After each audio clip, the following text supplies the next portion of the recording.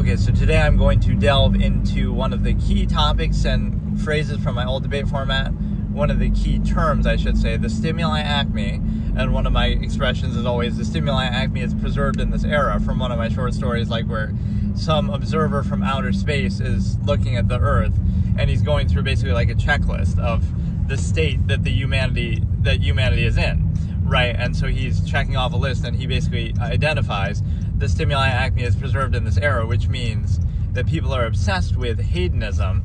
I'll explain it in detail in a second. Let me get on a proper stretch of road here, because this last night was pretty bad snow that we got here, but thankfully it's cleared up a little now. But it was really, really bad. It was kind of an interesting moment that, like, you're on a hill, right? And you got to be so careful when you're on a hill when it's icy like that. So you see a guy, like, he's not even accelerating, right, this dude, but he did something actually pretty smart where like he's going down a hill and he's going pretty slow and he's even braking, but he's clearly losing control. So then he deliberately goes into a snowbank that like slows him down and stops him from going all over the place. So it's like a pretty resourceful moment. He goes into a thick bit of snow just because he knows that's going to slow him down, because he's losing control, despite how slow he's going. Hey, how's it going? That's kind of crazy though. So, okay, what is the stimuli acme? The stimuli acme is the concept that that the highest form of value that people know is, first I would say that sort of the hedonistic experience is the highest form of value that people know. And I'll show you some proofs for that in a second. But basically, so hedonism and pleasure are the highest form of value that people know. And the highest form of hedonism, presumably, is sexual in nature, but you could say substances otherwise. But, that's like, it's nature's way of inspiring reproduction. So it's the only way that, like, it makes sense that it would be pleasurable, but that doesn't mean it's like your choice or something that you really, it's the stuff of animals, or it's, even animals don't obsess over it the way that we do. So you have to be aware of this in terms of the context here, that, hey, how's it going, everybody? But yeah, it's like, so the premise is the highest form of value that people know is pleasure and hedonism, right? The stimulus, basically. And the highest form of hedonism is sexual, let's assume, just for the sake of the premise, right? You can obviously debate it if, like, maybe you enjoy some substances more, some drug or whatever, but that's the premise. So then from there, you realize, okay, what proves this? What proves that people are so obsessed with this? Or what proves that's the highest form of value that people know, right? A good example is profanity that I always use. Most profanity has to do with what? It has to do with something sexual. Even if you're not thinking about that as you're saying it, even if you're not, the content of what you're saying has nothing to do with it, right? You can't think of any higher form of expression than that, right? Whatever profanity you want to use, the majority of it has some sexual connotation. So that shows you right there, right? It's like when you get mad at something and you say, oh, God, even if you don't believe in God or you're not thinking about God, right? You just say it. So you're appealing to something. So in a similar way with profanity, like, something really good happens and you say, that's effing great. Or, something bad happens, that's effing terrible, right? You can't think of a higher way or a better way to express what you're feeling, right? Some high form of expression or emotion that you have. You can think of no higher form of expression than to appeal to the stimuli acme, to appeal to hedonism, right? To appeal to that sexual nature, right? You hate somebody and you call them some word, that word is likely going to be something related to sex. Because again, even though the context of what you're saying could have nothing to do with it, right? You could be calling them, okay, you're you're promiscuous, you're whatever, words like that. But, the S word or something. But I guess I don't know what YouTube's policy actually is on swearing, in the sense of, I've tried not to do it on these lives. I guess I typically don't do it anyway, but whatever, you know what I mean. Like, so that's the highest form of expression that people know. So that's always like a light bulb moment for people. They realize it's something you take for granted and you don't really think about. But even that shows you how obsessed people are with it, right? So because society limits, getting to the logical razor title here. Hey, how's it going? Liz, like, society represses sexual things, right? You can only do it in certain ways, and you have to limit it to one person, and like there's all these rules and restrictions. If you do it too much, oh, it's bad, and with too many people, it's bad. Or if you don't do it enough, or you don't do it exactly the right way, it's bad, right? So it's a situation where you're caught in this half-mast state where, like, on one hand, it's condemned, like, oh, it's the worst thing ever if you do it too freely and with too many people and, kind of uninhibited. And it's also the best thing ever, and it's glorified, and it's the meaning of life, and it's, love, and it's soulmate, and it's meant to be.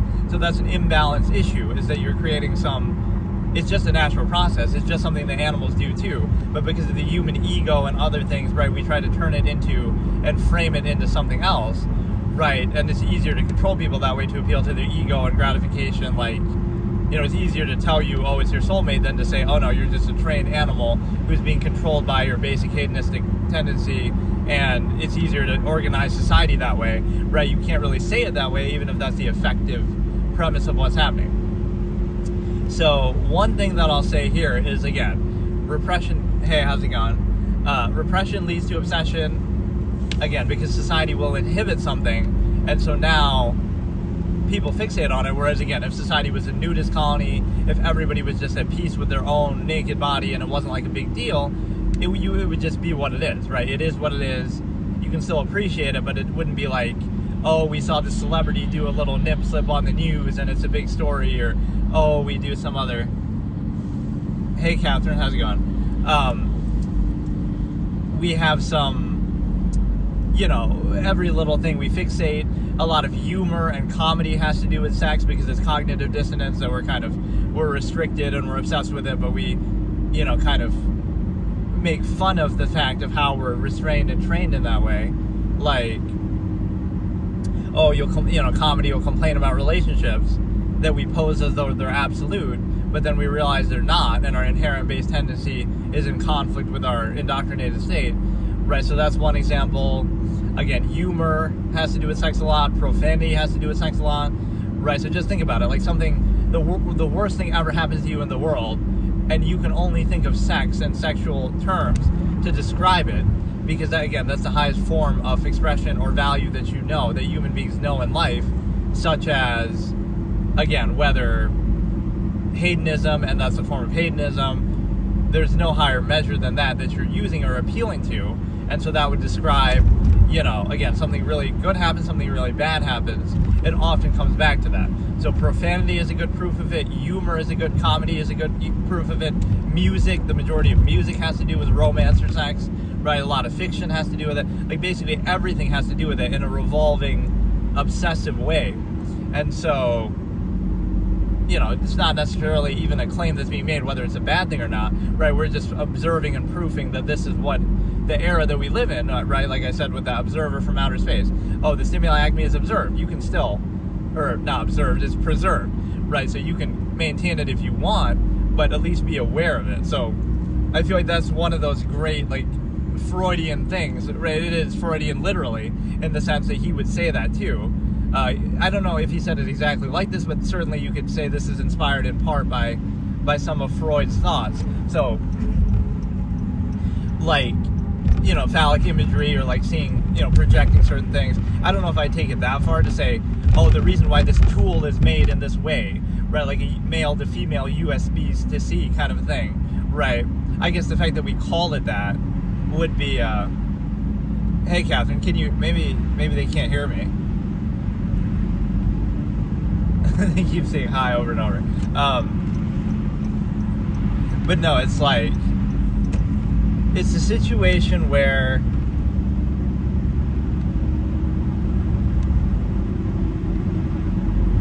oh, see you later, bye-bye.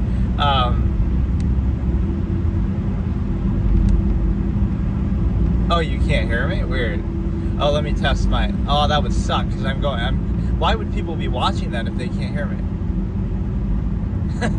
That's so weird. Why would people be watching that? No, I can hear myself. That's weird. Must be bugged out or something. Or it might be, obviously it's not the best audio quality because I'm driving, but still. Okay, so like I'm saying, those are some of the proofs of the stimuli acme. And so, again, humor, profanity, music, fiction, life goals, right? Your society is based around that. your goal in life is supposedly get a white picket fence and marry a wife, husband, and live in a, little, base your finances split down the middle based on your marriage, base your, life goals, your life, you live with that person. You're basing these things around that sexual element, the hedonistic element. Like, it's one thing you engage in it. Like, okay, you can have a girlfriend, you can do what you want to do, right? Nobody's telling you what to do. It's just, should you base your entire life around it? You live with the other person, you share, split your finances down the middle with the other person. Your life goal is based around, this other person because of that reason, and you're limited within it too, like you're controlled by it, like, oh, you can only be with one person. Like, it's so rigidly controlled, and it's like a one-size-fits-all fallacy, right? There is no, that's the tell right there, right? I hate using this term, but pretend you're asexual, and not, like, meaning you're not attracted to either sex. Now what would your life goal be? Now what would you do? So it's projected in every way. So there's this case example character that I use, like, he goes through life as sort of a neutral person, right? And he never says anything like that, but things just don't apply to him. So it'll still be projected, right? That might not be something that appeals to you or that you care about, but people will still assume it, or you still have to justify against it, or you still have to be controlled on behalf of it. Like, oh, you're part of a society that assumes that in everybody. Like, oh, you're a guy and you're interacting with a girl. Oh, it must be something to do with the stimuli acme. There's 4 billion people in the world, but oh no, because first of all, we're assuming the orientation, like, oh, that you're into that particular sex. But what if you're not into either sex? What if you're, or into the opposite? Or what if your intention in that situation has nothing to do with it? But again, we always project that in everything. You see this on social media a lot, right? Like, if you put a male and a female together, right, in any context that has nothing to do with anything, oh, it's love, it's meant to be, how I met your mother moment, like, this is all that people think about. And so, in every context, so it's incredibly limiting of all human potential, variable that you can do. So it's a little disappointing that despite our technological state and everything in modern times, that we're still so primitive when it comes to that. It's arguably less than primitive because we take some sort of pseudo sophistication and, like, oh, we're gonna dress up and we're gonna, do all this in elaborate kind of way. But that's it's a good analogy. There's these rich people dressed up at a party, and they're drinking, and they're kind of, going through all this money and effort and time. You got to dress the right way. You got to go through all this social interaction. You're doing all that dependent on, oh, you're doing it to impress a girl, or you're doing it to impress somebody, and so you're going through all that. So which one is truly more primitive? The roads are bad. They're actually not too bad. It was really bad last night, but it's actually decent now. I'm in central New York, Syracuse. But yeah, you show this as an analogy, like a scene in a movie, right? There's this hedonist or minimalist, not even hedonist, but like this minimalist commune who's all nudist colony, and they're all just enjoying each other and just doing what they do with no special emphasis. So they're just doing it, right? So they're treating the inherent process for what it is, right? Whereas the other side, oh, look at how much they're going through to build this up. They're dressing up a certain way, they're spending money, they're doing a big ball, they're drinking alcohol, they're doing all these things, right? Being reduced to some indoctrinated state and then trying to break free of it only with permission of that same contrivance state. Like, oh, you're only allowed to be free on this day, you can do a tradition, or you're only allowed to do it by drinking, you can try to return to your inherent self a little bit, right? Sort of backwards, instead of justifying why we need to be inhibited at any time for some functional basis and hold it consistently accountable. But the point is that, look at that analogy in sort of a split screen. You're doing all this just for the same hedonistic goal and built around it, obsessing over it. So you're obsessing over it and fixating it and basing your life around it and working for it and kind of spending money and time and effort and doing a big party and doing alcohol and like trying to impress them and endless like chasing and all this kind of stuff, right? You're doing all that to achieve the same end. Whereas on the other side, they're just at peace with the process. They're not obsessed with it. They just treat it for what it is. They do it, and then they're free to do anything else. And, so they're not controlled by it. That's the point.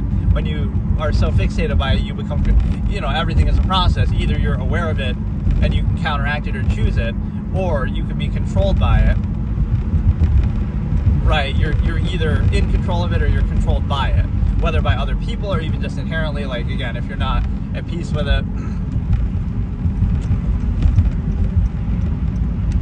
Hey, how's it going? I just said the roads aren't too bad, but actually they're getting a little bad now. It's kind of deceptive. Warning. Ban will ensue if the stream is not ended within 5 minutes.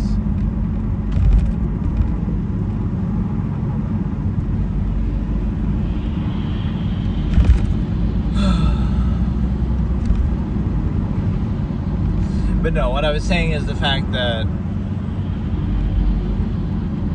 you know, it's a situation where, again, like the party of people obsessing over it, doing all this, jumping through hoops, you know, social contrivance, gifts, and, you know, spending money, big ball, big party, all just to achieve this in the end, right? So that's more primitive that you're so obsessed with it versus, again, if you're just treating it for what it is and you're in an inherent process, then you would, you know, it might seem, oh, like that's an animal way. You just treat every process for what it is inherently, and then you decide, you know, you don't attach any special value, whether positive or negative, to it.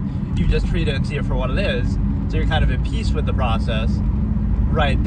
So which one is actually primitive, right? You're jumping through hoops to achieve some basic inherent thing, and your whole life is controlled by it and based around it. So yeah, going back to like the asexual example, this individual who goes through life without the fallacy of permission, as I call it, they don't justify anything because they don't feel the need to, because they don't have any incentive, or it's, you know, nothing applies to them, right? They're objective, they don't have that. So like the same incentive or tendency.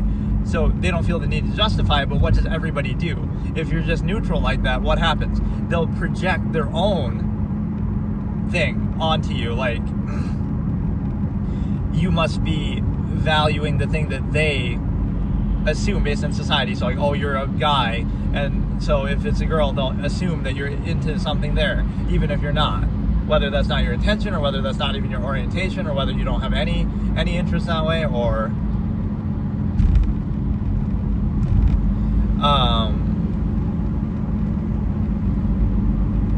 you know, whether you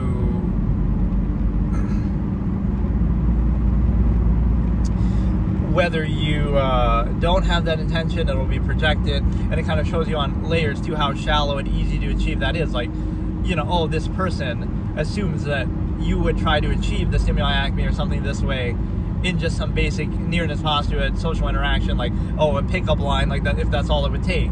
I have that expression, like, if all it takes to be with you would be a pickup line, then I don't want you, kind of. If it's that easy to get you, because, oh, it's love and it's meant to be, and it's based on, it starts with a pickup line. So what? Somebody will come along with a better pickup line later, and that's all it'll take to snatch you away. Like, it's not the absolute process that you're making it out to be. So if something like that works on you, then I don't want you, kind of a thing, right? You're too easy, or it shows you how shallow it is.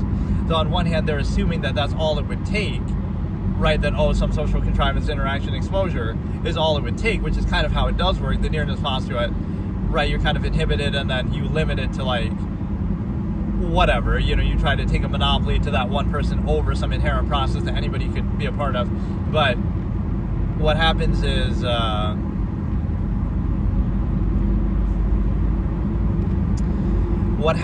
the fact that, you know, you realize that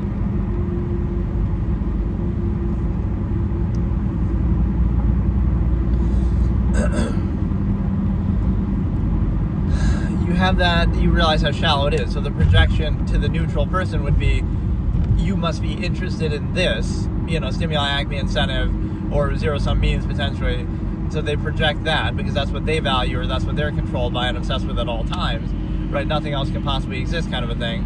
And then also, you know, everything is framed within that context. Like, oh, it must be your failure to achieve this thing that we're projecting that you want. Maybe you don't want it, or maybe you don't want it the way that society tells you. Like, oh, you might be promiscuous, you might be open relationship. Like, so, oh, it's somehow your inability to achieve that. It's like a Bolshevik rhetoric, false duality.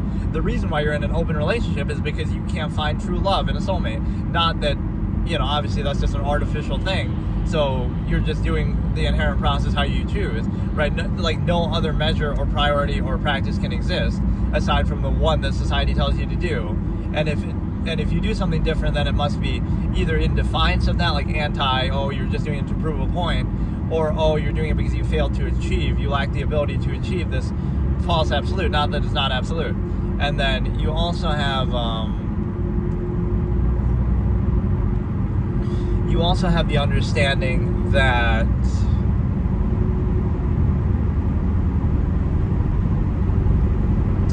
I don't know, just the fact that, again, the layers of that shallowness, like, they project what they're controlled by, right, and assume that's the intent of everything. They see the world only in terms of that. Nothing else can possibly exist because, it would show that they could be free of that. And then the other thing is the fact that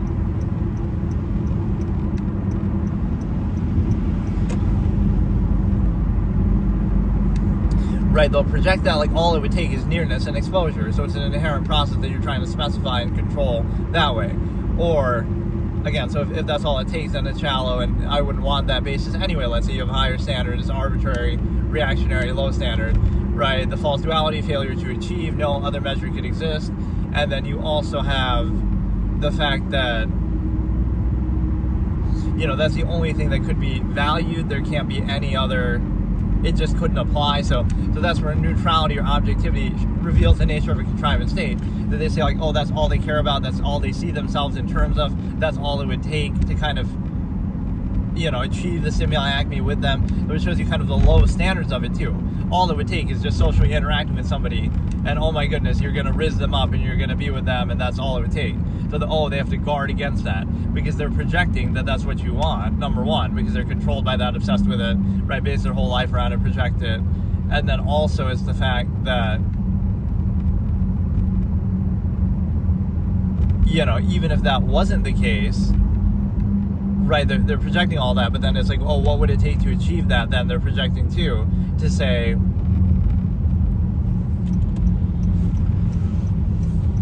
all it would take to achieve that is, just social interaction. So we have to limit that so that, we can't be rizzed up by this because that's all, that's how easy we are. That's how shallow it is to achieve.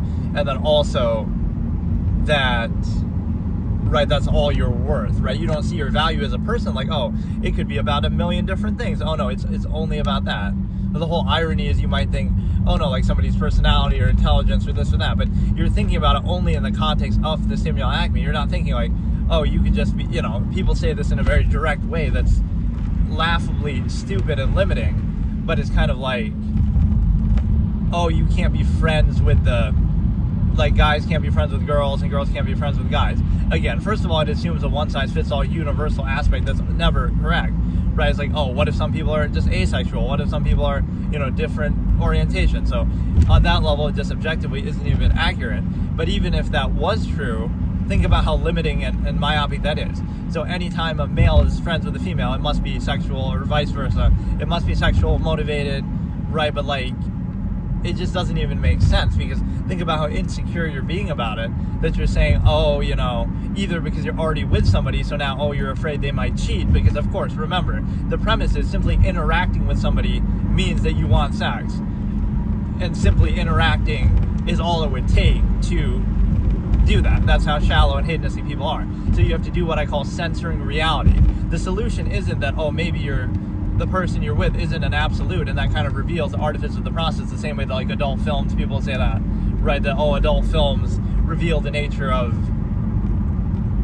it ruined my marriage. Well, if that's all it took, then maybe your marriage isn't that good, or maybe the limitation to one person only is flawed, or, if your imagination is better than your reality, maybe it's the flawed process that it reveals and not the fault of the influence. So this notion that, you have to censor reality in your fantasies and imagination to try to put up with the lesser subversive state that society tells you to do, right, that is a questionable process for sure. And beyond that, you also have the consideration that, this whole thing of pickup culture or whatever, right, again, if that's all it takes, it's kind of a shallow basis. But no, on one hand, it doesn't apply, because again, some people might not even be into that. But on the other hand, think about the insecurity of it and the need to censor reality, you are with somebody, right? Okay, let's say you're a straight guy and you're with a straight girl. And it's like, oh, you as a straight guy can't have other girlfriends, right? Friends who are female. And that girlfriend can't have other guy friends, right? That is possibly the dumbest thing possible, but that people just accept as though it's fact or as though it's the natural thing to do. So in order to be part of a relationship, and this relationship is being touted like, oh, it's a soulmate and it's love and it's meant to be, okay, I'll grant you the absolute. Now let's hold it accountable. Why should you be so insecure about the supposed absolute that you have to censor reality, as I say? Oh, you can't be friends with 4 billion people. Oh, and then it's absolute. No, that's fucking stupid. Like, obviously, like, oh, the only thing you have to do to make this absolute thing is, like, you have to do all these ritualistic things and, oh, do a ring and do a ceremony and give them gifts and, like, constantly remind yourself as if to convince yourself that, oh, I love you every day, and, like, do all these kind of habitual ritualistic things that you could arguably do with anybody. Like, it's kind of, if you have to constantly uphold this illusion of an absolute, then it's not an absolute, right? An absolute would speak for itself. And not being absolute doesn't mean you shouldn't do it. It just means that you shouldn't specify it and say, oh, I'm going to limit myself to one person, which is the whole premise of why that absolute is posed, or why it's posed as an absolute, right? So it just shows you it's just an inherent process. You can do universally with anybody, open relationship, whatever would be the more natural tendency, right? It wouldn't justify the specific reduction and control and limitation to only one person, right? So that's the cognitive dissonance that you have to pose it as a false absolute to specify it, right? False absolute to value or to specify, similar to the nearness postulate that I talk about. But the other point is the fact that, again, your relationship is so secure and solid and absolute and love and meant to be in soulmate that you're so insecure that you have to censor out of your life being friends with 4 billion people on the planet simply because of your gender, because, oh, you're afraid that might lead to something, right? Now, something is wrong with that picture. You shouldn't have to do that, right? Either you're limiting yourself or it's showing you how shallow and easy that is to do, or, you know, that shouldn't be the solution, to cut out 4 billion people and then, oh, now everything's okay, right? That's always the backwards way that sometimes people will argue, even in like a religious context or something like that. Like, real self-control would be you're free and exposed to everything, and then you decide what you want to do with it, instead of, oh no, we have to, you know, women have to wear like a thing over their head and, oh, you know, and kind of be conservative and this and that. No, it's like, let's take it to the other side. Like, no, you could be in a nudist colony and everybody's at peace, and now you can choose and decide and, you know, have that self-control. So real self-control isn't censoring things out of existence. It's being able to see everything in existence and then decide for yourself what you want to choose or what you don't, right? Instead of, oh no, we're going to hide from it. Oh, we're not going to watch adult films because it could ruin our marriage. But if that's all it takes to ruin your marriage, maybe that's showing you a flaw of it, right? Don't blame the influence. Don't blame the imagination or anything like that, right? Like, so this notion that you have to cut things out just shows you lack self-control, right? Rather than that being a form of self-control, that, like, you can't face reality because, oh, reality would invalidate the supposed false absolute that you have, that you're contriving. Holy shit, dude. What the fuck is that part of the road? So the point with that is the fact that I love how it's like clear separation of biomes in real life, like in a game. It goes from like solid fucking snow to just clear, because obviously they plowed this road and they haven't plowed that one part. But clear separation of biomes in real life. So what's happening is the fact that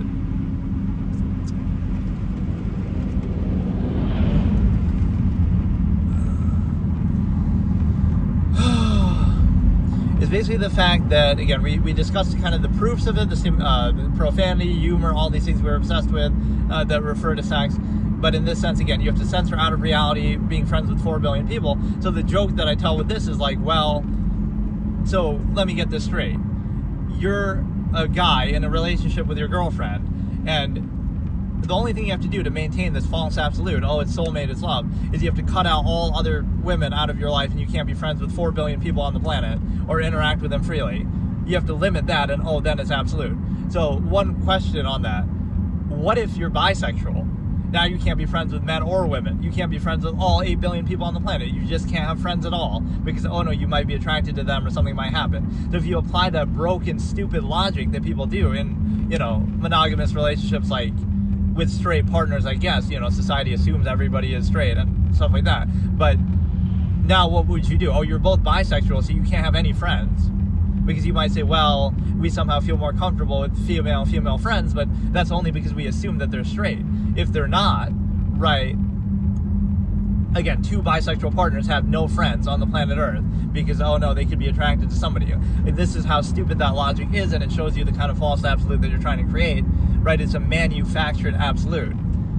A genuine absolute wouldn't require that level of insecurity that, like, oh, we have to cut people out or we have to, avoid this basic human interaction, right? That would not be necessary. So that's a very telling issue that people kind of take for granted. Because think about all you're missing out on. Like, there's more to life than just sex. Like, you can't interact freely, and it's like a cloud that hovers over everything, right? It might not be, again, you could be that asexual character that I wrote about, right?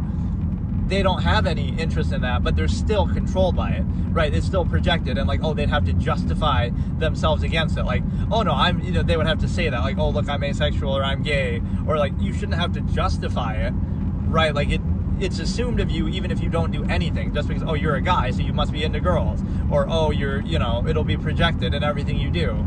That must be something you want. That must be something that, everything you're doing is working towards that, or, oh, it's projected into every little area of life, even if that has nothing to do with it. So it's the kind of thing that would be the minimalist's rebuke of contrivance, because you could just be neutral. You don't want anything in life. You're a minimalist. Nothing applies to you, right? You don't seek gratification. You don't have any ego. You're an asexual, everything like that. You're neutral as possible. But you'll still be exposed to those things in a way that, oh, it's projected and assumed of you, even if it doesn't apply to you, that, oh, you must be after this, you must want this. It'll be projected in your life goals in society through media, conditioning, stuff like this. You'll be controlled on behalf of it, like, it's like you're guilty until proven innocent kind of a thing. Oh, it's projected onto you and you're controlled on behalf of that projection, even if it doesn't apply. So if it doesn't apply, then why does that matter? Right? Like, again, it's similar to like absolutist philosophy. Well, I mean, this whole topic is absolutist philosophy, but I'm comparing the minimalist to the absolutist here. The minimalist would be like, none of this applies to me, I don't want it, so why should I be controlled by it? But the absolutist would do it a different way. Like, you'd be so capable at everything that you would remove the need for structure. Like, okay, you say you have to do all these social norms or different things for some functional reason, right? But if you're so good at something, oh, you're the world's first trillionaire and you cured cancer, and if you do extreme things, now those things are no longer necessary and they're actually even an obstacle to you, right? They're actually holding you back. So it's only necessary for an overextended, subversive, collective mass of people that don't actually have true value and are kind of just popping out babies, like, with no regard for human life. But, that's the stimuli preservation aspect. But the problem is that, you're kind of perpetuating a state that you don't vouch for just because you can't control yourself or whatever. So it's not like a well thought out or planned process. And so what happens is you understand that, it's kind of a troll thing now that I think about it. We've gotten a decent amount of snow this year, but the one day we didn't get snow, we got snow before Christmas, we got snow after Christmas now, 26, 27. But we didn't get any snow on Christmas, so it wasn't a white Christmas. There was a little snow on the ground still left over, but like, the one day you actually want it, we didn't get it. And then every other day, before and after, we've got a lot. Like, that's so troll. Right, it was literally melting just in time for Christmas. Yeah, that's the stimuli acme could go on as long as that other topic too, the stigma effect, right? That these could be like, I was doing like episode 9.1, 2, 3, 4, so like that's still ongoing. So I could do for this is just too overwhelming of a topic because there's too many things to go into, and it's kind of the whole blight of the era, in fact. But just think about the hypothetical character, right? I'll use that to frame it. You're an objective person, you're kind of neutral, you have no ego, you don't want anything. Right, like you're somehow just, again, you're asexual, whatever it might be. And so because of that, now you go through society and it's like, you see all these things that other people are controlled by. You see it in marketing, like, oh, look, there's this thing that you would see through the nature of the process, which you can do anyway. Like, you can just be objective and self-aware, but people often aren't like that. They're controlled by the process instead of, again, being aware and self-reflecting on the process. But you would see all these things and you would kind of question them, like, okay, they don't apply to me, they control other people. But then you realize that's how things work. Like, if enough people, a collective mass, like, 90% of people are controlled by this thing, that thing becomes the supposed reality. Even if it doesn't apply to certain people, right, it's still, on behalf of that. Like, if you even ask, like, what's your life goal? You got to find the right person to marry. You're a guy, so they'll say, find a woman to marry. But what if you're not straight? Or, what if you're asexual? Like, now what's your life goal? So they can only think in terms of that. It must be sexual, it must be this, right? It must be hedonistic. So there's no other perception that even exists. Like, what else? Pretend that's off the table. Then what is the life goal, right? And people can't even think like that, let alone live like that. Just hypothetically, pretend sex didn't exist. Now, what would you people do with your lives? It's like, again, doesn't mean you can't still do it, but like, it's a sad commentary that it's so pervasive that by simply being neutral and doing nothing. I have to do this as like a social experiment kind of prank, right? You go up to random women and approach them, and you're talking about something totally different that has nothing to do with anything, and you have no incentive. But guess what will be projected? This creepy guy is trying to pick up girls. It's like, you just can't even perceive something outside of your own, limited stimuli acme that you're controlled by. That shows you how deep the control is, right? It is projected and applied even where it doesn't exist, right? That is the ultimate example to show. And so this hypothetical character that I'm saying is like, they don't believe in the fallacy of permission, or like, they have to justify themselves, like, they'd have to say that, look, I'm asexual or something, or I'm, whatever. You shouldn't have to justify that, right, when it doesn't even apply, or you don't feel the need to overcompensate, like, you have to be all nice and friendly, or you have to, put up some performative aspects, put up a front. But you don't have to do that, because there's nothing, you don't have any incentive, right? So it's the opposite interpretation. Like, somebody who's super friendly and nice, they're only doing that because they have some incentive, because they want something. And then somebody who's neutral and bland kind of is like, they don't want anything, so they're just being neutral. But that'll be seen as rude or negative. Or somehow like, they must only want blank, even not that they don't want, and they must only want blank, but they're failing to achieve it. They lack the ability to achieve it. Not that they don't want it at all in the first place. And the other person, they're so nice, but they're only being that way because it's dependent over extended pretense that they want something. So, right, they're just using that as a tool. So it's kind of a backwards way of thinking. So yeah, it's a situation where that type of example is what will illuminate it, I guess, best.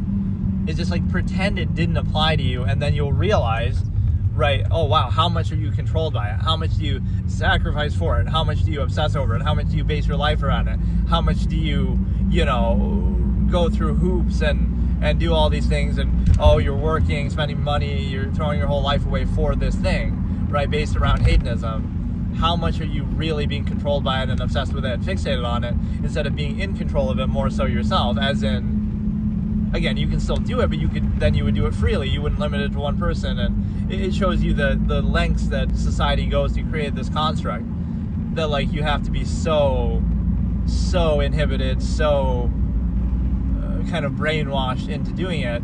Again, not to do it at all in any context, like, but to be pressured to limit it to one person and to do that. And sort of, anytime something's uniform like that, right, it'd be said like, yes, everybody on the planet Earth wants to get married and be with one person only, right? No other option could exist. Not that maybe you just aren't interested in sex, you don't care, so you'd be with nobody, or you could be with everybody. Again, the minimalist versus the absolutist. You just don't even care about it at all, so you're not with anybody. Or you're with everybody. You could be open relationship, you could be, whatever. So you could be either of those, but no, only this half-mast way can exist, where you're still controlled by the process, or you are controlled by the process instead of being either free of it or free to do it as you see fit.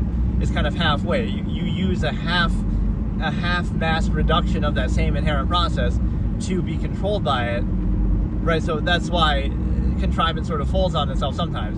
If you do something too much that's considered positive, it's bad. And if you don't do it at all, it's also considered bad. But that's sort of the tell, and the absolute is accountability. Like, something is glorified, like, this soulmate and it's love and it's meant to be. But if it was, then why not? First of all, why does it require you to censor reality and stuff like that? But second of all, why wouldn't you do it more then? Oh, if it's so good with one person, then why not do another? Like this sort of possessive way that we look at it, right? We kind of define ourselves by that. It kind of ruins the whole, I don't know, like the way that the female gender is, like, it ruins it in this way, right? In society's treatment. Like, on one hand, it's privilege. Like, oh, you get pretty privileged, so you won't work as hard, or you rely on that, right? In men, or like you get gifts or benefits or whatever, right? You get certain things. So that's not bashing the women for doing that. It's more so saying that society kind of creating a negative thing, because now if they have the option to do that, it creates the wrong, stereotype. So, right, it's society's fault for focusing on those things or rewarding that. So that's number one, right? Just by simply being a female, right? That's it. Like female privilege, pretty privilege, whatever. And on the flip side, it's like, it's also, I don't know, it's just kind of a circular fallacy that you create that and then you complain about it. Like, people say OnlyFans is an issue, but it's just a reflection of some inherent lustful tendency that people have always had throughout history, right? So it's just an outlet, or it's just a more convenient way to do the same thing, so you can't really scapegoat that. There have been similar things in the past, there'll be similar things in the future, right? It just changes name and form, it's just become ubiquitous with it. So you're kind of looking at the symptom, not the disease, right? To what extent you would want to address it. Just simply it could go offline tomorrow, but you really think people aren't going to do similar things, right? It's just something that becomes mainstream, and then we kind of just keep hearing about it over and over, right? It's just the same process that people have appealed to people for all time. And then the other side of it is the fact that, again, it ruins, both aspects, right? That you can't just see people for what they are or have any other value in general. Even in this context, people say, oh no, but you love your wife's intelligence, or you love your girlfriend's intelligence, and she's funny and witty, and you love her personality. No, but that's even still in the context of the stimuli acme, like, not in the context of that. I'm saying, why can't you just appreciate people as people, period? It doesn't have to be based on, oh, you're in a relationship with them, now you can appreciate that, and only then. No, you could be friends with anybody on the planet, somebody of the same gender you're attracted to, or somebody, whatever, of the opposite gender, right? And you could still just appreciate them, or, find value in them, period, as a person, regardless of all that, but everything is seen in the context of that. So, like, again, these are the two fallacies here, or the two things that ruin, gender interaction in society, these preconceived notions. So one of them is the fact that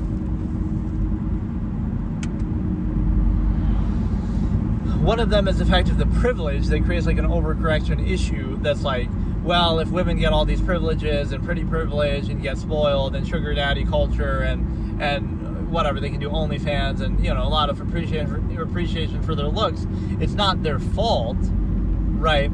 It's arguably even to their credit that they can create just the right look and do makeup the right way or whatever it is, or their natural looks are an asset that they can use to their benefit. That's fine. But it creates like the wrong standard then, because then all of society is sort of built around that or weakened by that. Like, well, it's not a meritocracy anymore because you're kind of appealing to that subversive standard. So now you'll say, right, like, oh, somebody works all day and they believe in merit at their job, but then they come home and spend their money on one of these e-girls or something. Again, it's not their fault, but it's the person rewarding that. So you're kind of subverting meritocracy, but then pretending to value it at the same time. Like, you can't do that because, it's just not a sound process. And so it creates kind of the wrong mindset of that culture, though, of, like, again, either expecting that or expecting some sort of privilege or special treatment, even some overcorrection fallacy of history, like, well, women throughout history have been mistreated a lot, so now it's like the privilege that you get in revenge for that. Oh, now we can suck men dry on OnlyFans and make millions of dollars using that, the privilege that we get. But that's not a good answer either, right? That's like not true equality either. Privilege is inequality. So it's something that really is up to you, up to the user to not reward that, but as long as you have that privilege, it's going to create negative tendencies because people, whenever you give people an easier option like that, it's hard then for them to reach any sort of potential, whatever it is, right? I'm not saying what they should do, but you'll just rely on that then. Okay, that's easier. Let's just rely on the stimuli acme. Let's just rely on hedonistic sexual thing. And then it's just too easy for them. So, right, so a lot of people are going to do it. Whatever's easier and makes more money, right, they're just going to do it. So they'll take advantage of it. So the real power of self-actualization comes in this way, where somebody who benefits from something rejects it themselves, right? So like, somebody who's wealthy tries to tear down corporations, right? Because who else could do it? Because people who are poor can't do it. You say, oh, you're a hypocrite, but only a hypocrite could do that, because it's like, yeah, some ordinary everyday person doesn't have the power or the influence to do that, although collectively they still could if they, proper protests and stuff. But like, no, it takes one of the privileged elite to themselves turn on that structure and try to expose it or tear it down, right? So you'll say, oh, but this person's wealthy and they were created by the same process, or they're privileged, they're spoiled, right? They're a hypocrite. But sometimes that's what it takes, right? Somebody at the top level to do that. So in the same way, if women reject that privilege and say, we don't want, you might think, oh, they're trying to be a strong, independent woman or whatever. But like, honestly, that's a form of control too, to like say, oh, you're like weak and you need to be controlled, you need to be protected and you need to be coddled, right? At one point, women reject that, and then it'll be like, no, just don't treat us any differently because we're women, whether positive or negative. And then it's kind of like, just deal with the fact that,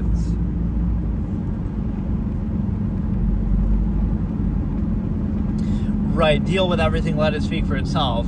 And so now you understand that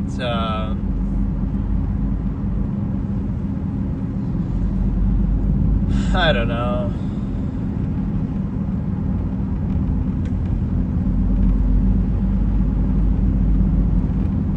This you get from like the wind gusts and stuff. It's like, it's been plowed, but all this comes back from the gust of wind, blow some of the snow back. But no, it's like, I like how people are fascinated by that more than anything, though. Yeah, you get very few comments about actual nuanced, philosophical, detailed, existential subjects that I'm talking about. Most of what I get is, oh, the snow or where I'm driving, which is, it's fine. That's why I'm doing the IRL camera stuff now anyway, but it was like a bonus. I was just doing these streams while driving anyway. But then I figured, okay, I may as well show the camera instead of just showing the screen, which is like just like a notepad. It clearly does make a difference somehow, and it seems like the short streams or like the mobile streams do better than when I do it on my computer, because I did the last couple of days, I did a Skyrim stream on my computer on YouTube and then a Hearthstone stream, right? And both of those didn't get the kind of algorithmic boost that we've seen here at times, at least. So, but no, like, women themselves have to reject that privilege, even as tempting as that is. They're like, oh, we'll get free stuff or we'll get appreciated for our looks. And the main reason why people reject it is because they associate some intent with it, like, oh, they want to, they want something from you. But on one hand, that would be showing unconditionality invalidates the process. Not everything is about an incentive. You could just do it for the inherent sake of it, right? Or the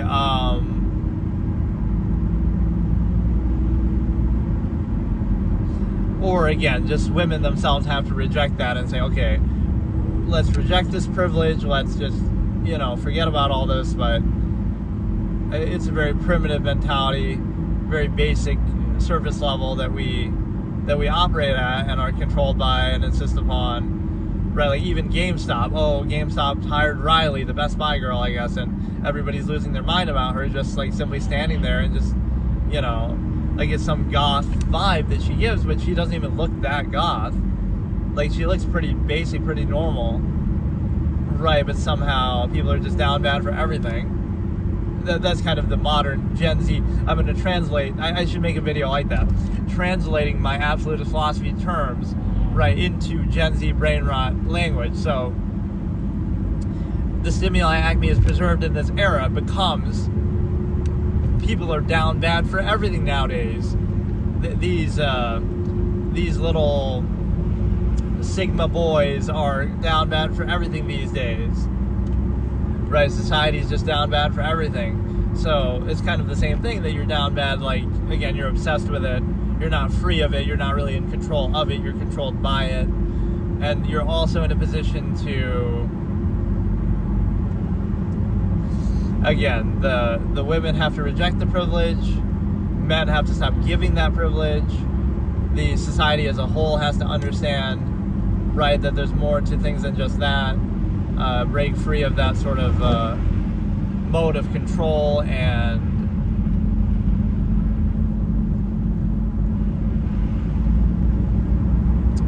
right, you understand that.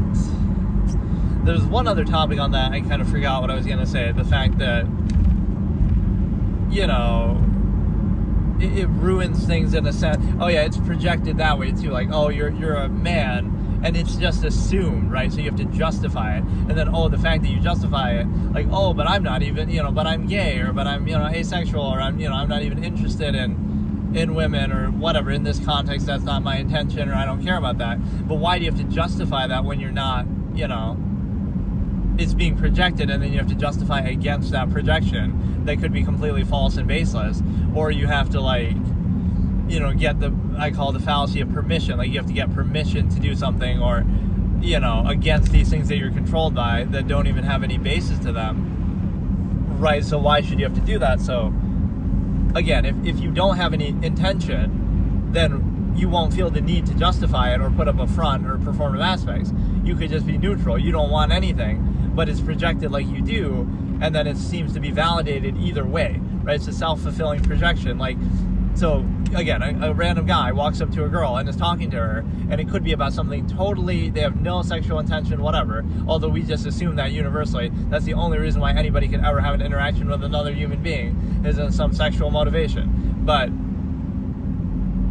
now it'll be projected, oh, you must be into something sexual, right? You must, oh, you're trying to hit them, rizz them up, or you're trying to, you know, whatever, right? Flirt with them and pick them up, even if that's not at all your intention. So, or even your interest, or doesn't even apply to you. So now it's like, if you say that that's not your intention, right, it's not even like they'll have to verbally accuse you, right? That's just projected, that's just assumed. So now, oh, if you deny it, right, if you say, oh no, that's not even my interest, it'll seem like that validates it. See, they're denying it, that means it's true, right? It's like an interrogation or police kind of fallacy. If you deny it, that must mean it's true, right? You look at them, they're a liar, they're denying it. Or on the flip side, if they don't say anything about it, or don't address it, or are just neutral, that seems to validate it too. Like, oh look, we got the last word and we can accuse them, and they don't feel the need to say anything because it doesn't apply to them, and they don't feel the need to justify something, right, that doesn't even apply, but that seems to validate it too, right? So like, that's one of the weakest points of contrivance, is it sort of preys on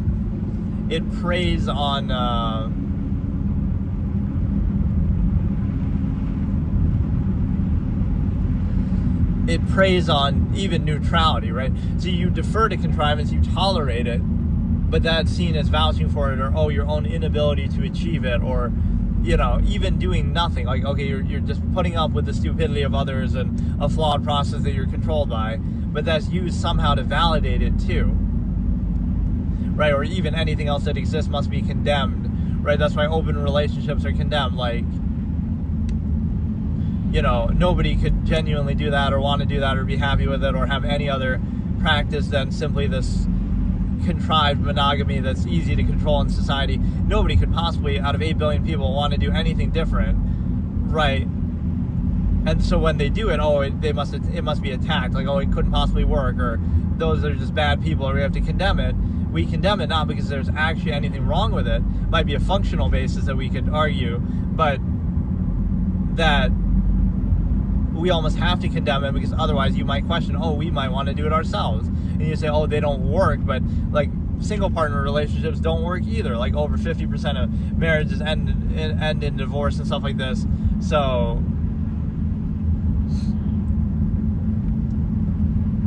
yeah, this topic is very nuanced as well. I kind of don't like the fact that if we're going to have multiple episodes like this running in point 1, point 2 kind of parts, but I guess I don't have a choice with some of these topics. So I don't think I did a proper episode on the stimuli acme at all so far, but it's like, it's a situation where I've like kind of mentioned it in one of them, but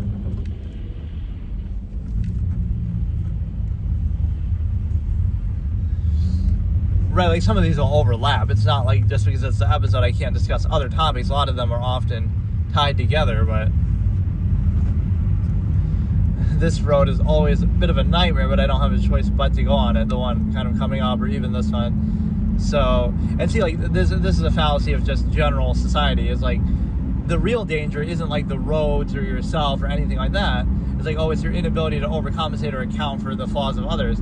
Like, the only danger is other people. If there's nobody else on the road, then you're fine. You can go 10 miles an hour, you can do whatever you want. So it's only, you only have to worry about other people are the issue, not you, or not even the circumstance around you that you could be aware of and account for. But oh no, it's the human variable that you have to be worried about. It's the unpredictability and stupidity of people, right? It's like a line that I think Bill says from The Last of Us, like, where he's like, oh, it's the people I'm afraid of, right? At least the zombies, the whatever, the infected are predictable, right? Like animals or nature or whatever, you can like work around, but you can't do that with people, because people are just dumb, or they're just, again, they're unpredictable.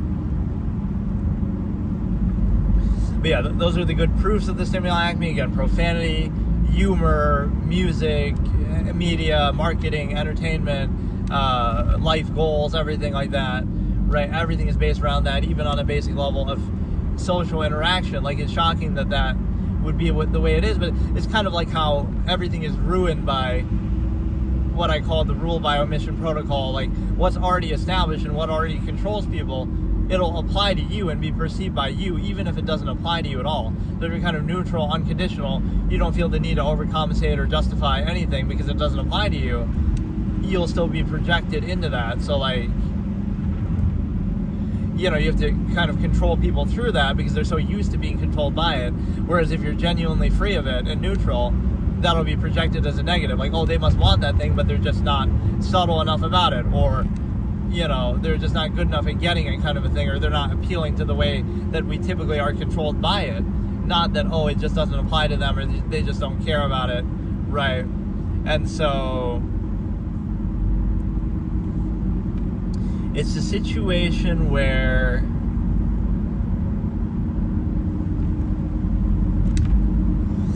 you know, it kind of ruins it for everybody else, right? So, like, oh, social interaction is used as a tool of making money and, like, as an asset, and, like, you know, for marketing and to appeal to people's egos to try to sell products and stuff like this. So what if somebody believes in it truly, they truly value social interaction or whatever, and now they hold it to accountable standard and they try to separate it. They want it to be totally separate from the zero-sum means and all of that. They want it to be totally separate from the stimuli acme, so now they truly value it on its own instead of associating it with that. But now that exposes the false duality of, oh, that's the only reason why people do it, or that's what it's usually based on. But in this case, it's not based on that. So, oh, now it's their failure of ability to achieve that false duality preconceived thing. And so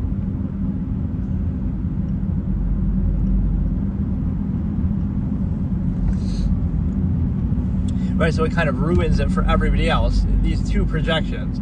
The projection of zero-sum means, like, oh, you must want money or something, or the projection of the stimuli acme that, oh, you must want sex or some hedonistic thing or whatever. And so what happens is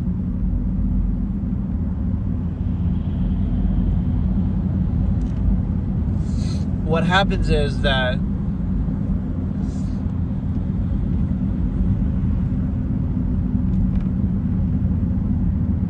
right, even if it doesn't apply to you, it'll be projected, and then you have to acquiesce to the way that people are already currently controlled, even if it doesn't apply to you and isn't what you want or whatever. And so, right, like, oh, you don't have overcompensated performative aspects because you don't feel the need, because you don't have an incentive tied to that. And so Content Fan Hub. He should have a more convincing username, though, if he, like, is trying to do that as a troll message. Ban will ensue if live stream is not ended within 5 minutes. right? His name should be something like YouTube related that people might actually fall for or might actually be convincing. And so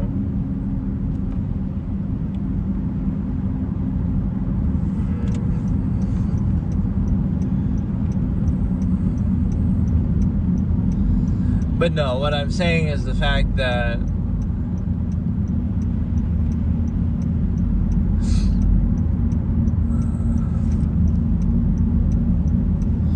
I don't know, it's just the fact that, right, you're ruled by that. So again, social interaction is used as a currency and a tool of control and making money and whatever. And so if you try to separate it and treat it for what it is or not apply it that way, then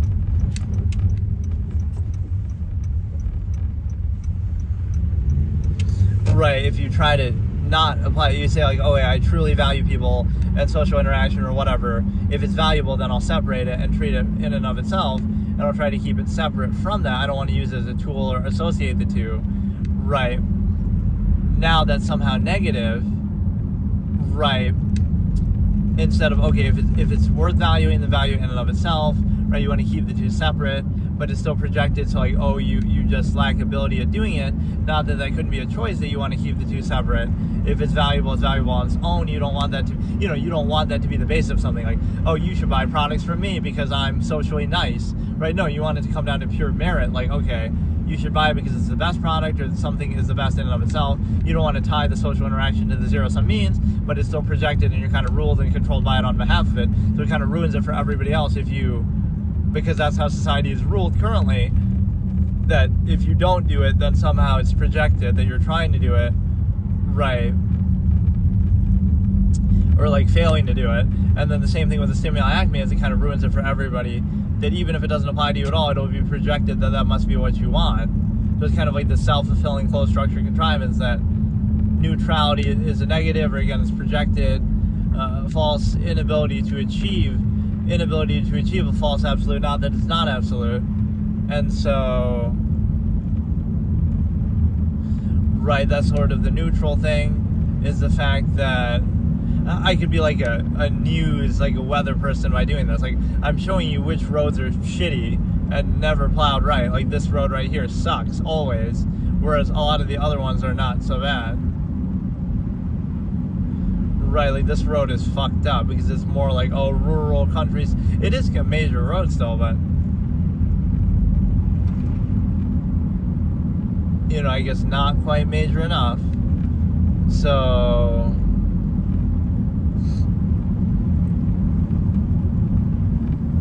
the thing is that you kind of want to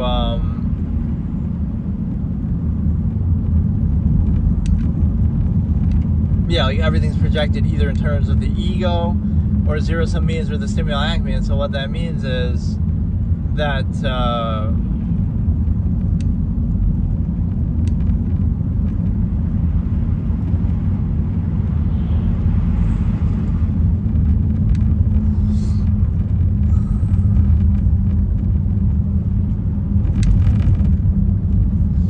right, like it's one of a few things. And so what that currency to try to get people to divide things, everything. So like, oh, you must be wanting that, and everything is about that, even if you're neutral and objective and that's not what you want, right? And that just doesn't even apply to you. You'll still be controlled by on behalf of that, or projected, or like that's assumed that that's what you want, or that's like, you're defined by it, even if it's not something you even care about or interested in. And so that shows you how strong it is that it'll be projected.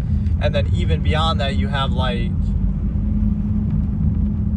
there's like a third layer that I was going to talk about too.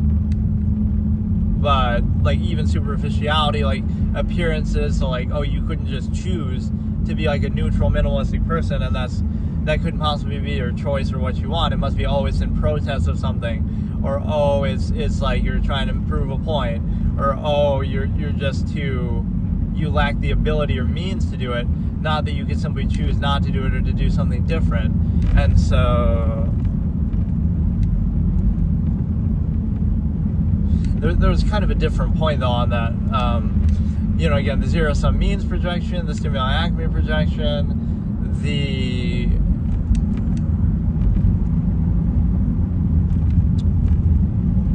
there's a lot of like assuming intent that goes into it, that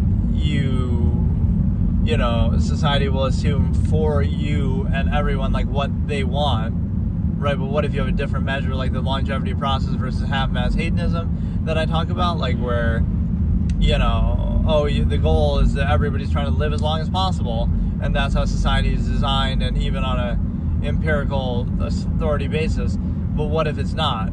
Like, what if people drink and smoke, and then that kind of invalidates that longevity process, that it's not a credible, consistent basis. So how can you use that now and assume intent universally, because it's not consistent? So there is no one standard or measure that you can use, and even if you did, it's not one that applies to everybody, or you could just choose something different. So you really can't assume their intent, right? Because it doesn't always apply universally like that.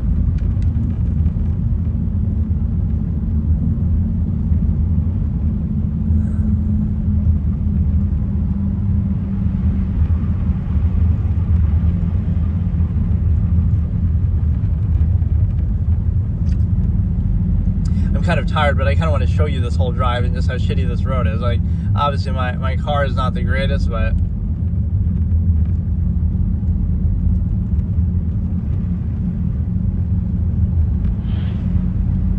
it is a little bit odd. Like this road in particular is awful. Yeah, that was a good topic. Again, a lot of these things I've said in the past, but I guess it's worth doing it this way now, because like at least now I have a reference point. Whereas like, I would have said it in the past, but then it doesn't matter because, like,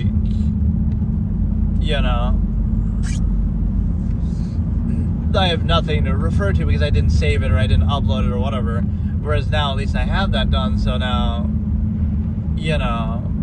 like now I can refer to this, although not the exact, I won't know exactly what part of it if I'm talking about a certain topic, but at least like, okay, this expresses a lot to do with the stimuli acme. And again, it's not even making a claim, it's just an observational basis. Like, the process is present, and so you can choose what you want to do with it. But that's kind of the fallacy of permission and the, sort of the need to justify or overcompensate, right? That you just be neutral because there is nothing there, right? You don't really care, or it doesn't apply to you, so why should you have to justify it? It's like, they want you to be, everything will be projected into you, like, that applies to you, and now you have to kind of appease the process to be controlled by it. But like, if it doesn't apply to you, now it doesn't matter. You don't care. You're unconditional. So why do you have to prove anything or justify anything?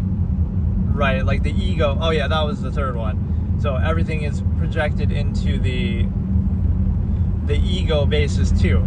So like, again, you have zero-sum means, like, social interaction tied to zero-sum means, like money and stuff. But what if you want to separate it? Or like a cult of personality popularity contest thing, or like as the defining factor to specify that goes against meritocracy, or like again the stimuli acme, which goes against the inherent value of people, that like, that's like the only way you could value them, right? Value people, not inherently, or there's some incentive tied to it. And then the other one is the fact that the ego, like, everything proves something, but then you realize, nothing proves anything, because it's just a zero-sum process. It's just zero-sum. It's ends to means, cause and effect, results, speak for themselves. Doesn't matter. You'd be looking at it like, you're just doing this.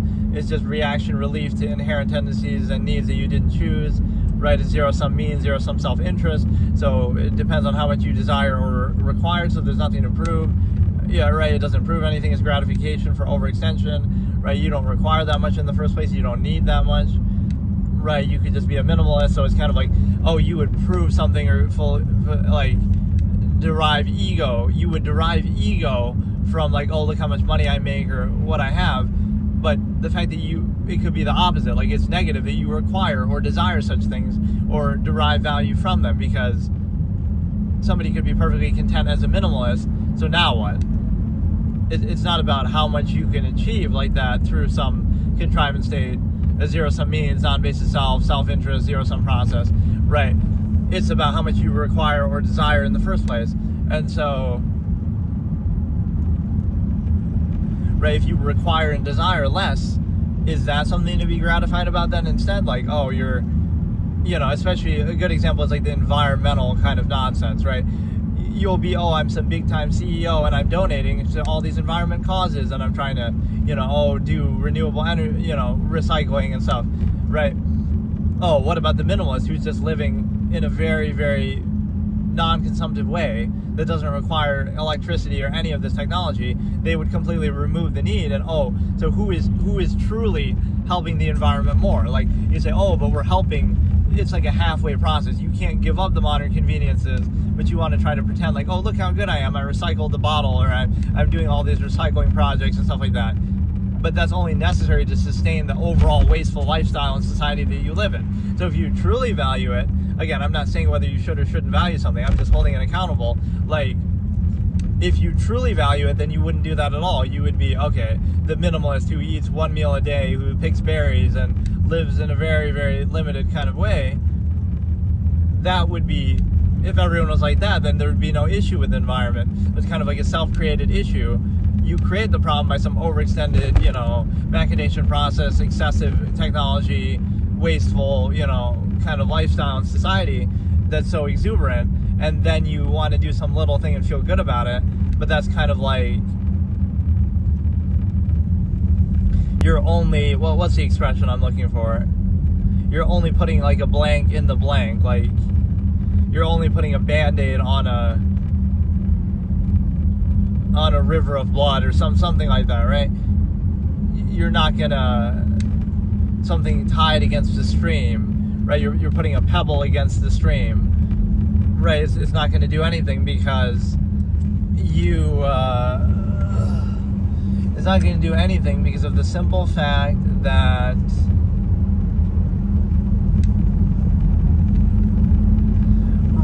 you're only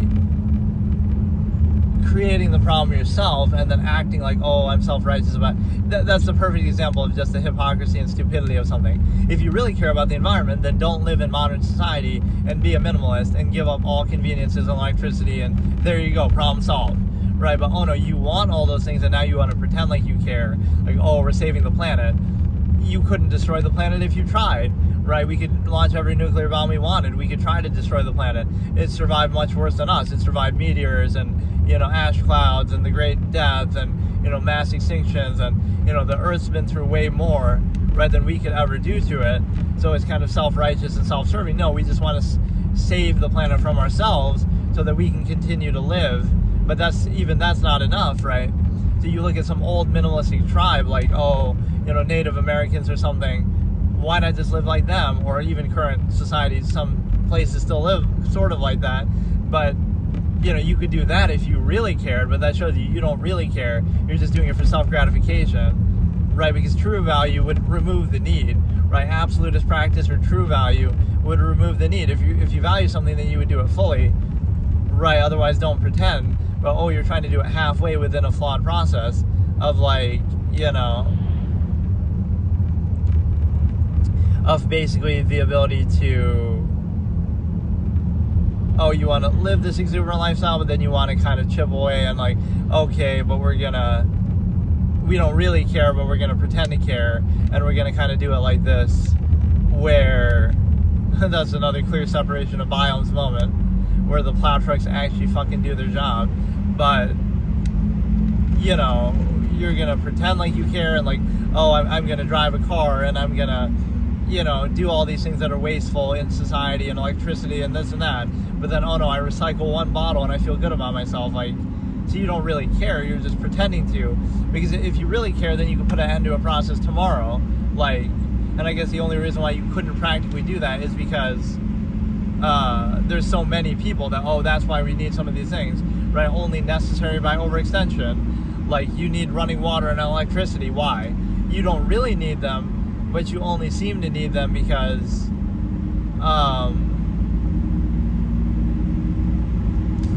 there's so many people around that would be the issue. If they went away tomorrow, right, people would still survive, right? We've done that throughout all of history just fine.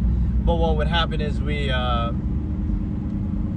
would herd and kill each other and whatever, return to a more of a Darwinistic state, because right, we only need those things because of the mass number of people that will otherwise not be so sustainable, right? That's the only issue. So, but no, I like this one point too, is that as skeptical and cynical as people are of one another on an individual basis, it's amazing that they aren't more skeptical of each other on the mass scale, like, or on the larger process of like government or people in power. There's some amount of cynicality like that, but it's not the same. Like, oh, you interact with somebody on a day-to-day basis, or like whatever, somebody you see in person, and you hold them more accountable because you're kind of more initial minded, that you think of, oh, look, I'm perceiving stuff with my senses, so I'm going to judge them based on that. That's not necessarily a bad thing to do, although it's not entirely credible, because, you know, if somebody's self-aware themselves, they'll know that they're being judged, so they'll present themselves a certain way. So, like, really the people you judge negatively might be somebody who don't care. It's not that, oh, they have some negative intent. They just don't care enough to project or perform for you, right, to put up good appearances. Whereas somebody who truly has a negative intent would do that, right? Like, they're not, like, you know, they'll be charismatic and they'll try to pull the wool over your eyes. So what you're really identifying is like, oh, how much effort does somebody put forth to deceive you, or how good are they at doing that? It's an effort thing, not actually showing what their intention actually is. And so, right, like, so if some charismatic leader comes up and they can do any atrocity in history, all they have to do is deceive you first with social contrivance and stuff like that, appeal to your emotion and whatnot. And then on the flip side, we get real life vibration too. We're getting clear separation of biomes, and we're getting vibration in real life. Right, every once in a while I'll do that just for entertainment purposes, but you shouldn't do that. Like where you go in the middle or you go on the side. And based on the camera angle for where my phone is, it always looks like I'm kind of driving on the side of the road, but I'm not. Right, just because you're like in the passenger seat angle, the camera, but yeah, it's a situation where, you know, you only view things and judge things in your immediate perception. So you'll be harshly critical and judgmental of what's in front of you, but not as critical of the same process. So like you defer to invisible authority, or you give the benefit of the doubt of somebody who's out of sight, out of mind, right? So like the big time CEO, you'll give them the benefit of the doubt because they're not in front of you. Even though they could, if you knew what they were doing, or if they were in front of you, you would judge them even more harshly. So you're kind of deferring to the process at the myopic initial level, right? What is shown to you is what controls you and what you define things by. So, you'll judge the cashier and you'll, give them a hard time or even give them benefit of the doubt, but you'll ignore the man behind the curtain, like, this big time CEO that you would hate if you knew everything about them, and like, the Elon Musk effect. Like, it's not that Elon Musk is uniquely bad or anything like that. He's just more open about what he thinks. So if everyone else was that open, like Jeff Bezos or whoever, you might have issue with them too, right? But they're just not as open about it. Or like even the, so that's the main point, is the fact that, like, it's a situation where you give the benefit of the doubt to something that's out of sight, out of mind, even if it's by the same process, right? It's sort of like defer to invisible authority, in the sense that, right, you look at everything in terms of some contrivance state or some control. So like you don't, like your preconceived notions can never be wrong. So if they are, you say like, it must be because of some other influence, right? So you have this like false duality of, everybody and everything works this way. And if it doesn't work that way, it can't be that your perceptions are somehow flawed or easily controlled, right? If somebody exposes to you how you're controlled by other people, you'll just complain that they're not controlling you well enough, not that they're exposing the nature of the same process that controls you typically, right? You'll just say, that person's just bad. Not that, Trump kind of does that in a way. It's not that he's a good guy, but it's like, he could expose to you everybody else, corporations and rich people in the media and stuff, they've been controlling you this way all along. And how do I know? Because I benefited from it myself. But now if I show it to you, you'll say I'm the bad guy, and the media will say the same thing too, and the elite, because, they want to have that secret sauce of controlling you by that same way, right? Even if it's like, yeah, it might apply to him, but it applies to everybody too. So like, you can be like sort of a martyr in that way, that like, okay, you can hate me as much as you want, but I'm exposing to you that everybody's like that, or that's how it always is, right? You're just having the wool pulled over your eyes. So it's kind of like, right, it's the same thing, because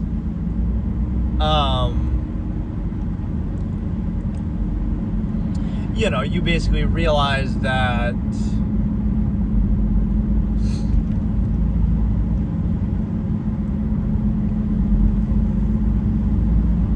if somebody was in front of you, or if you knew everything that they thought at the higher level, right, in a position of authority, you would hate them. But if they do the same thing, if somebody's in front of you, then you'll judge them. So like, just stay out of sight, out of mind, and then they'll give you the benefit of the doubt, and you're perfect and everything like that.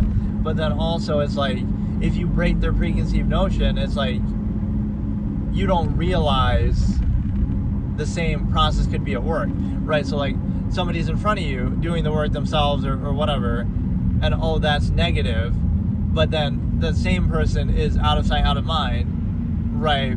And now it's positive because you're not thinking about it, not because the same process isn't present. So you're punishing somebody for doing it more hands-on, and you're rewarding them for just doing the, you know, again, rule by omission. You can just stay out of sight, out of mind, and that's a good thing, even if the process is exactly the same. So really, what's being exposed is the kind of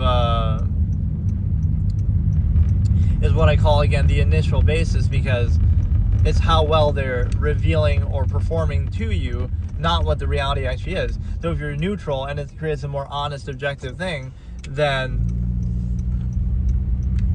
right, being honest is a bad thing, because people want to be controlled by artifice, or they're so used to being controlled by it. So that's what ends up happening. So it's a situation where, you know, you, I don't know, they're just used to it, so... Okay, so today I'll do episode 12 in my Absolutist Philosophy series, and this one is so long that it barely fits in the character limit, so I had to just put, instead of episode, I just put like E, and instead of like Absolutist Philosophy, I just put absolutism, because this quote is one of the key tenets of my Absolutist Philosophy, but it's you know, a little bit long-winded. So it's, contrivance is that which is only real by... Okay, let me say it again. Contrivance is that which is only real by acknowledgment and only necessary by overextension. So I've said this a lot of times, even since coming back to doing this format, right? So you probably heard it if you watch any of my other episodes, but, you know, let's delve into it a little bit further. So there's even some quotes I have to do with that, like, you know, oh, I would hate, an absolutist would hate to repeat themselves, but they have to. And you know, they don't want credit for what they observe. It's like they're surprised that other people don't see the objective reality of something, or contrive against it so much blindly. So it's more like, it's a negative that you even have to do it in the first place. And if people were able to see it, they would see it already. So it's kind of pointless, right? It's like objectivity isn't useful. Objectivity is boring. Objectivity is, you know, doesn't benefit you specifically. So it wouldn't, you know, that's what people operate in, is pretenses. They'll have a pretense like, oh, we're doing this to save the world, you know, like pollution or something. But oh, if you really cared about that, you wouldn't be living in the modern current society anyway, because the entire basis of it, right, fucks up the environment. So it's not a question of what you should do, it's a consistency issue. Like, if you really cared, then you would do it all the way. So it might seem like, oh, that's extreme, but extreme compared to what? You're the one who's using it as a pretense, and if that pretense is used to empirically control people, you know, and have infrastructure and stuff like that, then that, you know, again, all authority is unqualified, because they'll use some pretense to specifically justify themselves, but that same pretense could be done better, theoretically, or, you know, has inconsistencies with how it's done, and it doesn't relate to them specifically, but that's what'll be held up, right?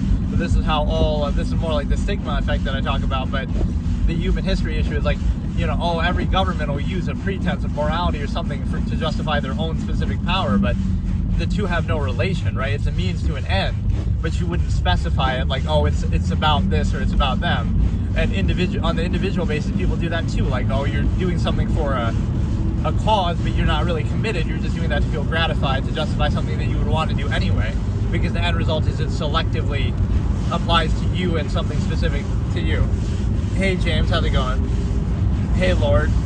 So yeah, this topic is very nuanced, and again, the expression is one of my most used and most important, right, in all of that old debate format. So my windshield always gets so dirty when I'm doing these things, it'll mess up your view of the road. Like, I don't know what this shit is on the top. It's literally raining, but it's still, there's some weird stuff on the top of my thing.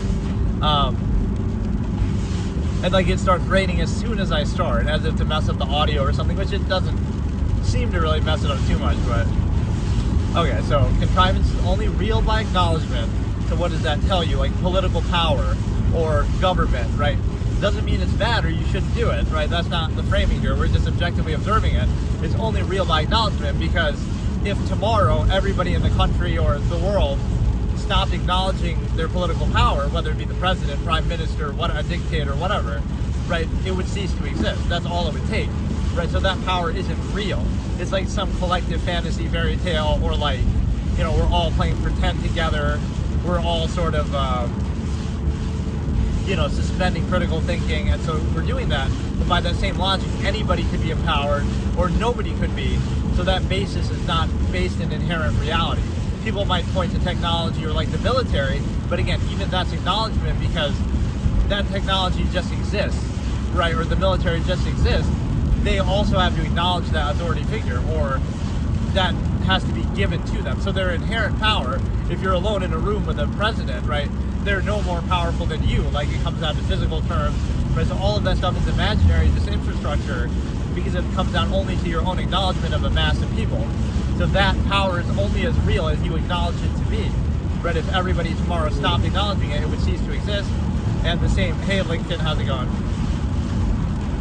Like, you know, and vice versa. So if tomorrow the whole world wanted to just reset the government, so we avoid this world government or whatever it is that you might be worried about, we can just reset. It would be that easy. Everybody on the planet can just disacknowledge it. Right, and that's all it would take, right? You could just do the opposite. You could acknowledge somebody else. Like tomorrow, we want somebody else to be a leader. That's how fickle and arbitrary and subjective it really is.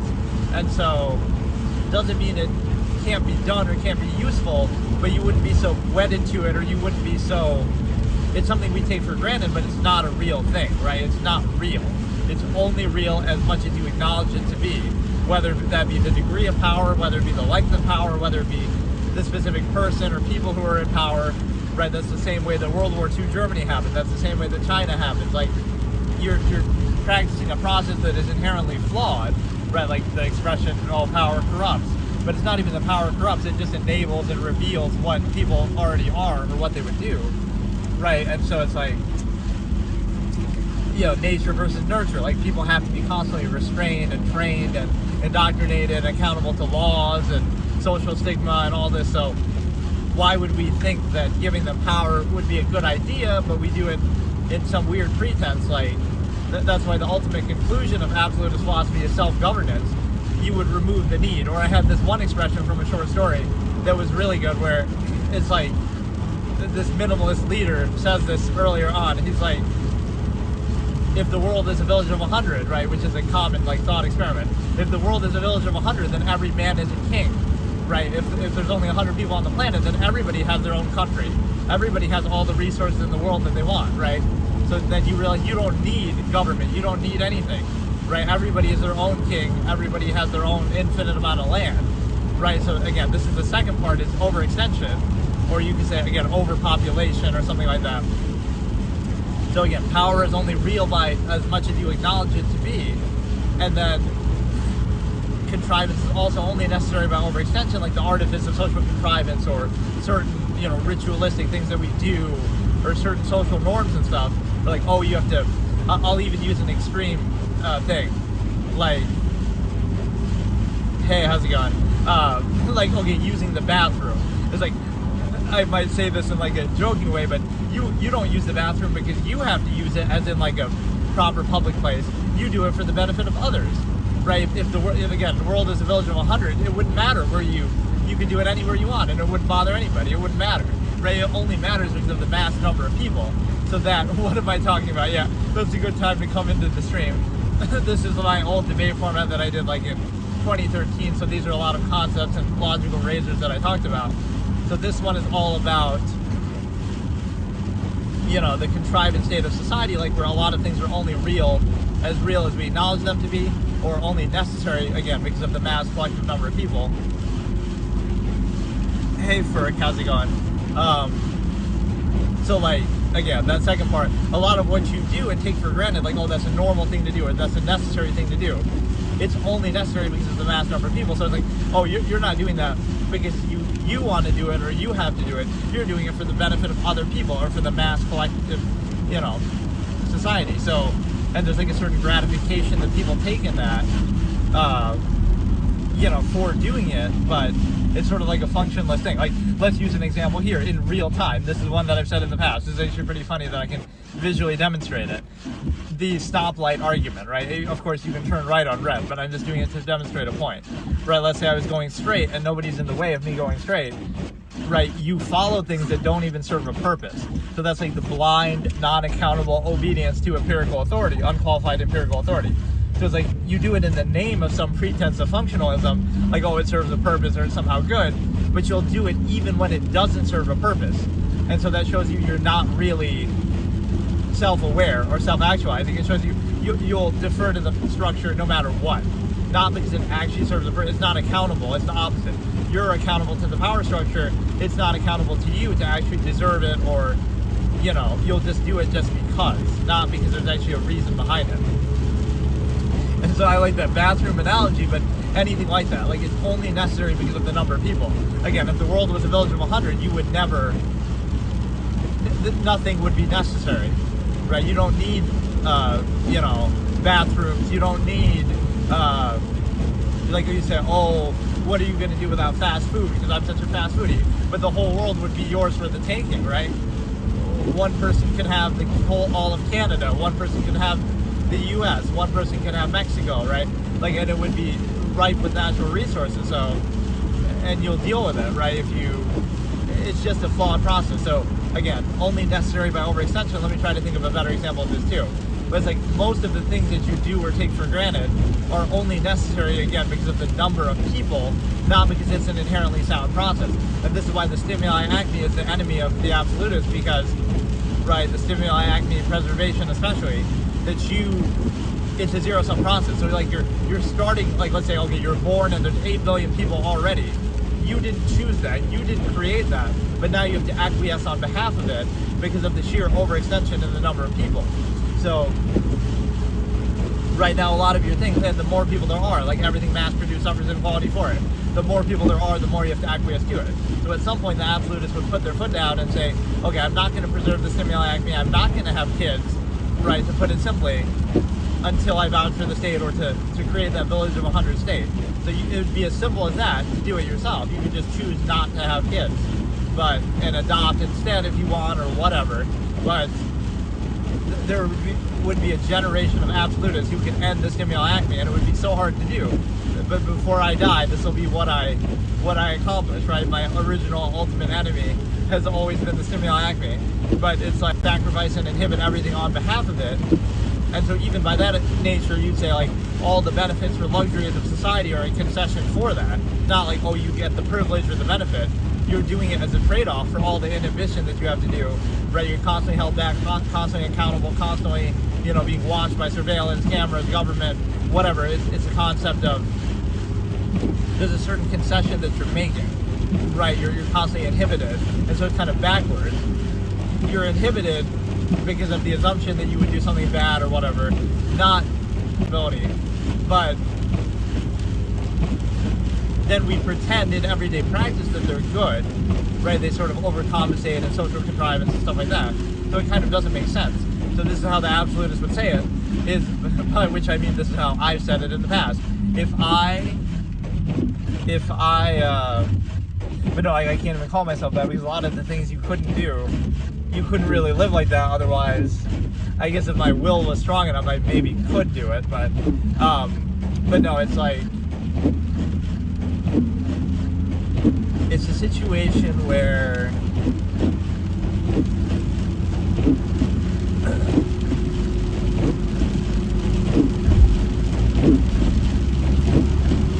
I kind of lost my train of thought. I was saying, it's what you would say is that absolutist, you didn't create it, you can end the stimuli anytime you want, you want to vouch for it, because again, it's a process that's endless, right? There's 8 billion people now, then there'll be 16, then there'll be 32, whatever. Right, so all those inhibitions that you have it's a concession for those, right? You say, oh, you'll be inhibited on behalf of a mass of people, but then you get nothing in return for it, right? Like, oh, you're privileged, you're entitled to all this, whatever, convenience or technology. No, that's a trade-off. Otherwise, let people live in the wild and be free and uninhibited, and then, then at least you can't restrict them. So whether you realize it or not, it's a non-consensual social contract at birth, right, that you don't even get a choice to do.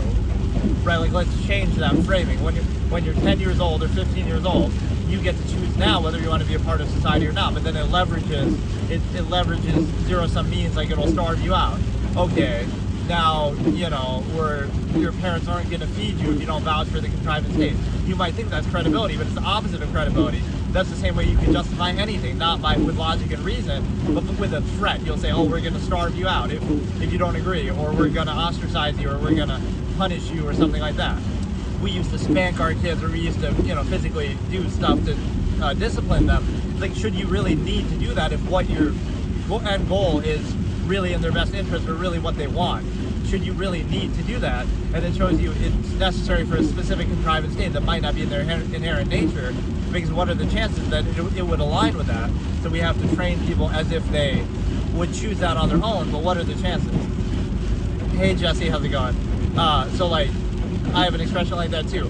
What are the chances that if you were objective and you chose yourself what kind of lifestyle or standards you want to have and how you want to live, what are the chances it would lead to the exact state that you're in? It's 0%, right? It's 0%, because it might happen for one person, but it wouldn't happen uniformly for millions of people. So that shows you some critical thinking is being bypassed, and you're made to accept and think you need and desire things that you really don't.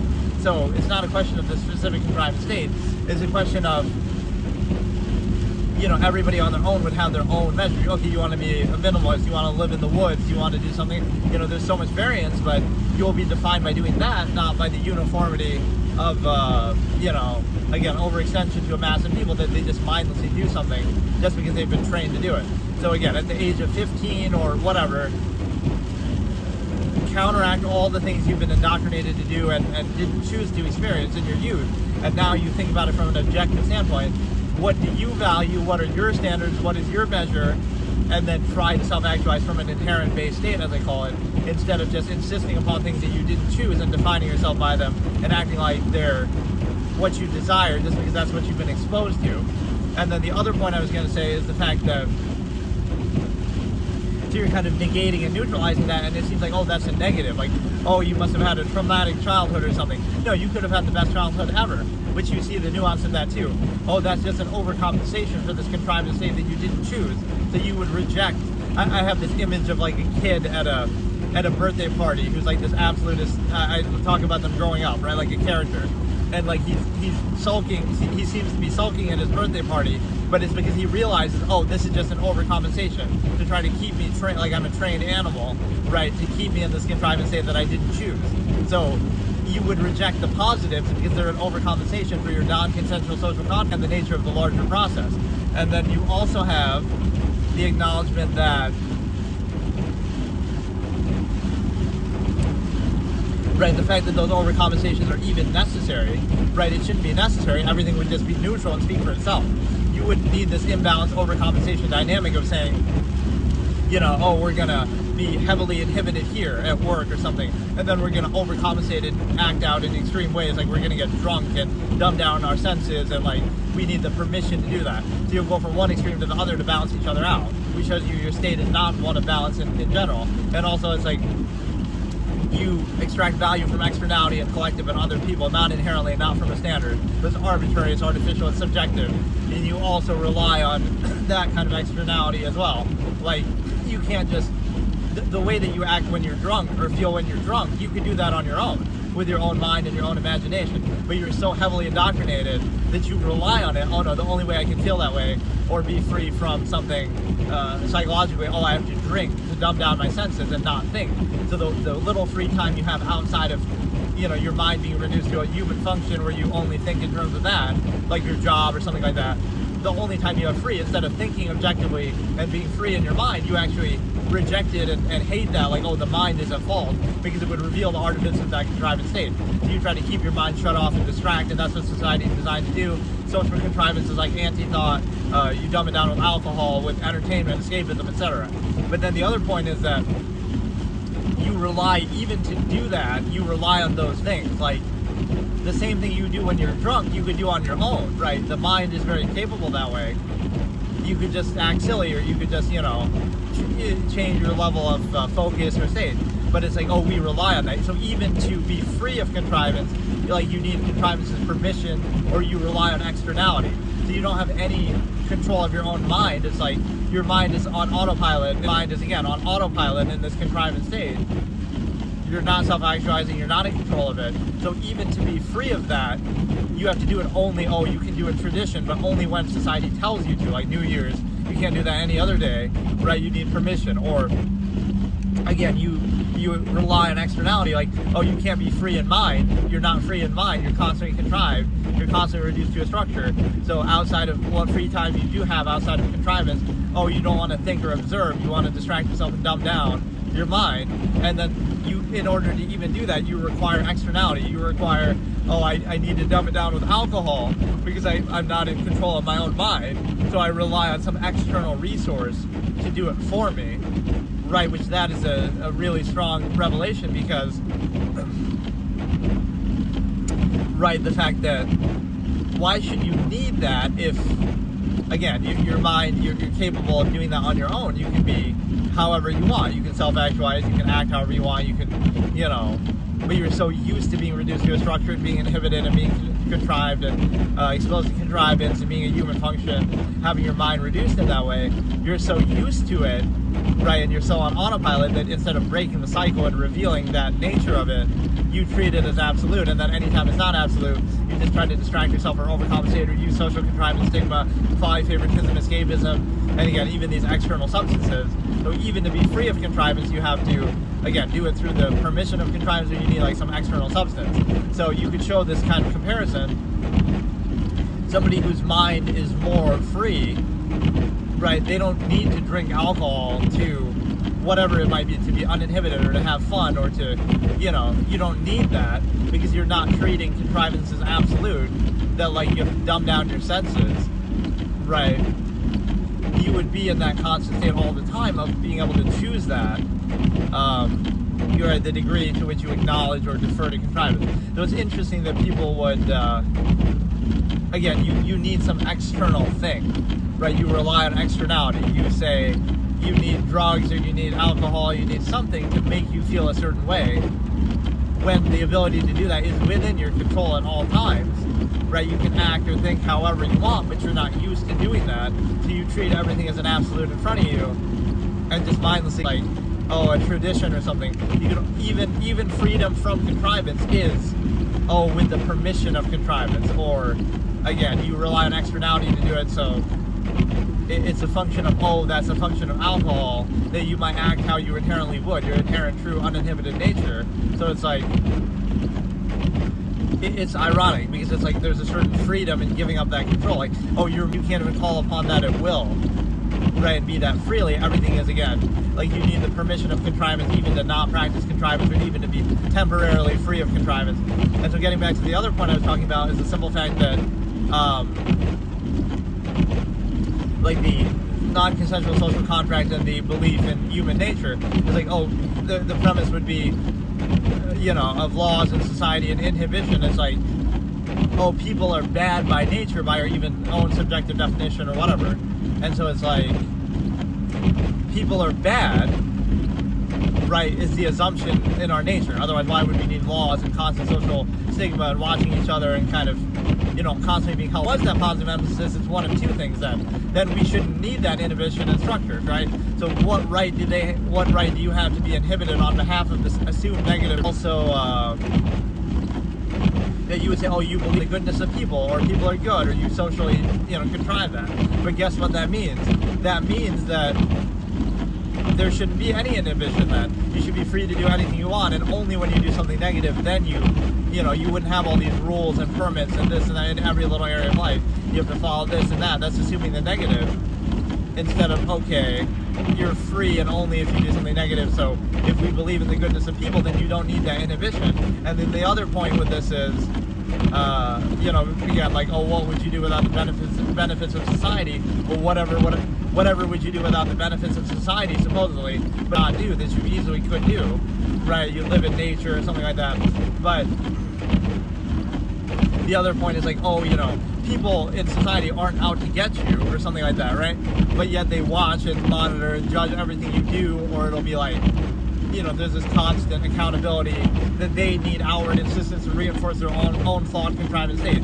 Ergo, they have to, focus on you. Because again, absolutists within a measure, they wouldn't have time or care to focus on other people, right? It wouldn't matter because they have their own sound, solid measure that they've defined for themselves and they hold accountable to be consistent.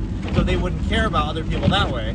But the flip side is, the half-mass human functions in a contrivance state, they would care to outwardly insist. They do want to judge and observe everything you do and ridicule it because, if you do something that doesn't fit within their worldview, they have to condemn it. Like, an open relationship. You have to condemn that because it might expose the way that you're being controlled to specify the stimuli acting to one person, right? So, you don't want to expose the fact that you're being controlled like a trained animal, so you have to condemn it, like, it can never work or it's a bad thing, right? And get some ego gratification from not doing it to justify your inhibited trained state that you're in. And so this is, again, the nuance of that discussion. And on the overextension point, again, you have, only necessary by overextension. You can think about like your daily life. Let me try to go step by step, right? You wake up, you take a shower. You only need to take a shower, maybe once in a while you could do it, like once a week or something, once a month. But just for hygiene purposes. But no, you do it for, this is a pretty funny way to explain it. Like, you take a shower for other people. So if other people didn't care, then it wouldn't matter. It doesn't have inherent value, right? You don't need to do it every day or every couple days, right? Necessarily, I mean, it depends, but theoretically, you're doing it, just to appease other people. So you're being controlled in every second, every area of your life. You only need to do it because other people expect or require or value it. So so again, you take a shower every day, but you're only doing it to appease other people. You shave, because you only to appease other people. It doesn't really matter. It doesn't have any impact on anything, right? Appearances, superficial, right? You can sacrifice appearances for reality, or the opposite, or you try to cover it up. Right? Any contrivance state is absolute if you only go by appearances and you use them to cover up. So, let's keep up this illusion so that we don't see the flawed process underneath.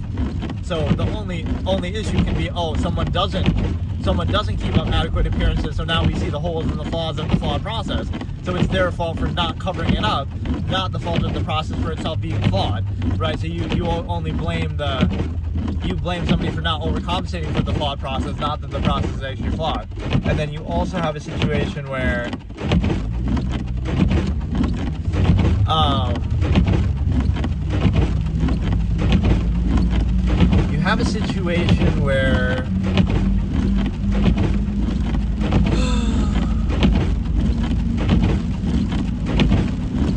why does it have to rain every time I'm doing this, man?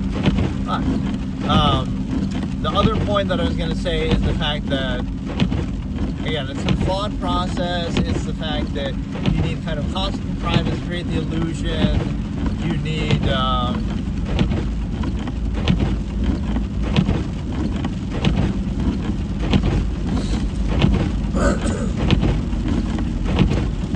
you need one other thing, which I kind of forgot what I was just going to say.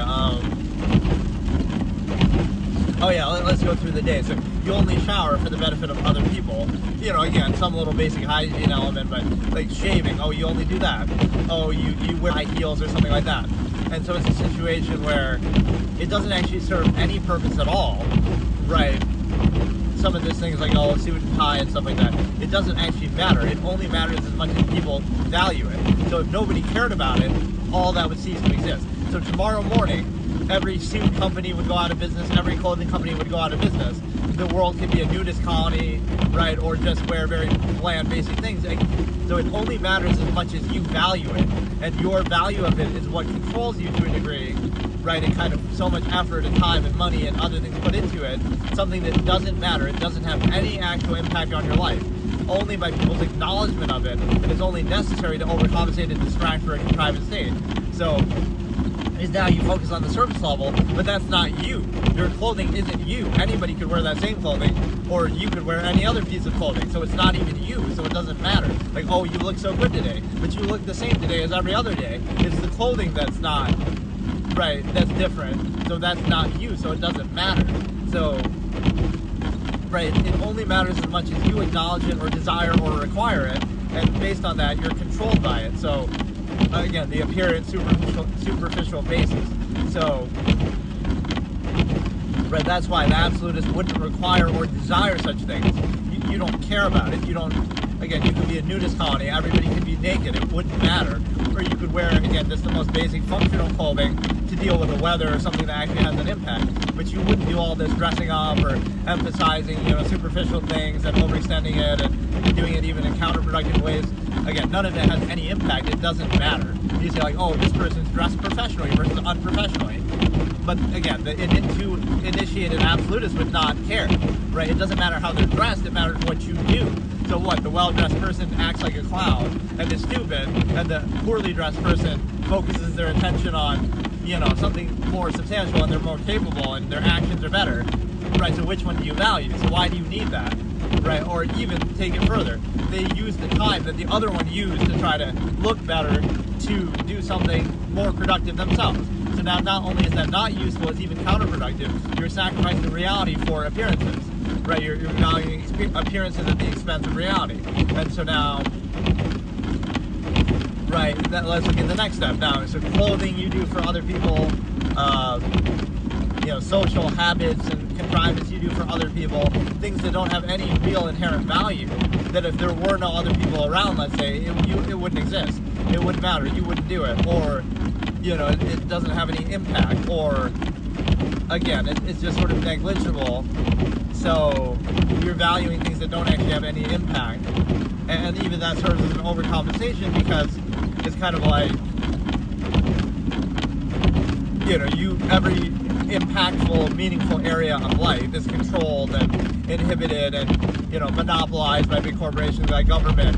So you feel kind of powerless, and so what do? You distract yourself, you overcompensate, you focus on things like superficial and expression that way. So it's like, instead of expressing yourself or doing something that has impact on your life, which is hard to do, you're discouraged from doing it, right? You're restricted, you're inhibited, right? In all the ways that actually matter. But now you choose like, I like this kind of music. So you emphasize that. You wear a logo on your shirt. You have certain piercings and tattoos and hair colors and stuff like that.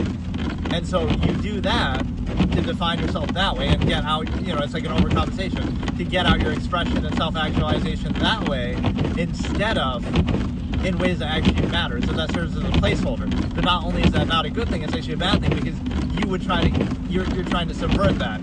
Normally you would have the desire to express yourself or act in a way that actually has impact on your life.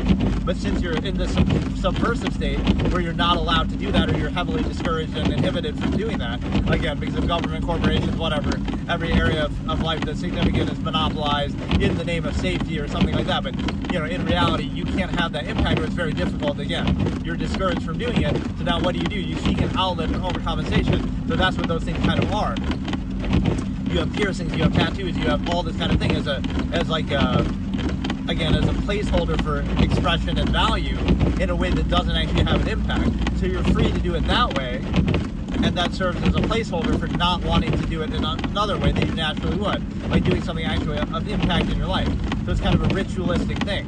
You get out your expression that way in all these insignificant ways that don't have an impact, so now you have less of a desire to do it in a way that would have an impact that you naturally would have. You're subverting that natural process, right, by doing it in an insignificant way that's permitted by a contrivance state.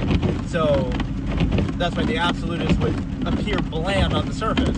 Like, they wouldn't care about any of that, right? Appearances are not important at all.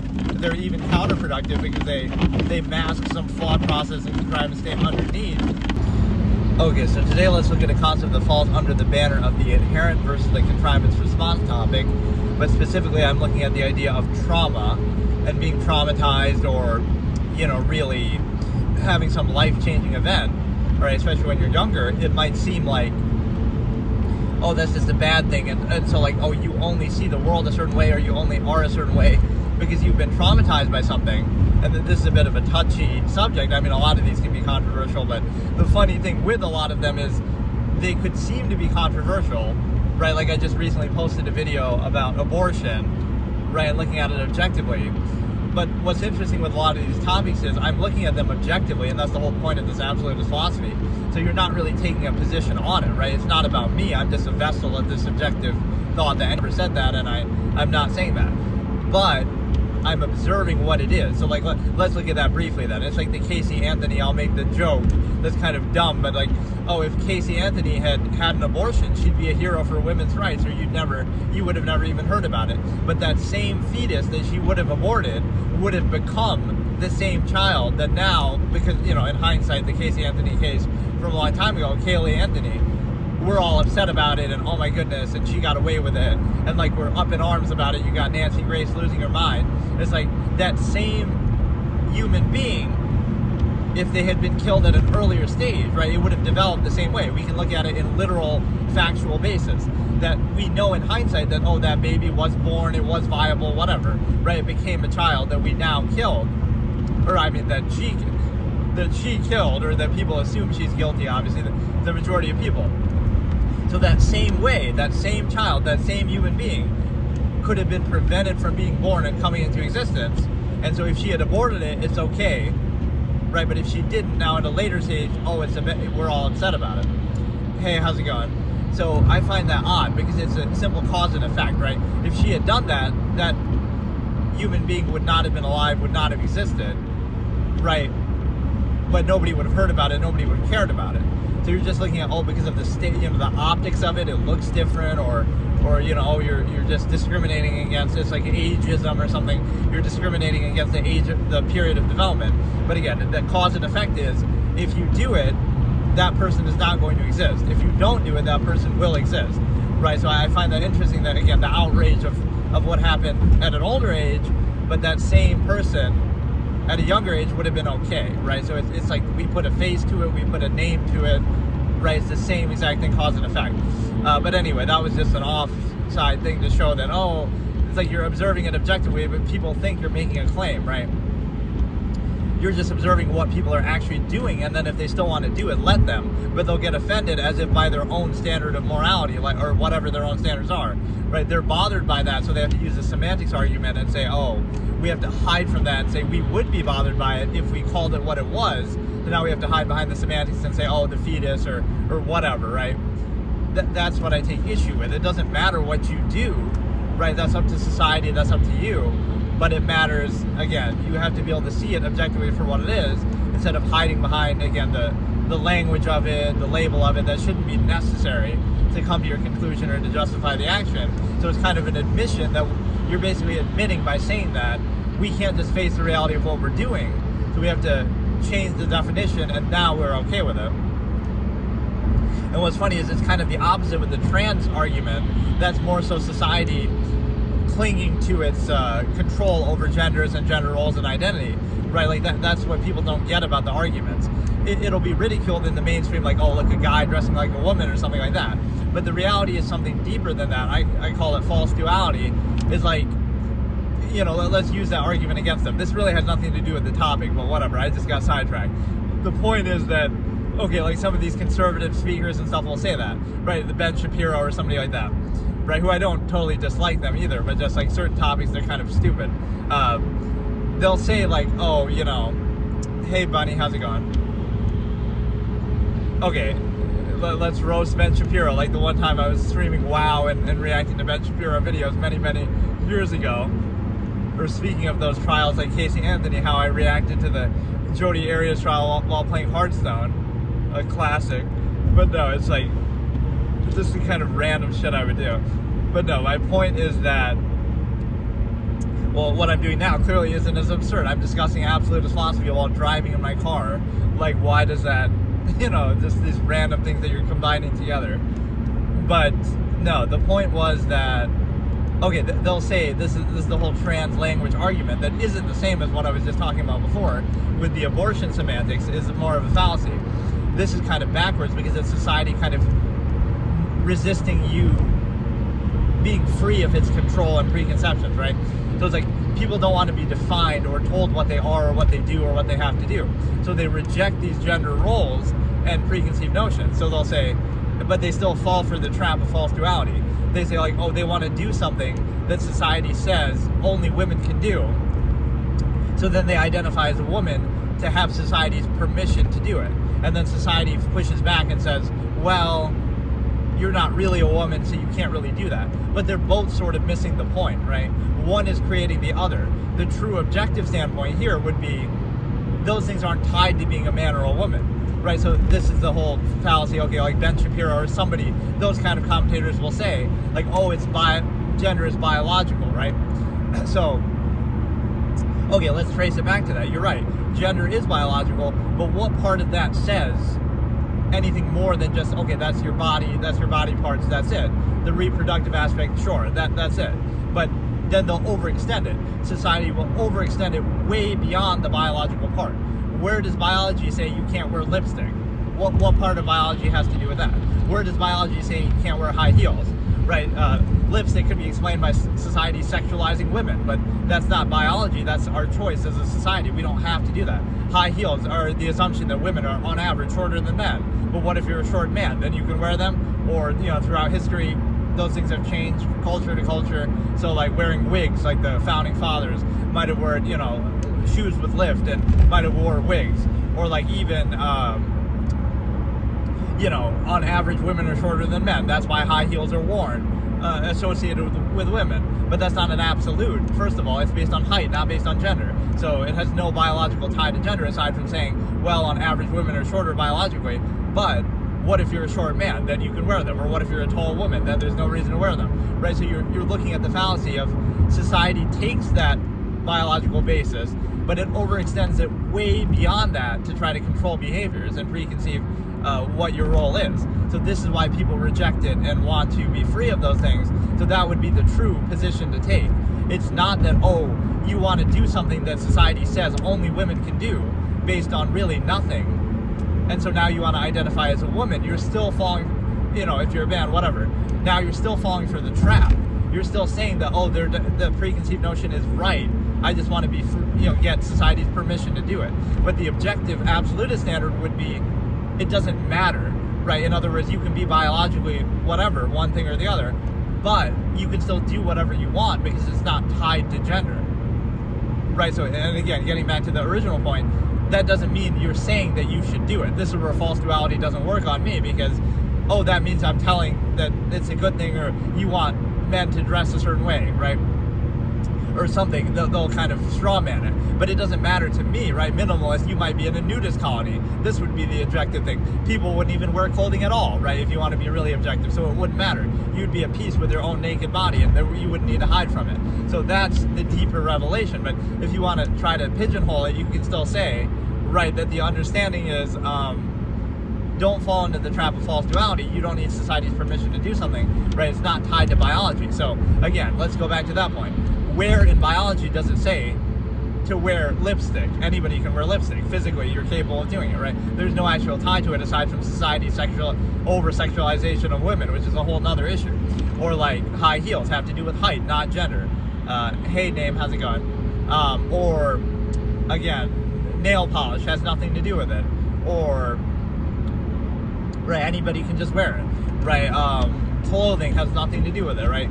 Arguably, you could say like a bra has to do with the assumption of the size of parts, but I've seen many guys with man boobs, so what if they, again, it's a functional basis. Most of it isn't even tied to that though, right? Like, again, what part of being a biological female has to do, I'm talking to my stream, whoever may or may not be watching, but no, again, like what part of biology has to do with high heels? Even you take the assumption of this is kind of what happens throughout history too.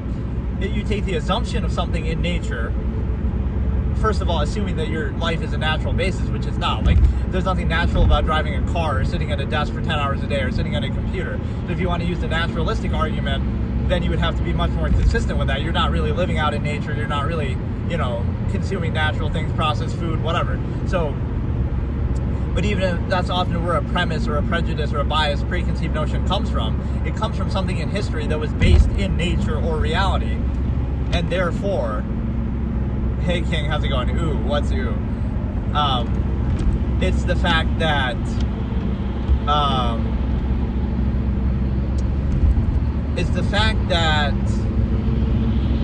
what am I talking about? These are like old subjects from my old debate format. So this one is to do with, actually this was supposed to do with trauma, but then I got sidetracked. So right now what I'm saying is, what was it? Basically, you have the naturalistic argument and preconceived notions of history. So one of them was this is how societal contrivances will work. It'll take something that has some basis in reality or nature, even though that's not how society operates anyway, right? Society subverts nature. So we could say that, like gender roles as far as women, right? Oh, women should be at the home, right? So this is what people say. I'm not saying it, but women should be at the house taking care of children, and men should be out doing work and stuff like that, right? Why does that preconceived notion exist? It would have some basis in history, right? When there were less people, when it was like more Darwinistic, based on nature, whatever the case may be, right? That might have made sense, right? Oh, there's only a tribe of 20 people, and Neanderthal times or something, whatever, an earlier state of people. There's a lot less people, they don't have as much technology, right? It's a more primitive state, so it makes more sense. Okay, men are physically on average more imposing than women, so they should be doing the hunting aspect, gathering, whatever, right? Or it's more practical, it's more Darwinistic, and women would be more likely not to do that. That might be the proper, reasonable, logical basis in history, right, at that point. But that's not how society is today. Today, we're driving cars and we're using, technology constantly, and we're using computers and sitting at a desk, and we're, so like none of those things have to do anymore with that physical advantage or basis, right? It only makes sense in a purely naturalistic environment, which is not what you're living in anyway. And so I don't know why the viewer count goes to 0 when I'm looking at it on my own other phone. That makes me feel like it's crashing or something. Let me test it. In a purely naturalistic environment. That's weird.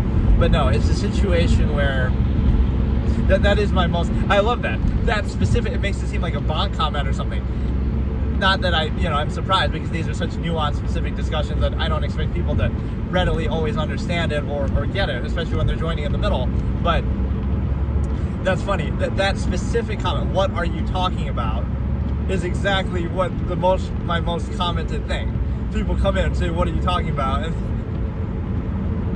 which again, is fair. I get it. It's a hard thing to just get into, but that's at least these will be good as a reference point, right? Now if people ask what I'm talking about, I can say, oh, go look at my episode on this topic, or go look at my my channel. So, which I didn't have before doing this, because I didn't save anything or make a reference point. But no, this turned into a totally different subject. This is not even what I was trying to talk about, because I said, like, oh, I've sometimes it comes off like you're saying something controversial, but you're actually not saying anything at all. And we'll never know what King Tucky was saying. You to E-W-W-W-W. I'm not good at saying it. You. I can't say it too well. We'd rather say ooh. There's this one channel that I saw on YouTube streaming that's all they do. There's this one girl and guy, and she's saying ooh all the time, over and over. It's what it appears to be. But no, what was I saying? The naturalistic argument doesn't necessarily work, but that's what preconceptions do. They, even like religious beliefs or things that are held strongly, they're kind of antiquated, not really relevant or necessary anymore, because of the number of people, because of the state of society, because of technology. So what it means is, again, like the gender roles, like, it could be based on the fact that men are physically more imposing on average than women, but that doesn't mean that matters as much today in current society, right? That's not a basis to say, a man is better suited to do many of the jobs which are not relevant. First of all, it's an individual basis, so there's plenty of women who are physically, you could, the Olympic, that stupid line from Science, right, where the cop says, I know Olympic gymnasts who could jump the rope better than men. Like, you can always point to the anecdotal basis, so there's always exceptions, so you can't just use gender as a basis. But even beyond that, the second point is the fact that, never mind the fact that I had talked about that would be a take that aged actually super well of mine that I wish I had saved, talking about unisex sports, and people saying in that old debate format, oh, that's sexist against women to have unisex sports. Meanwhile, now look at what's happened. We have men, identifying biological men in women's sports. Like, it's ironically where it's going anyway, right? So now instead of getting special advantages for, perceived biological men in women's sports, you would have had unisex sports and say, oh, it's meritocracy. Oh, but that's anti-women. So it's like, you don't realize that's happened kind of anyway, right? So that would be the solution to it. Have either get rid of gender sports or have unisex sports and just have the best players compete. And if the majority are men, then so be it. That's meritocracy. But like, that's what you're observing. Like, don't give special treatment or don't segregate it. And now people take advantage of that because it goes in one direction because the advantage is perceived to be in one way. But the one point that I was saying is the simple fact that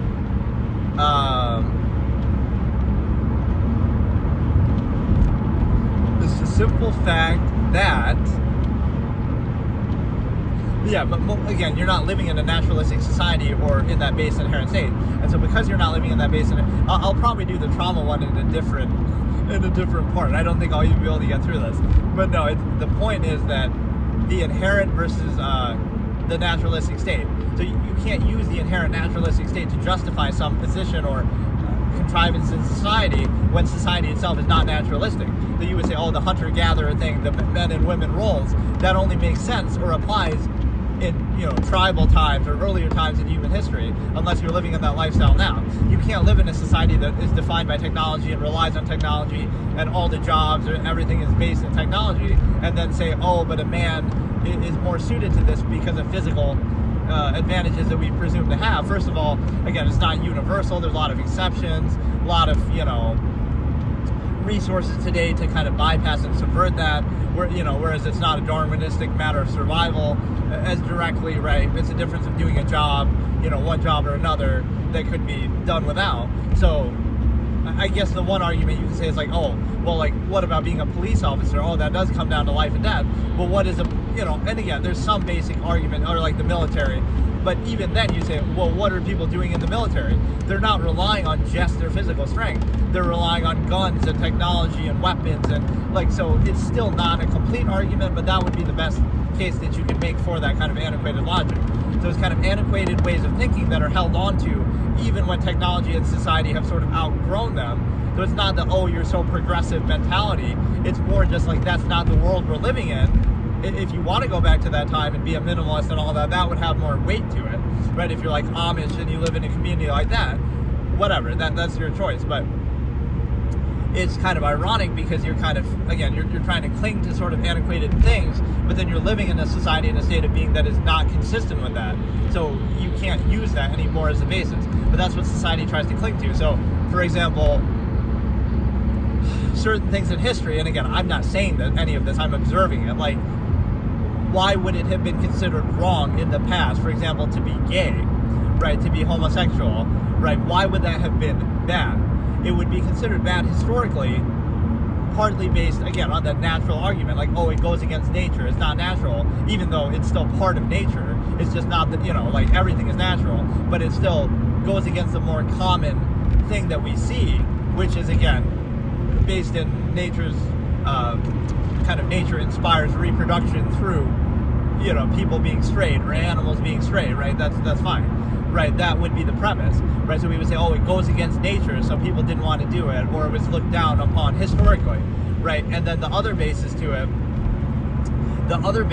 was the fact that maybe the population, like, if one, this is some hypothetical I'm posing, but I can imagine this kind of logic.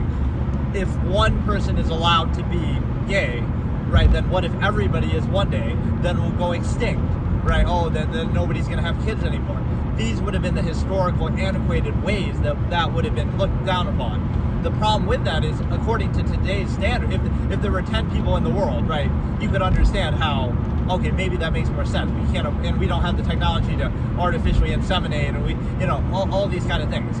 But in the modern day, there's 8 billion people, so it's not as big of a concern, right? Reproduction and population is not that big of an issue. There's 8 billion people, there's artificial insemination, we have technology, right? We have so many different things. So that's why it's kind of antiquated to think that way. Whether it be the population argument, and again, even the naturalistic argument, we have the luxury to do that, right? We have the luxury we can do whatever we want, kind of, because our technology, our state of being, everything like that allows it, and without any, consequence, really. So that's what you don't realize is that, right, is it a threat to the population? No, because we have 8 billion people. We have artificial insemination. We have, the ability to basically, what was the other, the naturalistic point. It's not as common in nature, or somehow the argument that it would be unnatural. The problem with that is the fact that, again, there's a lot of things we don't do, or that we do that aren't natural. We drive cars, we, fly in planes. These aren't natural things. We sit at a computer 10 hours a day. We, eat processed food. Like, these are not natural things either. So it's not taking a position. It's saying, if your basis is that naturalistic argument, then your whole life would have to be consistent with that, and then you may have a point, right? But that's not what the majority of people are doing. So you're using this kind of antiquated logic, and so that's kind of the gender role thing and stuff like that. So now let's try to get to, that was actually the greatest tangent we've done in one of these. We're like, it hijacked the whole episode. None of what I just said in this last 20 minutes has had anything to do really with what the topic of this episode was. So I could do like a 0.5 episode for this one, right? Like episode 13.5. But let me at least introduce what I was trying to talk about. That's like a good example of the associative process, though. That's how I would do it. I would let it kind of run with some topic, right? Or like somebody would suggest a topic. That could be more fun if we get more viewers in here eventually. That people would do that in my old debate format. They would suggest topics, or they would inject, and that's fine. We can kind of go off of that. So like what I'm doing in most of these episodes is I'm trying to lay out the framework of this objective kind of premise, right? That would be kind of what it is. So it's kind of, you're not really making a claim or making an argument. You're just laying out the groundwork within which that debate format took place, right? The premise being mostly objective thought and long-form discussion. And so, right, like if something is worth discussing in full instead of some myopic initial short-form labels and stuff like that. So then within that framework, you can discuss any topic at all, like how I just did with abortion and with gender roles and stuff like that. So now let's get to this topic, which is, again, this is how the episode started. Like, this topic can be a little controversial, even though it's just an observational basis, and I'm not making a claim, but sometimes people will strawman it that way. And then I segued into that to some things that might have seemed controversial, right, like I was talking about. So, is trauma nothing more than having reality revealed to you despite the contrivance response to it, right? So let's first look at those topics. The inherent versus the contrivance response. Okay, so what is that? The inherent man or the inherent person, right? We can call it. So the inherent, I just call it inherent man, but I was just talking about gender roles and stuff like that too. So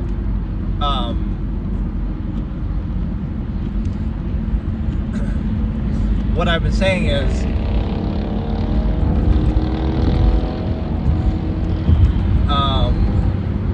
okay, the inherent man, fine, I'll say the inherent human, whatever.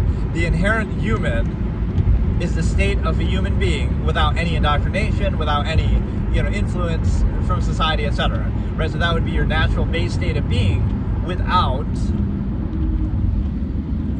any influence or indoctrination, right? So if you were just born in the jungle and raised there, whatever, but like you're living off the land and nature and stuff like that, without any influence, you're never taught a language, you're never indoctrinated to a religion or to a society, you're not taught social norms, right? Any of these things. That's how you would naturally be, right? So just observe that and be aware of that as a concept that we're going to use as a term, right? But that is the inherent natural state of a human being, right? It's not passing any judgment. It's not saying that's good or bad or should be or shouldn't be. It's just be aware that is the natural state, instead of the false inherent contrivance response, which would take all those things that you're influenced by and indoctrinated into, and say, oh no, the natural state of a human being is what you are right now. after, you've been exposed to that, after you're accountable to laws and indoctrinated and all this kind of thing, right? So it's not a question of what should or shouldn't be. It's a question of be aware that, okay, that's what you inherently are like. And now what the absolutists would basically do here is say, we want to make sure that any changes are of our own choosing, not just reactionary. We're going to make sure we don't see it as an absolute, the response to it. We're going to make sure we hold it accountable, that if our inherent state of being is inhibited and changed and controlled, that we want to make sure that we're aware of it and that we hold it accountable, that this better be for a good reason, instead of what we do instead is overextended and we just act like we care about all these little things that don't have an impact, that don't matter. We let ourselves be inhibited in ways that have nothing to, you'll say a basic thing like, oh, so you don't just kill other people or do something like that the inherent man could be very well capable of doing. But it goes way beyond that, the level to which you're restricted, right? So you would say, you could use that basic premise to say, yes, it's so that people don't commit crimes and stuff like that, but that's not what it comes down to, right? There's a lot more that people do. A lot more that people are inhibited from doing. So, right, that's one part of the argument, and then, or that's one term, and then the other one is, again, the contrivance response. Contrivance itself being basically, contrivance that which is only real by acknowledgement, only necessary by overextension. That was our last episode. So now all the terms are coming together.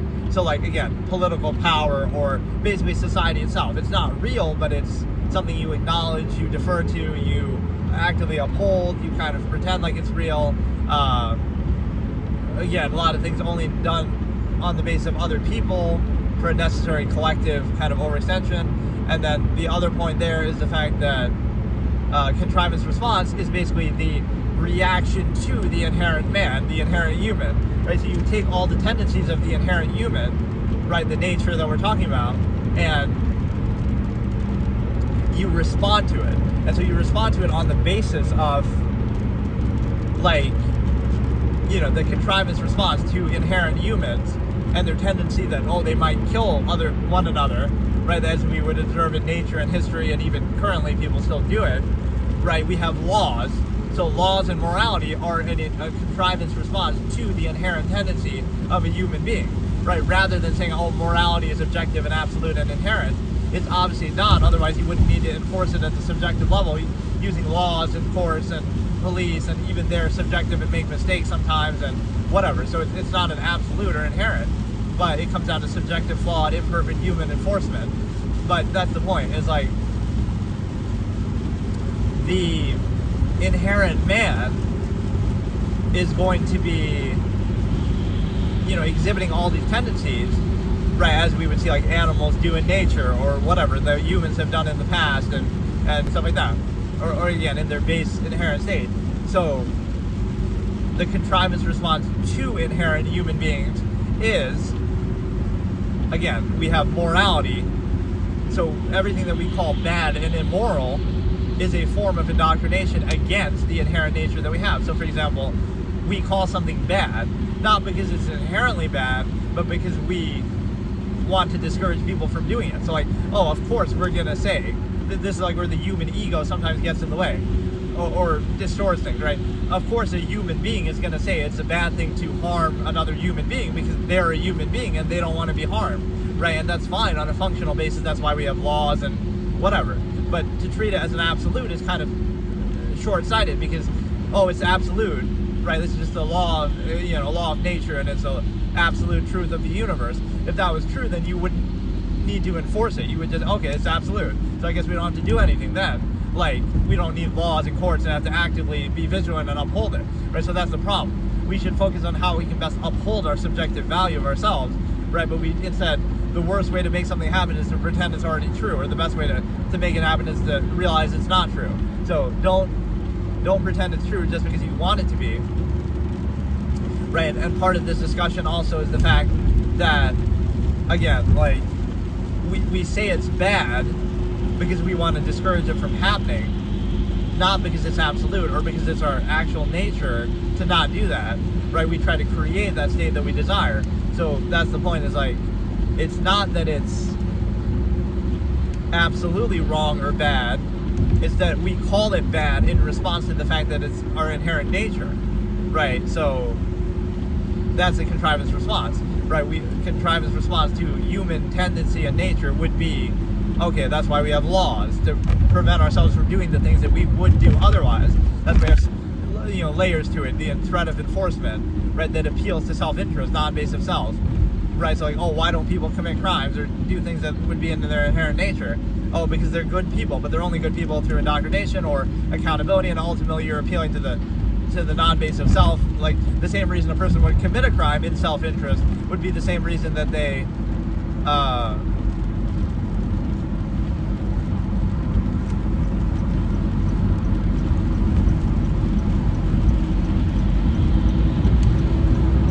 the same reason that a person would commit a crime in self-interest for some benefit or desire would be the same reason they wouldn't commit a crime. So you're not appealing to some higher standard or morality or gratification. You're actually appealing to self-interest. Say, oh, we're going to threaten you and your well-being and put you in jail and stuff like that, right? So we're still appealing to the same basis. You would commit a crime for self-interest, and you wouldn't commit a crime for self-interest, right, to protect yourself from going to jail and stuff like that. So you appeal to that. So it's easy to say, oh, you would never do that when you're accountable to that.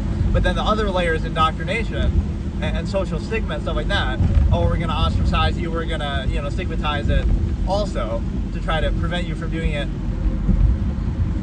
That's like preventative versus reactive. Enforcement is reactive, and then indoctrination is preventative. You're trying to prevent people from doing it in the first place to associate some sort of gratification from the act of not doing it or from certain behaviors, kind of social engineering. And then the other point there is the simple fact that you're able to, recognize the fact that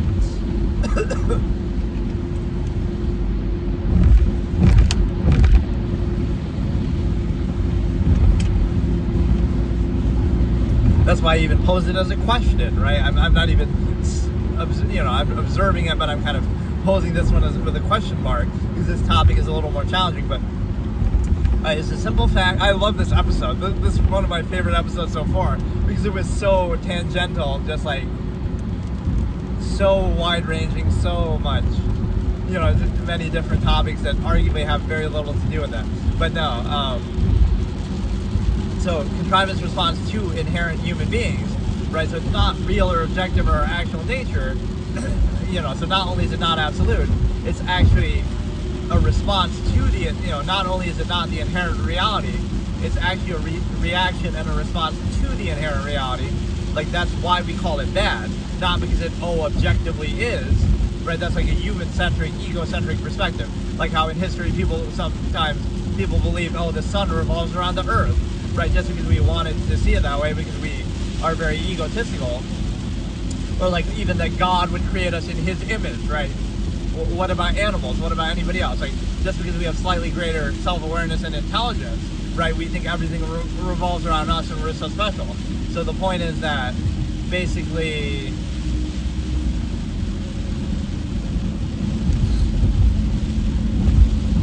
man, my luck with the weather when driving, especially, not saying it can't be bad weather, but like it seems to start and happen and get bad as soon as I start doing this. Not even when I'm driving, but especially when I'm doing these sessions. I guess I could do like 2 for 1 every day. Like, like if I drive later, but then sometimes I'll try to do them more so in the morning, just so you get like a better view, if nothing else. Right, when I do them at night, maybe it's too dark for you to even see anything. But no, the contrivance response is, again, it's not the inherent reality, it's a reaction to the inherent reality. So again, we call something bad or evil, not because those things are actually real or true, but because that's our reaction to that. Like, we don't want it to happen, so we condemn it, and that's understandable, and that's why we have laws and enforce it. But it wouldn't be posing those things in an objective reality. And so I'll just lay out the premise a little bit, but I can do this in a different episode. The trauma thing is that, so is trauma nothing more than having revealed to you the nature of reality like that, right? So that, human nature includes the ability to do some of those horrible things, right? So it just makes you aware of it. So if a soldier goes to war and they get traumatized by it, we can obviously sympathize, but they're just being made aware of. These are all things that people have done throughout history, hurting each other, killing each other, whatever. Right? These are all things that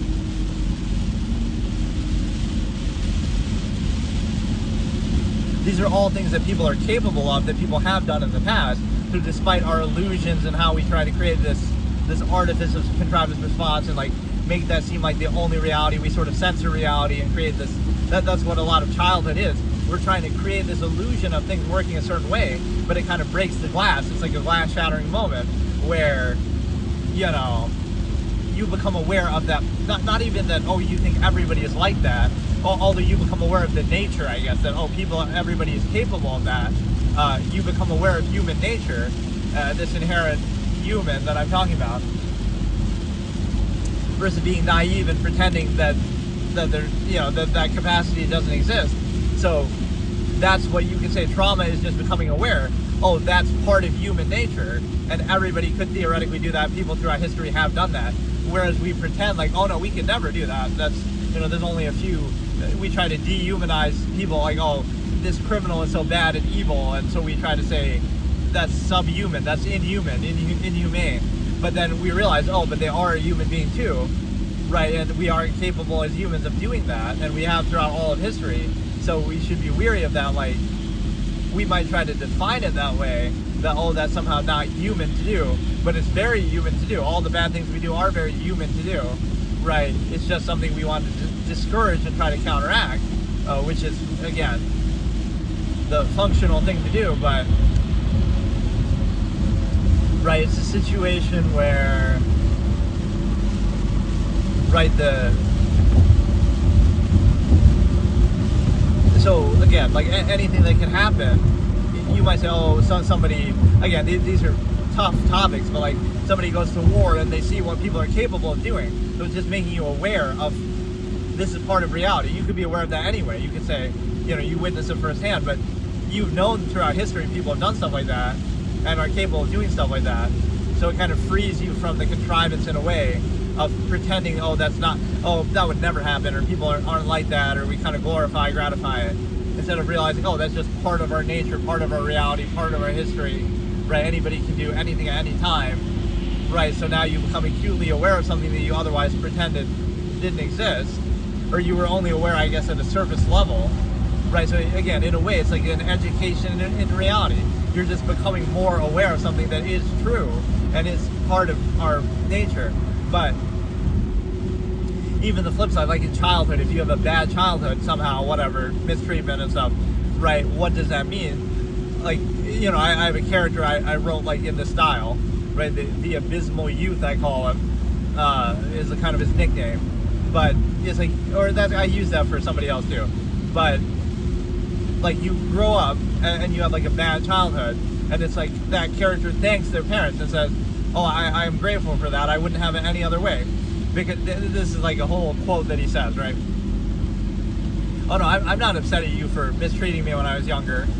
I wouldn't have had it any other way, because it led to me he becomes very successful, what I am, right? Like, so it's opposite interpretation concept.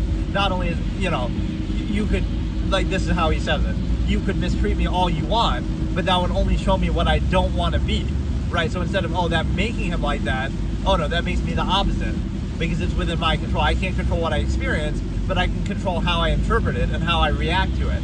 So I'll say, you know, you showed me everything I don't want to be, so I'm grateful that you showed me that. You showed me all the negative things, so now I can choose something different, right? So now I'm aware of them. I know how to best counteract them. You showed me, you know, you left me alone to think for myself, right? Like you abandoned me. Oh no, it's a good thing though. I came up with so many good ideas when I was alone and had time to think for myself and to be objective. I could think freely outside of your influence and you trying to inhibit me and control me, right? So, oh, you left me alone, but that's a good thing, because now I can think for myself and train my mind and practice, you know, thinking for myself. And oh, you know, you mistreated me, but now I can see, like, that's part of human nature and I can account for it. And oh, you know, you had all this negative experience and tendency, so now you taught me exactly how I don't want to be like that and how I actually want to be, right? So I want to be the opposite of everything you showed me. So, like, that's the power of opposite interpretation. You can't control what you're exposed to, right, especially at a young age, but you can control how you interpret it, how you react to it. So, hey again, buddy, welcome back. They were here at the beginning and the end. So What happened? What do you mean? Did it crash or something? I feel like YouTube doesn't give the best feedback on that. I feel like it doesn't fully crash though. It might like start, freeze for a second. But yeah, so that's kind of just the basic premise of the topic. I guess I'll have to do another episode on this though, because I got a little bit sidetracked from what I was actually trying to talk about. So then, but yeah, that's a good example of opposite interpretation. Is like, no, oh, can they not hear me? Or it might be delayed. I don't know.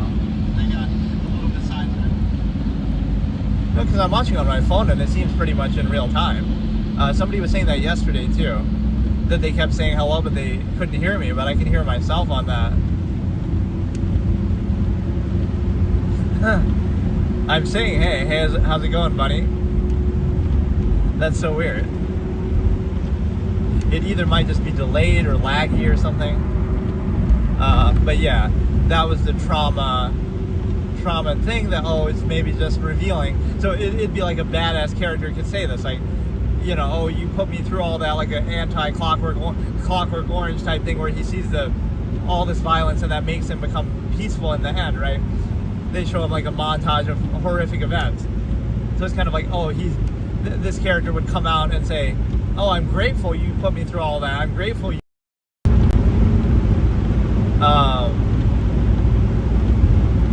Yeah, that was the core point though. It's like, this character could come out of some terrible situation, or like, they've been imprisoned by this villain for 10 years and they break out of it, and it's like, I'm not upset about that. I'm grateful that you gave me that time to collect my thoughts and come up with, whatever, to learn about myself or to become stronger, right? It's the opposite interpretation, where you're making that into a positive, right? No matter what negative experience you have, all it can do is make me aware of reality. You can't change reality. You can only, you just made me aware of human nature. You just made me aware of that tendency or process. You just made me aware of that flaw that I can account for now, right? You just made me aware of all these things that now I can use in a positive way in my life too, right? This is like we need like a rainbow outside too. This was a very controversial, difficult subject, but this is like the light at the end of the tunnel, right? The positive message at the end. Despite all those negative things that you can be aware of and exposed to, the positive point is you can use them to become more aware of reality, more aware of human nature, right? You can account for those things, you can be aware of them, you can be in control of them, you can counteract them, right? So it gives you that awareness. Would you rather live in a fantasy and pretend like, everybody's just perfect and angels, and then you'll be shocked when you see that they're not?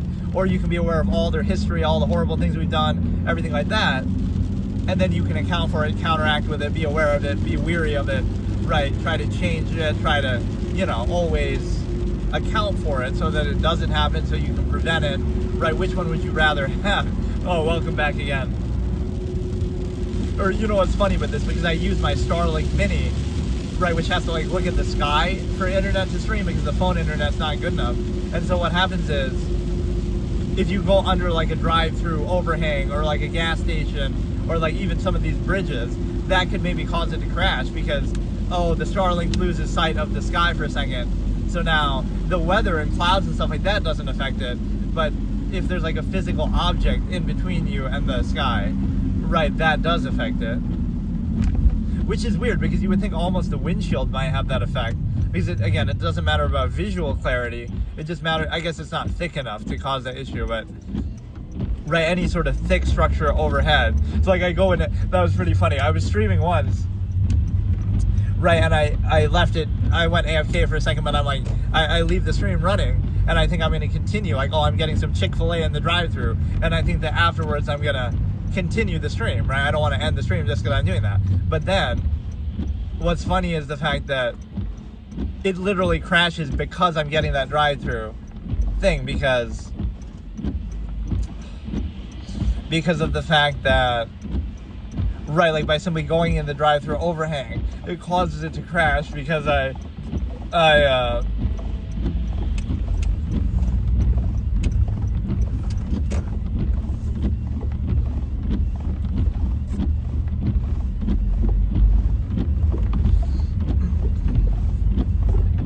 right, that's like a funny reason for a stream to crash.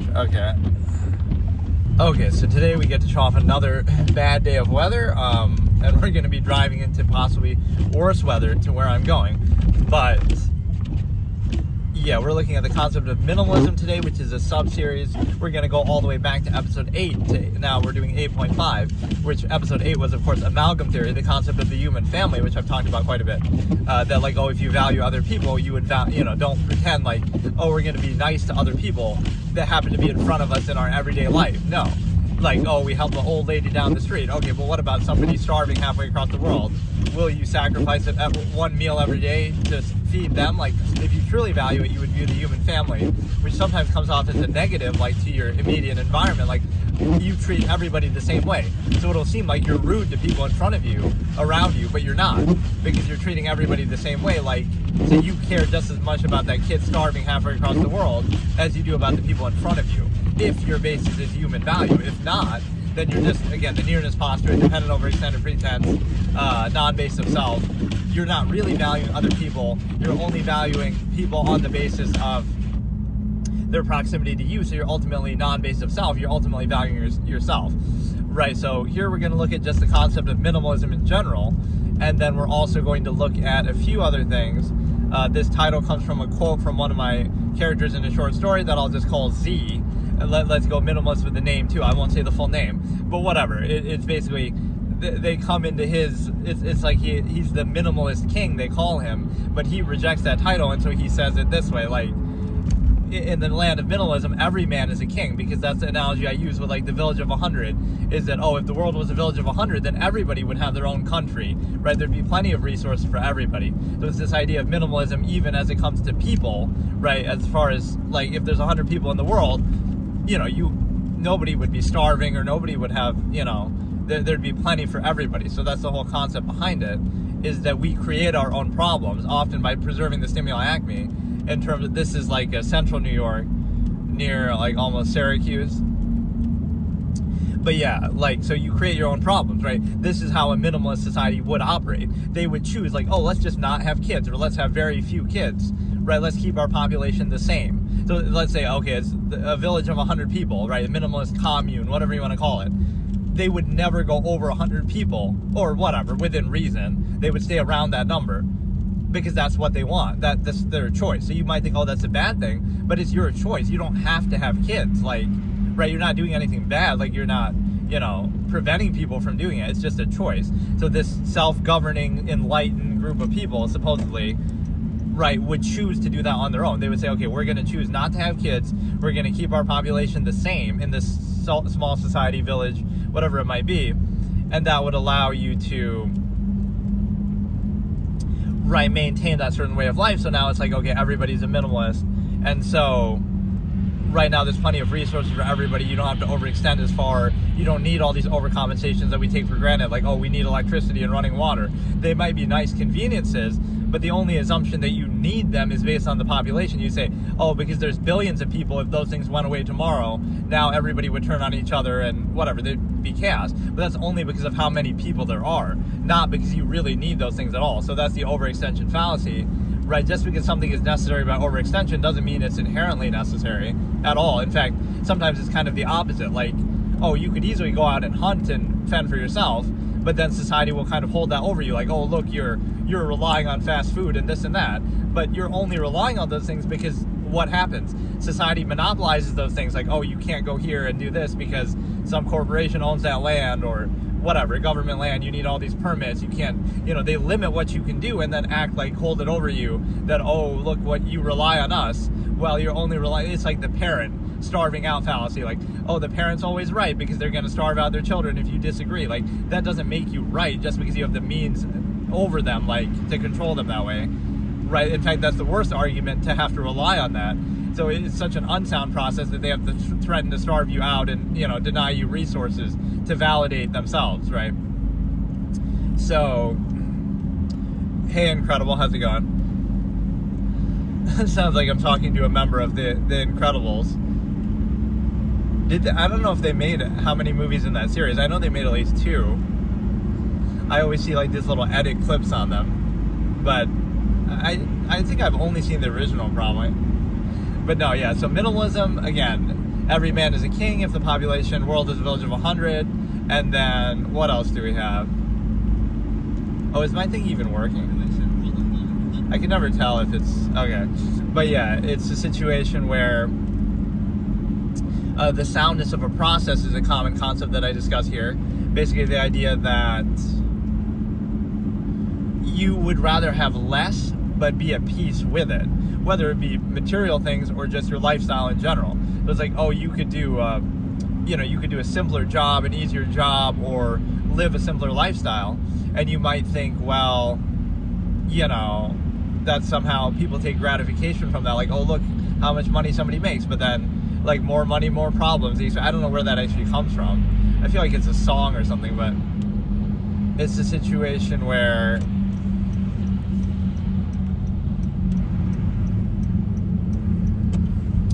It's a situation, like, I baited everybody to do that, but, like, I was waiting for the right time. Now they'll clear in front of me for me. But, no, it's a situation where, again, more money, more problems. It's like, that's your choice. So let's break down the whole means argument here, right? You can make as much or as little as you want, and if you're happy with it, you don't require much, right? People don't require very much. It's like, oh, you're struggling to put food on the table for your 5 kids. This goes back to the earlier discussion, like, well, you didn't have to have 5 kids then, so it's a self-created problem, right? You created that, you chose that, so nobody feels bad for you. The other point of that is the fact that just in general, in a lifestyle sense, okay, let's say you make minimum wage, but you're able to live just fine on that and you're happy with it, versus, oh, somebody brags about how much money they make or they feel gratified or superior, but it doesn't make sense because it's zero-sum self-interest. So why? So you're not saying that, oh, look how much more I make, like, that's impressive. You're saying, look how much more I require, look how much more materialistic I am, or how much I care about that, or how much I, need to overcompensate for the contrivance state, that, oh, I need all these things to, again, it's not a good or a bad thing, it's just, that's your choice. So it's an assumption of a measure. There's a few measures that are assumed in society that are used on an empirical basis. So one I call the longevity process, where it's assumed that people are trying to live as long as possible, right? That's the life goal, just live as long as possible. That's one of the precepts of society and how it operates. The problem with that is easily contradicted. If people truly wanted to live as long as possible, and that was a sound basis, what would they do? They wouldn't drink, they wouldn't smoke, they wouldn't eat unhealthy things, whatever, right? So that lifestyle choices, that shows you that's not the true measure. It's actually half-mass hedonism, as I call it, which means you're measuring pleasure and experience and balancing that with longevity. So it's not purely a longevity process. The other one that I use is the fact that, well, I already discussed amalgam theory, but what was the other point? The like zero-sum means, like, oh, you're trying to get as much money as possible, but that's not actually something that people want. So, like, you could say it very directly, like, if you really wanted to be a millionaire or, like, rich, you could be, right? You could, study super hard and work super hard. Like, if that's truly what you want, then why wouldn't you do it, right? You're capable of doing it. The reality is that most people don't want that. They just think they do, or society makes them think they do, right? You don't want to put in what it takes to do that, right? So you care more about the experience and everything along the way. So the reality is you don't really want it as much as you think you do, right? You might be at peace with a lot less. So it's not a zero-sum assumption that, oh, everybody just wants as much money as possible. That's not actually true, or possessions or whatever, right? Most people don't want that, and so that's why it's such a struggle to get it in part, right? So we can't assume that, oh, we can measure everything by that, because no, you could be perfectly content with nothing. Again, the minimalist example, you could eat 1 meal a day, you could live in a hut, like, so this assumption of a lifestyle or how we measure value is a little bit preconceived, right? It doesn't mean that that's necessary at all. So the other point is the fact that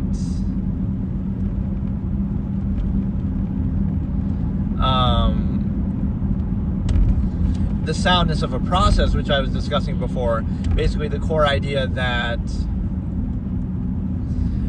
you would rather have less. So it's like, oh, you're so stressed out, or like, you're doing your job and you're stressed, or it makes you angry, or people end up being rude to one another and stuff like that. That would be kind of where you draw the line and think, like, if it stresses you out so much, then maybe you can't handle it and maybe you shouldn't do it. Or, if it makes you behave a certain way, or even this applies to like parenting and stuff like that. Like, oh, you have to, past generation would say that you have to whip your kids or beat your kids into line. Well, maybe if you have to do that, what your end goal isn't worth it, right? Maybe it's not a sound process. Maybe you should think that, like, should we have to do it by force? Should we have to do that, right? Maybe there's something wrong with the process if you have to go to such extremes. So in the job sense, the same thing. Like, if you're so stressed out, then maybe you shouldn't do it, and maybe you don't require it. Do something that you can handle with comfortably, rather than, even if you make less money. So maybe that tells you that you don't really want that extra thing, extra amount or whatever, right? So do something that you can do soundly and at peace, which goes against the absolutist. You know, this is the basically minimalist and absolutist are kind of two different things, but I sometimes align them. It'd basically be that the absolutists would push themselves, exert themselves all the time, every second, nonstop value, whatever their measure is that they define for themselves. But the minimalist would do something, you know, they'd be at peace with less. So basically they wouldn't have any measure, and it would just be, let me try to be as sound and consistent as possible in my lifestyle, which would just basically mean let me do as little as possible. And so now it's as consistent as possible. I don't have to pretend and artifice and keep up appearances and have cognitive dissonance. Why? Because, right, it's not so overextended. So now you're in a situation where really even the way I'm driving could be perceived as minimalist, because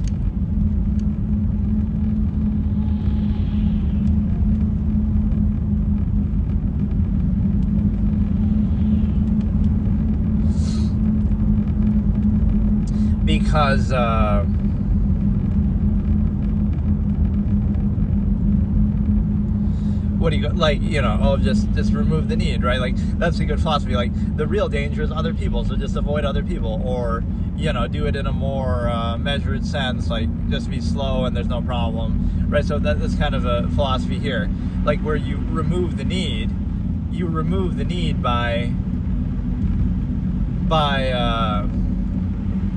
right, like, rather than struggle to overcompensate for some flawed process, like, oh, I have to struggle to put food on the table for the kids, you would just say, okay, let me just not have kids if I can't handle it, right, until I vouch for the state or I'd be comfortable doing that, right? So you would never complain about that or use that as an excuse, because it would be that level of self-awareness that you have, like, everything is self-created, everything is chosen, you don't require very much, so everything that you require and struggle to get is treated too much as a default, which you could say is part of the modern consumerist society that we live in, right? That, like, a lot of what you have and do you don't need, but yet you struggle to get it anyway. So you're struggling to get things that you don't even need, that you might not even want, but it's just assumed that that's what you're supposed to do or that's what you value.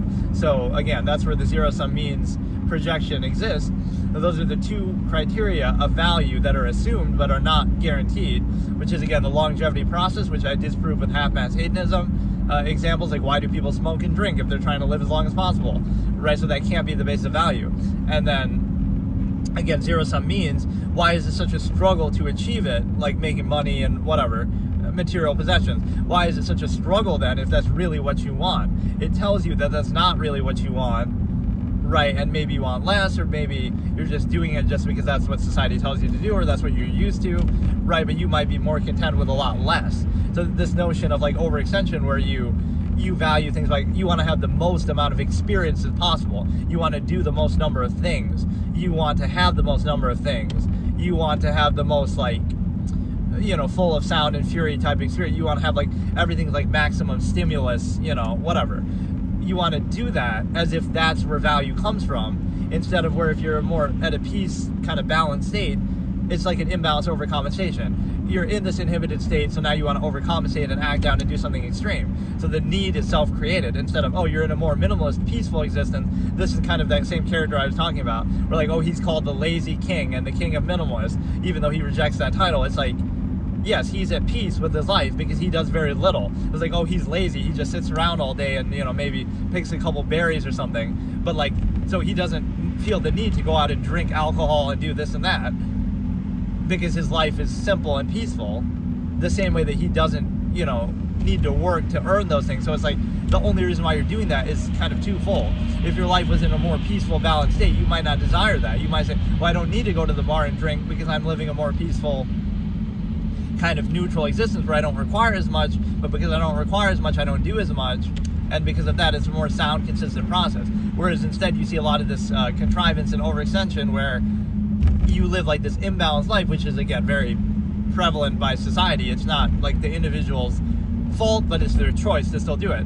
Like, you basically, you do all these things and sort of spread yourself thin, so you're not fully committed to one or any, right? Whereas you'd rather, okay, be like a sound process, you're going to live a very simple life, but you're going to live it fully, right? Instead of, oh, you have to make all these concessions, you have to do social contrivance and dumb down to a lowest common denominator for other people, and you have to appease the artifice of, you know, appearances. You have to care about all these things that you might not really care about and don't really value, just to appease other people, just to, you know, share in this sort of collective experience. So it kind of dumbs down and waters down everything, right? So you spread yourself thin. Instead of, again, you want to do a simple thing with much less, but you're going to be fully in control of it, you're going to be fully free, and then you get to choose for yourself. So is it worth it? That's the question of the minimalist. Is it worth all the inhibition and sacrifice for, oh yes, you get certain benefits of society, but those benefits are arguably only necessary because it restricts everything in the first place. It's like the who said that Ronald Reagan quote. He says, like, I'm paying for this microphone. It's like you would say, well, you get all these benefits from society, but it's like, no, I'm paying taxes for that. Like, so there's really no net benefit. It's a choice. It's a sacrifice. You get inhibited in so many ways. You know, so many things you can't do. So many things you're prevented from doing. And so because of that, it's a trade-off, right? You're trading off the ability to be completely free for some of those benefits that you supposedly get. So it's a constantly accountable trade-off, not just some net positive that you would treat like an absolute, because these turns are the worst. Like, holy shit. But yeah, I like that I'm showing some of this weather sometimes, but it would be nice sometimes if we don't have to deal with this every single drive. Yeah, it's a good guessing game. See if people who come in here try to guess where I am. I think we've had some Sweden, Switzerland, some European countries. But you can see the signs. I guess the signs give it away, whether the location or even just that it's English or something. Right, we're doing IRL. That could be a fun format, actually, somehow. I'll do IRL GeoGuessr. Where in the world am I? Guess where I am today. But, like, you know, if I'm traveling the world and I'm going to do a real life map completion checklist thing, like, I want to visit every country on the planet, right? That's on my bucket list. But, you know, if you're like a big streamer or something, you could do that as like a whole thing too. Like Speed did that in the US, right? He's like, Speed, was it him? I think it was. Like he visits America, or he does America, like he goes to every state or something like that.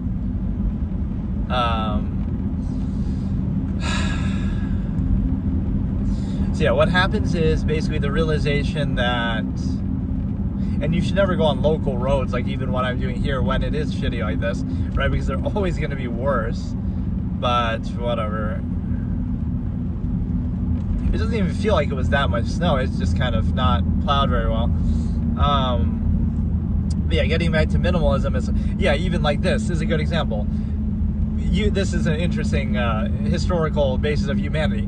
Human beings originated in Africa, right? This is a scientific objective fact. So we're warm weather creatures. We're not meant to live in cold weather. That's actually an origin point, right? So it's like we only came to cold weather areas by choice. That's not our natural habitat at all, right? We came from Africa, right? That's an origin point. So we're meant for warm weather, right? So it's like we create our own problems. Okay, we decide to go into the snow, we decide to go into these other areas, but that's not naturally something that we were meant to deal with, or that we were, you know, that was not our natural environment. So,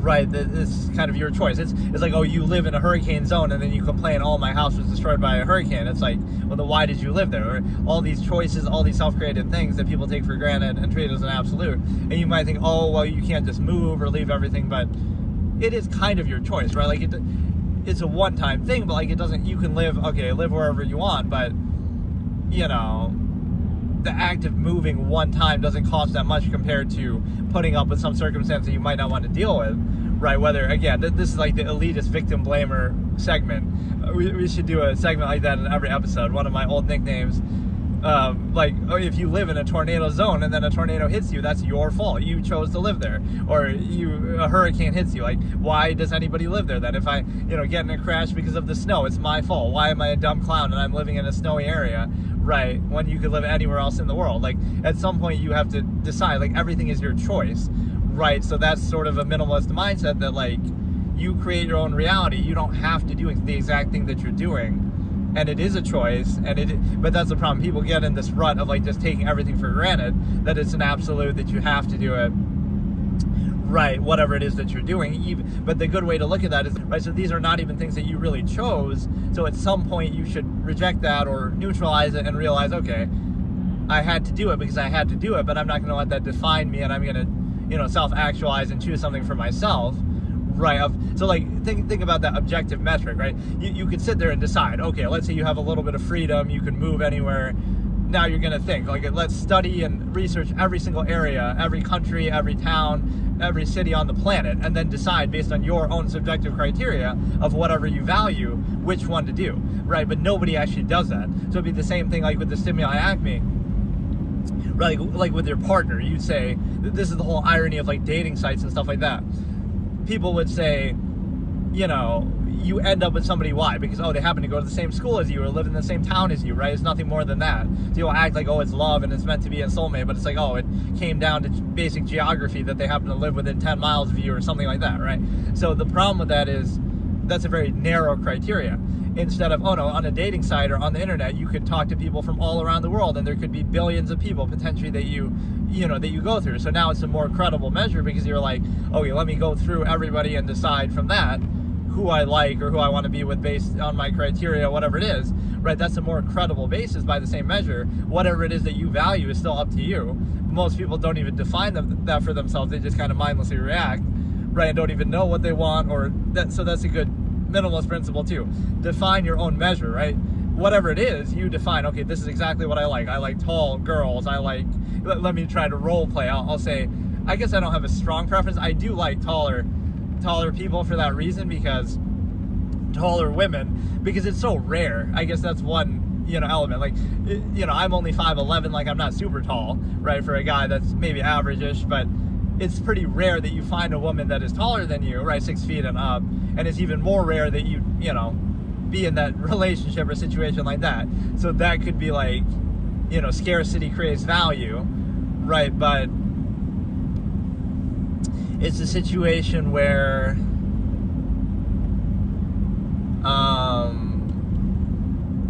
again, like the dating site versus back in my day we used to meet the girl at the diner and, local stuff. So, right, like it's the antiquated.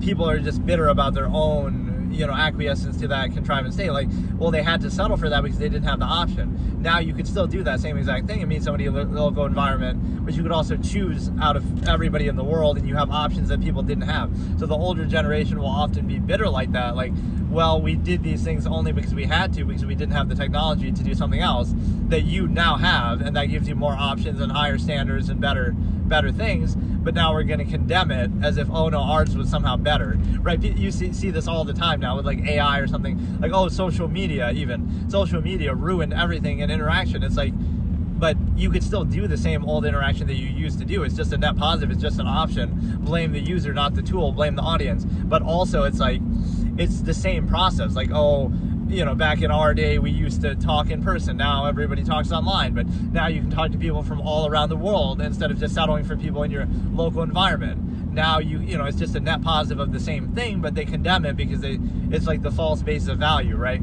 Somehow like less options are better because you have to settle for them. So now people are less critical of them. Now that you have other options, it'll be like, you're desensitized to it, but that's only because you have a better option. Would you rather interact with people in your local environment or everybody on the planet Earth, potentially, right? Which you could still contain within it the same people in your local environment, right? So it's like, it's a net positive, it's a better version of the same thing, but it's somehow condemned because like more freedom or more technology invalidates this subversive process that people clung to and got gratification from because they had no choice. Now people have the choice, so now it shows you, you were just settling for that because you had to, but you wanted to pretend like it was actually gratifying or an absolute, right? Stimuli acme is a good example of that.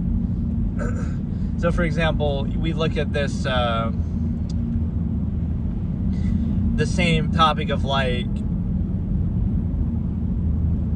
I don't know, like the internet or again, like social media, and people say, that made people less social in person, right? That is true, right? There's no doubt. But there's a reason why they prefer it, isn't there? Like, you have to question that. You say, well, if in-person interaction is so much better, then why do people prefer social media? Could it be that it's just the same thing but more convenient, the same thing but, just easier, more wide-ranging? You can talk to anybody at any time, right? You're not as limited to your local environment. So, like, it's giving you an option to do something, right? That's the same basic process. It's still social interaction, but it's just easier, more robust, better, right? So it sort of invalidates and desensitizes you maybe to, hey, from Peru, how's it going? Yeah, he's showing off that it's sunny weather there versus this. But, no, it's a situation where, again, technology that gives you better options. So they'll say, oh, it desensitized you to something, right? But that something is the same process, but it's just a lesser state. Or it's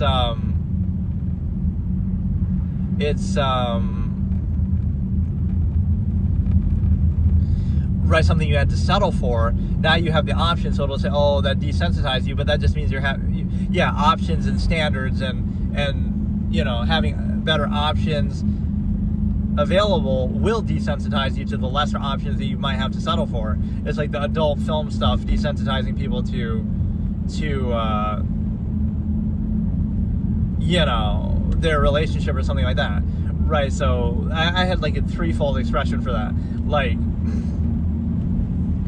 options, standards, and blank will desensitize you to mediocrity or whatever it is that you would have had to settle for. So is that really a bad thing, or is it just exposing that? So it's the same way technology will reveal people are obsolete and replace them. So it's like, why do people prefer social media over in-person interaction, right? There must be something about it that might be better by the same measure, like, oh, look at this kid on his computer all day talking to other people from all around the world versus, oh, talking in person to people in their local environment. Like, it's the same basic tendency that we're looking at, right? So we don't understand the larger process, like, oh, people using OnlyFans today instead of whatever, meeting people in person. It's like, it's the same process. Okay, it's easier, more convenient, so now people, for whatever reason, in that case, like, people prefer it. Like, you have to ask, why do people prefer it? Or, you condemn the basic process, but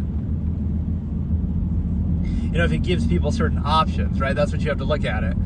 It's a net positive because it's an option. You could just choose not to use it, but the fact that so many people do use it and that takes over as like a predominant, like the social media, it takes over as a predominant means of communication. What does it tell you? That maybe, it renders other older communication obsolete. Like, it's the same thing effectively. Oh, you can video call somebody, so now that's like face to face, right? And you can do it from all around the world, anywhere, instead of having to be in person. Like, so couldn't that just be an objectively better version of the same thing that you could have done in the past? Like, so, and again, you could still do what you did in the past too, but it kind of shows you this antiquated logic that we're going to condemn anything new that invalidates what we did in the past, because we want to pretend like what we did in the past was the best thing, not just something we had to settle for because we had lesser technology. So it's a hard reality to face, but like, imagine, say it directly, like, oh, you're only with your wife because she happened to live in the same local 5-mile radius as you. It's nothing more than that when you try to fluff it up like it's love and it's meant to be.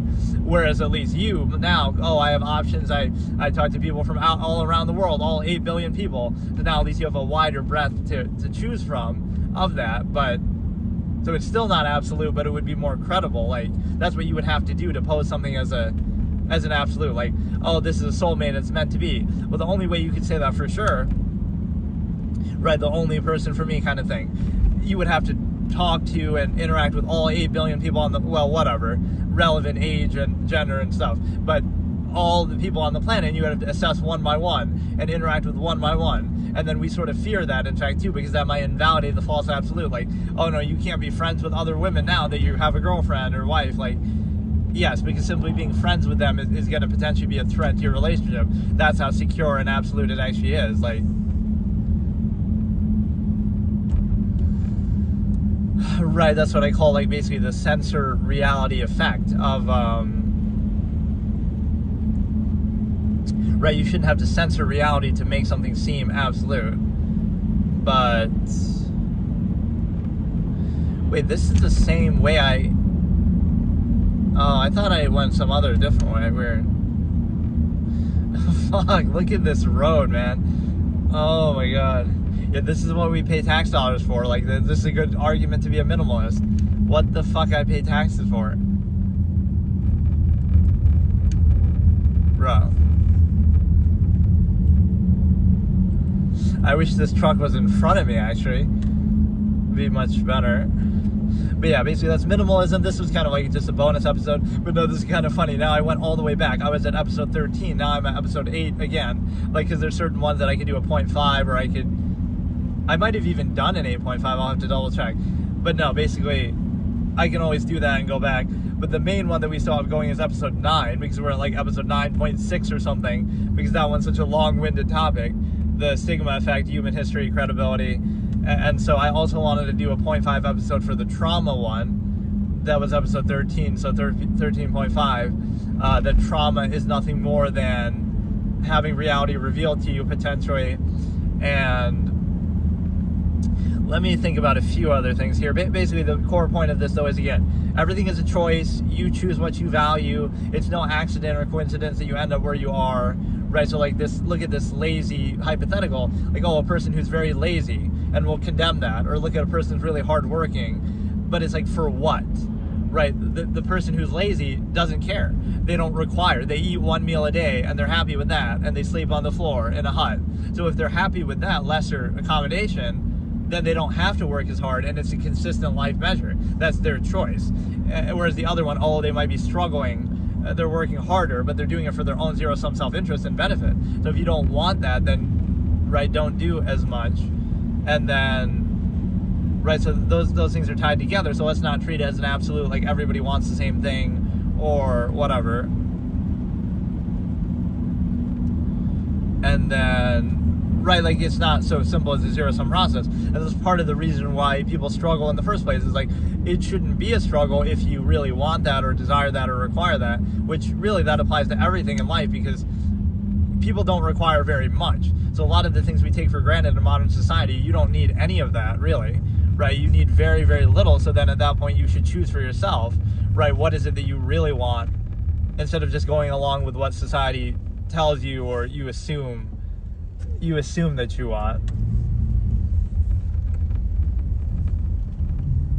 I feel like nobody knows how traffic circles actually work. Like, nobody does it right. You're supposed to, like, only wait if somebody else is already in there, but they just kind of, sometimes people just wait anyway and, like, break the sequence, or they'll just keep going when somebody else is supposed to go first. Okay, so the point is that, yeah, like, a soundness of a process, you choose what you do. Again, think about it that way. Like, too many things take away control from people and their perception. Like, oh, let's believe in God and spirituality and hope for the best and superstition. It's like, no, like, don't worry about those things because they don't matter. They're not real. Astrology, one of my favorite quotes from my old debate format, was some of these came organically in the course of a debate. So I said this one, and it's been quoted online and stuff since then. I've seen it. Is, imagine blaming, on astrology, right? Imagine blaming celestial objects for your personal problems, right? I should upload that as like a clip, just like the absolutist takedown of astrology. Imagine blaming celestial objects for your personal problems. So basically the point is, don't focus on those kind of things that don't have any impact, right? Focus fully on your potential, what you can actually do to impact something, instead of, again, being in the subversive state where you kind of defer and act like, well, you're kind of helpless and powerless, and you just kind of hope to the stars, or you hope to God, or you hope to, it's not productive. Focus on things that actually do matter, but that's the way to try to get people to settle for a lesser state that they're kind of just subject to. It's kind of like the old expression I use, like peasants working for promises of heaven, where you say, in the feudal times, peasants would work, and, oh, if you're a good peasant and you work hard, then you'll go to heaven and you'll live a nice afterlife, right? Everything like that. Meanwhile, those same people telling you that are up in a castle eating a nice, fine cuisine and whatever. It's like, no, if you realize, oh, there is no heaven, now you would hold it more accountable. No, then you wouldn't settle for that in this life, right? So it's just ways to control people. And sometimes I feel like these mail vehicles aren't really good enough to do this shit in the snow either.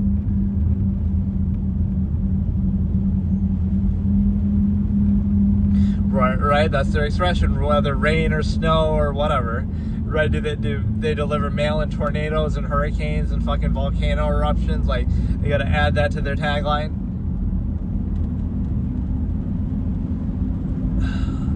But yeah, minimalism and absolutism are not exactly aligned. In fact, I often use them in contrary ways, but they both share one thing in common, that they wouldn't tolerate a half-mass contrivance state. So let's analyze how each one would deal with that. You would look at the absolutist would take a basis of value or a measure, whatever it might be, and take it fully to the max and thereby invalidate the process itself. Right, so for example, it's like, oh, it's good to be hardworking, society says. Okay, so what would the absolutists do? They would push it to the max. They'd be so hardworking that they never have to work again, or not even really that. They'd be so hardworking that they would kind of invalidate the process of what it is that they're doing. Like they would do it so well that it would be illegal, or they'd be banned from doing it, or something. They would create their own society, or it's sort of hard to explain, right? They would do something so fully without inhibition. They're like, oh, you're going to chop down trees, right? And that's part of your work. So what would the absolutists do? They'll chop down every tree on the planet and by themselves. And they'll do it so much that, oh, now there's no more trees to chop down for anybody else, right? That's the kind of absolutist mentality. You don't just do it, you do it fully, such that it invalidates the whole process itself. Right, so that's the premise they gave you, right? That this is how absolutists could be seen, at a young age too, like in school. Oh, we're at school to learn, so then aren't we supposed? No, but oh, if you study too hard, you're a nerd or something like that. You're going to hold accountable the process. Either we value it or we don't. And if you value it, you should value it fully, all the way. And you shouldn't make concessions for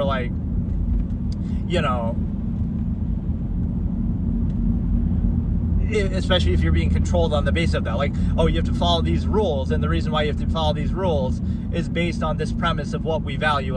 Because it leads to a good result, or to study, or okay, so fine. But then you better do it all the way instead. Oh, it's just a pretense. We're being controlled in the basis of some positive result. Even functionalism is like that. Oh, we're doing this for the sake of money or whatever, right? Society, your job and stuff. But it's a zero-sum process, right? Oh, you're not really doing it for that. You're doing it so that the company can take some money from it, and it's an incentivized corporation, right? It's not truly about the zero-sum function that you're doing. It's oh, how can we split the money?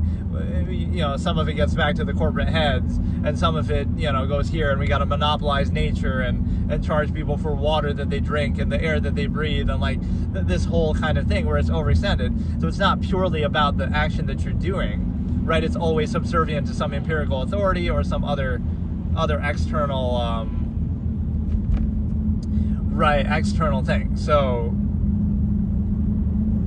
and then let's look at how the minimalists would deal with that same thing, the half-mass state. Right, neither of them would do that. And the half-mass state is basically how you're expected to live in society to a large extent, where you're not fully committed to anything and you're not neutral. So the minimalist would remove the need. Right, so the absolutists would invalidate the process by doing it so well or so fully, right, that now, again, the premise would be posed. Society says it's a good thing to do blank, but then you wouldn't just do it. You would do it fully all the way, all the time, 24/7, no, stop. Oh, and then that would be condemned too. Oh, why are you doing that so obsessively? Well, I thought that was the whole basis of it. I thought that was the pretense of value by which we're in this half-mass state, right? If it's worth doing, then do it all the way. If not, then don't do it at all, right? And that would be the minimalist thing. The minimalist would remove the need. They'll say, oh, it's good to be hardworking, but the minimalist would say, well, why do I have to be hardworking? I can just require less. I'll live in a hut, I'll sleep on the ground, I'll eat one meal a day, I'll pick berries, right? The minimalist could remove the need, right? Whereas the absolutist, again, invalidates the process. So that would be sort of a key difference, but they both share in that self-actualization that neither of them is just settling for some thing where we pretend oh, this is absolute and what we value, but actually,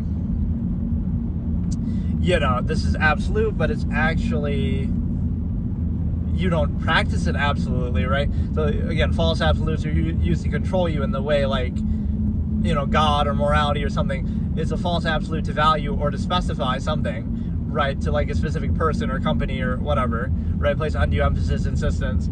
False absolute to value or specify, or even false absolute not to then enable you to practice it absolutely if it really was worth doing, right? It's actually to control you and reduce you to a half-mass state where you don't think about it and take everything for granted, right? But that kind of doesn't make sense, right? So religion or something like that, all these absolutes would be thrown out there, but then people don't actually live like that, right? Like, oh, what would this Messiah or deity or whoever do? They would, like they say, value other people and give to charity. But if you truly value that, then you wouldn't eat 3 meals a day and you would give up your clothes to someone, and right, it wouldn't be maybe seemingly sustainable, but you would do it all the way. Then you wouldn't just pretend, right? So in a way, it makes people at peace with whatever state they're already in, and just kind of makes them not think about it because, oh, God says so or something like that. But if you truly listen to the words fully and try to do it fully, practice it all the way out, then it would be something different, because right, you would do it all the way, and like I said, that invalidate the process. So oftentimes those things are just used as a pretense because of the simple fact that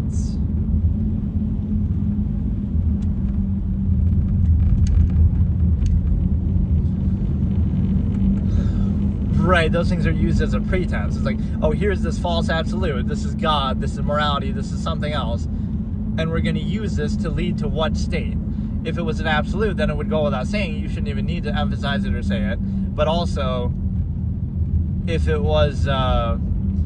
is absolute, then we should practice it fully and absolutely. But the lifestyle that you end up living is a half-mass dependent overextended pretense, where like, oh, we pretend there's absolutes, but then in observable practice, people aren't living as if there are.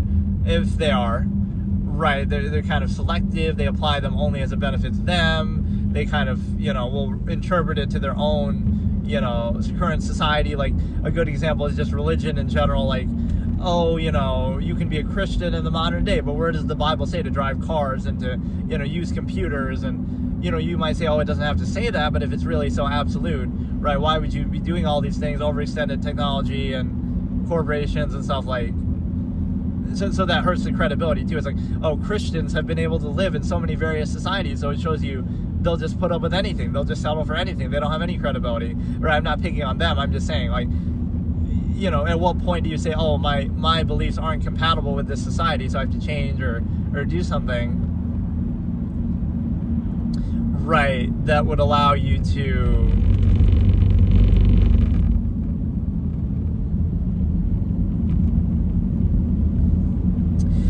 right, like, at what point would you say, oh, no, I can't tolerate this? Or do you just somehow, you acquiesce it and say, oh, no, that's not actually what it meant in the Bible. It would apply to any amount of technology or anything, right? Because the technology it would reference would be old school, archaic, like wagons and whatever, cattle and stuff, because that was the stuff at the time.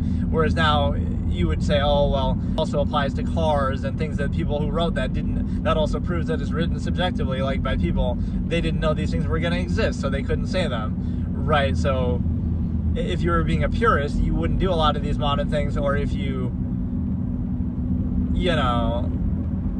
would do exactly what it says and everything it references, and you wouldn't do some of the stuff that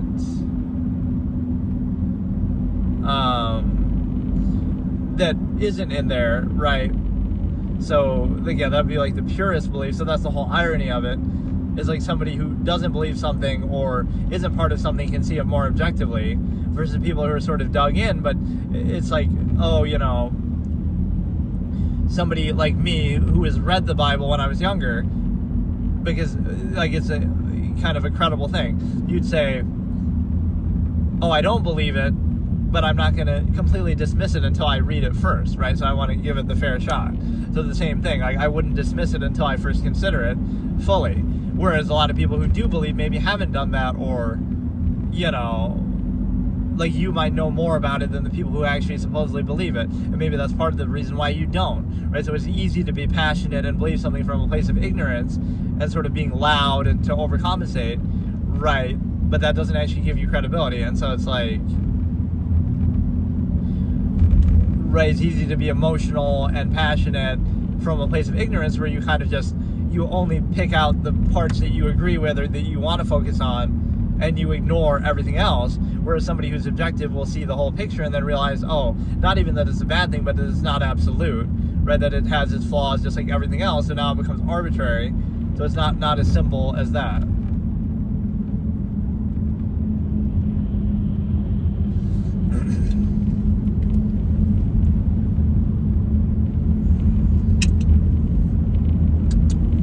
Yeah, at least we get to show off some of this shit.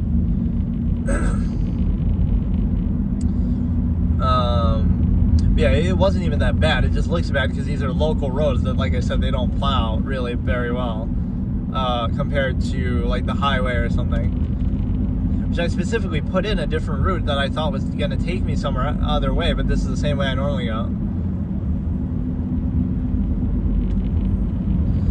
So yeah, I feel like I had more to say on this, but I guess that's why it's minimalism. I'll even enact that in the video itself, where I just, in the episode where I just, but yeah, everything is self-created. You choose it, right? You could always require less. So that's the minimalist precept that I always talk about, is to remove the need. Instead of struggling against something or struggling to overcompensate, or, like, oh, look how, a good example is relationships, right? Like at the beginning honeymoon phase or something, like, oh, look how much I have to impress them. Like, oh, let's say, oh, you got to use some pickup line, and then you got to be super nice and attentive, and you got to get them gifts all the time, and fanciest restaurant, and, keep up all this energy. That shows you that's probably not a good idea, and it's probably not going to work, because you can't maintain that, right? That's unnatural. Artifice doesn't last, like I say. Whereas, again, you'd be more neutral. You should be able to be more normal, right? If it's something really sustainable or that you are going to be at peace with, you shouldn't have to put all that effort in to overcompensate, because then that's not going to be how it actually is every day in practice, right? So you would be much more aware of that. Like, you'd be very direct with everything, right? You wouldn't try to fluff it up. You wouldn't try to use pretenses, but that's kind of too tempting, because that's how society operates and is controlled. People don't want to be aware of their base inherent nature and tendency, or what they're controlled by. They just want to be controlled by it without being aware of it, like kind of bypass their awareness and kind of use a process to kind of bypass the critical thinking. And so it's the same process that controls them. So this is where self-awareness is the enemy. The same exact thing could be happening, but to be aware of it is bad, and to be done in a way that, again, bypasses people's awareness is good, right? So it's kind of a little contradictory. So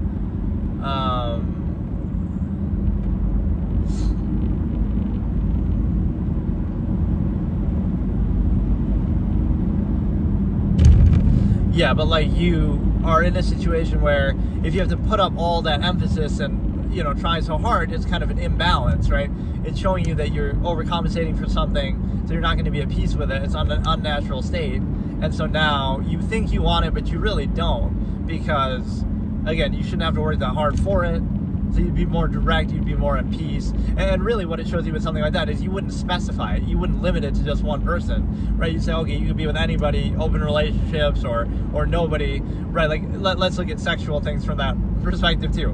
What would an absolutist do with the stimuli acme? They would do it fully. So like, oh, maybe they'd have orgies, or maybe they'd, open relationships, stuff like that. The minimalist might just not even do them at all. They just won't even have sex, or like the village of 100, they won't have kids at least. But yeah, like, either you do it to the full or you don't do it at all. But the halfway that society operates is very contradictory, inconsistent, self-invalidating, non-accountable, false absolute. And so now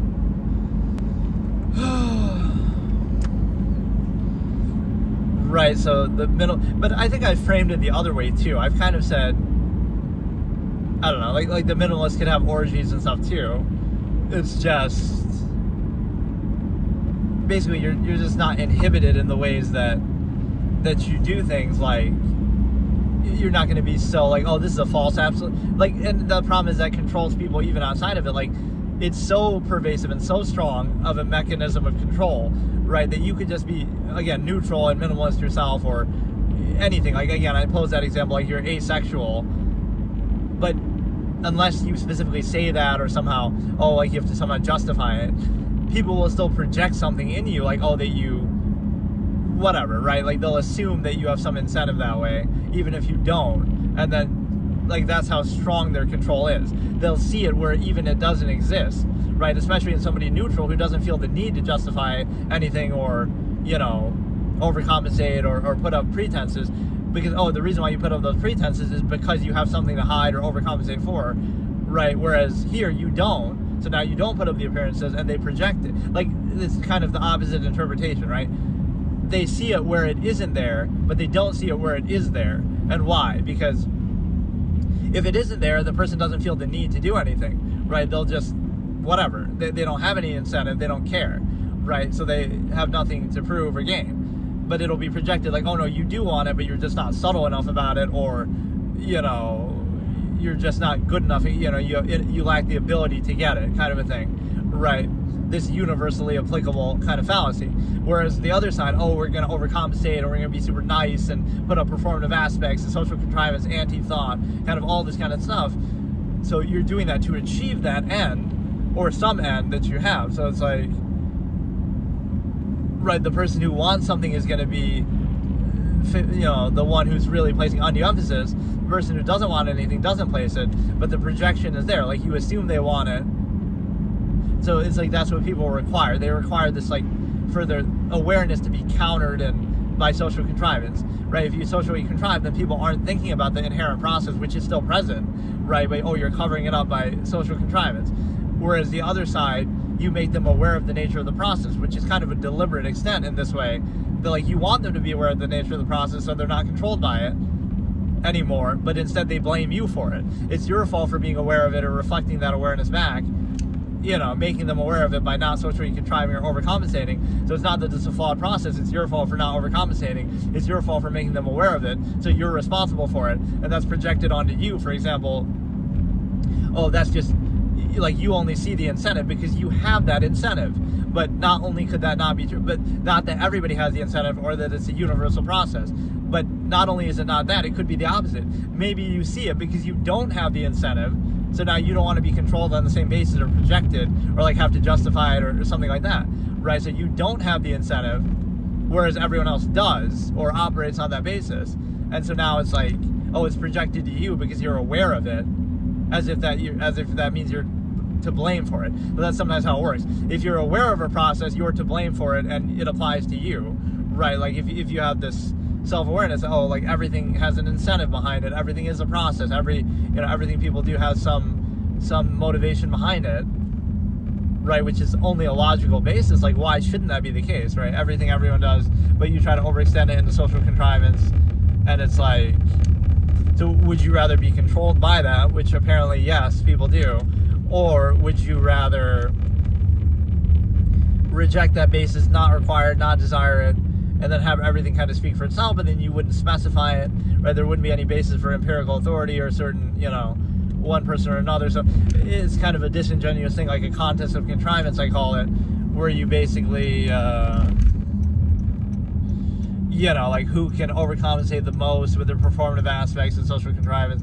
So if you reject the basis, oh, you just lack the ability to do it, not that you don't have the desire or the need, or again, that you don't extract value from that, right? You try to let the process speak for itself, which evidently then that process is negative by people's own awareness and how they'd react to you. So non and neutrality reflects back to them either the nature of the process, which is then seen as negative, but it's only seen as negative, even though it's always present, it's only seen as negative to the degree that you make them aware of it, even though it's always there. So it's a flawed process that you have to always overcompensate for, which is arbitrary, and could apply to maybe any process, or defining factor, right? So, like, pretend you're running for president, and you say appeal to cult of personality, but you don't want to, because you don't want that to be the basis, right? It shouldn't come down to that. But then that's what people say, oh, you're just not good enough at it. But you don't want it to be about that. You want it to be, okay, whoever wins, it should be based on a sound, logical basis, right? And not about, oh, this person's a little funny or nice or whatever kind of basis we have. So, right, it shouldn't come down to cult of personality. So if you reject the basis, it'll be projected like, oh, you're just not good enough at it. Treat it as a universal, not that you maybe couldn't have an incentive, or that you have, like, a different measure is assumed, right? The two measures that are assumed are, like, you know, zero-sum means, like money or something like that, or stimuli acme, like hedonism, sexual. So if neither of those are present, let's say you have some other measure, like an absolutist, like values time, right? Every second of every day you value some overall goal that you're doing, amalgam theory, something like that, right? Then it'll be projected that, oh, it's one of those two things, because that's the only way that people can think of, right? And they have no other measure, and it's all zero-sum half-mass, relying on constant overcompensation and gratification. But it's like, you have even this notion of like self-awareness and deliberate action is also projected as a negative in the following way, that like it's somehow a bad, like thinking is a bad thing, right? Just period. Because like that's how you know you're in a sound logical state of being, right? If you think, that's bad in society. You can't think, right? We condemn it. It's somehow like, oh, it's lack of ability, or it's somehow some negative intent will be projected. Oh, they're thinking, so they must be crazy, or they must be plotting something. I like how that is the neutral projection. You couldn't have any other, you could be thinking about anything else in the universe, but it's like, oh no, they'll project, oh, it means they must be plotting some negative thing, or they have some ulterior motive, or oh, they're struggling to do this false absolute half-mass function initial-minded basis in front of them. There can't be anything else, right? Any measure, any value, any credibility going on, right? It's always projected to that. So it's a situation where self-awareness is negative, and artifice that subverts the process and distracts your attention is a good thing. And that is true in a literal sense, because again, you're kind of misframing it to the individual. Like, again, the process is absolute, and then it's your ability to overcompensate for it that's defining, right? Not that it could ever be a flawed process, because again, people just are wedded to it, I guess. It's you just settle for the process, it's established, so you just go along with it mindlessly. The fallacy, things are the way they are because that's the way they should be. And so now it's just a matter of dealing with the cognitive dissonance of this state that is supposedly absolute, and instead of recognizing it's not, or having any other perspective, it's absolute, and now it's just a matter of overcompensating and distracting from it. So blame the one who doesn't overcompensate because they reveal the nature of it, or it's a situation where that self-awareness enters in, like, oh, that's a bad thing, as if shouldn't be a natural state that you can always be, right? So there's always this projection that happens, and right, so thinking is bad, being aware of a process is bad, even if that same process exists, right? That's okay, because we're just not going to think about it, right? And we're going to distract from it or overcompensate for it. So that, I find, I guess that's sort of a gratifying concession, but rather you'd say, let's not do that, and then let it speak for itself. So then either the process is good or it's not, instead of, right, like if you would be, this is the way that minimalists can reveal something, like just be neutral and non, right? And then it's like, then people will be unhappy with that, but that shows you the process is flawed. So don't apply it just to you because, you're not overcompensating for the process. It should be that, the entire empirical structure is unsound, not just you, but everybody, everything, right, is unsound. So it's not that you are bad, it's that everybody, or not even bad, but that it's unqualified. It's that you are, so, right, you're just not overcompensating, so you're revealing it. But again, it's treated as a reinforcement regurgitation protocol of like, well, everything's absolute and we're just going to reinforce it. This is a low standard basis too. We're going to just concede to the non-value subversive state, specific contrivance state. You would do the same in any other era. You would do the same in World War II Germany. You would do the same thing in China right now. You just go along with it. Just go along with whatever's in front of you and treat it as though it's absolute. Right? So it's not a very credible basis. That's the stigma effect. Then I'll have to do other parts of that episode later. But yeah, just deliberate self-actualization is a big thing. And everything is a choice. Right, accountability. A good example is always having kids, right? Like when people complain, that's the most triggering statement ever. Like, oh, I'm struggling to put food on the table for the kids. Then why did you have them? Why did you have them? Right, at least in this modern day, people have the decency to abort their children if they're going to say stuff like that. But, you just can't understand that you're creating that process yourself. You're choosing it, right? You can't control yourself. You're right, or like, let's look at the absolutist invalidation kind of thing. Right, minimalists might see a process for what it is. It's just nature's way of inspiring reproduction or whatever. They wouldn't care. Maybe they would take care of it themselves, kind of a thing.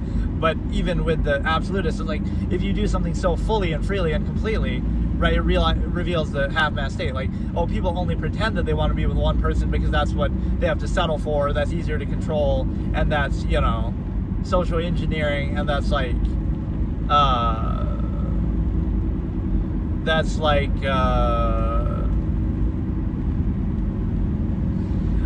they don't have options. So like standards and options will invalidate a process. It's like, let's say you're a millionaire, you're Leonardo DiCaprio, and he's with all these young girls, and he could be whatever, like with many people, or people are in open relationship and stuff. That shows you kind of like the backward standard. If you had the option to do those things, there's no doubt that many people would want to do them. But because you don't have the option, or the average person doesn't, now you pretend like you don't want it, and that's somehow a bad thing to do. And now we pretend like it's so gratifying to do what you're doing. So it's kind of like you're doing it from a place of, again, like a very impure, biased perspective, that you're just going to reinforce what you're doing because you're doing it, or you're going to reject or condemn what you can't do and act like, oh no, it's not that I would want to do it, but I just can't do it. It's that I ultimately don't want to do it, and I'm pretending to value something else. So that's why, again, everything would be very self-aware and deliberate, like you're aware of the nature of the process, so you wouldn't pretend or overextend, right? So that a lot of conflict would be very clear and aware, like it's a self-created process. You don't have to create this imbalanced, unnatural thing of like, right, like specifying the stimuli acme. You don't have to do that. But then if you do it, it's only natural that you'll suffer the conflict of contrivance from it, as in you have to keep up appearances of this false absolute and struggle against the inherent desire to suggest a tendency. That's not a term that I've used enough, actually, is the inherent desire suggested, which would be, observable practice, just like the, inherent desire suggested, like what people would naturally do or want, which you might think is a little hard to really verify, but it's basically like, what would people do if you didn't pressure them? And it's kind of a tell, right? You might think, the result of society is that people, they still do those things, like people cheat all the time and stuff like that, but that's where you'd be very deliberate. Like if you want to cheat, or you have the inherent desire to suggest a tendency, you would just be open about it. Okay, I want to be in an open relationship, right? You wouldn't try to hide it and pretend like, we're going to pretend it's absolute and pretend we want this, but then we're going to struggle to maintain it and possibly cheat, right? So that's why an absolutist would never cheat, or a minimalist would never cheat, because they would either not specify the stimuli acme at all, or they would just be open about that and be aware of the nature of the process. They wouldn't pretend like, I'm going to struggle against it and I'm going to oppose the false absolute. No, you're going to realize it's not absolute. So if you do decide to do that, then you'd be very aware of the process and all of its conflicts, and be fully ready to deal with that. Or you would do it the other way, whereby you, again, you'd be direct. Okay, I want an open relationship, I want something, so direct, right? So you wouldn't hide from it or be surprised by it or anything like that. So there's a certain honesty in that. But it's a situation where, again, many things that people do are sort of out of this functional halfway necessity of like, you're in this state, so you have to kind of reinforce it, and just no matter what, it's like cognitive dissonance inducing. So your perspective is a result of your state, instead of your state being a result of your perspective. So that's what you get with like the sheep-like animalistic training, just mindlessly people going along. Like whenever there's a mass of people, it's like, is that really what's best? Like, things are the way they are because that's the way they're meant to be, or that's what people really want. It's not the best, it's just the best way to control them, the way that, you can give them the adequate bread and circuses, or whatever pretenses, whatever works to control a mass of people. It doesn't mean it's true, it doesn't mean it's absolute, it doesn't mean it's, the best, highest standard of something, right, logically consistent. It just means it works to control a mass of people, which throughout history you've seen that it doesn't take much to control a mass of people, and it leads to all kind of questionable things. So it's not exactly very credible. I'm basically turning this into the stigma effect here of a conversation, but yeah, this is a situation where it's a good topic, but I feel like I didn't say everything I had thought about. I kind of forgot some of the things I wanted to say. Oh my god. And this ends up making the episode longer too, because I'll go until my battery's 4% left on my battery bank for my Starlink Mini. I always want to call it Tesla. My Starlink Mini, 4%. But no, it's a situation where obviously, none of this is like, saying you should be a minimalist or you should be an absolutist, but it's more that you would understand what that means is it takes on the form of,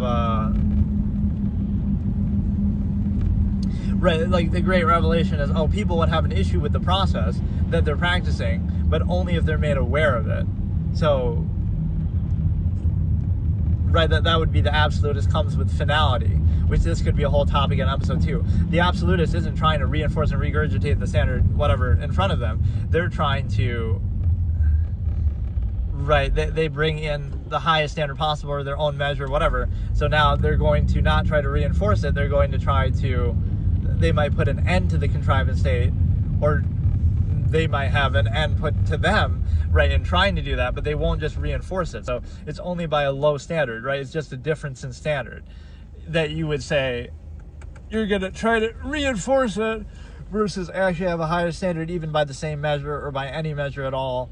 And so, okay, so today I'll be doing a New Year's special Absolutist Philosophy episode because later I was going to do a Hearthstone. I'm going to do a Hearthstone till midnight, kind of a whiz-bang thing anyway, to see if whiz-bang can last till the new year or something similar like how I did last time. Basically, it's just a card that gives you a random deck of current decks or made up, cards that don't even really exist in the game. And so it's just kind of a fun thing. Let's see if you can last long enough to do that. And then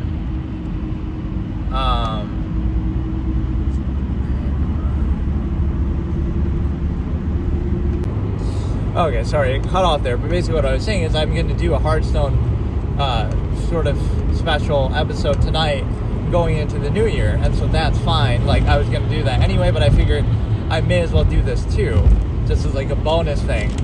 Basically seeing how long Whizbang can last or whatever. Like I said, it's a card that kind of is fun and zany and gives you random decks, or I might do other gimmicks too, but whatever, some sort of format with that. And then so here let's celebrate what is the eve of a new year. I guess everybody thinks of the holiday is actually tomorrow, but actually, everybody does everything today or tonight. But I guess that's why they'll be hungover. That's why tomorrow is a lot of places might be closed tomorrow, but they're not closed today.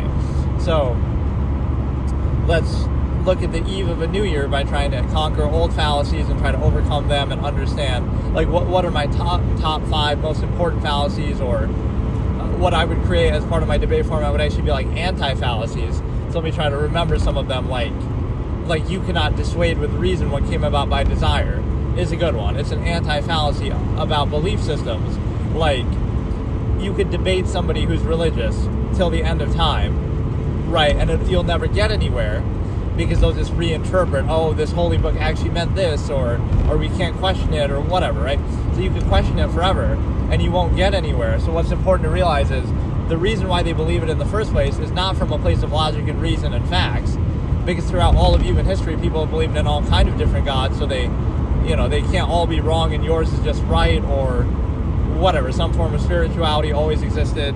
So it's just a human mind and a desire for certainty and structure and whatever, to shut down critical thinking and objectivity and stuff like that. So it's pointless to try to dissuade them from a place of logic and reason and facts, because that's not why they believe it in the first place, They believe it from a place of desire. But the ultimate conclusion could be, because I never say that religion is necessarily bad or that you shouldn't believe it. I more so just observe the fact that,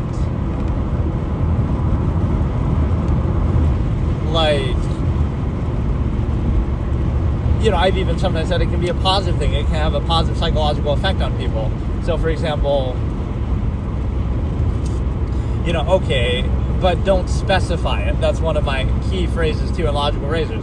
Don't specify the conflict, or in this case, don't specify the belief system or the specifics. So when you get lost in the details, now it becomes, but Jesus versus this guy versus, Hindu gods, Ganesh, and whatever. It doesn't matter, That when you get into that, you get kind of lost in the, minutia of it that doesn't really matter. Like, if you want to take lessons out of it, you want to say, okay, don't hurt people, live a positive way.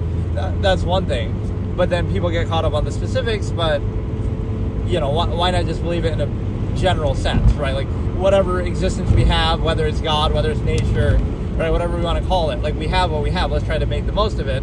But instead, we're trained to not make the most of it, and we're instead trained to be in a subversive half-mast state, like, oh, we're peasants working for promises of heaven, or we're controlled by all these pretenses. It's a way to keep people in line like a trained animal, and so you get them to believe in that to kind of shut down their critical thinking.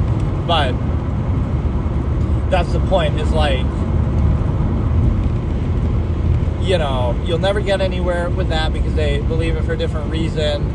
And again, don't get lost in the specifics of it, right? The general code, it makes you wonder, like, why can't you just follow those same ideas just from a golden rule standpoint? Like, oh, you don't want to be hurt, so don't hurt other people. Like, as simple as that.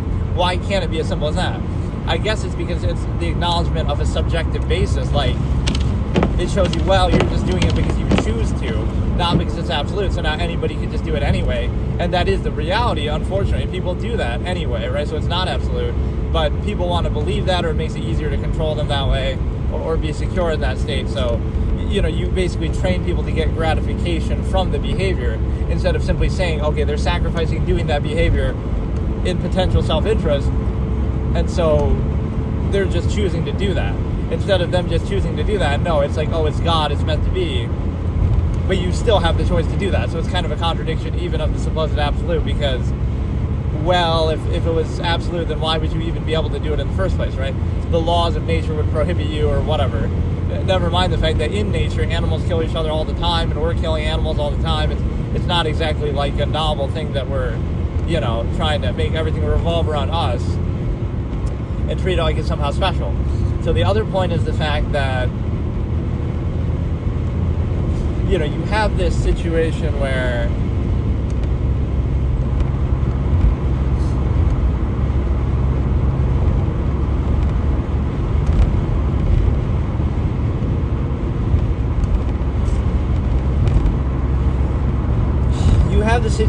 you're basically put in a position to,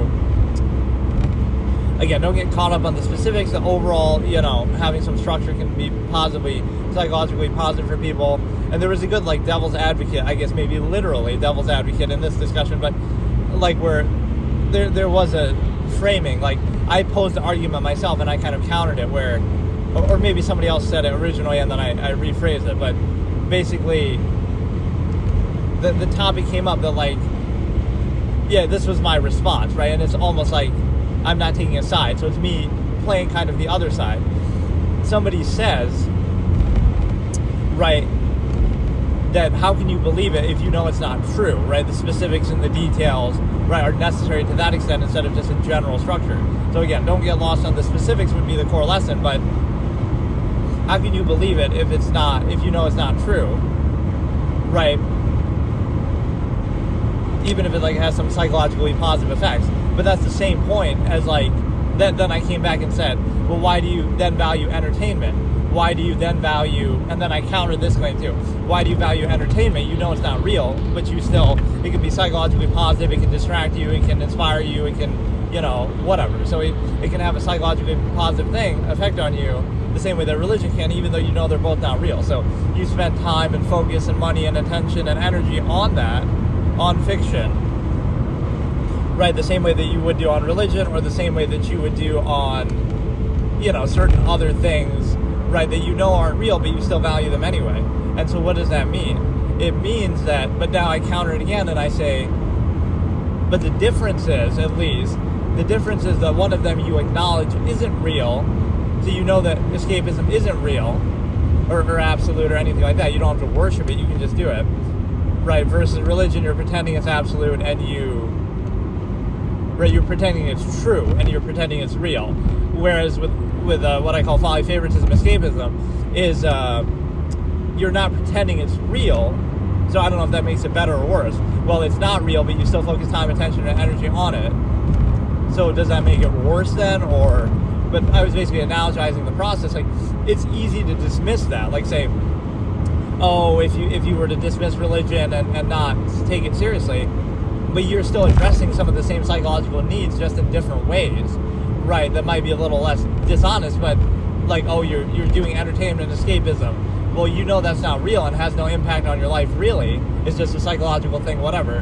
But you're still doing it, you're still valuing it, putting time, attention, money, whatever. So it's a similar kind of thing. And then let's also look at the fact that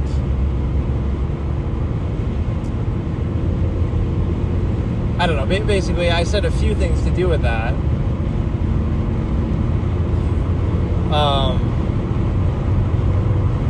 Or like, here's like an immersion kind of thing. You can explain certain things like hypnosis this way. The way that people sometimes sensationalize it in the media and stuff, it's not quite what it's made out to be. But like, you might think, oh, how could somebody be hypnotized to cluck like a chicken or something, right? Up on stage or something like that. And it's not like, oh, you're being forced to. It's kind of like a social pressure environment and you're kind of in a more relaxed, receptive state. But the thing about it that's interesting is you might think like, oh, you would never, do something silly like that, like, oh, forget your name up on stage, you've seen a stage show, or like cluck like a chicken. But then, because it's not real, or like, that's not true. But guess what resembles that a little bit? Well, there's actually two things. There's this thing called highway hypnosis, which is like, you're driving kind of to a familiar location and you kind of aren't really thinking about it and you kind of forget, or like, you're kind of spaced out thinking about something else. And then you get there and you don't even really remember the drive, right? So you're kind of in a light trance type state there. This is just my little psychology expertise coming out.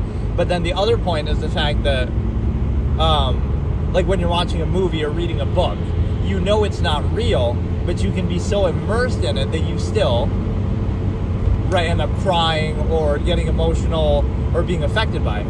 It's not real, right? Oh, is that silly? Why would I cry over over a fictional character? Right, why would you do that? So that's a similar thing. You're getting so immersed in something that you're affected by it, right? So that's very similar to that. You think, oh, how could you possibly, do something silly like that on stage? But that's exactly the same tendency. It's like if you're so focused, so immersed, right, you're not thinking about anything else, you're kind of in a relaxed state, right, you're in this kind of peer pressure, social kind of environment. It's real in that sense because the human imagination is so powerful. But it's not that somebody's making you do something that you don't want to do. It's that you're just so immersed in something, right, that you kind of give permission and consent to be in that situation, to be in that relaxed state, etc. And now what somebody does with that, right, it's still within your confines. Like, they can't make you do anything they want. But it's like you choose to go in the movie theater and suspend your disbelief and critical thinking and kind of focus and immerse. And now if you end up crying or getting emotional, that's, you gave consent to go in the theater, but what happens after that, right, depends on how effective the illusion is. It's the same thing here. It's like, it depends how effective it is. Like, oh, you give consent to go up on stage and to go like under the trance and stuff, and now it's like they can easily like you're more receptive and focused and relaxed. So now they, it's just, I don't know, you're consenting to the situation, and then the specifics of it are kind of more up for interpretation. But so that's right. In that sense, it's not fake, but it's also not like, oh, they can just make you do whatever they want, right? It's not quite that way. And so, right, they're basically, I think that's the best analogy, right? It's not real, but you still cry during a movie or a book or something, story, right, over a character. You get immersed in it, you get emotional, even though it's not real, right? So if somebody can get you to cry over a fake, made-up character, then they can get you to do anything because it's your own imagination that you're playing on, right? So if you're so immersed and you're so focused and you're in a more relaxed state, right, you can absolutely, have some of that happen. And so let's look at another fallacy here, like closed structure contrivance. I don't know why I suddenly just wanted to discuss that, but closed structure contrivance is basically like where, let's look at this just as a basic premise, right? Something is posed as like a false absolute, like, oh, this, people in society, the exact society you're living in, it's absolute, unquestionable, whatever. And then it's like somebody doesn't go along with it exactly, or they're like, oh, they lack the ability to do it, right? It's their inability to do this absolute, right? So it's seeing the world in that way.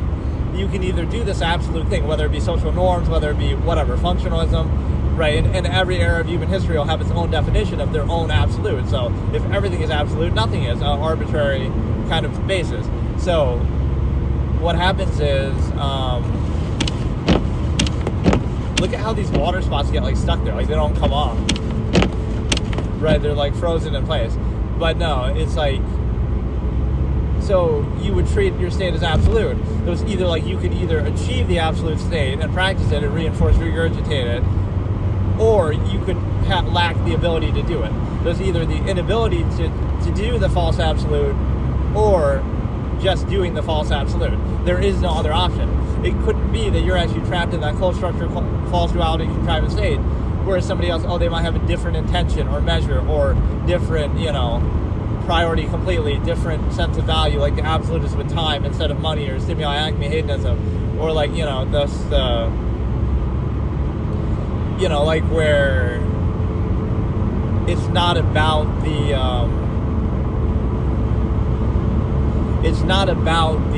same thing. Like, so out of all of human existence and all human imagination, the human variable, as I call it, everything you can possibly do, every lifestyle you can possibly have, every measure, every freedom, everything you can possibly do in your entire existence, right? It has to be funneled through this half-mass contrivance state with permission, with control, with overextension. But it's like, it can't be that you have some different measure or freedom or self-awareness. This is how like the herd, hive mind, sheep work, or this is why people call like life a simulation or something, because everything is like that. You'll insist upon, you're a kind of a trained animal, and you'll insist upon something the way that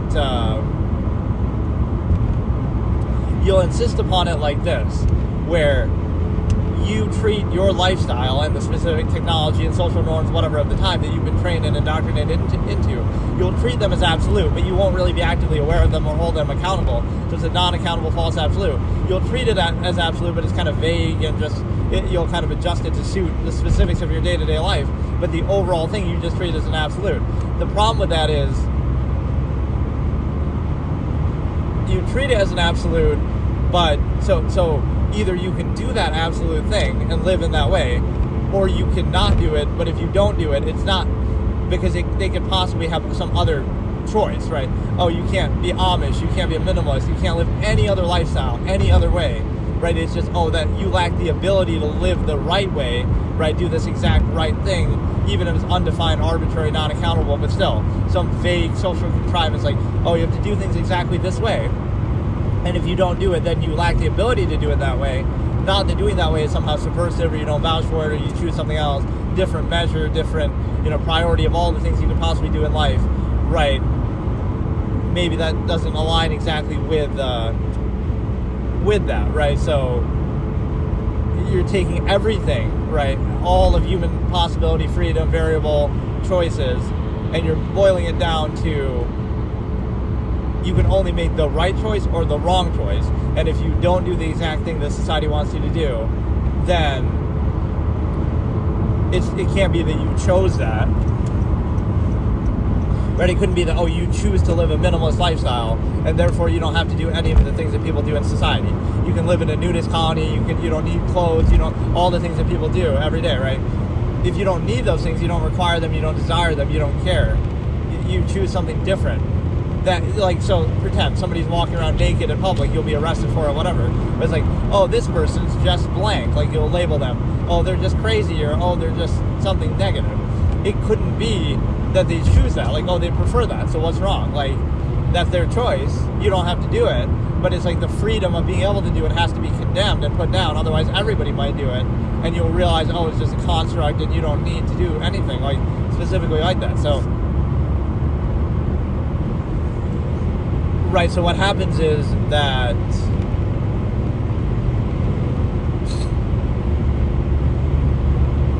at least the roads are more clear today. I can't remember how bad it was when I did the thing in the morning yesterday. I should make a point to do them more so in the morning because just is kind of better visibility for you, even though my windshield is dirty and impossible to clean. But the point of all this is the fact that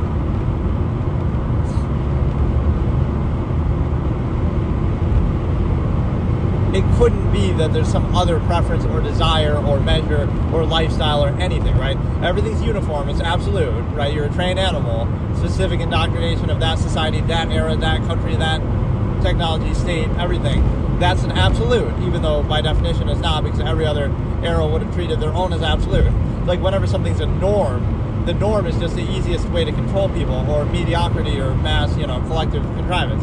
It doesn't mean it's actually a good thing or what you desire. It just means that's how you're controlled as a mass of people, right? This human function state that you're reduced to, as I call it.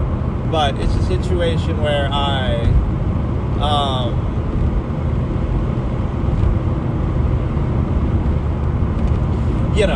again, just think about that close structure contrivance once more.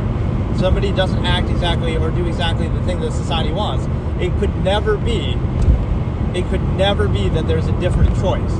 Maybe they just don't like that superficial basis. Maybe they don't care about appearances. Maybe they don't care about social contrivance. Maybe they don't need it. They don't desire it. They don't require it. So by simply being neutral or choosing something different, it'll be framed as like anti. Oh, they're negative. They must be against it. They're trying to do it to prove a point, right? It's like Bolshevik rhetoric. Anything that exists that isn't exactly the thing that society wants you to do can only exist in opposition to it, and it's evil and it must be destroyed and it's a bad thing. Or, it's the inability. Oh, they lack the ability. They don't know any better. This is how like weaponization of medicine and labels, like, oh, you have some condition that makes you unable to do this thing. So it's not your fault. You don't know any better, right? The emperor has no clothes fallacy.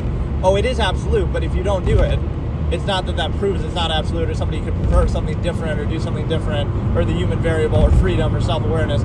Oh no, it is still absolute, but we're just going to attack the observer then and say, it's your fault, you just can't see it, or you just don't get it, or you lack the ability to do it, right? So social contrivance is a great example of that. It's not a question of whether you should or shouldn't do it, or the manner in which you do it, although it's by definition a subversive state, an anti-thought, and the lowest form of thought, but whatever.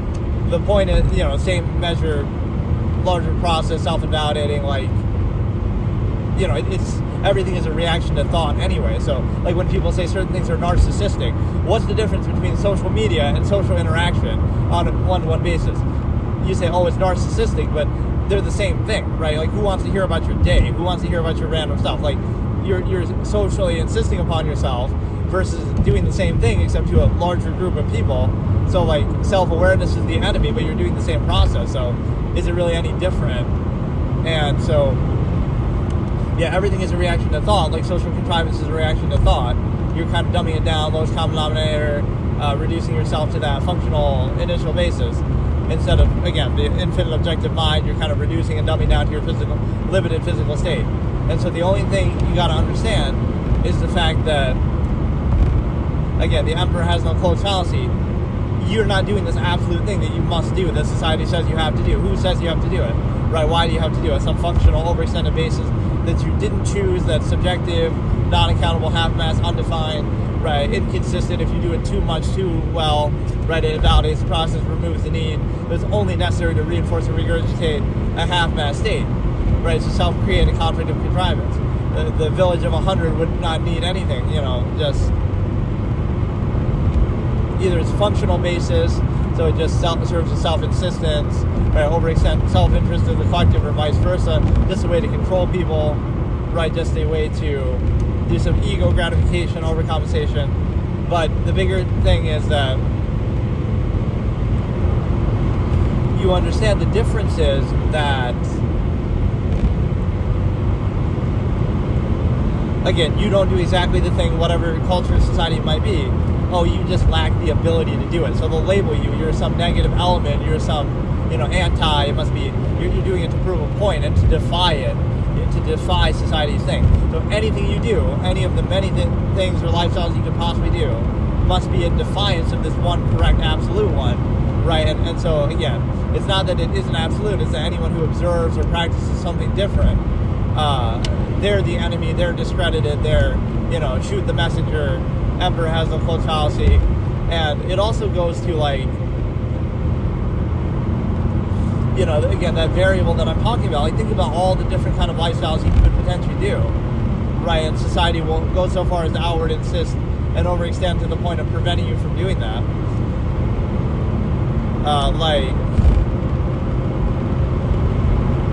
Like going under each one of these bridges could cause it to crash because of the Starlink mini, but I don't think it does actually do that. Because, oh no, it loses sight of the sky for like 1 second. But it happens so frequently. But no, you have the close structure contrivance, you have, so again, something is absolute. Even if you want to argue a functional basis, that's not exactly what it is. It's overextended to collective mass, and you would hold it consistently accountable to that, and so forth, because, it's sort of one of those things, just don't think about it, you think too much, but it is the same thing. It's a process that you're being controlled by, so you could either think about it, and you would have some cognitive dissonance, or realize the nature of the process, and maybe have some issue with it, or you could not think about it, and the process is still present, and you're controlled by it. So now it shifts the burden to the observer, right? It's your fault for observing or being aware of this process, and that makes you negative. That means you're cynical, that means you're incentivized, that means you're this, you're that, right? Even if the process is still present, right, it's your fault for not adequately overcompensating for it, or for being aware of it, or making others aware of it. But that's kind of what cringe is, right? What does the word cringe mean, or what does the word embarrassing, or something like that? It's doing the same exact thing that you were going to do anyway, but just being made aware of it. So awareness is the enemy, not the nature of the process. Again, regardless of what you think of the process, that you should at least be aware of it, but it's kind of like you can't be, otherwise you wouldn't accept it. So that's like the half-mass cognitive dissonance state. So it really kills the credibility of every, person in that state. But a good example is like that one clip of the girl in the car with her dog or whatever, and she's kind of doing that Renegade song. Like, so she's, think about this for a second. She's reacting to this Renegade song and dancing along with it in her car, and she's filming herself, presumably with the intention to share it with somebody or social media or whatever. So you're filming yourself doing something, and so you're evident, and you want to share it with other people. So evidently you're not embarrassed by it. In fact, you're even proud of it, or you're trying to show it off. But then somebody watching from across the street in their car, she notices them at the end, and then she's embarrassed. So you're embarrassed of a person watching you do the very same thing that you want other people to see, and that you're showing off to other people, and that you're choosing to do. So it's embarrassing if somebody watches you, but it's not embarrassing if somebody watches you, because that's the exact purpose for which you're making it. Like, you could say, well, it's a different angle, or, they're watching without consent kind of a thing, but it's more like she's embarrassed at the act of what she's doing. Oh, look at this silly person dancing in their car, how funny. But they were doing that anyway. They chose to do that. They were recording it. They were intending to share it. Like, so the same exact thing that you're doing, it's okay if you just do it, right? Again, people lacking self-awareness. It's okay if you just do it, but it's not okay if you are made aware of it. As if that should be the enemy of the defining factor. No, like, either it's a sound process that you're okay with it, or you're not, right? So it's not telling you whether you should do it or not, but you should be at peace with it and aware of the nature of the process. But instead, people live in that sort of state of unreality that, like, it's a constant state of constant contrivance, appearances, pretenses. Like, we got to constantly distract ourselves and cover everything up. It's kind of like, we defer to like the human ego, collective basis, bypassing critical thinking, by which you're controlled, which shouldn't be necessary if it's a sound process. But the bigger point is the fact that, and again, thought and objectivity are something that anybody can do, but everything is instead framed on a subjective level, myopic. Because like you'll notice in these discussions, especially with how long they are and how long they go on for, and how many different ones that I've done over the years, it's like the point of it is objectivity. So like you might ask, like, what am I, sometimes people ask, what are you talking about, or what is the point? It's like, maybe there isn't a point. You're observing the nature of reality against contrivance response to it, so that you're at least aware of it, and then you decide what to do with it on your own. Right, so what the assumption is that people wouldn't tolerate the contrivance state, or it wouldn't be so uniform if they were simply objectively aware of it. Right, what are the chances that 8 billion people would all live in relatively uniform way, or whatever, like hundreds of millions of people, let's just say in the US or something? What are the chances that they would all live in this relatively uniform way and do this kind of robust, kind of singular lifestyle, right, that aligns with somebody? What are the chances, right? Like I have an expression, if you looked at everything objectively and self-actualized for yourself from an inherent base state and had the freedom to do that, what are the chances you would choose exactly the lifestyle that you have right now? And it's pretty much 0%, right? Again, one person might do it. One person might do it. A few people might do it. But it has to be kind of created through herd mentality, because otherwise there'd be a lot of variance. People would choose to do a lot of different things, right? So it wouldn't be, there's never a one-size-fits-all, uniform, universal thing, right? That's just not how it works. And so like this Contrivance on a half-mass state is necessary, but it's kind of like, it poses itself as an absolute or some greater thing, but it's still a zero-sum process, so. And the fact that it's necessary to reinforce the state is itself bad, and then it comes with like a self-fulfilling preconceived notion. 2, the fact that, that there's certain things like, for example, your view as a person in society is impure, right? So even in this context, I can try to be objective, and I always try to do that, but it's, very discouraged and not compatible, arguably, with functional half-mass state. But whatever, the point is, your perspective is impure because it's incentivized, right? You've already been created by this current process, society, everything like that. You've already, been indoctrinated by it. You're accountable to it. So the way that people think is in terms of cognitive dissonance and trying to counter it. Like, you're not looking at the world for the truth of something because that's not useful to you, or oh no, that doesn't, give you any special treatment. It wouldn't point to you or your interest or your benefit. You're looking at the world only to reinforce your current lifestyle, your current worldview, your current whatever you need to do, right? So you'll only see things in a way that reinforces yourself and your narrow kind of egotistical view, right? Egocentric kind of self-centric view. So that's where you understand the big picture, is that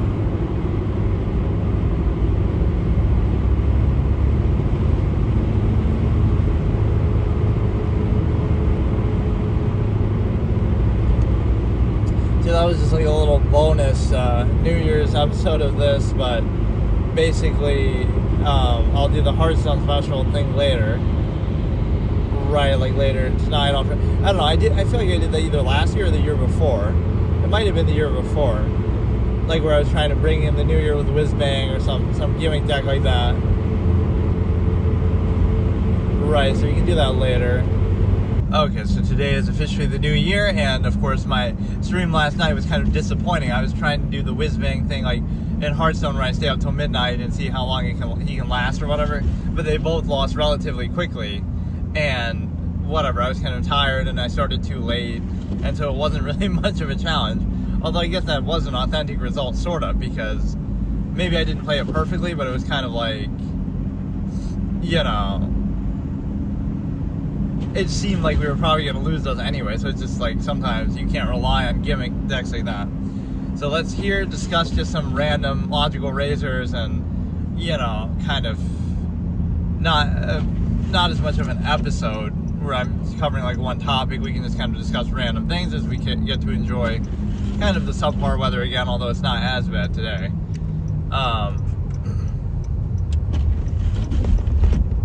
There's certain spots where like it's always just bad, like a certain part of the road, and then you see accidents there over and over, like people never learn kind of a thing. But yeah, let me try to think of some, every year it's the same old story. We go through the same logical razors, we face the same fallacies, and so the biggest issue is the ego identity. Basically this issue of everything is seen through the lens of the ego and the self, as in, like, nothing can be a standard. It's like, okay, let me try to give an example. Let's say somebody who just is objective and defines value by truth and results and, standards. that's their perspective. So it's not about the ego, it's not about the self, it's not about, oh look, I'm so, this is how people would take it. So you point out some flaw with a process, some empirical process that's established and that's used to justify authority over other people and used to justify telling people what to do or what not to do.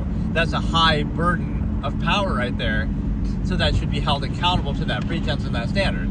But instead it'll be misframed to the individual. You question it, but like, oh, you're just too much of a perfectionist, you're too OCD, or oh, it's, they'll attack you like it's somehow your fault, right? Like, oh, they'll attack you, your idiosyncrasies, but you're not saying that you're perfect and they should be like you. You're holding accountable an existing standard, an existing empirical basis, right, that's used to justify structure, authority, right? All authority is unqualified authority, all emphasis, undue emphasis is my whole expression, basically. Like, you have to actively hold it accountable.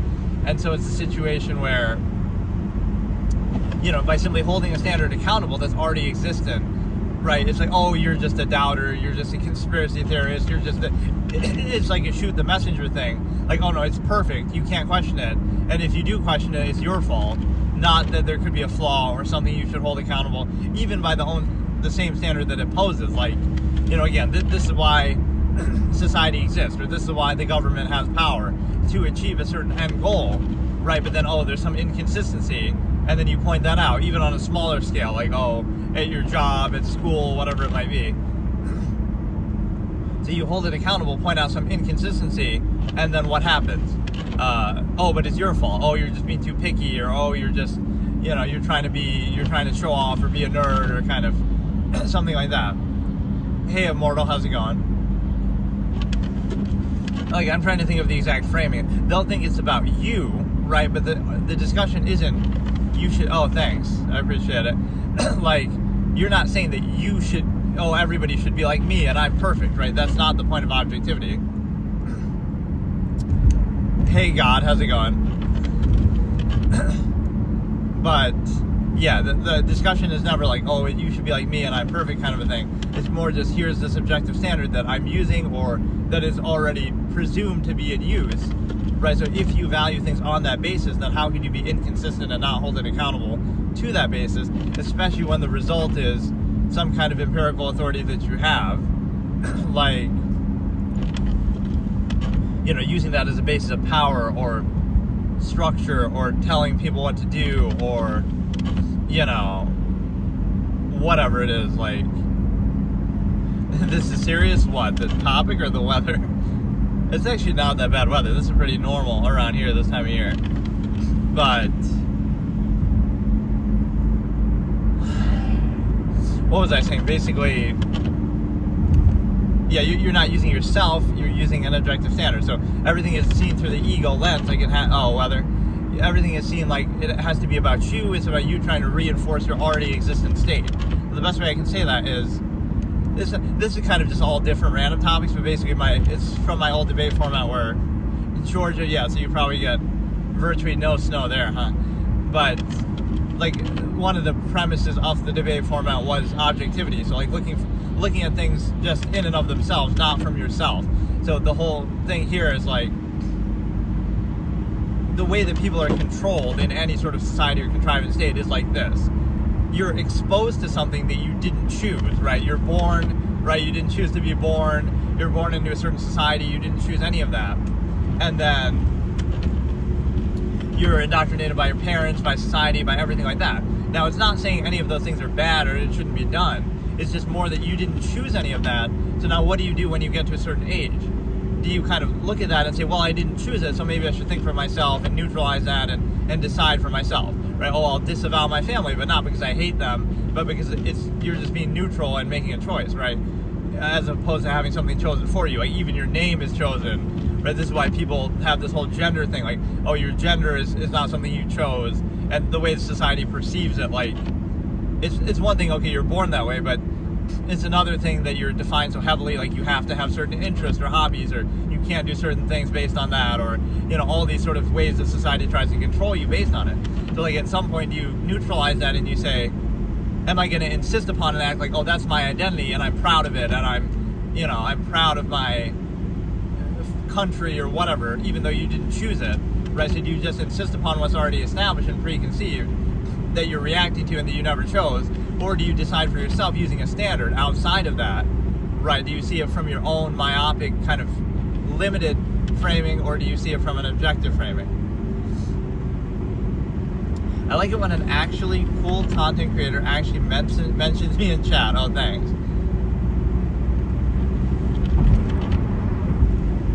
Sometimes it feels like people can't hear me, even though I always listen back.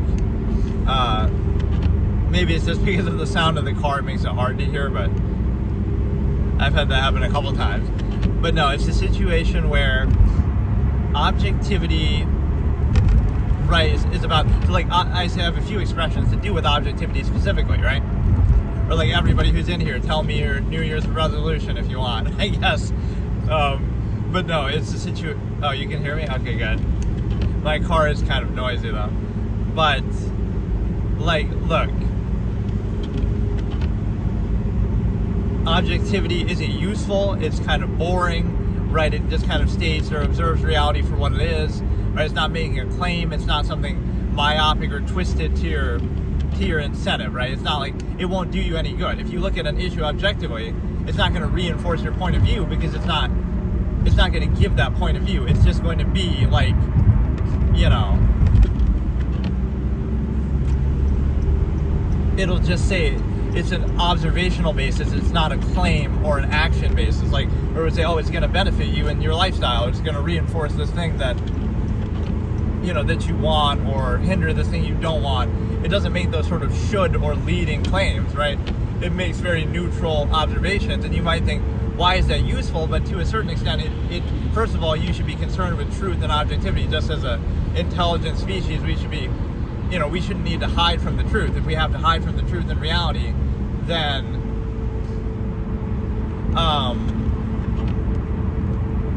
right, then that shows a problem with the process. Like, oh, we can't have I always use this example, but we can't watch adult films, otherwise it'll ruin our relationship, or we can't do online internet dating, or it'll ruin our immediate environment and we won't end up with somebody locally, or we can't, hey Sebastian, Happy New Year to you too, thanks.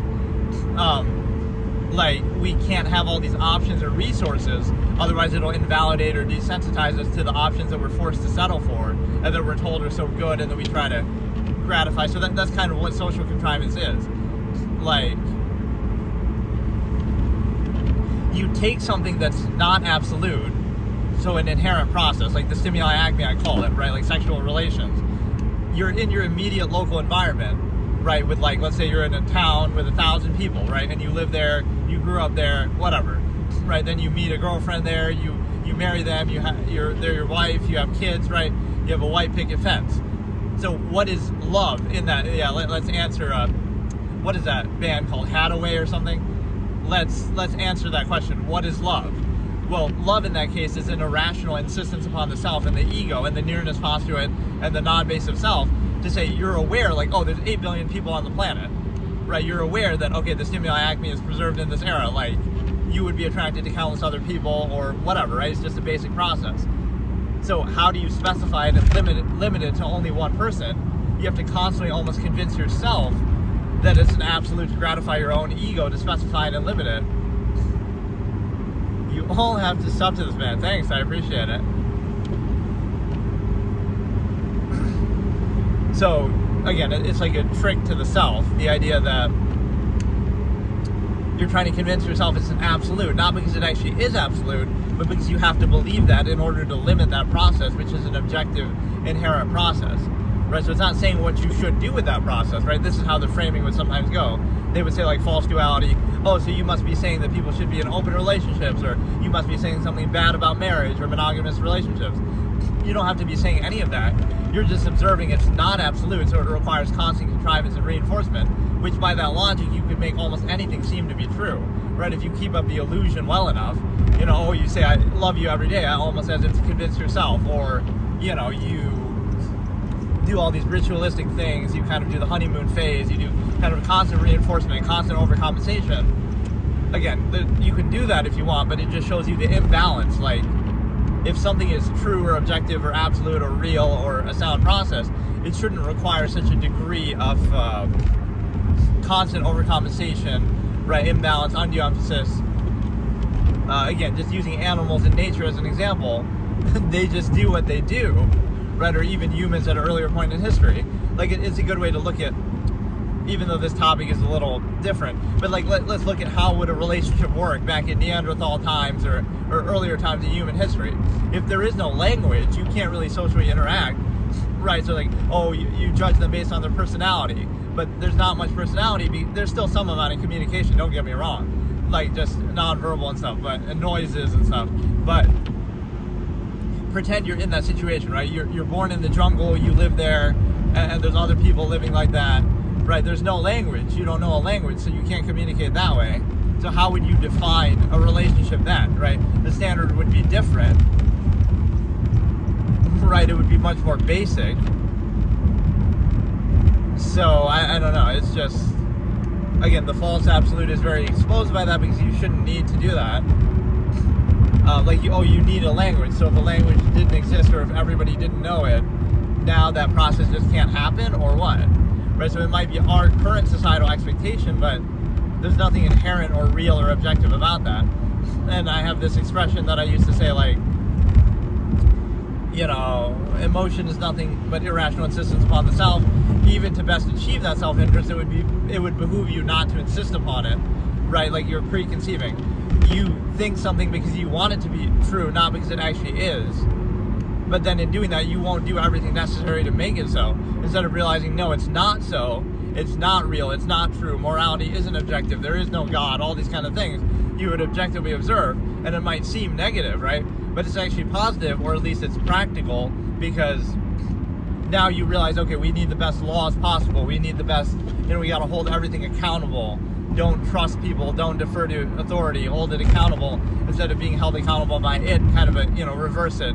So don't do this false absolute empirical authority, because then you realize it isn't so that you can make it that way. That's where objectivity is useful. So even to best achieve your subjective self-interest, it would behoove you to be objective about it so you can see the best way to do it, instead of just insisting upon it from a place of like, well, I want it to be true, so I'm going to believe it, but then I won't do anything about it. It leads to a state of powerlessness. Like, I could show this analogy kind of moment in a story, for example, right? You can picture it. There's like a flood happening, and this town's getting destroyed and stuff like this. And one person's praying to God and hoping everything works out. So because you believe there's a God, it's making you powerless and weak. You're just kind of sitting there as a passive observer and hoping things resolve themselves. Whereas the other one, who doesn't believe in God, they're putting rocks up, they're putting barriers up, they're they're moving to a different town, they're not living there, or they're fixing the problem, they're trying to deal with it directly, right? So it's like our ode to our powerlessness. Like, you would max out human potential and do everything you possibly could, instead of deferring to invisible authority and letting, just being weak and not reaching your potential, not exerting yourself, not self-actualizing. You just kind of sit by, and it's a form of weakness and taking power away from people, because why not do everything you possibly can, right? Instead of, I'm just going to sit there and pray and defer to some invisible authority, unqualified authority, right? That's the problem. It actually makes people weaker, and even to achieve the same end, it would be better to, let's believe in human potential and do it ourselves, right, the best we can. Realize everything is a choice, but that's when people are reduced to like a more subversive state, like, you're just in this powerless state and you feel like you can't do anything. So now we appeal to false idols, like, we're just going to hope that things work themselves out, or we'll defer to God, or we'll defer to, whatever it is.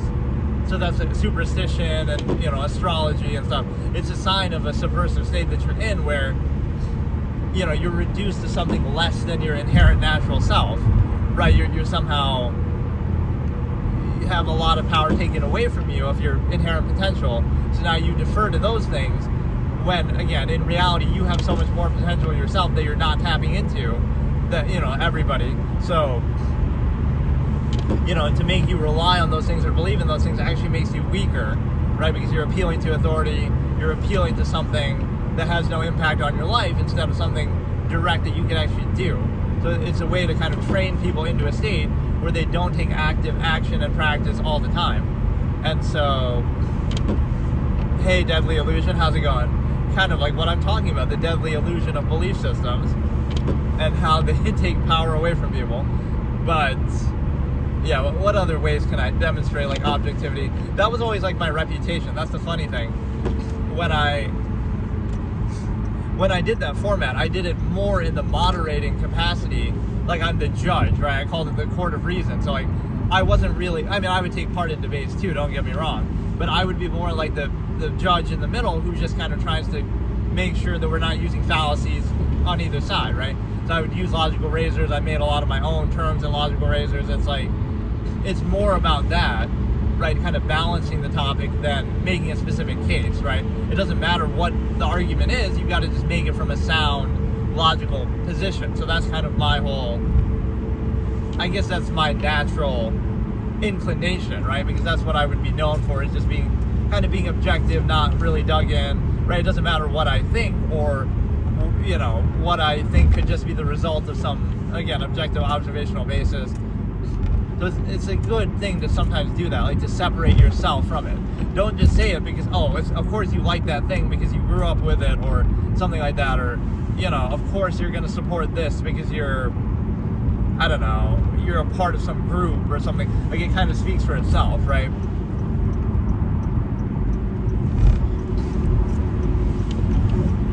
You're definitely under 25 years old. I'm not, but why do you say that?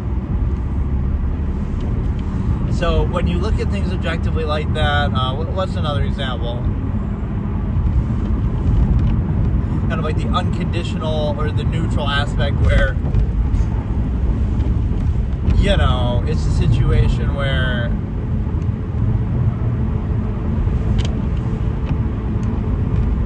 you know, you can sort of reveal the nature of a contrivance state this way. If you're very neutral and like you don't say anything, or you're kind of bland, right? It'll reflect back and people will project onto you.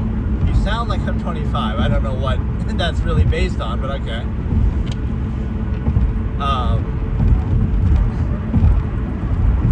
But yeah, it was like they'll project onto you what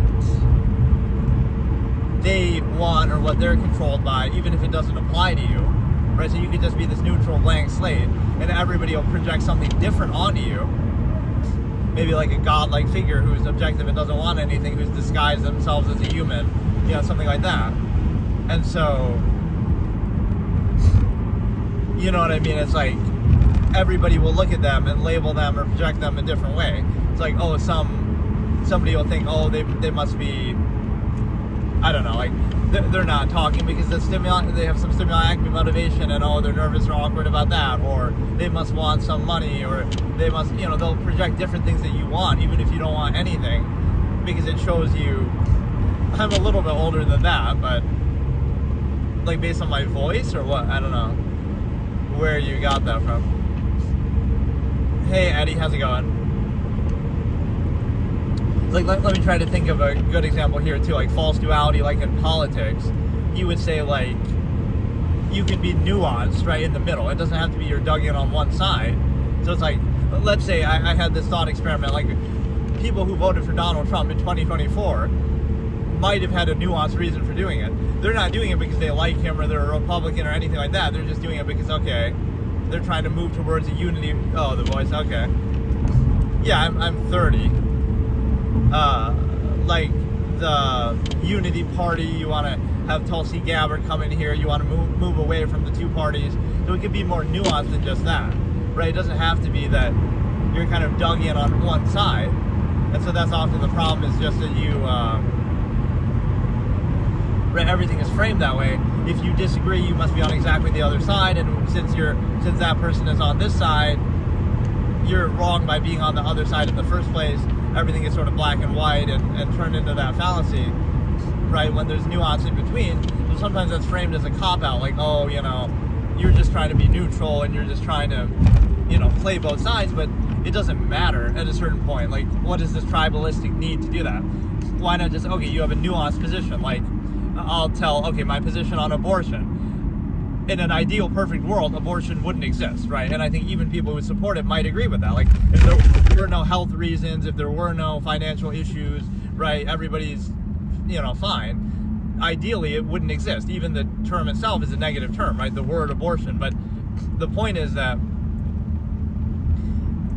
I've never said it should be illegal, right? Despite saying that it should be, that ideally it wouldn't exist, because I understand human nature and that, that people are going to try to do it anyway, so you may as well have it be legal, right? So it seems like, you're playing both sides, but this is the reality of this in front of you. Like, people can't handle it. Yes, if people were capable of self-governance, we wouldn't need a lot of things. We wouldn't need government at all, right? But they can't handle it, so let them do it for now until they get to the point where they can handle it.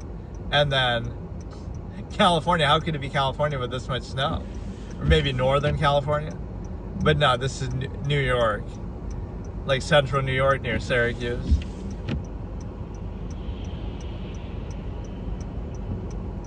Yeah, I guess I don't think of California having snow even, but obviously it's such a big state that the northern parts will get it.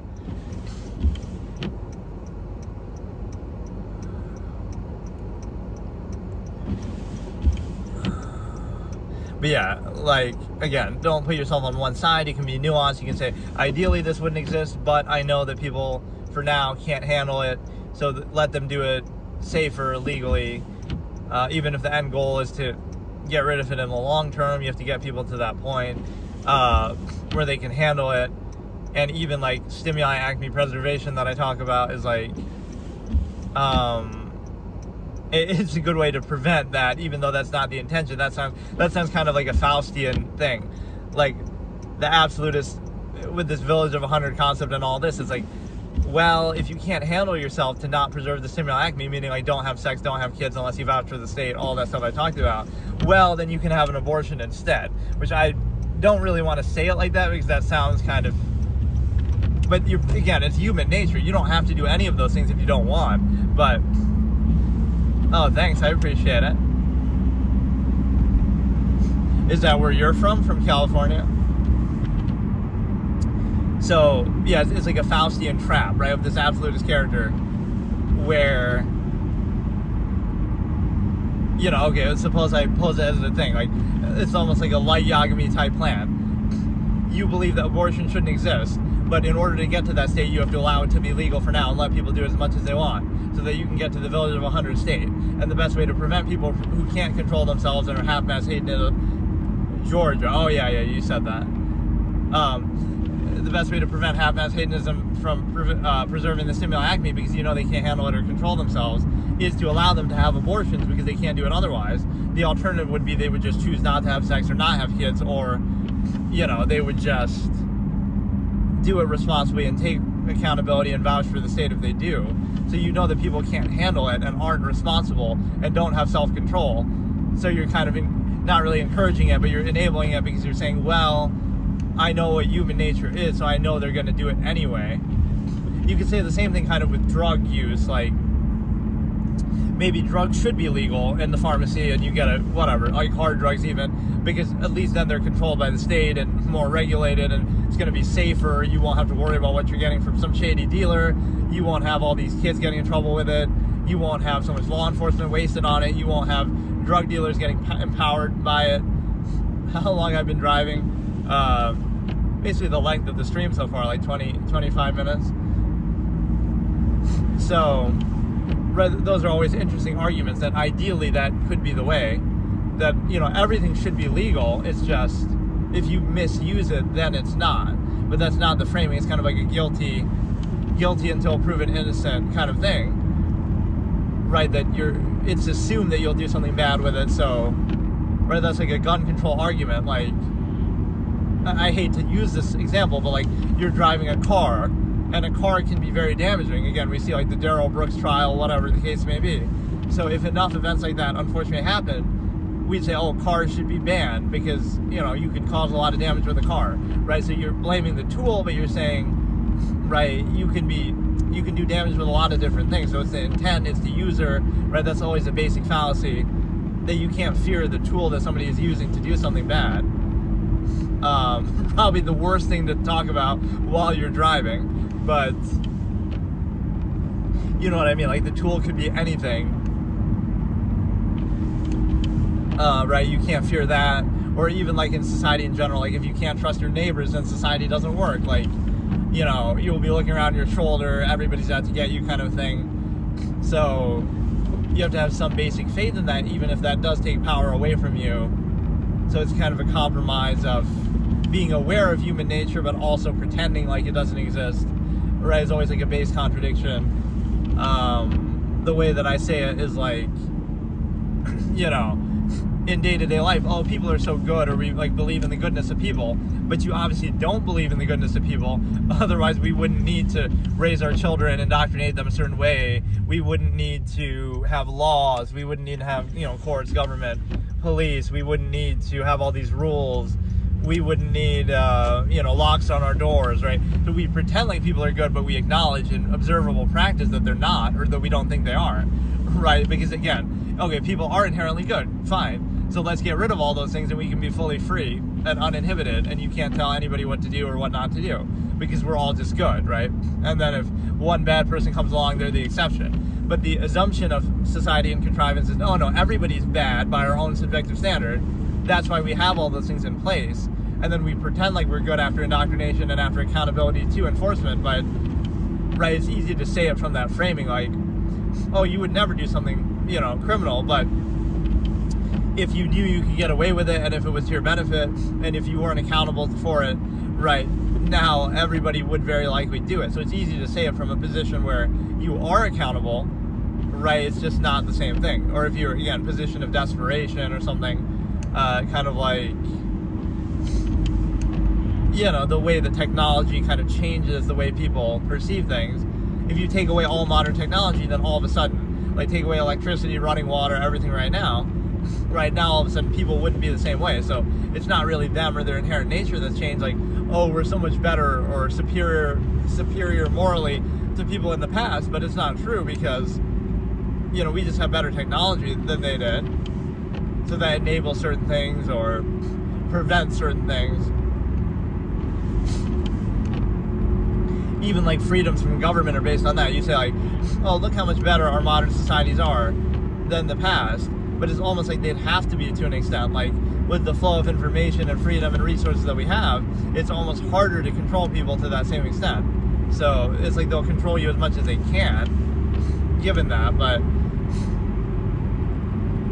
right, the same technology that liberates you is then used to control you too at the same time, right? That's like this sort of information overload period of time that we're at. That's why it's called InfoWars, the Alex Jones thing, because whatever, it's like that's the level of, like, it's kind of a cool thing to think about. Those are the phases of war in the modern era.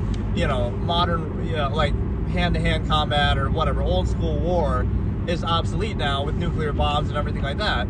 So old school combat is going to go obsolete, and instead now you're going to have information warfare, propaganda warfare. You know, you're going to have you know, bio warfare, like COVID could have been that, or you're going to have weather warfare, all these kind of more subtle ways that the average person isn't going to believe are present or working, but that are going to dictate your life. Like, China's going to put a cloud over the U.S. and they'll be like, oh, what is this inexplicable phenomenon? Nobody's going to believe it's from China. It's a conspiracy theory that they're controlling the weather and this and that. But like, and then we'll come to find out in the future, oh, that's exactly what they were doing. But that's how every era is. Like, you're controlled by some new technology that is, you know, unknown to you, so you just don't understand it. And then you're controlled by it until the next generation finally does understand it. Right, so COVID could be the same sort of thing, or like biowarfare. It'll take on a more subtle form, because you can't be too direct now with wars and stuff like that, because, you know, the threat of nuclear bombs and stuff like that is obviously an equalizing factor. And then, yeah, like the information warfare is a big thing, propaganda, everything like that.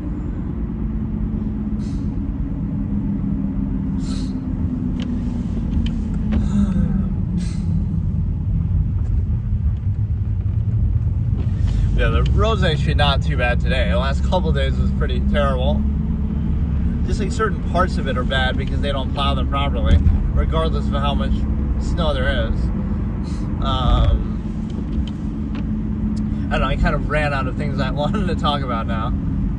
I was just trying to treat objectivity as the subject matter itself, but there's so many different ways I could try to demonstrate it. Like, but like don't look at the world through your own myopic worldview, which I call like ignorance insistence. Like, oh, I haven't heard of that thing, therefore it's not substantial, or I have heard of that thing, therefore I think higher of it, or I consider it. The problem with that premise is, if everybody thought that way, then nobody would ever consider anything new. Like, oh, you've never heard of it, so you don't try it, and nobody else has ever heard of it, so nobody ever tries it.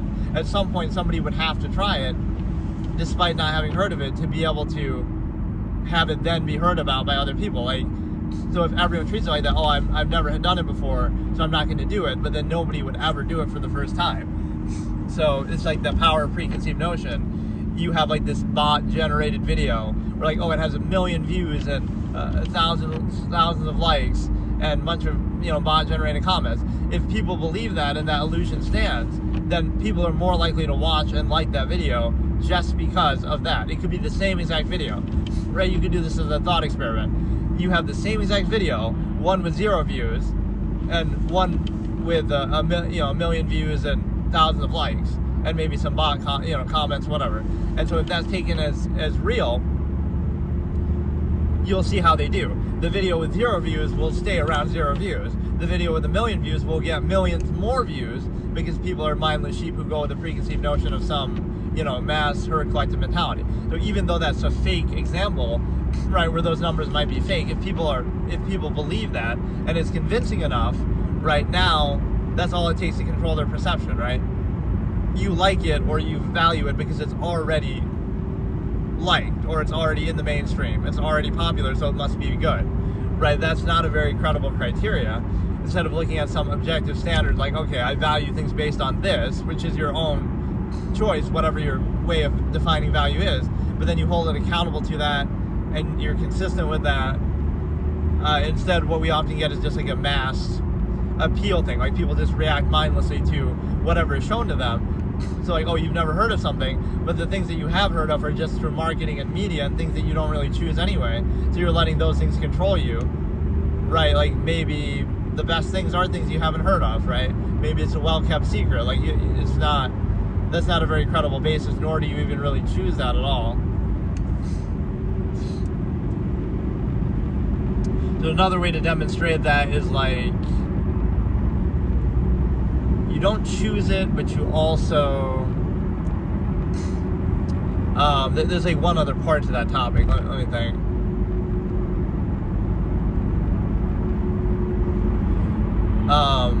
Like ignorance insistence, or like, again, just like the non-basic self. So you're seeing the world and everything not through an objective, pure, neutral perspective concerned with truth or reality. You see it through some myopic framing of like, you're trying to reinforce your worldview already that you have, or your limited experiences in your life.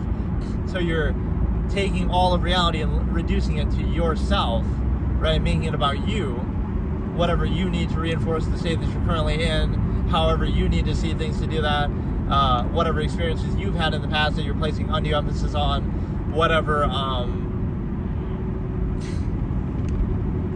like we were just talking about, whether you've heard of something or not. So you're kind of judging reality by your ignorant, limited, myopic perception. And again, not you specifically, like everybody is like that. Everyone's knowledge of the universe is like, and everything that exists, and human, whatever, technology, collective, like the individual person knows only a small fraction of what humanity as a collective knows in its entire history and together, right? And then even that human collective is only a fraction of all that we could potentially learn about the universe. So like, you have such a small fraction of it, but instead you indignantly insist upon it, and you're egotistical about it, and you're proud of it, and you're kind of loud and emotional about it, kind of a thing. Like you take pride in it, not because it is a valid basis, but because that's the only way that you can value it, right? You have to do those things because otherwise you'd realize it's just arbitrary. You value that just because you were exposed to it and you didn't even choose it, and you're just reacting to what's in front of you, right? That you experienced when you were young, that you are exposed to by society, by media. So like, that is the great realization of what I call self-actualizing from an inherent base state, which basically just means neutralize all the influences in your youth and your life that you didn't choose, and then now decide for yourself what you want to do or what you value, instead of just your whole life being defined by them and insisting upon them. right? Like, you can trace everything back. The only reason why you like this hobby or this thing is because you were exposed to it in your childhood. And you might say, oh, but you like that compared to other things. But if you had been exposed to something else, you might have liked that instead. So it's not really, again, it doesn't mean it's a bad thing, but it means like maybe you should choose it for yourself. Because when you think about it like that, then you might not want it as much anymore. Or you might not like it. You'll realize, oh, I only like it because of this. Because I didn't choose it and I happened to be exposed to it. And so it's arbitrary, it's interchangeable. If you hadn't been exposed to it, you wouldn't have liked it. Or if you'd been exposed to something else, you would. Right? So it's not really any standard of value that you're using yourself. So it's a hard thing for people to realize. For example, I'll even say it here. On this channel, I post a clip every couple days, right? And lately, some of them have been about basketball, and I kind of have discussed, that over the years a little bit. In my old debate format, I did like the 1 week as a sports podcaster as kind of like a joke. The point is, why do I like that as opposed to other sports or at all, right? It's just a random stupid thing. Why would I like it? And I don't really even watch it either, but I just know a lot about it and I've kind of discussed it. But because, I was exposed to it when I was younger because, your parents watching it, it's always on the TV in the background, right? That would be the reason. So it's not something that you chose, right? You were exposed to it in your youth and then you kind of clung to it and stuck to it. So there's no actual basis of value there. What you're basically saying is you value something for no reason. There's no actual you couldn't say it like, I value it exclusive to everything else because of blank, right? Give us a specific, credible reason. I'll try to justify it like, well, compared to other sports, it's maybe more fast-paced. So maybe that's what I like. Maybe that's my standard. So like tennis or something that's like more to the point, right? Instead of like let me try to do it criteria-based. I think I had this discussion before in some other session, but pick a sport based on objective criteria. Like, it's fast-paced. Like, it's not, you don't go like an hour without scoring like you can sometimes do in baseball or soccer or whatever, in cricket or football, like where you're going down the whole length of the field to score 1 point. Basketball, you're up and down the court in 24 seconds and you're kind of, something's going to happen pretty quickly. So the fast-paced could be a criteria that you use. Maybe the fact that it's, I guess another criteria I could use would be like non-contact is objectively better because contact sports come down to subjective refereeing, interpretation, inconsistency. So anything like tennis or something that's non-contact would objectively be better because it removes that human error. Or we're going to start to have like robotic Android AI referees and stuff. But the point is that I'm trying to pose that objective criteria just to show that like the reason why people like things or value things is for no reason other than they've been exposed to them already. There's no actual standard, so it's arbitrary, right? You're nothing more than a husk of ignorance and non-choice reaction that you're insisting upon of whatever you've had shoved down your throat, whatever you experienced when you were younger, whatever's prevalently exposed to in society, right? It's not actually any credible basis or standard that you have at all. And so it doesn't mean it's a bad thing. It just means like, do you want to choose that for yourself? Do you want to have an actual standard? Or do you want to just insist upon things you didn't choose that don't have any special value, that you just are doing in some experiential way, right? So again, if you were born in the 1900s, your hobbies would be whatever was prevalent then. Or if you were born in a different country, you would value that country and its traditions. So it's like this fallacy of pride that people take in non-choice reaction. So, for example, again, you live in a nation surrounded by the water, and you take pride in your seafood. Like, we love seafood, and we have all this cuisine related to it. It doesn't mean that's a bad thing, but it shows you kind of the shallowness of that. Like, you only value seafood and it's only part of your culture. Why? Not because of some choice you made that you should be so proud of. It's because, that happened to be what was in the environment, and so you made the most of it. So you're just, again, the nearness postulate, you're defining value by what is around you and what you're exposed to, which is fine. Again, there's nothing wrong with it, but then to take too much pride in it is a little bit odd, because it's like, you're taking pride in something you didn't choose that's only that way because, of the ancestors' reliance on it. So you'll have these endless wars and endless arguments and stuff, people getting offended. Like, your culture and traditions are nothing more than that, like just reacting to your environment. And so one group will treat theirs as superior to another or valuable, when you realize, oh, they're just all arbitrary reactions to something that we didn't choose and that we insist upon. So that definitely is questionable, because it's not a very credible basis. So it's arbitrary. So it doesn't mean, oh, don't value it. It just means if you value it, it doesn't really go anywhere, because it could just as easily be anything else, because it's not based on any actual standard that you're using.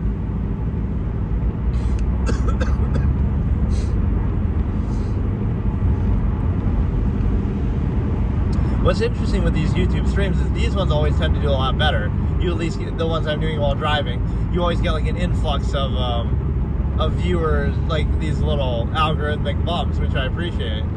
But compared to, I think it's because people just kind of scroll through, right? They'll be scrolling through on their feed and they'll just see random people who happen to be live.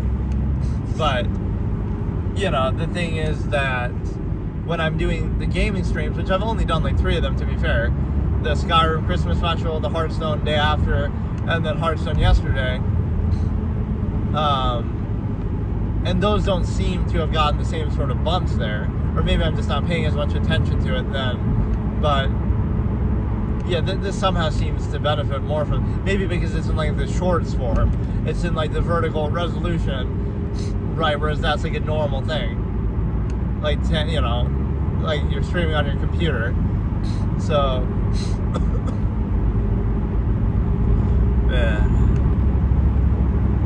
yeah, this is just like a random topic. I don't know why. I even did this just because of New Year's thing. I do always like to keep the routine of doing a stream every day, just because, and that's like a good life philosophy in anything, right? Do something 20 minutes a day and you'll be better than 90% of people, kind of some weird expression like that. That isn't mine, but it's something like that. But it's also just more like, do it as a routine, right? If you want to do something, do it unconditionally as a routine. Don't do it like, oh, you have to make money from it or something.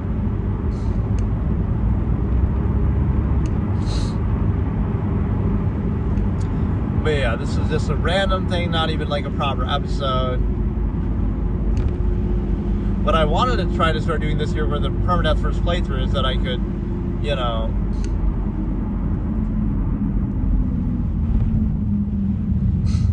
of like new games as they come out, but I don't know if I'm gonna have the time for that, really. Right, or like if I did it how I did at the end of maybe 2024, it was like I would do the first episode and then I would never continue it, basically.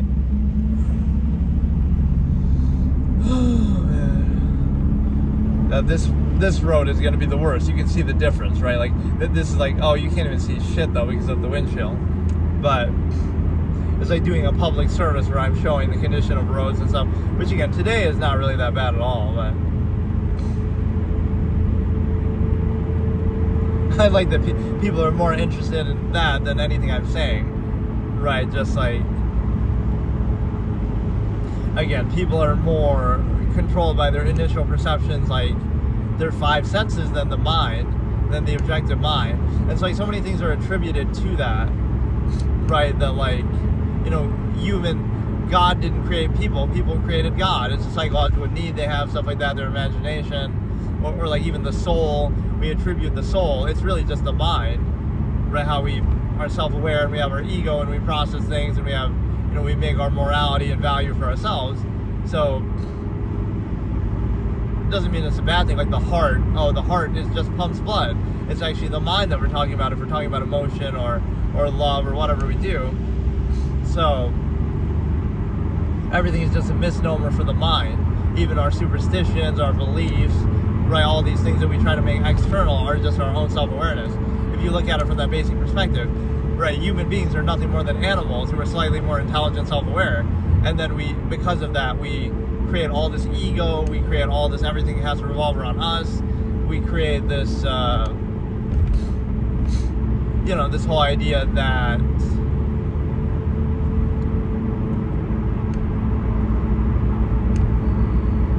everything revolves around us, and it's kind of like,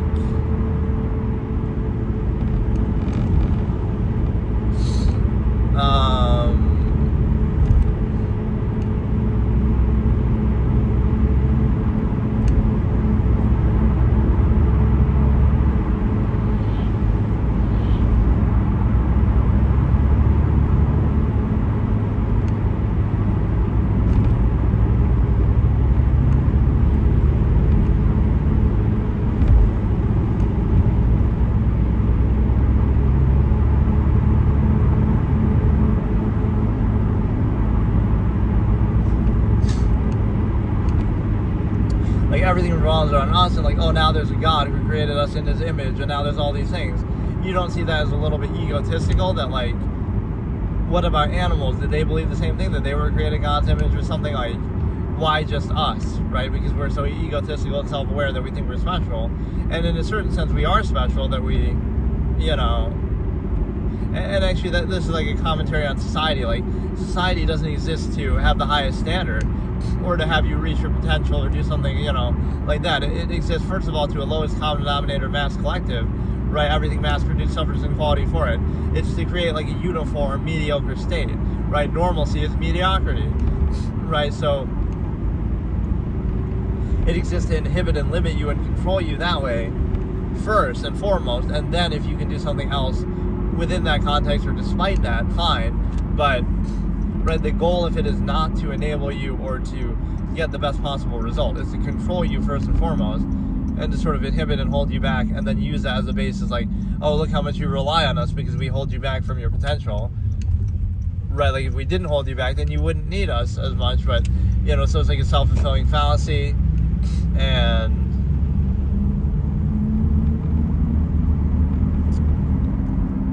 but yeah, that was kind of a pathetic episode yesterday. It was just so short, and I was trying to do the whiz-bang thing, but I still can't believe my top... Oh, look at that part of road. This is just from the wind, though. My top viewed video on this channel is still, guess what? Psychology expert analyzes the reasons behind foot fetishes. Like, this is the kind of thing that you get, right? Like, okay, it's a topic I happen to discuss, that's fine, but of all the things that people would prefer, that's what they want to see. Like, it just is kind of a sad commentary on... So, like, you know, think about that example. I call it myopic marginalization. Just like, you post 1,000 videos on a channel on YouTube, and it's like, they're all on different subjects, right? Every single one is on a completely different subject, completely unrelated to one another. And then your most viewed one has to do with something, you know, sexual or what are fetishes or something like that. So now you'll be defined by that. That one gets millions of views and none of the other ones do. Or like the top 5 will be to do with, you know, these kind of hot topic subjects, right? And it'll be like, oh, you're defined by those, but what about all the other 995 videos? So in other words, you're being defined by not what you did or what you value or what you put out. You're being defined by what other people value and sort of project onto you. It's like, oh, he's that guy who made that video about talking about sexual fetishes, but he also made 999 other videos about different things, but you're not looking at those, right? So because you are controlled by that, it gets projected onto them, and they get defined by it, even though that has nothing to do with it. Right, like what appeals to the mass is going to be what defines you, whether you want it to or not. So like some filmmaker could do that, like, oh, we made all these artistic passion projects, but they never made any money, so nobody's ever heard of them, or nobody, you know, cares. And then, oh, we made this one about this stupid, you know, some stupid comedy or whatever, and it's like, that one is what makes money, and now we're defined by that. Oh, he's that guy who made that silly comedy movie. Never mind all the avant-garde things that he did. Right, besides that was their real passion, but they're not going to be known for it because other people don't appreciate it, right, or don't look at it. So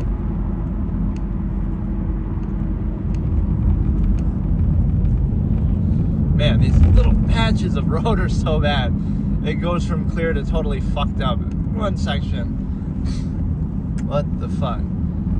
But yeah, like, so again, you're defined by the projections of other people, their preconceived notions, what they're controlled by, what they value, right, defines you. So it's the same thing here. Like, I could discuss a million different subjects in my debate format over time, over the years, but people will define me by something that they themselves value, or like one little piece of it. And you could even label me that way, like, oh, well, you'll label me on this because in this one discussion, right, I'm looking at a perspective from a certain point of view, and then, right, you could label them that way. But then what about everything else? I've looked at that same topic from countless other points of view, or, you know, I could look at everything. I could be objective. Anybody can be objective. So you can be labeled that, but then the next moment you could be labeled something completely opposite or different. So, you know, you're looking at it in too narrow of a way where you're trying to control people and limit them and define them too easily. right, when there's much more nuance to it than that. So that's where like the social contrivance initial basis comes in, like where that's what's used to define and control you in everyday life, like what you perform outwardly and socially contrive.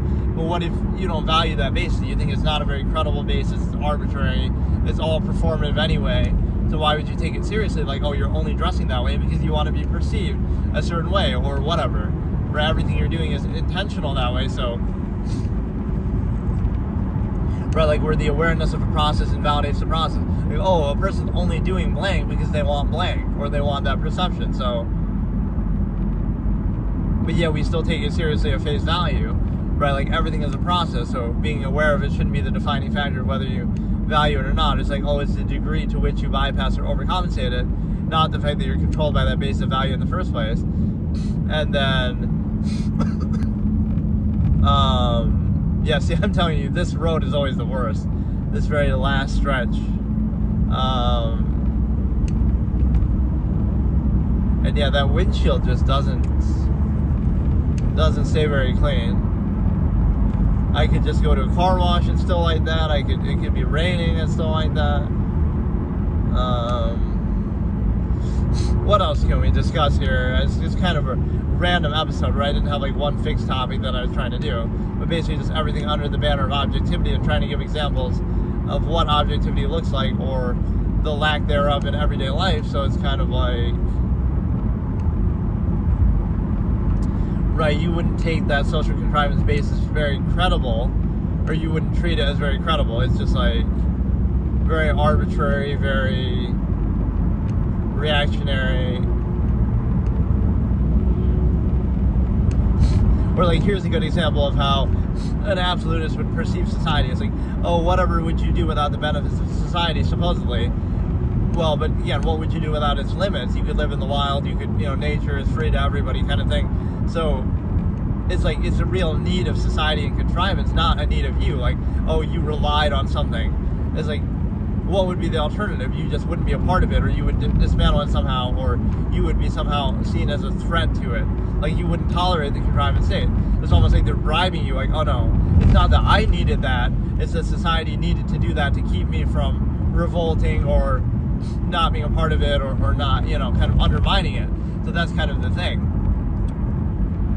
It's like society has to overcompensate to try to bribe people into valuing it, not that, oh, you require that thing, something from it, right? All these overcompensations or distractions or whatever. So it's to the benefit of contrivance, not to your benefit. Like, okay, take those things away, but then take away the inhibition too. But it's forced, and then sort of bypassing accountability. And again, bypass the critical thinking at a young age. And so,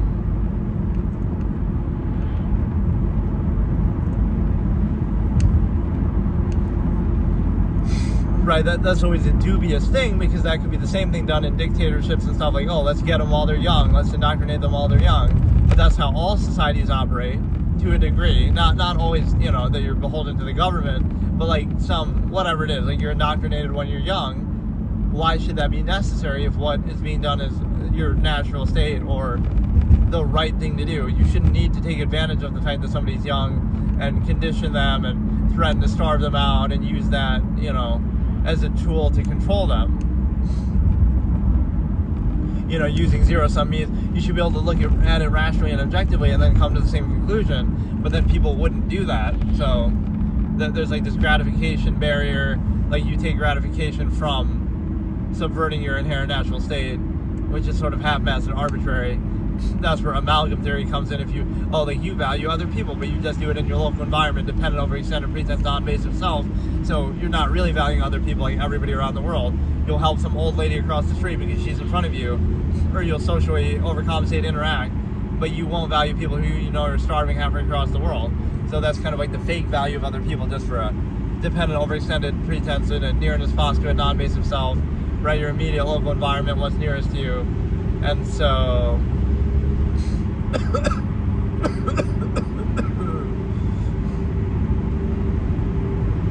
I love this. So this road goes like that. It'll go from like a solid patch of snow to nothing. It must just be like where there's a strong wind drift where it kind of, even if it's plowed, it just drifts all over the place.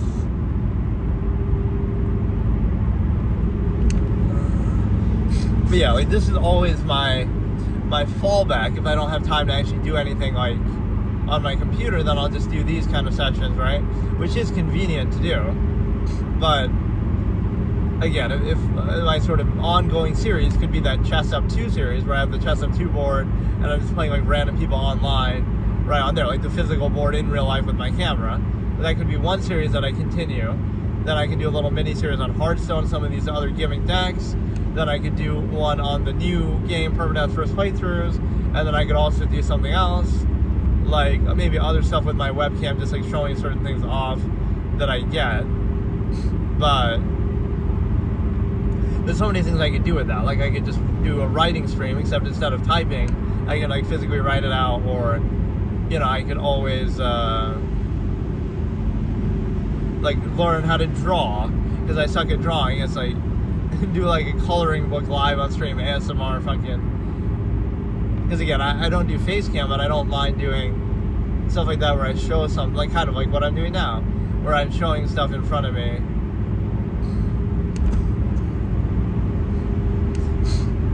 The only bad thing with these is they're only in 720p, which might not matter that much if you even notice, but I can't quite do it in 1080, or it does sometimes crash, or it won't even start, so that makes a big difference, I guess, 720 to 1080. Right, so...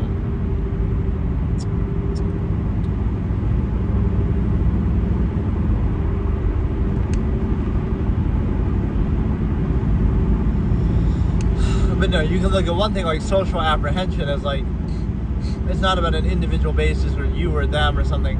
It's more like the whole basis of it is artificial, and it's just a way to control people, and it wouldn't be necessary if you thought or were objective, or, you know, it's just a subversive state by nature. So you reject the whole basis and are like, you know, ideally it would be needless, or you try to remove the need, or it's kind of subversive that you defer to it.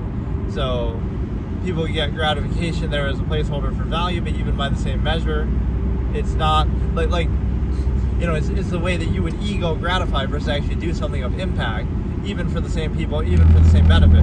You do something non-impactful just to feel better about it yourself, right, or to gratify yourself or others, but that's not a real basis of any impact, right? You're just doing that to overcompensate for a flawed subversive process.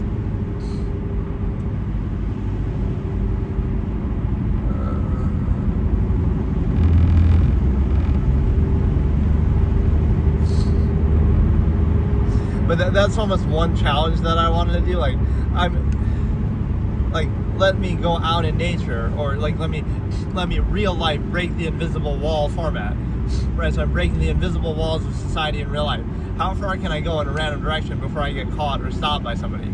Like, I'll just walk. This will be a streaming kind of thing. I'll do the same thing, and I'll have the phone in my pocket or something. The problem is it'll crash, because my mobile internet won't be good enough. Like, I'll just walk in a random direction into the wild, into nature, and see how far I can go before I get stopped. Whether it be by going on somebody's property, or whether it be by, you know... So, like, that would be the format. Breaking society's invisible walls until I get stopped. And again, I wouldn't be doing anything wrong. But you could say, oh, trespassing, but it's not even really trespassing, because... you're not really staying there or going there. You're just kind of passing through, and everything is sort of in the way.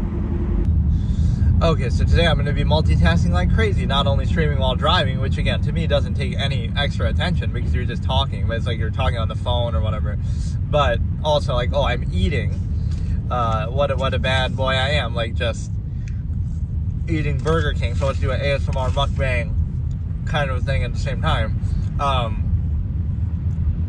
So I got fries, I got onion rings, and I got those mozzarella fries. So we'll be eating that. Kind of like, it's a good kind of thing that you can eat while driving, right? As opposed to something like with a lot of sauce, like, you know, kind of some foods you can eat better than others. This is pretty convenient because you just kind of, right, it's just like solid pieces of stuff that aren't really messy on their own. Whereas like, oh, if I have, you know, Chinese food or something, you're not going to be able to do that. So, that could be a whole challenge, right? Try to eat Chinese food with chopsticks while driving and streaming and doing something else, like fucking.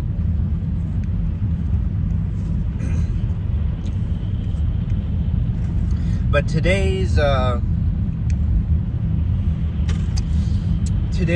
is going to be a callback to one of my greatest length writings of all time that can almost constitute a book with how long it was, which I call this, is basically like a manifesto against superficiality in society and things like that, right? So I called it the Superficiality Protest. And so it's like a book-long series of writings that's more organized, whereas a lot of what I do is just kind of random discussions and stuff like this. But so it's part of that overall subject of the Superficiality Protest. But specifically, one of my quotes from there, which was, "Artifice doesn't last." So let me tell this more in like a story form, and then I'll go into some of my basic premises. But basically, the overall premise is appearances shouldn't matter, because they're constructed. You can be self-aware of them. So the people constructing them, like, think about in modern society, it's so elaborate, but it's like, you know, this company or this candidate for president or whoever, right, is presenting things to you a certain way. The media and so on, they're carefully curating something so that you see it in a certain way. So if you react to it at face value, you're being controlled by it, in the sense that you know that they're carefully curating it. You know that, oh, this person went to sales school for this long or whatever, and you know that they prepared this much time and effort and intention to present themselves or a certain topic or subject in a very specific way to get a certain reaction. So now you're thinking like, well, if you take it at face value, you're letting them control your perception, because that's not objective, right? You're just reacting to it at face value as if that's it is what it is, but you're ignoring the amount of effort and time and, you know, oh, you have all these people who went to school for years to try to train it a certain way, to present it a certain way, and to, you know, dress a certain way, and to, you know, whatever, just appeal to certain identity politics and so on and so on.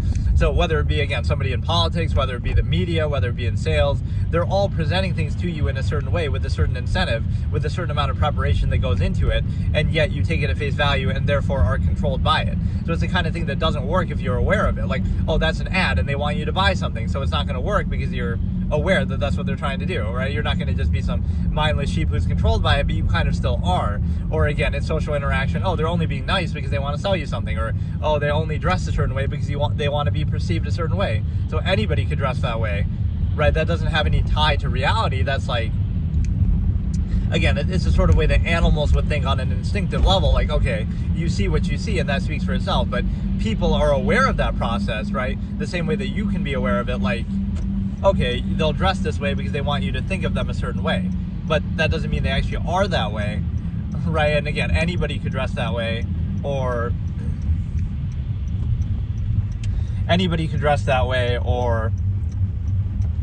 you know, it's kind of the opposite interpretation concept. Hey, Caitlin, how's it going? So, like, you could dress in a really sophisticated way, but you might not be that way at all in terms of your behavior, or vice versa. You could dress like a slob or whatever, you don't care about appearances, right? And yet you're very astute, or whatever the case may be. There's sort of a stereotype like that with billionaires, right? I think Robert from Shark Tank says this pretty well.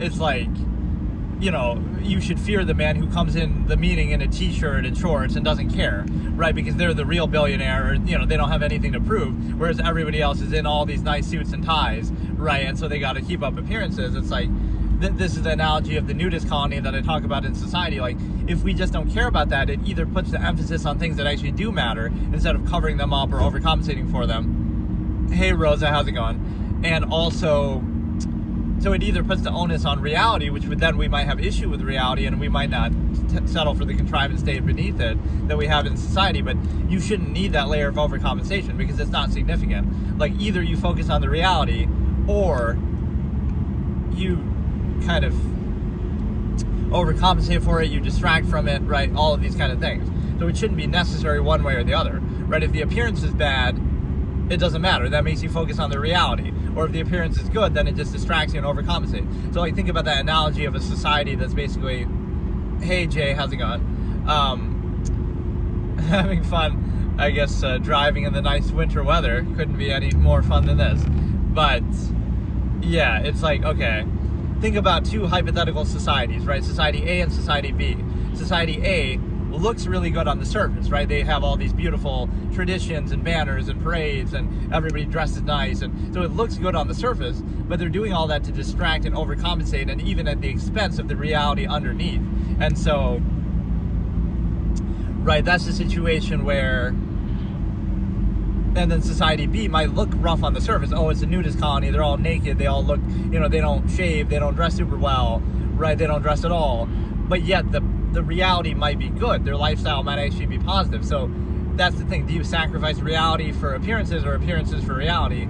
Or the very necessity and reason why you value appearances is because they're meant to cover something up, right? So should that be necessary, that sort of active deception that you desire? So when you react to something like somebody, for example, looking subpar, right? Like, oh, this person looks kind of ugly, or they dress kind of, bland, and their shirt is stained and stuff like that. What you're actually showing is it's not an issue with them as much as it makes you aware of the nature of a process that you otherwise try to hide. It's kind of similar to social interaction. Like, if somebody makes you aware of a process, it'll give you cognitive dissonance. Like, oh, that's cringe. That's, you'll have some issue with it.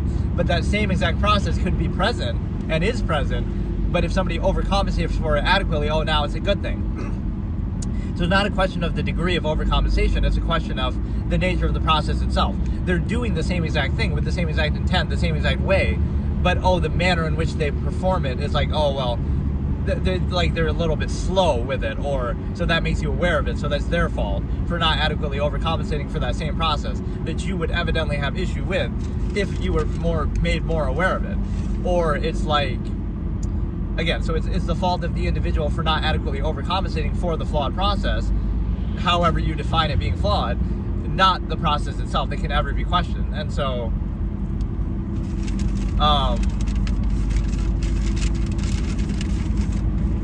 trying to think how I explained it in the past. Basically, it's but yeah, you have society A and society B, where basically, a good example is like tattoos and piercings and logos on your shirt and stuff like this. You express yourself that way as if to make up for the fact that you don't express yourself in ways that actually have significance and meaning to your life, right? Because those are much more controlled. So it's like, oh, sure, go ahead, wear whatever you want and have as many tattoos and piercings as you want, right? Because you'll get out your need to express and self-actualize that way, or, playing games, or your favorite media, your favorite band. You'll express your outlet of self-actualization and value that way, but you won't do it in ways that actually matter. Like, oh, you want to be an activist and try to change something, and you might, you feel discouraged from those things because they're much harder to do, or they're much more rigidly controlled, much more burden of consequence, right? So you seek that as an outlet, refuge of expression or distraction. And so you still have that same need. See, you're reacting to the same need of your natural self-actualization, expression, your potential being inhibited. But the way you do that is as an outlet, not as a true natural practice. So if you didn't do all those things, so that's what it would do. It would force you to face reality, which, why should that be a bad thing? Why should we have to hide from it? Why should we have to constantly contrive against it and compete on the level of appearances, what I call basically the contest of contrivance? Why should we need to do that? So, for example,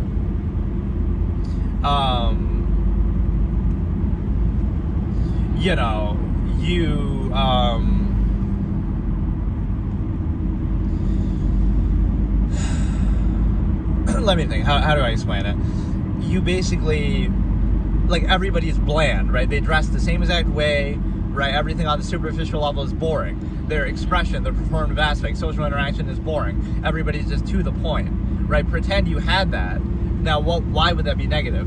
Hey, Mike, how's it going? It would be negative because it would only reveal the actual nature of the state. So that tells you that I'm driving towards Syracuse, basically, so central New York. Right, so like, test this as a hypothesis. Everybody's bland and boring. They dress the same way. They dress in very bland, unexpressive ways. Socially, they're very neutral, monotone, whatever the case may be. Oh, I just got brake checked by a plow. Look at that. That's nice. But no, it's a situation where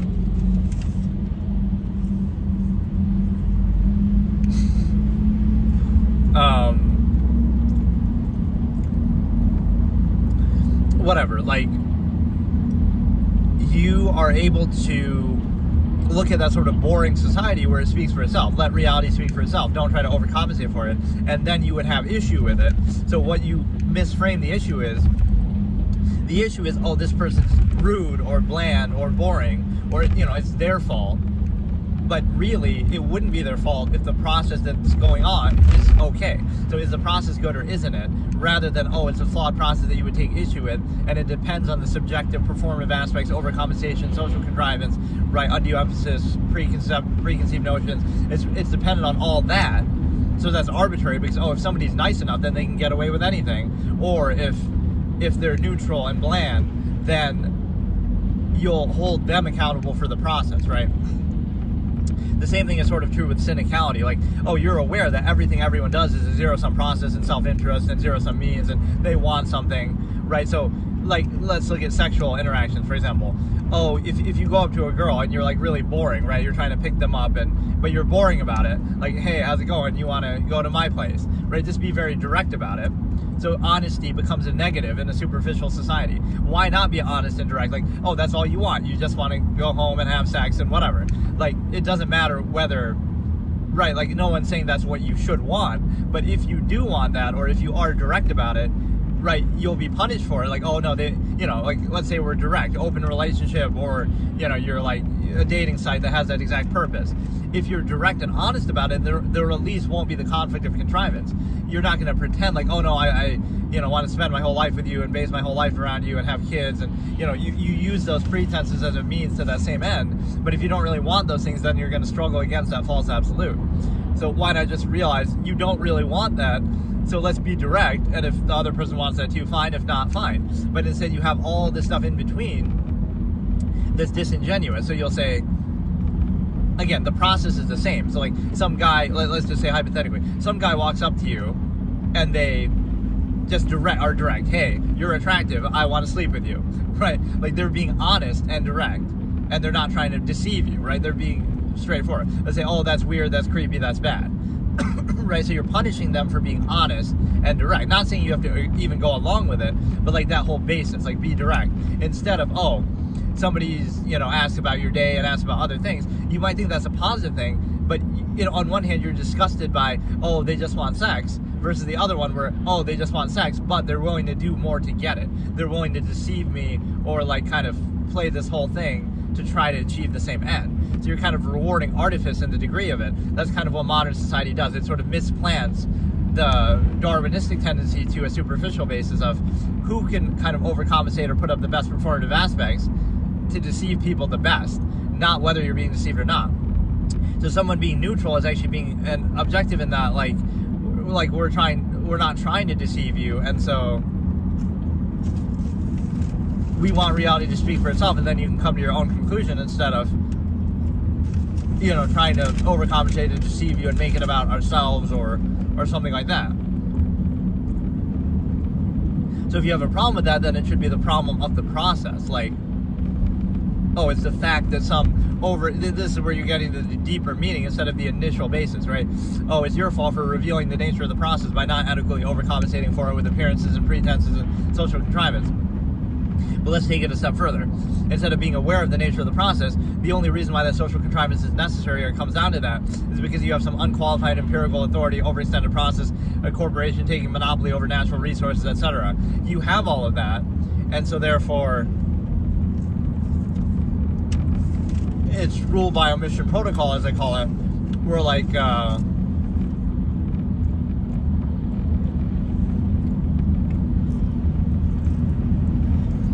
you basically pass on that conflict to the individual. So, oh, it's the cashier's fault or this individual's fault at the bottom tier of this power structure. It's their fault for not being nicer about it. But why do they have to be nice? If the process is sound, there's no need to be nice. Right, you can just be neutral. You can just let the process speak for itself. It's a zero-sum process. Instead, it's necessary to specify unqualified empirical authority, specify something to a specific store, specific person, specific, country, whatever it might be. So there's some empirical incentive based in that you have to overcompensate for and use that to specify. So, undue emphasis to specify. And so what that means is, right, that shouldn't be necessary. So imagine if you let everything speak for itself as a zero-sum process. So let me use that analogy here. It's kind of rule by omission protocol versus kind of the neutral objective state or again, superficiality. So artifice doesn't last. This was like a bit of a story that I wrote as part of this. So it's like this one person who's I'm trying to think exactly how I said it.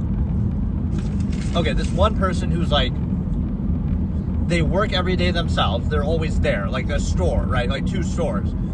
They work every day. They're there all day, every day. They do everything themselves, right?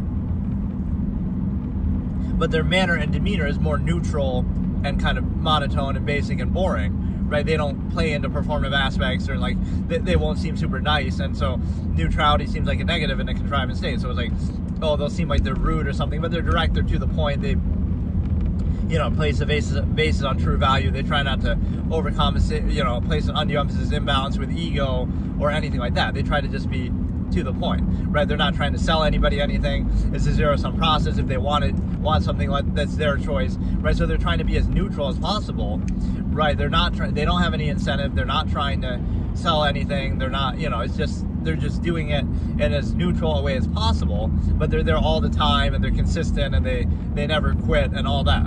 Then the other side is, well, but see, then it'll still be projected, right? Like, oh, they must want something, but they're just not good enough at getting it, right? That's kind of the thing. Not that they simply don't choose to do that or don't care or have a different measure in mind, right? Like this sort of neutral state. So you'll be blamed if you're neutral for not adequately overcompensating for the process, or again, this like false duality. It must be the inability to achieve a false absolute, not that it's not absolute, or that any variable, other measure, other thing could possibly exist.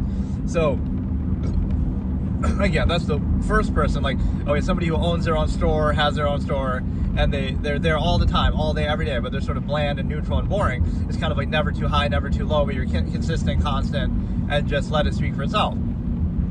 Versus on the other side, you have somebody who's super nice and bubbly and, making jokes and social interaction and stuff like that.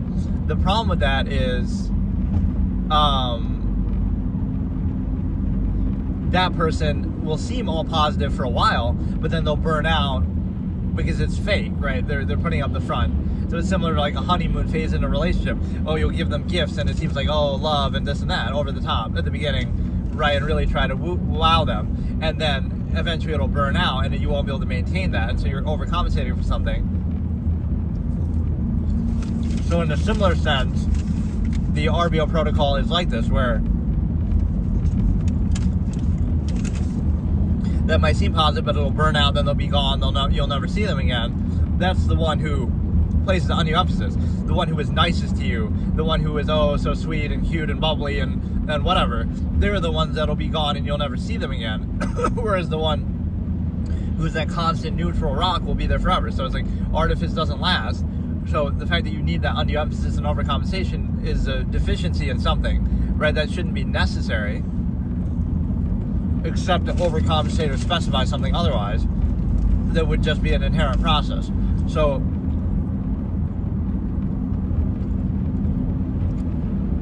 pretend you're that direct, neutral, inherent person that we're talking about, right? None of that would be necessary. You just, let's let reality speak for itself. Then you say, well, then why should somebody settle for one person or another, like in a relationship or something? But that's why you wouldn't say that. Don't settle for one person then, because, and then, it comes down to concepts of contrivance, something like that, exposure kind of fallacy. But don't do that, because if your natural tendency is not to limit yourself, then you don't have to specify it, and then you're just free and open. So it's like sort of condemning that freedom and instead letting it narrow down to, because see, this creates such an imbalance, right? Everything can be artificial, but then it's just a matter of how well you overcompensate for it, or hide it, or tolerate it, or, who's better at doing that.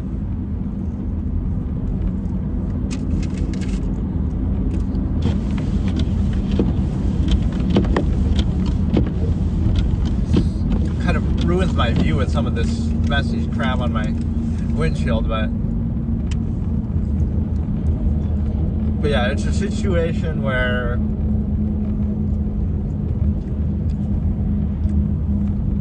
artifice doesn't last, so you have this imbalance, overcompensation, that necessary and valid. That's one of my key expressions. Like, the fact that something is necessary means that it invalidates the process.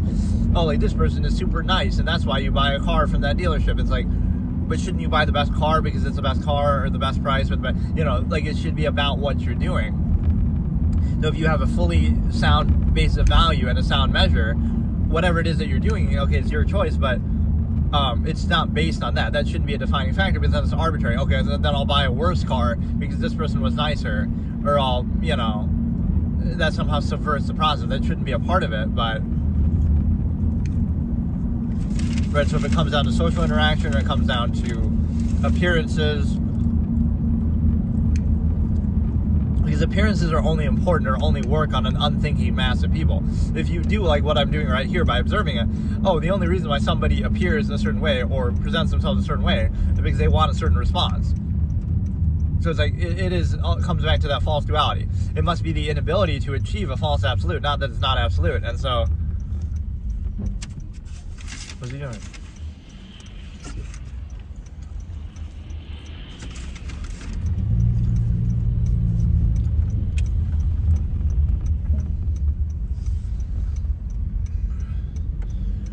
Right, so like it's this preconceived thing, like, everybody must be this uniform same way, and they must have the same incentive or whatever, right? They must be trying to do the same exact thing.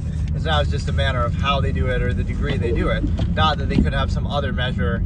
I often use the example of the absolutists with time. They would value time, or they would have amalgam theory, some absolutist goal that they have, that everything goes towards. So everything would be projected like, zero-sum means or stimuli acme, but actually it's something else. Okay, they do have an incentive, but it's time. It's time, even at the expense of those other things. It's not money or sex or whatever. So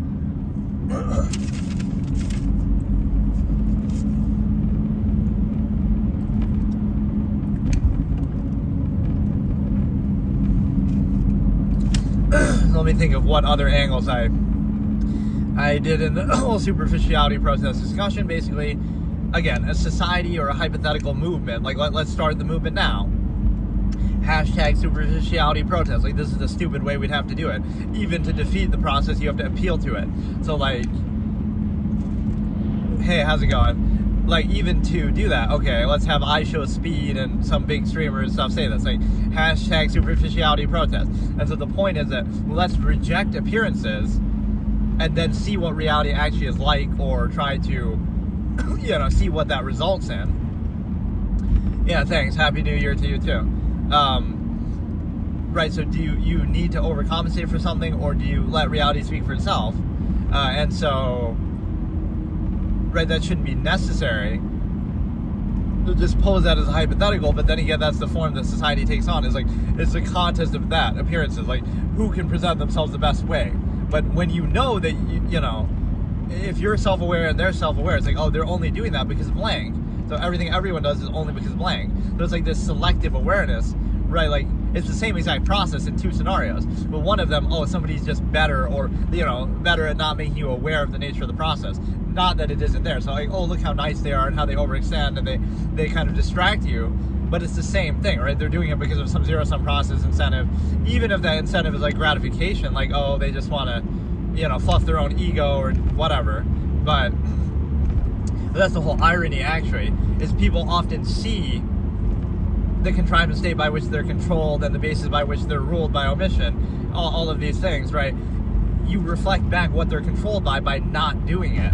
So if you're neutral and unconditional and you don't want anything, right, this is the best way to test or reveal something. You're neutral, you're unconditional, you don't want anything, you don't need anything, but they'll project that, you must want that to you, or you must just not be good at getting it, or whatever, right? They think they're like, look, I'm really resisting their flawed attempt to get something from me, even though they're not doing anything. It's like, they're only not doing it because I'm detecting that they're trying to do it. The problem with that is everybody else who places undue emphasis is trying to do it, and you are falling for that.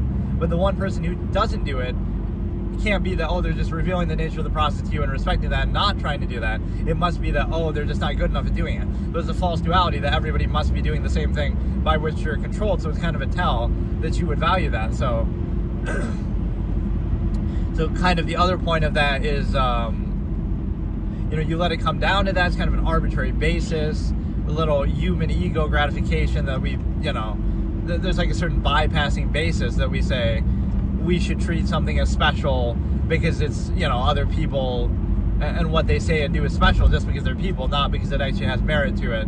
So like, that's a way to control people. Just like you might think, on an individual basis, like of course social interaction and this and that is good, but it's just a way to reinforce a state. It turns into a tool to reinforce a state that you didn't choose, that might be objectively adverse and finite. So you might realize that it would reinforce anything then. Let's be all nice and friendly. Even if we're in Germany in World War II, let's be all positive. Don't be a downer, we could be in China right now. And, there could be nothing wrong with the process, so let's overcompensate for it. Let's socially contrive. Like, it attributes that. This is the real meaning of superficiality, right? A society will attribute any cognitive dissonance or any flaw of the process itself, the society, the government, whatever it might be, social norms. It'll attribute it to something that makes you aware of that rather than the presence of it in the first place, right? So it's like, like China is a good example that way, right? Like, if we just censor everything, that everybody's happy and there's no problem, right? You're not actively aware of it. Even if it's still present, you're not aware of it, so it's okay. So it's kind of the same thing. We're like, let's overcompensate, let's distract ourselves, right? Bread and circuses, folly, favoritism, escapism. Let's, focus on clothing and how people dress and how, social performative aspects, how we talk, how we focus on everything but the inherent process beneath it all, right? So let's look at everybody just the same way, right? We're all just, again, the nudist colony example, minimalist example, it doesn't matter, right? We don't focus on anything superficial.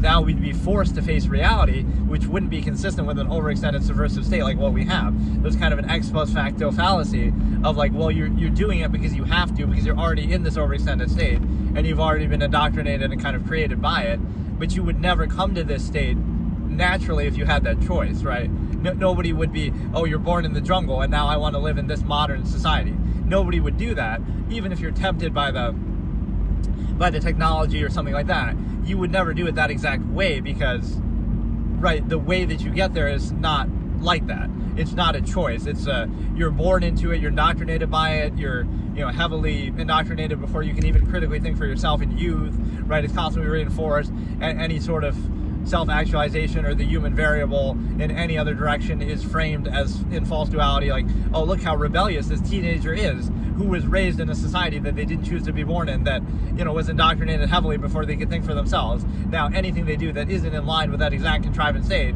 that had the advantage and the disingenuous way of indoctrinating them when they're too young to think for themselves, after all that, I should say, like Carl Anthony Towns, after all that, now they're rebellious. I wonder why they're rebellious. Could it be that you train them like an animal in a cage, right, regardless of the specific overcompensations of technology, which is kind of a disingenuous way to justify it? That process is inherently flawed. That would be like what a dictatorship could do. They'll put you in a group when you're at a young age to try to indoctrinate you. Like, that's the same way that society operates. Should that be necessary? And does that indicate a sound process? Right, whereas why wouldn't you come to that on your own? Even despite that indoctrination, people still, right, won't go along exactly with it. But it poses this false absolute, like, they're being rebellious. But rebellious against what? Some subjective, specific social contrivance of that era, some specific, contrivance state. So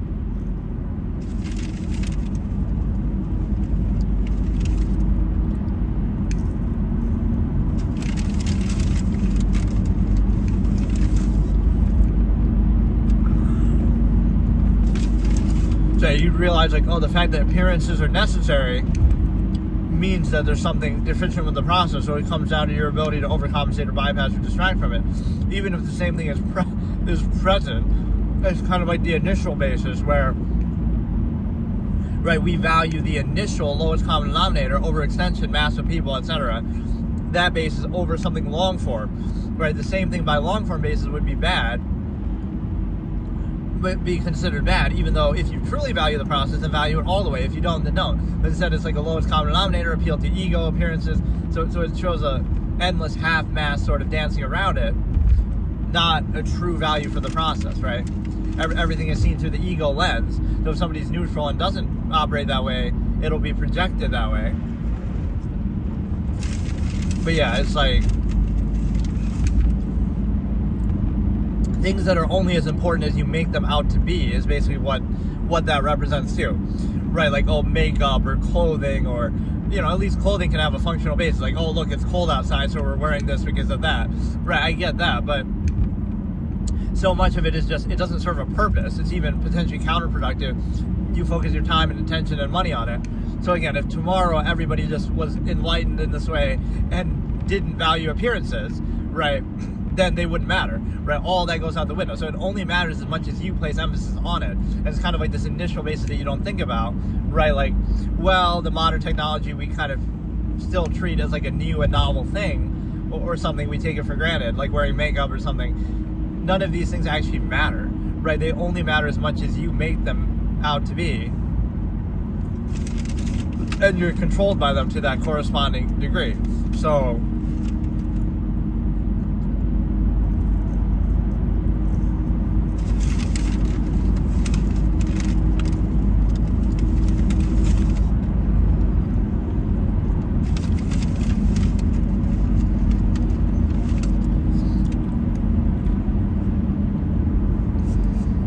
but yeah, you can value appearances as much as you want, but then you'll be controlled by them, influenced by them. They're easily manipulated. So there'll be this fallacy too, like, whether it be with appearances or social contrivance, like, oh, well, if you manipulate stuff like that, like we take everything at a face value and give people the benefit of the doubt, which you shouldn't do. Look at human history, or just look at self-awareness. Anybody can say anything at any time. But it's kind of like this weird thing. If you're self-aware of human nature, that'll make you seem negative because you're aware of it and accounting for it. But then it'll be projected onto you like,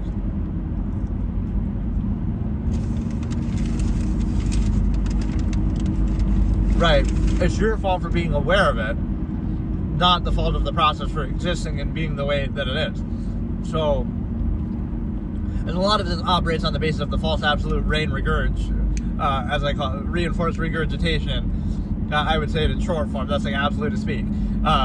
Reinforced regurgitation thing, like where you're in an absolute state of society, and so your only goal is to just reinforce it because it's absolute, right? Whereas the absolutist comes with a sense of finality, like, you're going to have a higher standard that would invalidate that, even by its same own measure and pretense that opposes, right, to justify its control. But you would bring it to a sense of finality. You would either put an end to the process, do something better, remove the need for it by its own same standard, everything like that. And so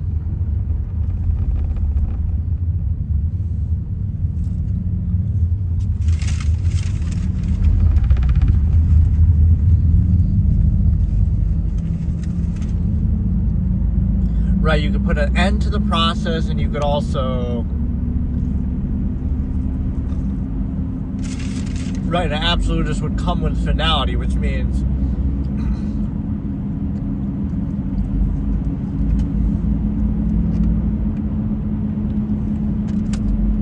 it'd be a higher standard that would, again, either it would have its own measure of standard and it would invalidate, either it would mean their end, or it would mean the end of contrivance, or it would mean they just wouldn't be a part of it, or it would mean they would make their own, or it would mean they would take contrivance at face value and then hold it absolutely accountable and do it fully, and thus invalidate the process, remove the need, right, and validate it by doing that. So there wouldn't be this half-mass state of just reinforcing whatever just because it's treated as false absolute that's not held accountable.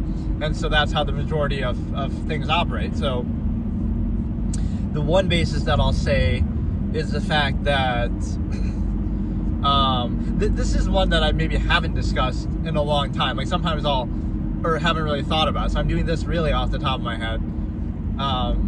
From like years, I'm thinking like this is something I wrote and talked about like maybe 12 years ago, 11 to 12 years ago. So whereas the other ones obviously originated then, but then I also have discussed it since then on and off, or written about it again. So this one is a little bit more unique like that.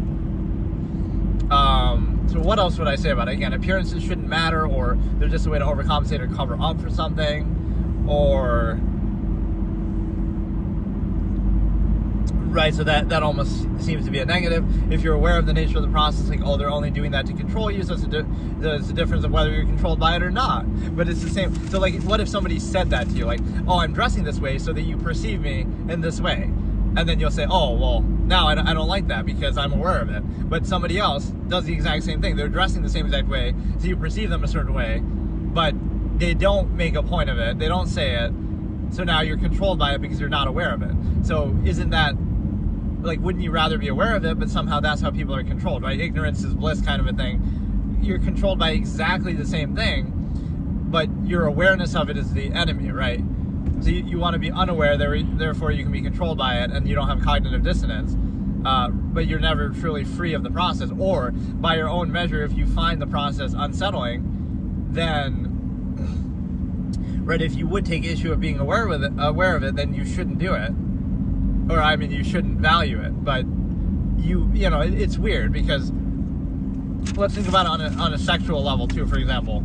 Like, with relationships, okay, the same thing. Like, oh, you approach somebody, like a pickup artist, and it's like,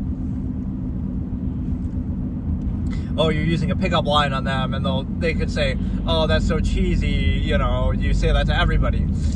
And so if somebody else comes up with a better one or something original or whatever, right?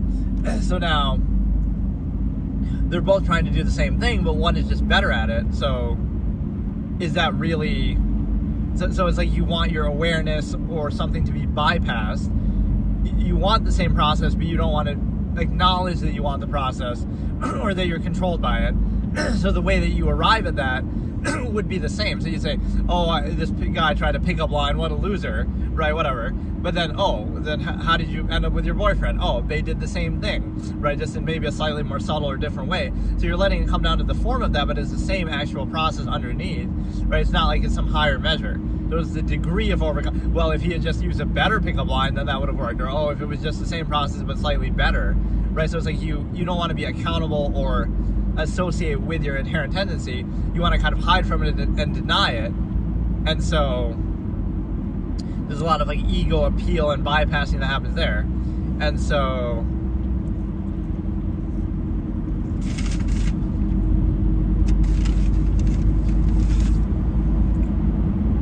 but that's the best way to show it. It's like self-awareness is the enemy, right? The same exact process is present, but it's only negative if you're made aware of it by either somebody pointing it out to you, or oh, they present it less convincingly, a little slower, they don't adequately overcompensate for it with social contrivance, anti-thought, you know, so they're just kind of neutral. So now, because they're neutral and they're, like, let's say they don't talk, compared to somebody who's constantly talking, contriving, you'll be selectively aware now, even if that's the goal, right? Yes, be aware of everything all the time, but oh no, you'll only be selectively aware when you're not having your thoughts countered by social contrivance and bypass, and you're focusing on that. So it's not a difference in reality, it's a difference in your perception and selective awareness. So imagine if you were that aware all the time, instead of, oh, I'm being selectively controlled by social contrivance, which plays into the human ego, and undue emphasis is placed on people and everything they do and say just because they're people. And there's sort of this subversive fallacy in that.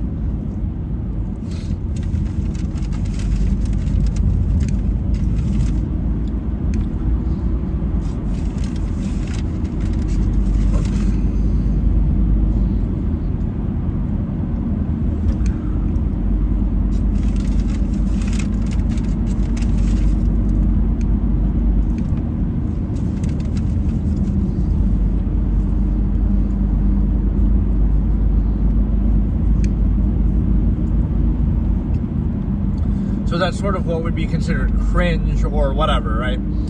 Bad by some modern standard or whatever.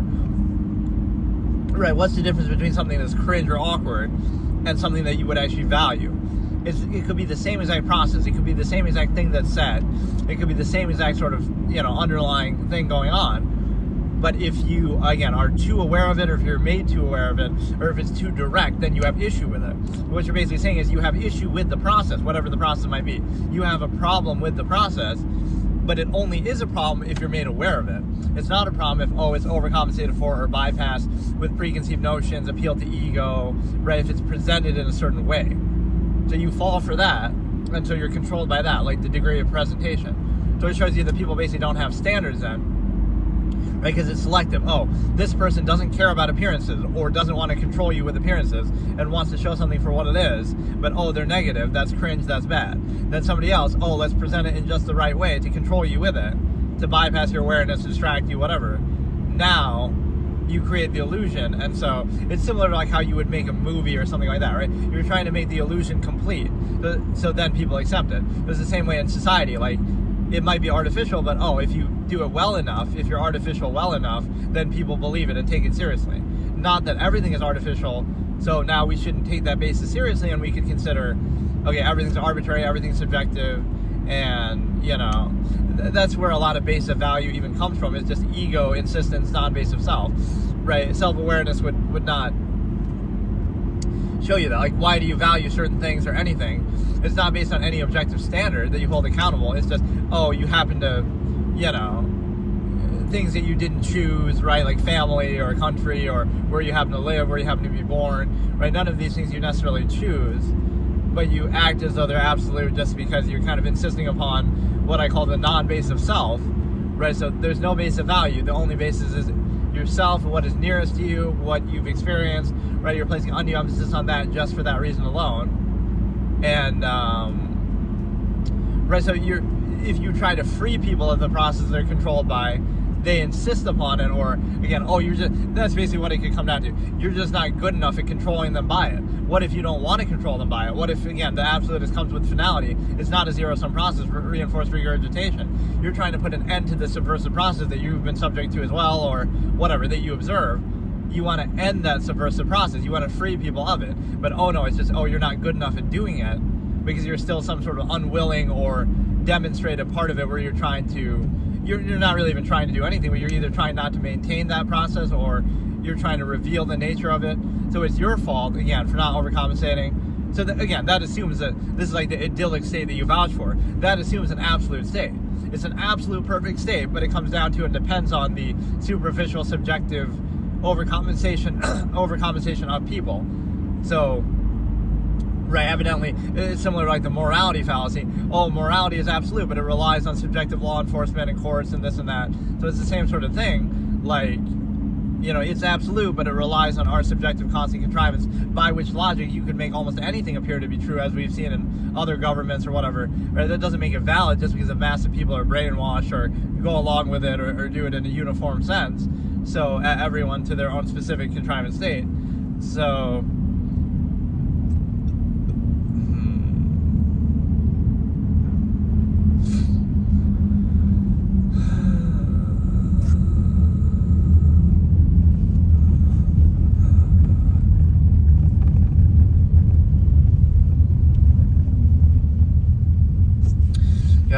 kind of bad all of a sudden here, but most of the drive wasn't too bad, or I guess I was behind that plow for part of it, which normally I'd welcome that, but that road didn't seem like it even really needed it.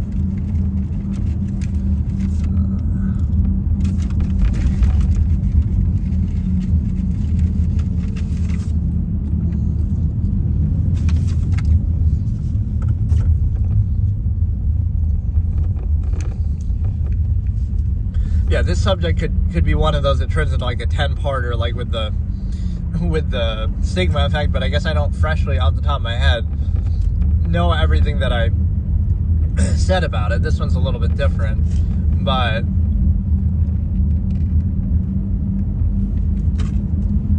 it just seems like something so obvious when people take it seriously.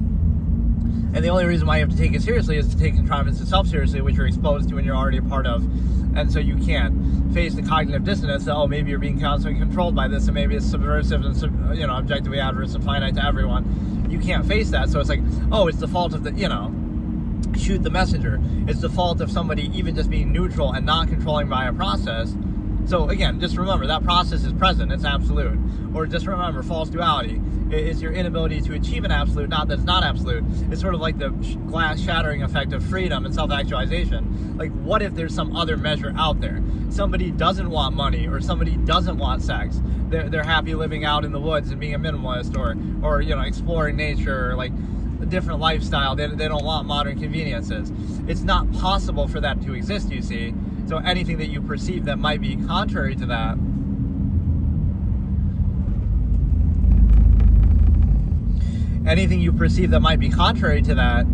must just be, they lack the ability and the performative aspects to achieve this absolute. Not that it's not absolute, not that they get a different measure. So it's kind of the ironic self-tell too. This person who doesn't value appearances and values inherent reality looks bad, their appearance is bad, so therefore that discredits them. But you don't understand that? Like, so, oh yeah, you might look bad according to superficial criteria that you don't value, and the whole point is that you don't care about it, and you don't want that to be the basis of value. So you'll be discredited by the very basis that you're not vouching for, right? So you're saying, you know, like, oh, your criticism of superficiality isn't valid because you didn't present it in a superficially overcompensated way, or like you don't look good enough while saying it, right? Like, pretend it's one of these campus conversations or whatever, right? I walk up to the microphone and I'm a minimalist, or I'm part of a nudist colony, and then I'm wearing clothes, and they'll say, oh, look, you know, you're wearing clothes, so that invalidates you. But if I wasn't, then I wouldn't be allowed to speak there. But that shows you the closed structure contrivance. They're forcing you to do something, and then using the fact that they force you to do it to validate the standard. And then the other side of it is the fact that, like anything that's mob rule, like mass collective standard, right? You're not doing it because it's actually the best thing by any subjective process or measure that you might have. It's just, oh, it's the best way to control a mass number of people, or the only way, or an effective way, but doesn't mean it actually has any standard or basis behind it, even if you hold the pretense truly accountable, like amalgam theory would tell you that.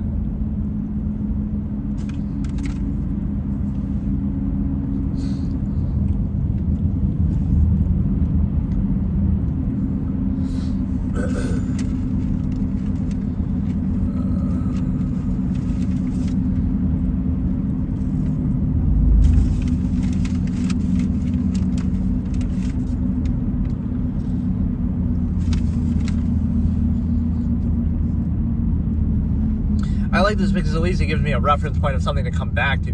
Now if people ask about a subject, what are you talking about? You can look at all the other episodes, and like, it's not the best way of doing this, but this is like the long form posture at work. You can't just do this in one simple single thing. But no, think about like a state of where you're actively self-aware of everything, which people are not, and it's even condemned in a way to be that. Right? You'd be aware of the nature of the process, so it wouldn't work on you, or you wouldn't value it, or it wouldn't be effective, right? It only works if you're selectively aware. You're only aware when you have permission to be, or like, you know, this is like the lack of inner monologue or self-awareness. People will react on the superficial level, on the surface level, and they're not actively thinking about anything or like aware of what they're thinking. They're just reacting. So it's like, oh, this person looks a certain way, so I'm going to react to that. This person. So at what point do you get that ability that anybody can do, where you have this inner monologue? There's some stupid thing that people say, oh, certain people can't do that. Like, anybody can do that. You can just sit there and think. That's kind of what writing is. You can write like, this is what's happening now, and you can be aware of it in a way that isn't you know, like, isn't just reactive. You're not just reacting, you're observing, and then you can choose to react. That's like the other layer. So it might seem like, oh, you're slow or something, but not treating it as a false absolute. Like, you assess the actual objective nature, you self-actualize from an inherent base state, like I've talked about. Yeah, this topic would be very, very intimidating to do because it's just so broad, and it's a concept that people, I guess they just don't get it, because again, I wrote the equivalent of a book on this subject and discussed this, and it's like, it's not something that, I wonder what people's actual responses to it would be, but it's more just like, it's not, it should be so obvious, but it's like, oh, that's the only way you can define value, but it wouldn't be consistent. Like, you're only doing it because of an overextended mass of people, so they're more easily controlled by appearances, but that doesn't mean it's actually a credible basis, right? So if again, the world is a village of 100, then why would we care about appearances, right? You can argue maybe you'd care more, but I don't know. It's just not a basis of value, really. It doesn't have any impact, and anybody can wear anything, or anybody can appear a certain way. So you can appear a certain way that's good, but act in a way that's bad, or you can appear a way that's bad, but act good. So like, you're not credible. It's opposite interpretation. It's just, you're letting yourself be controlled by appearances and preconceived notions and things like that. So it's sort of like a self-fulfilling preconceived notion. So even if you show this, like, I'll do it as a social experiment, right? You have one person who has the right performative aspects preconceived notion, and you have one person who doesn't. And so it's like, but then the preconceived notion can't be acknowledged to be wrong. It must always just be, you know, it's your fault. It's not their fault for having a preconceived notion that's wrong. right, it's your fault somehow that you didn't put up the right performative aspect or overcompensation or something like that. And so it shows you, like, a society will do that. It'll insist upon what it's ruled by. It'll defer to invisible authority. So let's say you're just neutral. Again, you don't have the typical performative aspects or whatever is expected, or you're kind of more neutral and unconditional. It'll be some deference to something. Oh, they're doing it because the devil is possessing them, or, you know, they must be adhering to some other, you know, invisible authority or something like that. It's never just that a person can choose to do something other than the contrivance state. It must be explained away. The contrivance state is absolute, of course, but it just requires us to acquiesce to it in uniformity, as the majority of people do. And then the one time somebody doesn't, it's like the breaking the simulation kind of thing. Oh, one time somebody doesn't, it couldn't reveal to us how restricted and controlled we are. It couldn't reveal to us that, you know, that's what freedom and self-actualization could look like. That you could do anything at any time in the human variable, and it wouldn't be so uniform to what exactly you're doing now, right? It couldn't open your eyes to that. It must be their fault.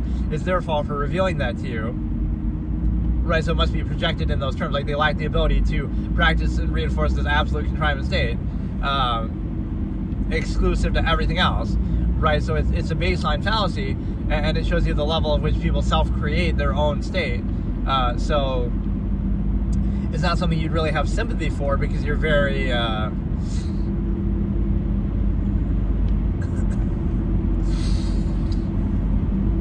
right, you're very aware of it, so it's kind of disappointing. It's like you're aware of a process that controls you, but you're still controlled by it, but on account of a mass of people around you. So it's kind of like a convenience thing, or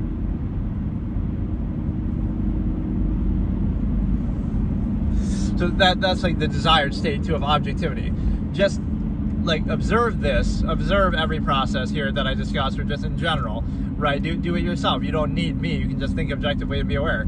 And then if you still decide to be a part of the contrivance state that you're a part of, then do it, right? Nobody's stopping you. But the chance of that happening is pretty much 0%, right? Because that's not the way it was arrived upon. It was arrived, in fact, the exact opposite way, by distracting you, by overcompensating, by, you know, whatever it might be. And so, right, bypassing critical thinking and so forth, not by actually appealing or having standards and stuff like that.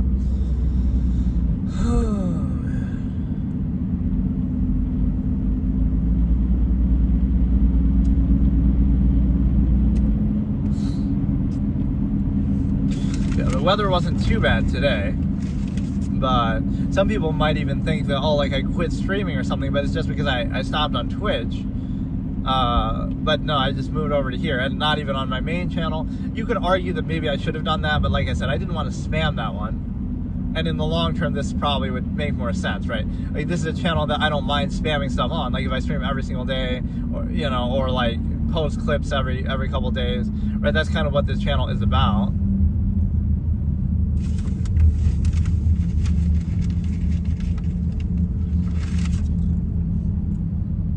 But maybe it seems dumb for a channel that's that small. Like, this dude has a total of like 400 subscribers between all of his channels, and you know, he has 3 different channels. One with like 70 on this one with like 100 something on the second one, and then one with like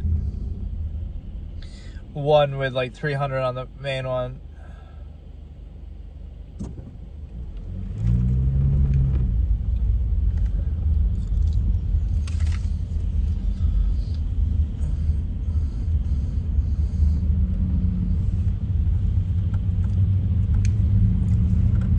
But no, you can see, like, there, you know, people are so thoroughly controlled by a process that when you don't control them by that process, oh, that's your inability to do something that's absolute.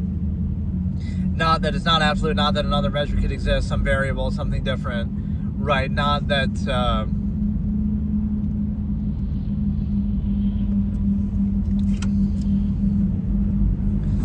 right, not that something else couldn't exist, or any awareness.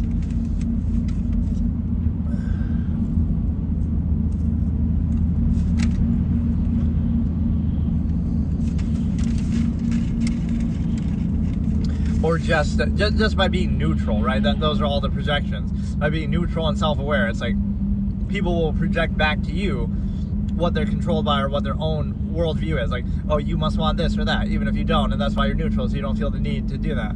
Or you're free of it and can self-actualize, or you reflect to them that something that represents freedom, which they're exposed to a contrivance state that controls everything they do. So it kind of shatters the glass and brings out cognitive dissonance that, you know, oh, so you can do something different. It breaks the illusion of the simulation, so they have to reinforce it by acting like, oh no, it's not that we're being restricted so heavily or that we could potentially do other things. It's that, oh, anybody who does anything besides this uniform state must be incapable or flawed, or we got to label or dehumanize them somehow. And then,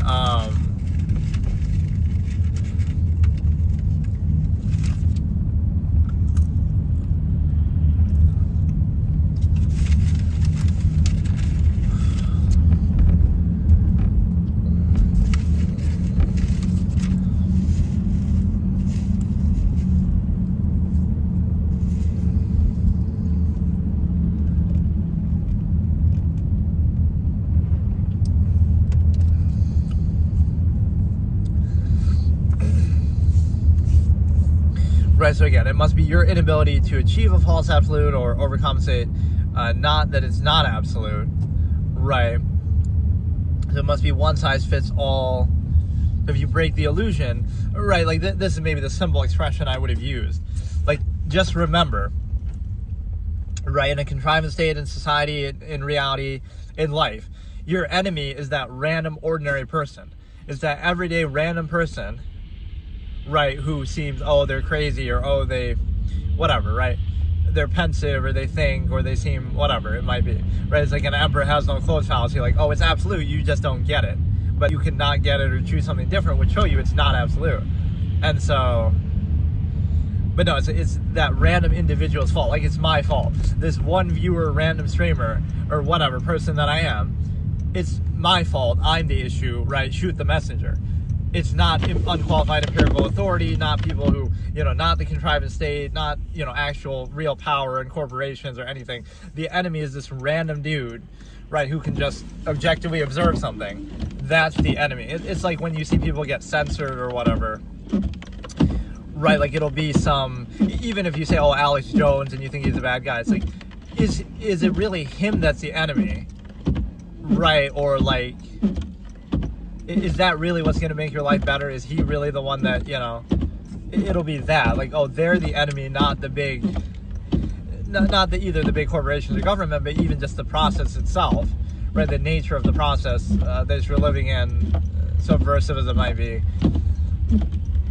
right? So that's always telling, like, oh, this random dude is the issue, right? Who's being censored, or somebody, you know, just some ordinary everyday person, they're the issue, because they reveal the cognitive dissonance of your own state or something like that, not the structure of it itself, right? That there's something that they reflect back. So that's where neutrality is a false negative too. You could just do a zero-sum process, just do it. But, oh, that's somehow negative because you have to socially contrive, overcompensate for it. And so that means that basically it seems like a negative, but it's really just neutral, and it's just a zero-sum process that you're treating like that. So it shows you like there's some expectation that you have to place undue emphasis on it, or you have to somehow, you know,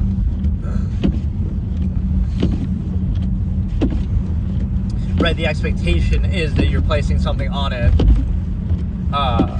as a neutral, right? Like, oh, everybody has to place undue positive emphasis on the contrivance state, otherwise it'll seem negative, because it's not inherent and it's subversive in nature and overextended. But what that means is, it means that, right, like you're treating that undue positive emphasis as a neutral, as a default. Right, so simply being neutral will reflect back how people are controlled. It'll reflect back their own worldview. It'll reflect back the cognitive dissonance that they have with the state itself, but oh no, it's your fault for just revealing it. It'll reflect back kind of artificial things that they're controlled by or appeal to them. It'll reflect back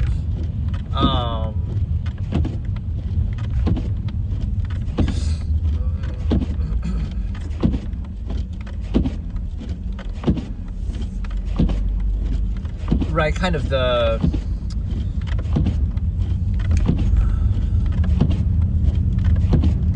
whatever, just the nature of contrivance. So it's not even saying, they're not saying, oh, the contrivance is negative and we shouldn't do this. They're just doing it without placing any undue positive emphasis or framing or anything like that.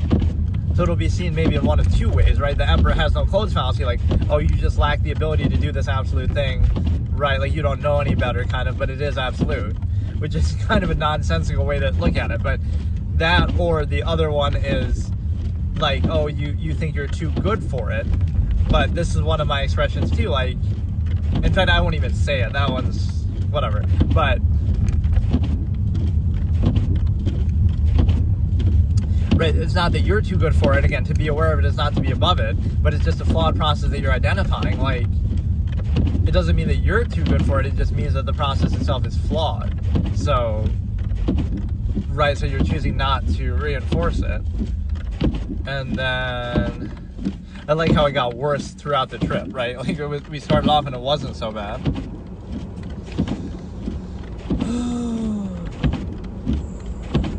I don't know what people even do for New Year, really, besides just, okay, stay up late and drink until you pass out or try to watch the ball drop. Like, I don't know what other New Age modern traditions people have. Maybe like some little, try to go over your resolutions or something. But yeah, like, even that's a good basis of, like, fallacy of permission. The fallacy of permission, like, even when you break the contrivance state that's supposedly absolute, you can only do it with contrivance's permission. Like, oh, you have to wait till a holiday and do it when it's approved, right? So even your imbalance overcompensation of when you can be free of contrivance is within only when it's allowed by contrivance, right? Not just freely, like, oh, pick any day that you want and you can choose that to be. No, it has to be a birthday. It has to be, you have to, like, kind of justify even the inherent self-actualizing things that you could do at any time. You have to somehow justify it, or, again, you need, like, the fallacy of permission through tradition, like, oh, you can only do it or only be free at this time, right? So even freedom from contrivance, you need permission from contrivance to do, right? To value or whatever. Right, why not pick any day, or why not every day, or, even like to escape from the contrivance state. I've said this in a layered way many times, like, oh, if you're observing this contrivance state or something, you will, you say, oh, why not just go live in the jungle then? But you try to, and, oh, then you're taking the clothes on your back, and so that makes you benefited from society from that, or your origin, or something like that. Or even if you go out naked, then you'll be arrested for that. Or you'll be trespassing on somebody's land. It could be the government, it could be a corporation. So anywhere you go, you'll be like that. So you'll see the ways that it tries to stop you. You can't hunt here, you can't fish here, need a permit, right? So now you see that even to be free of a contrivance state requires the permission, basically, of that contrivance state. And so, right, it's kind of disingenuous. First of all, you start off with a non-consensual social contract at birth, right, that's just forced upon you, and then you might, when you're old enough to think for yourself, you might make a decision, but it's already from a preconceived basis. It's not objective. And so now you treat that as false absolute, take for granted. And then the other thing that you do is you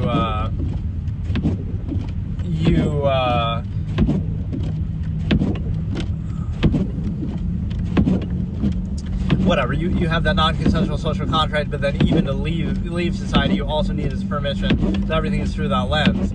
Or even like what I'm saying now or observing now, you could say, like, oh, in order to do that, you need, like, certain, which really you don't need anything. Anybody can just be objective, think, but it's like, oh, some freedom from contrivance that would be subversive, but that, again, you would do it as a zero-sum process, so it wouldn't matter. So it's like, I don't know, you need, like, maybe that's what it takes, right? So if you were to change the world and do something, like, oh, you only did that because you had some zero-sum means benefit, but, like, maybe that's what it takes to counter all the unqualified empirical authority. So there's no ego in that, it's just a zero-sum process. So it's like, okay, you benefited from it to counter other people who benefited from it, or some unqualified kind of process. So I like how the weather ends up making these sessions take longer too than what I typically intend or expect, right? Like usually it's not quite an hour, right? But just because the weather, especially on this trip, because this is like a shorter trip too. But I wonder if it crashes for a second there under the bridges. Right, it's not quite long enough that it should cause the Starlink to fuck out, but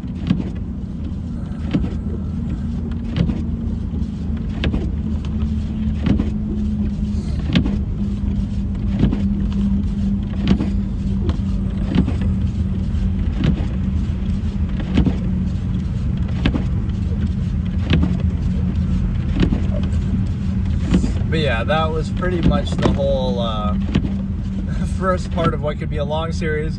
And I like how I went back to episode 8 and I did episode 8.5, but we have episode 9, like 9.6 that we were on. Now we can have this one, like there's the trauma one, 13.5. like it's kind of gonna go all over the place, but and I discussed kind of other things in here too that all sort of relate, but it doesn't mean it's always just only about that topic. Okay, so today I'm going to return to my episode 9, my super long one that is like the never-ending episode because there's so many topics to discuss within that.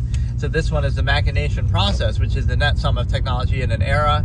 It refers to a few different things, but basically this is the part, episode 9 is the stigma effect, history versus human credibility, kind of what it shows you that history would show you that people have fallen for every trap, every lie, every pretense ever. People have been very sure of themselves in every era, even when Rome fell to bread and circuses, or even when, horrible atrocities were done by governments or enshrined in law, right? People either sat by and let it happen, or they indignantly insisted upon it and were, very sure of themselves or fine with it. So don't be too sure of yourself now, and you should doubt yourself the same way that, like, oh yeah, of course, we got it right this time, everything's perfect now, and then we'll look back hundreds of years and say, oh, how could we have fallen for what we're falling for right now? So you won't be aware of it as it happens, but you'll be aware of it in hindsight. So there's a lot of different ways to demonstrate this. So this one is how technology defines us in this way. I could have done this as its own episode, and I guess I've mentioned it in this part, but yeah, we're up to episode 9.6, which typically I don't have this many parts to these episodes, but it feels appropriate for this one. So the one thing I'll say is that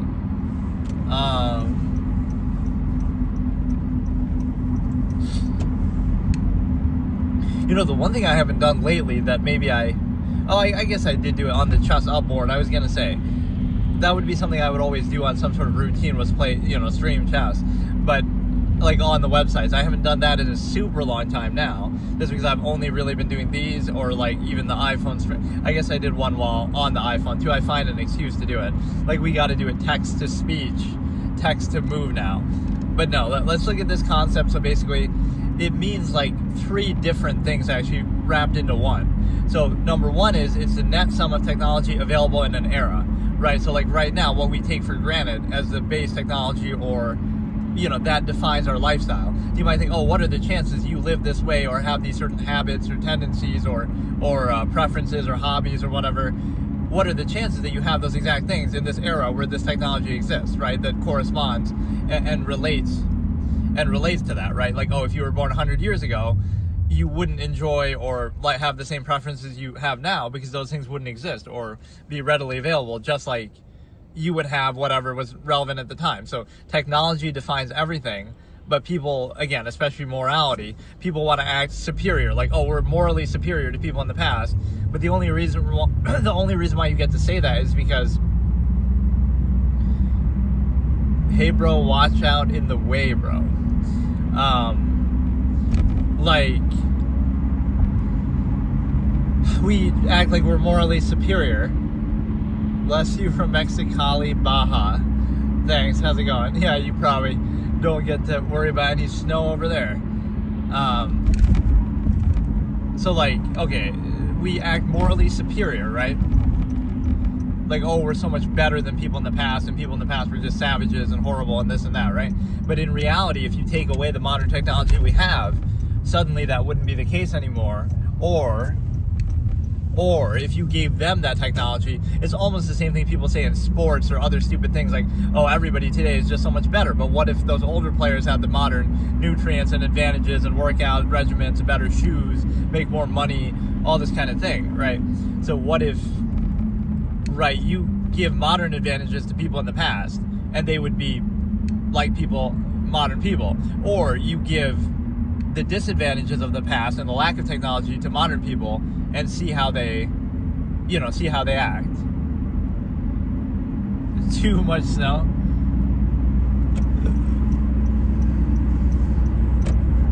It's actually not too bad now, though. But yeah, that's the point. It's like technology is the defining factor, not the person. So you might think, oh, look how good people are. But especially with the mass number of people that we have. You know, you have 8 billion plus people in the world. If you take away electricity, take away running water, right, take away certain things like that, now all of a sudden everybody, would be at each other's throats to a degree.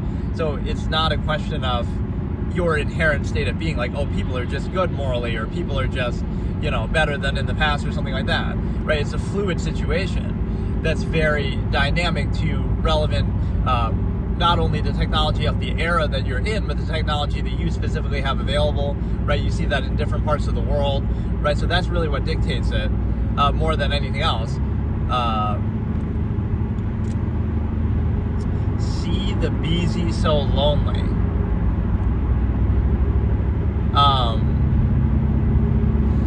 What was I saying? Oh yeah, so let me define the other points of it, though. I use it as like a double meaning, and it was actually in some short story where, like, originally this philosopher says this concept, right, as like a warning, right? He says that, like, the machination process is how people are controlled by technology in an era, but then it later came to just mean this is the technology of the era, right? So those are like the two dual meanings that have some sort of irony between them. Like, okay, the machination process is modern technology. Like, okay, we have cars, and we have, electricity and running water, and we have computers, and, so all these things define your lifestyle, your preferences, your thoughts, your actions, everything like that, your morality, everything is dependent on that. It's not about you, right? It has nothing to do with you. If you were 1,000 years ago, you'd be different. If those people had this technology, they'd be different. So it doesn't mean it's a bad thing, but it just means to be aware of it, and it kind of is defining. Hey, galaxies. Be careful. Yeah, it's not too bad. The road's fine. Today, at least.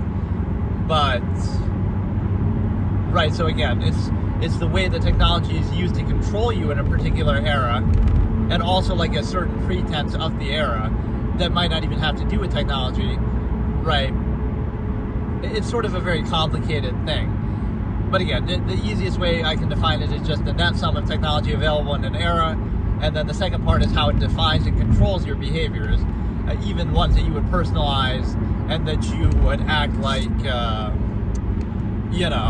like, oh, you love this thing, this game or this whatever, but, that wouldn't be available to you if not for the technology. So you get to choose from, like, the choices that are chosen for you, kind of. But it's not, don't drink nothing. Yeah, don't drink and drive. I'm drinking lemonade. Right, so that's some technology in the era, defines morality, defines lifestyle, preferences, choices, everything, habits. So something that you would take pride in if you realize, oh, it's a non-choice reaction. Hey, Wraith, how's it going? A few hours from here? Cool. Orange County, oh yeah, how's the snow over there? So, yeah, like, you would realize, like, the non-choice reaction of it. Limonada, like Mexico. You would basically be in a position where you would realize, okay, you didn't really choose it, you just happened to be exposed to it, right? Like, modern technology defines you, so it's not really something you would be proud of. You'd be like, okay, I just happen to be a product of the era, right? For example, conversely, let's say a mass of people in the modern day don't do that. Like, okay, you decide in the modern day to be Amish, or you decide in the modern day to be a minimalist, or you decide in the modern day to live out in the jungle and, do certain things like that. You can still do it, but the majority of people won't do it. Why? Because of the machination process that, oh, you have this technology, so it's not just that it enables you, but it also controls you. It also defines you, restricts you. It will, for the mass majority of people, it's just too easy or too convenient or too pervasive for them to resist or avoid and make their own choice, and it's very unlikely that their own choice would be that same exact state that they're in right now. About the same, a little less now. Most is melted. Yeah, that's good. Or Gatorade.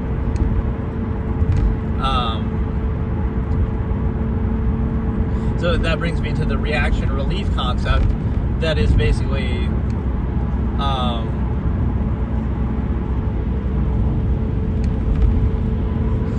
the reaction relief concept, that everything people do, you might say, oh, it's net sum technology, it's zero sum, right? Like, of course people are going to value better technology, of course people are going to use that, right? They're not going to just choose to be a minimalist or something like that, right? But it's a zero sum process, so it's kind of like, it's only as necessary as you require it to be. So what if you don't want that? What if you don't need that?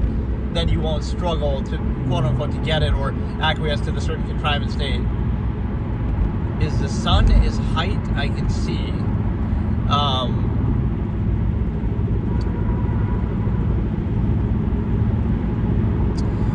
Like,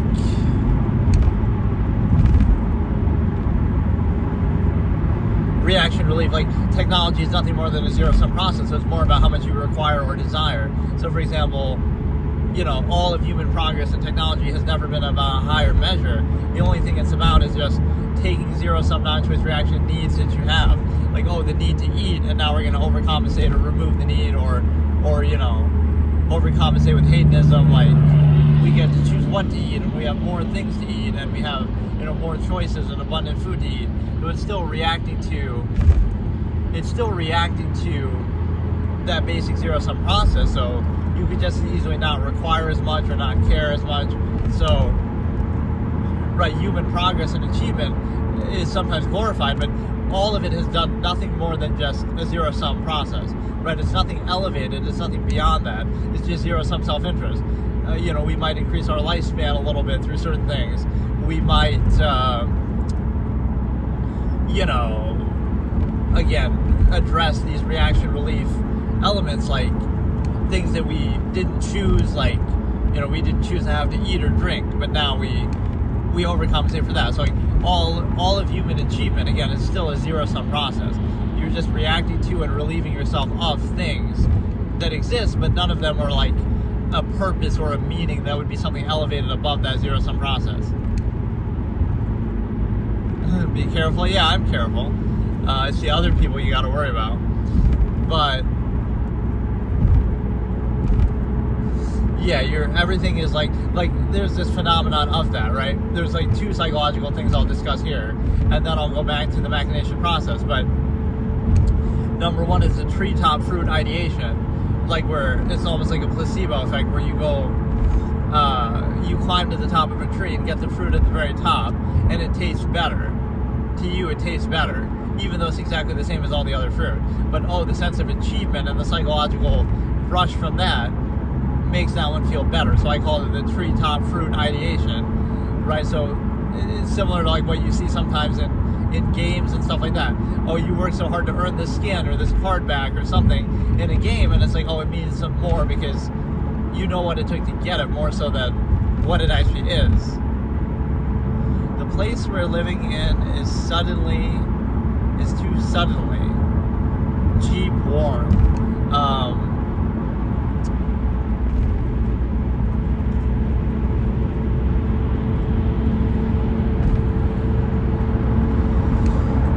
But yeah, you have the reaction relief concept, and then you have, keep warm. Okay. Kind of hard to do in this time of year, but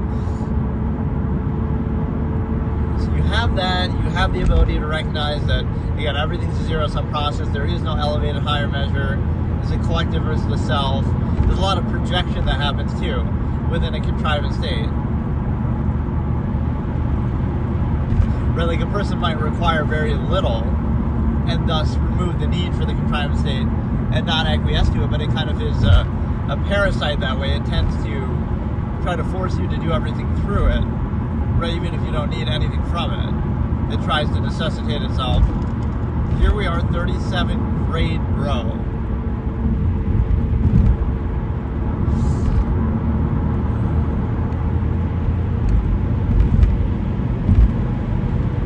But yeah, like the treetop fruit ideation, again, something seems better because of what it took to get it, and then the other versus inherent value. I didn't understand exactly what that meant. Like 37 degrees.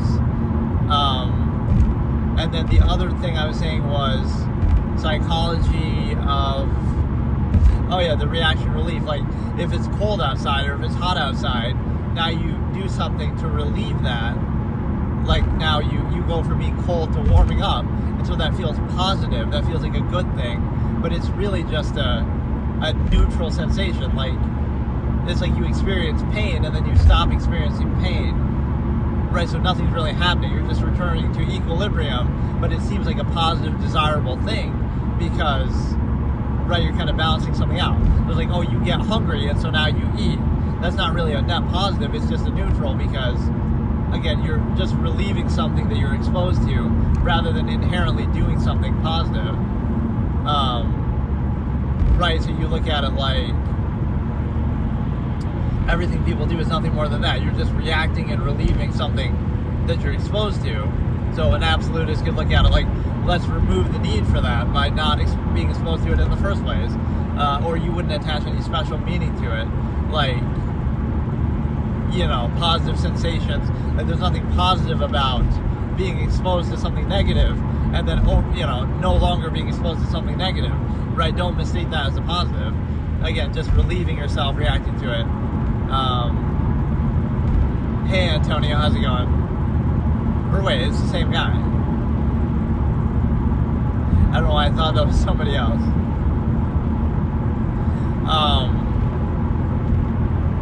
Okay, and then let's get back to the machination process, and what that means is,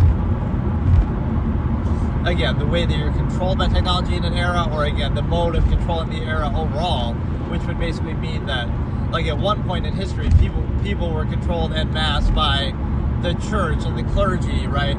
They were peasants working for promises of heaven, or they were, whatever. Every era has its own pretense. So like, what's the modern pretense?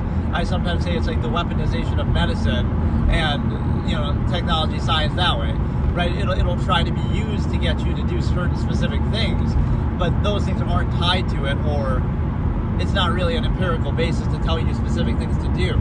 So you'll say, you know, a good example is like the gender stuff. When people say, oh, you know, this trans thing is a bad thing or whatever, and we're going to say somebody's biological gender, right? The problem with that is nothing about biological gender says that you have to dress a certain way or you have to, you know, behave a certain way or have certain hobbies or something, habits and tendencies. Those two aren't tied together, right? So, but society tries to make them seem that way. Or the same thing is true, like what I said with, I'm glad you're taking a good break. Thanks, God bless you.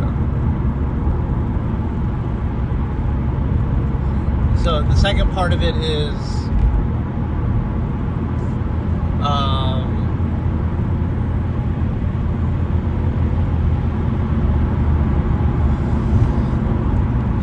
again, like what else would control? Oh yeah, the weaponization, like of medicine and stuff like that, where the state of that we're living in is absolute and it's perfect and it's meant to be, right? It's just unquestionable. And if you have issue with it, that's your issue. Like, oh, it's a psychological issue, and you need to take these drugs to be okay. Like, think about the commentary on that.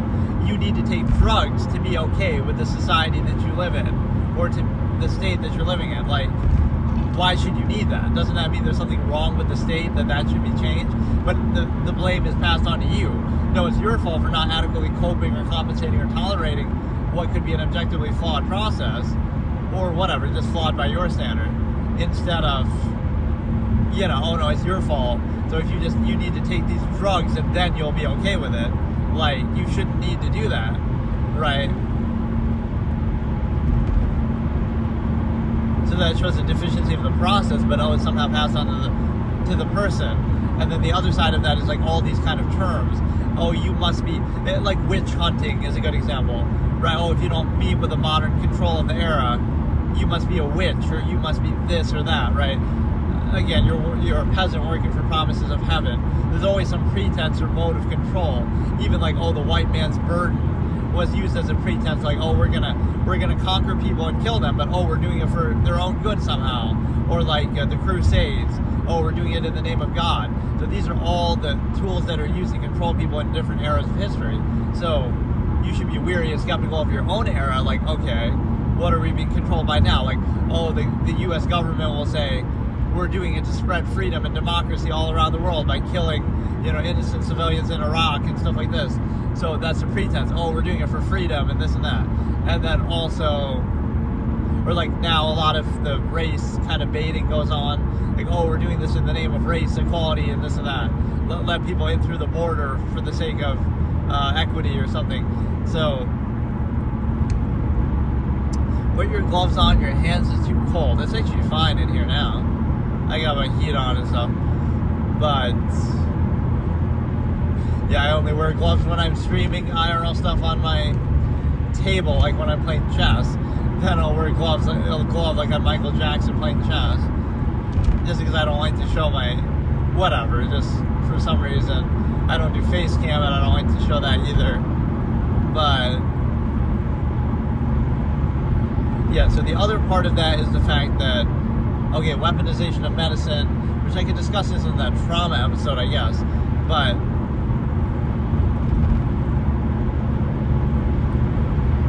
right, everything becomes a label, and so we'll say, oh, we have the scientific data, and so because we can label something, that somehow negates it, right?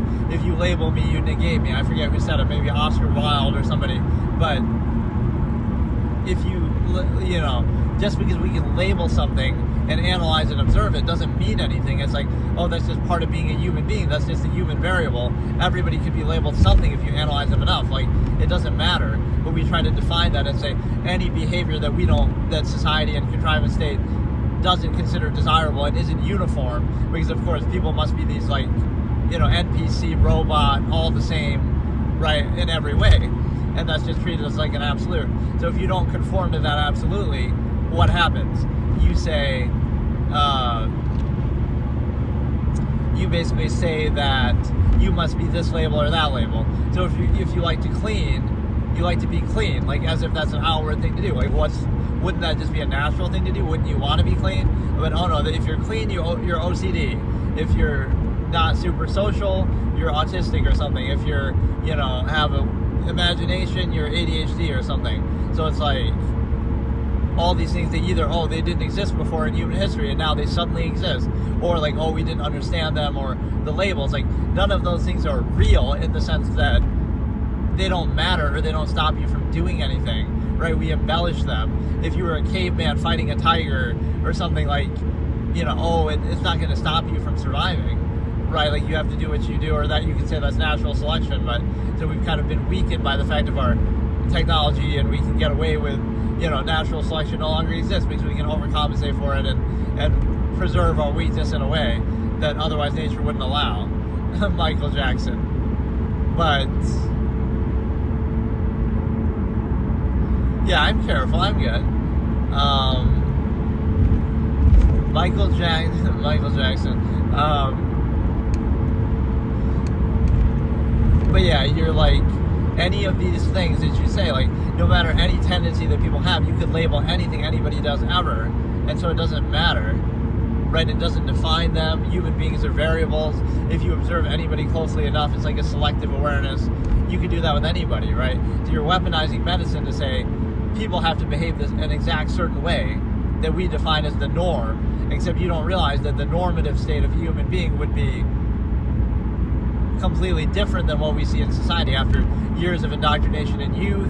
So we're treating that as a false inherent contrivance response, right? Okay, behave like a natural human, a normal human. Well, you might go out in the wild and you might hunt and kill and do all kind of things that, without the indoctrination of society. So that's totally different. But now you have this understanding that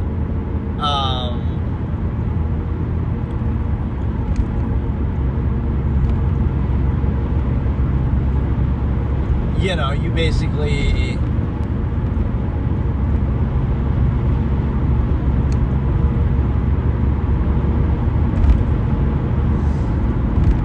right, everything becomes a label, everything is used to define somebody or discredit somebody. But it doesn't make sense because you can do that with anybody.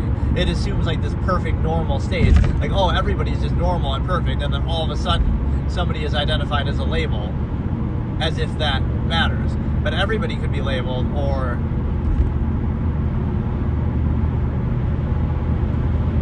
right, everybody could be labeled something. And again, it's a tool to control people in a way to say, like, there's this one exact way that people ought to behave. Based on what, right? Not the way that people naturally behave in nature, right? It's not the way that, you can really say for sure. You can't assume a person's intent of how they want to behave, right? So, like, yeah, maybe they want to be clean. So why are you a messy slob? That's not an outward thing that defines them. What does that mean? The average person is just unclean and lazy and uncouth and disgusting? Or like, oh, you're, autistic or something, like, oh, you don't believe in the subversion of value to a social contrivance state, and so you understand that true value or objectivity can exist in the mind, and you're not dumbing it down and reducing it to a lowest common denominator. Or, ADHD or something. It's like, yeah, your imagination is better than the reality in front of you, but then, oh, it's your fault, you're desensitized or something like that.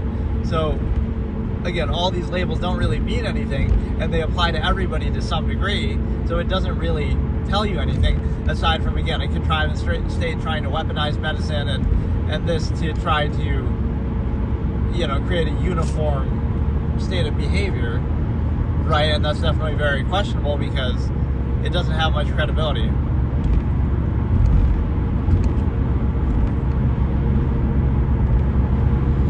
Here in Mexicali, we named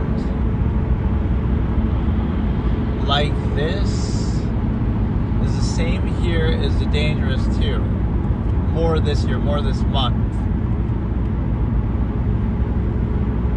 Do you have a support in case you flat tire?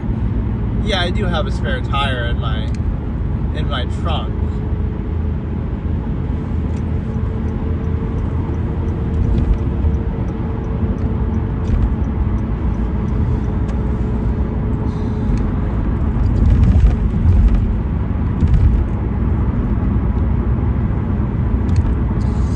That's the whole thing of, again, weaponizing medicine. I feel like I had a better way to explain it, but again, everything becomes a condition. Every idiosyncrasy can label and define somebody. But you have to ask yourself, like, compared to what? Compared to this normative state that people are reacting to, that they're controlled by, that they, are easiest to be controlled by, not really a desirable state. So I think about all the things that are negative. Like, oh, thinking and being self-aware and being objective is a bad thing. And being honest and direct, oh, that's somehow rude. Or being efficient and to the point, a true value basis would be negative. Right? Like, oh, you have to appeal to people's ego because that's how they're controlled. Or, so all these things that would be negative. Being kind of neutral is framed as a negative because contrivance always needs a positive reinforcement over compensation. Or,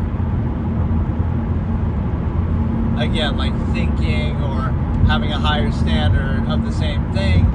Everything has to be filtered through some ego personal lens, which might seem necessary or important, but it's actually kind of counterproductive even by the same measure that's being posed, basically as a pretense. So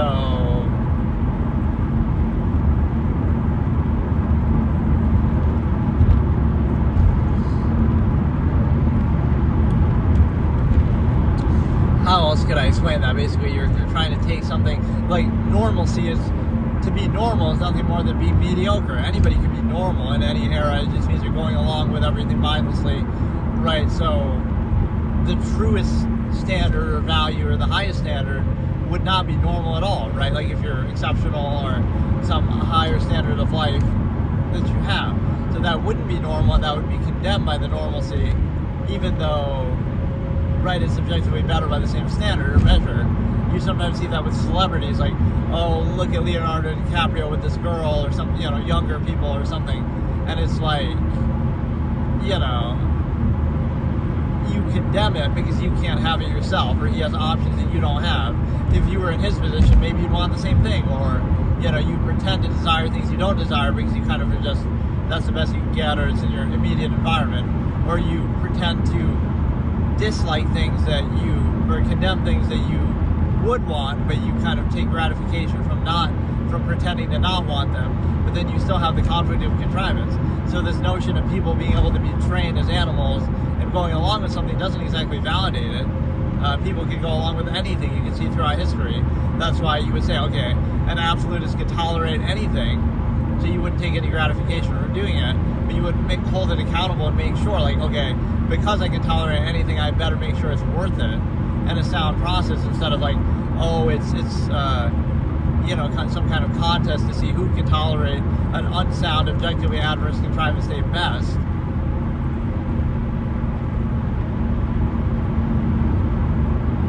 I have an uncle that drives from San Francisco to Canada, who he told me is too dangerous.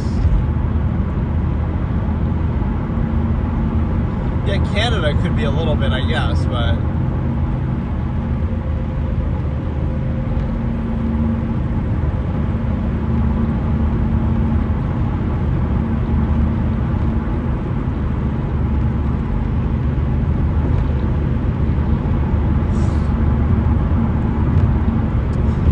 what other points can we take? We can take any idiosyncrasy and we can label somebody and define them by it. I say that like with it's kind of myopic or selective awareness. If you're aware of everything and everyone at all times, you'll see, oh, they all have idiosyncrasies, they all have flaws, but they're just not aware of them themselves, or it's how you present or perform them outwardly. So people aren't self-aware, but they're also, like it'll make them aware, right? Like something will make you aware selectively, but you won't be that way all the time. So it's kind of like this contest of who can present appearances or who can cover up something the best, not what is actually present or real. And then in this month of the year, yeah, this would be either this month or maybe last month would have been too.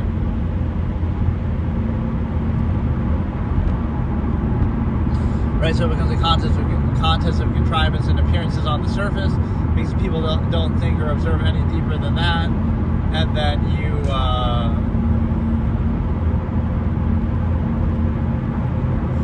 you also have the ability to recognize, again, the selective awareness, idiosyncrasies, trying to discredit people individually, but you can discredit everybody, because it assumes the same thing of like a contrivance state.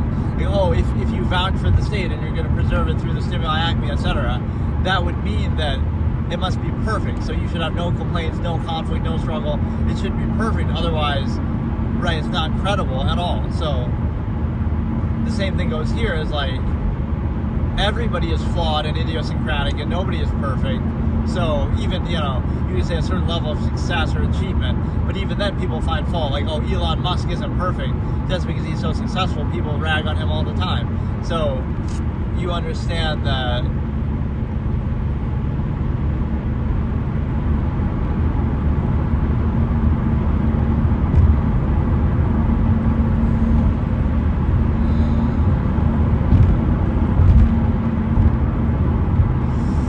drives a truck. No, I'm driving it's like a mid-size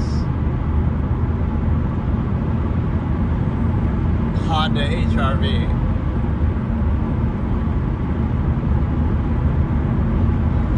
Which isn't bad, but I kind of put maybe too many miles on it where it's going to start to wear a little bit now.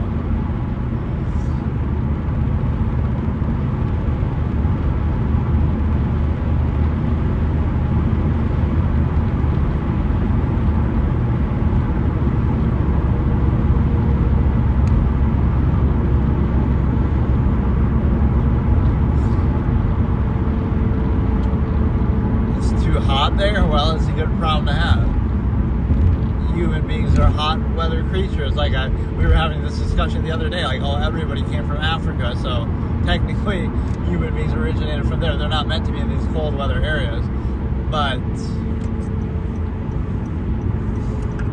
it's a situation where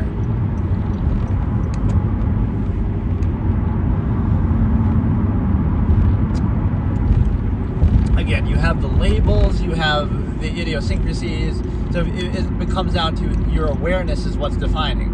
You're selectively aware, and that's what's controlled, not the nature of a process or people. Those, like, normalcy is just mediocrity. If you were exceptional, right, you wouldn't be normal. So we glorify that and take gratification from it just as a as a mob mentality, like, oh, we're going to relate or insist upon the majority of people to things that we reacted to, that we didn't choose, that we might not value, but we take pride in it instead of kind of neutralizing it and deciding for ourselves what we actually value. That's kind of a trick of the ego. You know, you were exposed to certain things when you were younger and throughout your life, and now you're going to be defined by them or insist upon them even if you didn't choose them.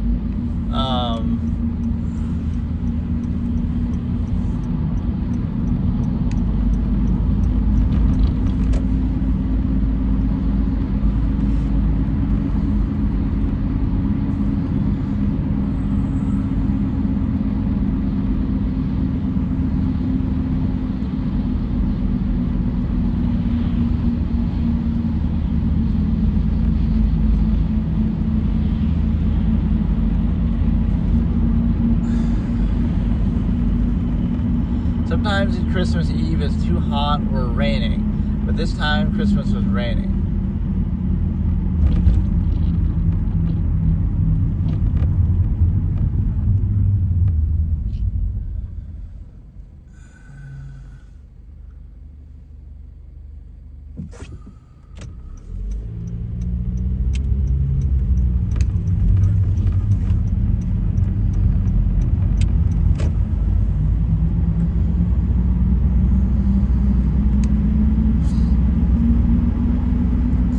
Basically, the point is that this is a pretty big casino here. I don't think I've really driven by here and shown this before. But it's actually kind of huge. I don't know if I can get you a good angle of it. If I go from like the other side, maybe. This is what I should do. Make it like a travel log type shit. But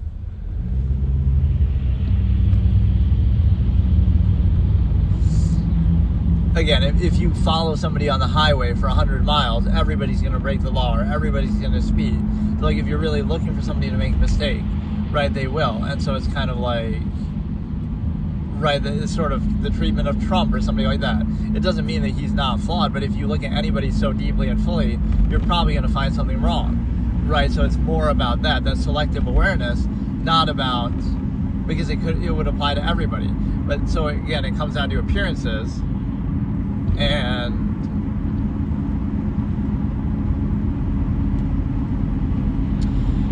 the Romu Rosa was snowing. Do you know the Romu Rosa? No, I don't know what that is.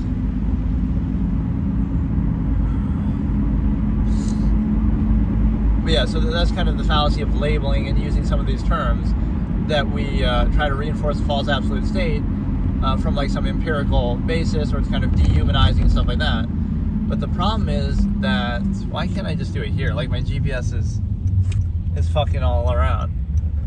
I ultimately have to make a U-turn, but it's not like really telling me to do it.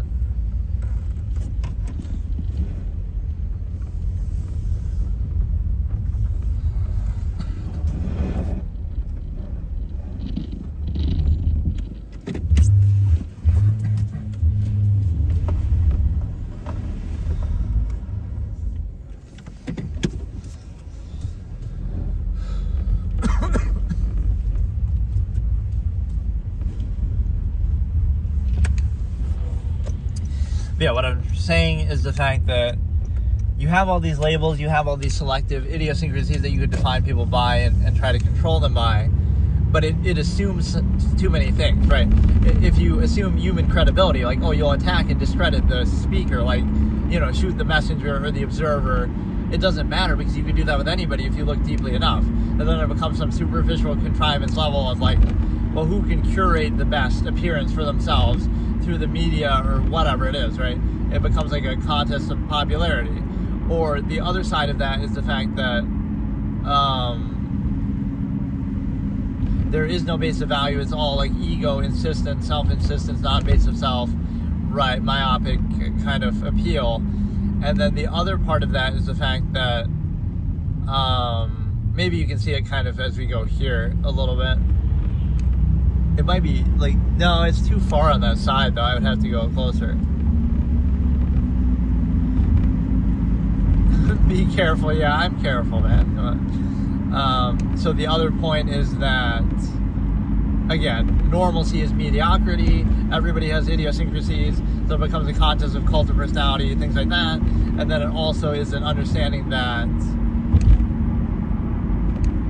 right, you could label everybody or anybody if you're selective, myopic, right? Everybody could be labeled something. And so this notion of what we look at in medicine or psychology is disingenuous, right? I have quite a big interest and background in psychology, but I kind of reject the way it's used as some empirical thing, right? You can observe the way that somebody is, but these labels aren't useful. They don't do anything, right? It's just meant to either dehumanize people and try to, it'll be like excuse certain behavior that society wants to dismiss. Like, oh, a person wouldn't normally behave that way. They couldn't choose to behave that way. It can't be free will, right? It can't just be the human variable that people can do various countless things. Oh no, what they're doing is unacceptable. They just don't know any better. And it's because of this condition, this label that they have. But like everything everyone ever does is because of a label they have. It's the label of being a human being. It's the label of, it doesn't really have any relevance. So,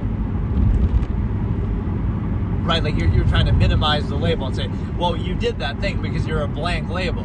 But you're also, okay, human beings have done that same thing or could do that same thing. So the only label that really matters is, oh, you're a human being, and that would explain everything, right? All the human tendencies throughout history, all the things you're capable of doing, right? The human variable, the free will. So no wonder people think of it as a simulation to some extent that, right, they say, oh, society or something is a simulation.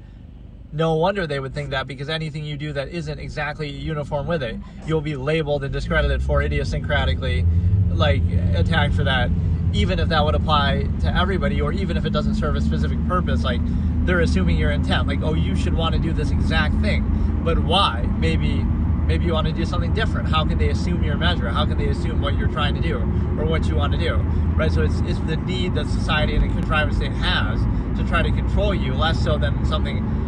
Because if you do it that way, then do it on not on a personal basis, but on like a harm-help basis, as I call it.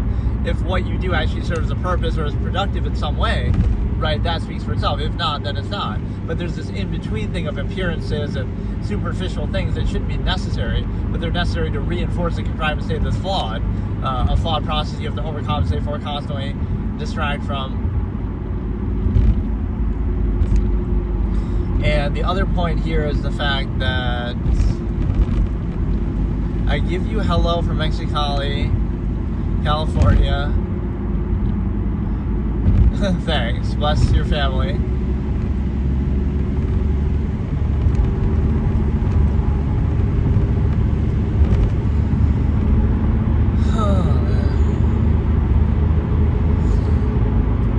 But yeah, that's the other understanding that we have, sort of like a universal basis.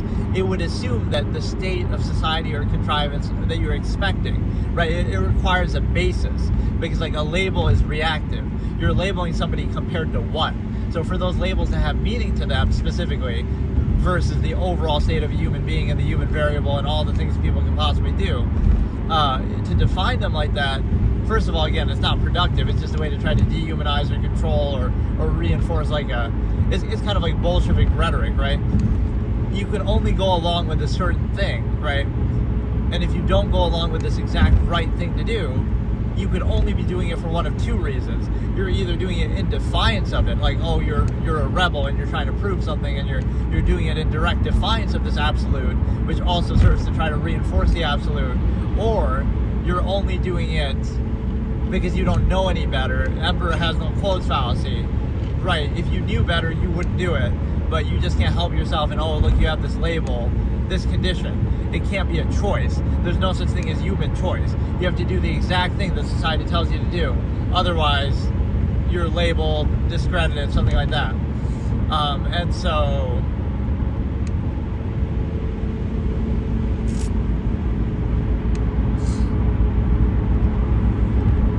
again, normalcy is a mediocrity. If you observe anybody closely enough, you'll find some idiosyncrasy, some way to discredit them. So again, it assumes to label somebody, right? It assumes that you have this perfect. Well, it's like two examples. like sort of to judge others, like on an individual basis at least, or to label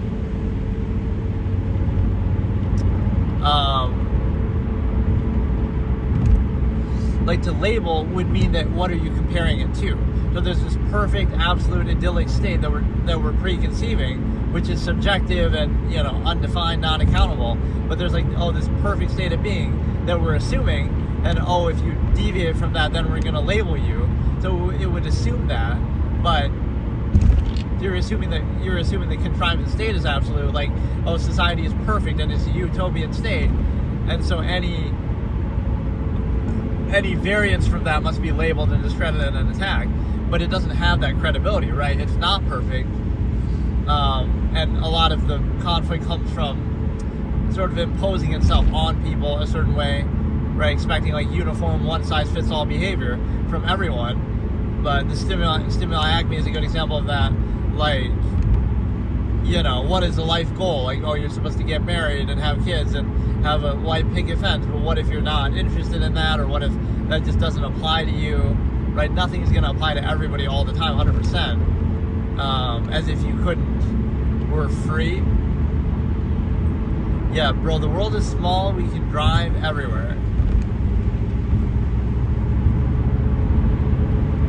That is something I wanted to do at some point, is like go to every state or something. Like how Speed travels America. He did like that thing. I'll do my own, you know, travel every state or something. The only thing with that is I don't know how much I would want to get out and do stuff. Like I don't mind driving places, but then it seems like a shame not to show off stuff in person. But then it feels awkward to like talk when you're around other people. Like if I go visit some monument, so I'll just try to like sneakily keep the camera going, but maybe I won't talk while doing that, or I'll pretend like I'm on the phone.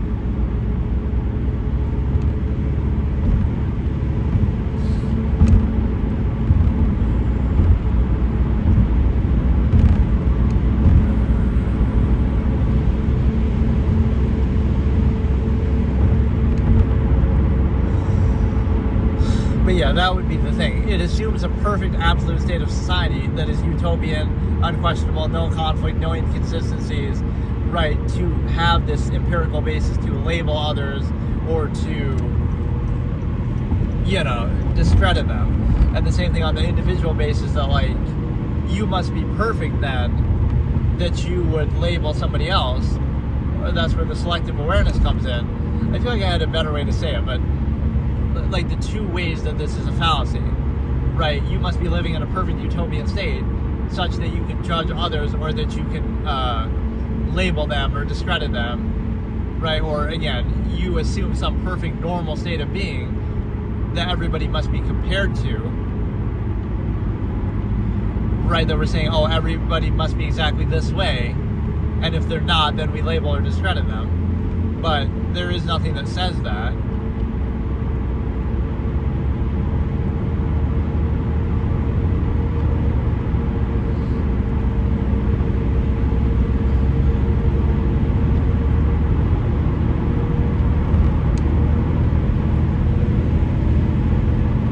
Right, so I'm trying to think of the exact phrasing. I had said this exact expression in a past debate. It's like, in order to label other people, right, you would need some perfect kind of example to compare them to. Right, it seems like a perfect utopian state in society. Right, that you would label them by contrast, or the same thing on the individual basis, like, if you're going to discredit somebody, then you can discredit everybody. So if we look at the selective awareness, I give you, drive, bro, take care, bro. Okay, see you. So what that means is,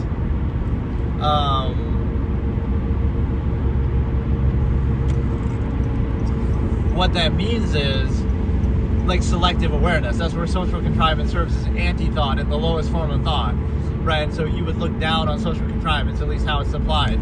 So, and why it's necessary, right? Either in terms of functional basis, you could easily supplant that, especially in today, modern times, right? The internet is a better resource. You can use whatever, right? Like, it's not useful. It's even counterproductive. A lot of egotism, self-insistence. But what it does is, it shows you the simple fact that social contrivance will be what dictates awareness of a process. So like if you don't say anything, right, in any situation, right, you don't say anything, then people will assume the worst or project something negative, or they'll be aware of the nature of the process that's present, right? So they'll be aware of something, like either some idiosyncrasy you have or flaw, or some, supposed incentive that you have, something like that, right? That would still be present, but what you're supposed to do is you're supposed to socially contrive against it. You're supposed to distract them using anti-thought, right? Social contrivance. You're supposed to distract them and say, okay, now we're appealing to emotion, ego, etc. And so now it's not that same idiosyncrasy or flaw or incentive wouldn't exist. It would exist, but you're just kind of using social contrivance to bypass that awareness, right? So that's a very disingenuous thing. What if you wanted to be direct in a true value basis, but then that would invalidate contrivance overall, because then it would be revealed as needless, functionless, no basis to specify it, anything like that. And so, what hour is it there? It's 8 in the morning. Okay, yeah, that was pretty much as far as I wanted to go on here anyway, but this topic is a little bit tricky to discuss.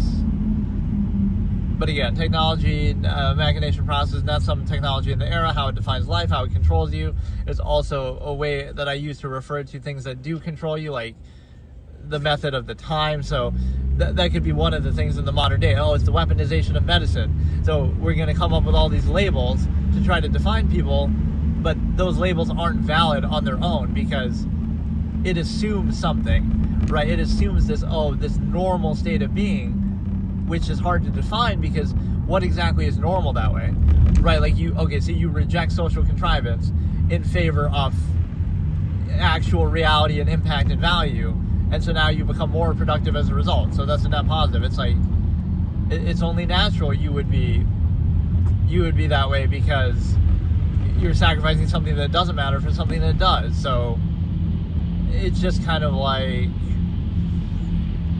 it doesn't have a very accountable basis of that, whether it's functional or not. Here it's 5 a.m., so you're like 3 hours behind. Yeah.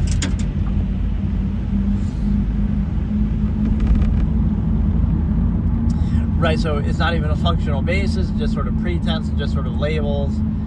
It's sort of the fact that it's more a need of contrivance, right? Like, it doesn't have anything to do with you. Like, it's what other people or society needs from you. It needs to label everybody to keep them in line, because otherwise it's like, maybe you don't need it. Maybe you don't need contrivance and all its restriction in society. Maybe you'd be fine without it. Maybe it's in your way. So it has to label you like, oh, that somehow makes you a dick. That makes you rude. That makes you, somehow lacking in some ability to tolerate it, from which people take gratification. But the other thing is the fact that, like, the label is like, right, it comes from like an empirical base. Well, there's no self-actualization, there's no human variable, there's a one-size-fits-all. What's the sun? Don't set. Yeah, there's no sun today anyway. Okay, see you later. Okay, so today let's look at a concept that I call to censor reality, and I often use it in conjunction with the phrase that I use for other things, but basically that necessary invalid, like social contrivance or undue emphasis or various things. The fact that that's necessary makes the process invalid because it's sort of arbitrary. So this applies to like social contrivance, for example, or a lot of things like emotion. It's like, oh, you just can't overthink it, or oh, just don't think too much, or oh, that's your fault for being thinking too much, or being analytical, or whatever, right? That's your fault. It's like an emperor has no clothes fallacy, right? You have to attack the observer, shoot the messenger. So, right, it's sort of like the fact that you need this exact framing for something shows you that it's not valid, and by that basis, anything could be valid, because like religion is like that, or belief systems, like, it's true, it's absolute, but you just can't question it, or you have to kind of, suspend your critical thinking and bypass it, kind of like the fallacy of creation, that, oh, everything needs to be created, so therefore the answer is God, but then God is exempt from the same need to be created. So, right, it doesn't really answer anything with that premise. So, you understand that, again, it's like sort of a built-in fallacy of a thought process or lifestyle or contrivance state, that you have to do certain things to make it valid. So it's not valid on its own. It doesn't mean it can't be functional or useful or you can't do it. It just means it's not absolute and exclusionary to everything else the way that it would be treated, like, you know, this empirical basis to outwardly insist upon other people. But that's kind of a key phrase that I use, which is like, right, everything is arbitrary. It could be anything, kind of historically, like, oh, you know, people were sure of themselves in the Roman times when they fell to bread and circuses, and people were sure that the earth was flat, or that the sun revolved around the earth, and like, people were sure of a lot of things in history, that you should doubt yourself and your credibility, you should doubt, you know, your senses being easily manipulated, you should doubt a collective mass of people being sure of something, or we can use that in an anecdotal basis today, like, oh, Taylor Swift might be more popular than somebody else. That doesn't mean she's the best, right? Just because something appeals to the most number of people or controls the most number of people, right, in society, that doesn't mean it's the best thing objectively by any standard. It just means it's effective, right? So it's a situation where if you take the net sum credibility of human beings throughout history, especially from a supposed moral basis, you would say, well, throughout the majority of history, people haven't done things that we would vouch for. We would condemn most of it. Oh, that was brutal, that was savage, and we want to act all superior just because we have better technology and relative comforts. But you know what I mean? Like, people would not be very credible by your own standard, right? You'd be condemning practically everything that they do. You know, they did brutal things throughout history. They killed each other constantly. Most governments have been tyrannical and exploitative, and a lot of lies and, you know, manipulation. So you wouldn't take it very seriously if that would be what you're doing. And yet somehow in the present time, people always take it seriously. You never see it when it's happening to you, like, oh, things are the way they are because that's the way they're meant to be, is kind of the fallacy that I always say there. So here's one thing, is the fact that, before I get to the core point of the censoring of reality, but it's the whole idea that a specific framing is needed for contrivance or a belief system to be valued. The problem with that is the fact that, again, if it requires some special prerequisite, hey, how's it going? If it requires some special prerequisite, it means that, right, you're kind of built into that and say, well, under this exact circumstance, you can't question it, you have to, you know, like all these rules of assessment, right? Oh, you can't just assess it objectively and it should hold up to that if it's absolute or really worthwhile. No, you have to kind of, you can't question it, you have to do it in a certain way, you have to kind of couch what you say about it. Right, that shouldn't be necessary, especially with something that claims to be absolute, like religion or belief systems. But hey, Tannic, how's it going? Right, so that's one angle of it. The other angle is the fact that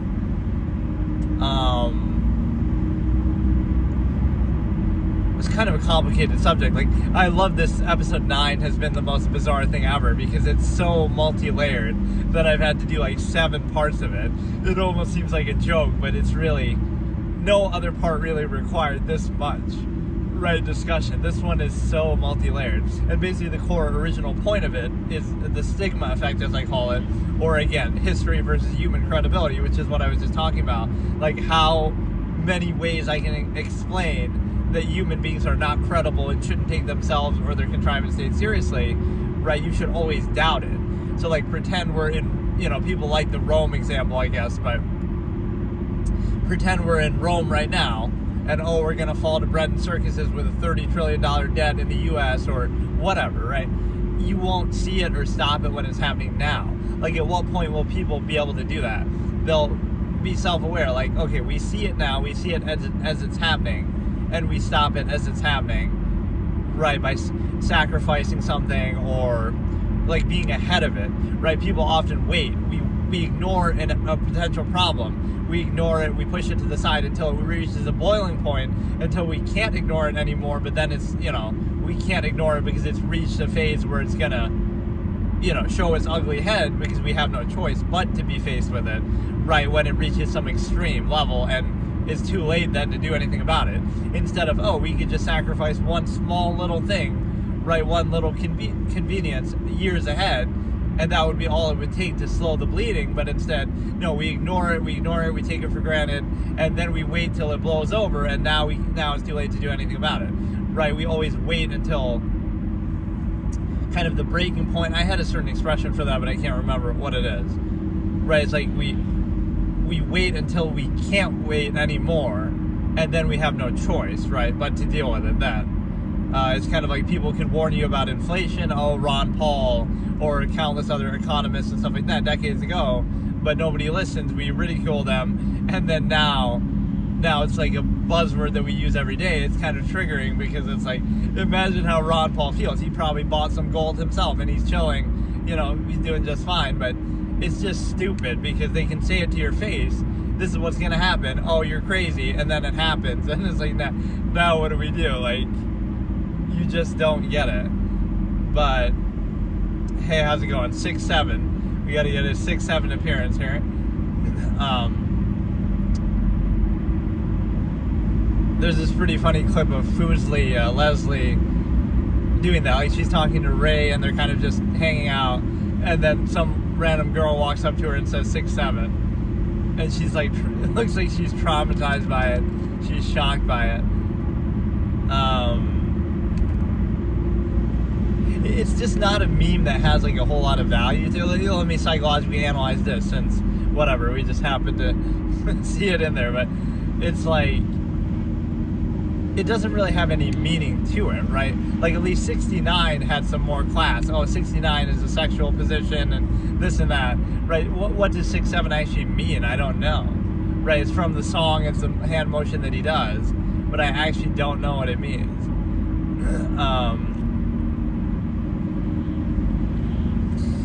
But no, it's a situation where, again, if you need like the special framing and like, look through the telescope is the expression that comes to mind, right? Where it's like, you should be willing to consider all angles. I read the Bible when I was younger. Why? Because I was religious? No, because I wasn't. Or I, was open-minded. So it's like, I'd be willing to read that and consider that, and I'm not going to dismiss it until I do consider that, right? So that's the objectivity, or vice versa. You should be willing to consider it. But that's often how people are with their way of thinking, is they're very closed, right? They sort of, there's a line from Annie Hall that's kind of like that, where she says like, I like to consider different perspectives. Like, why are you reading that? Does that mean you're you're reading this communist magazine or something? Does that mean you're a communist? No, it doesn't. It just means I'm, open to different perspectives. I've also read every other magazine. Like, you can be open-minded, you can be sort of, I can't remember exactly how that scene goes, but it's something like that. She's reading something, and then he tries to label her, and then she says, oh no, I like to consider different perspectives.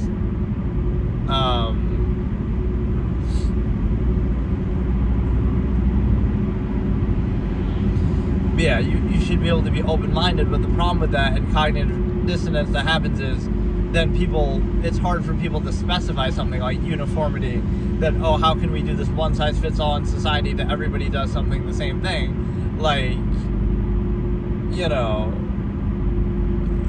it'd be hard to decide or settle on one thing. So the way that that's reached is not, is through some empirical basis that bypasses critical thinking. There's nothing that would be like, people agree upon something and then come to this one conclusion of society, like, this is what we're going to do uniformly for everybody. It wouldn't happen like that. There'd be a lot more variables. So you're sort of just forced into it, and then you say, like, anybody who questions it or is different is defined by that, instead of holding accountable, why are we doing this exact thing, and limiting everything else in existence, right? We're kind of, it's a false absolute, false inherent, contrivance response, and then we ask, it's sort of backwards. We don't hold it accountable. We're restricting everything that you could possibly do, as an inherent human being, the human variable, we're restricting everything you can possibly do.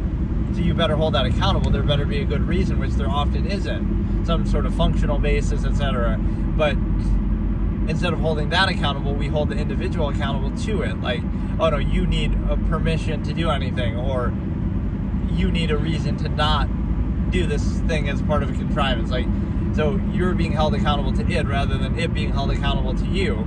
It's kind of like the way the power structures work in general, in terms of, right, like it goes from where you would think we need a reason to, we need a reason to be restrained, we better have a good reason to do that. Like if somebody in a position of power, we elect somebody and then we should hold them accountable, like, okay, or just power in general, government in general, we'd say, we'll hold you accountable every part of it, like,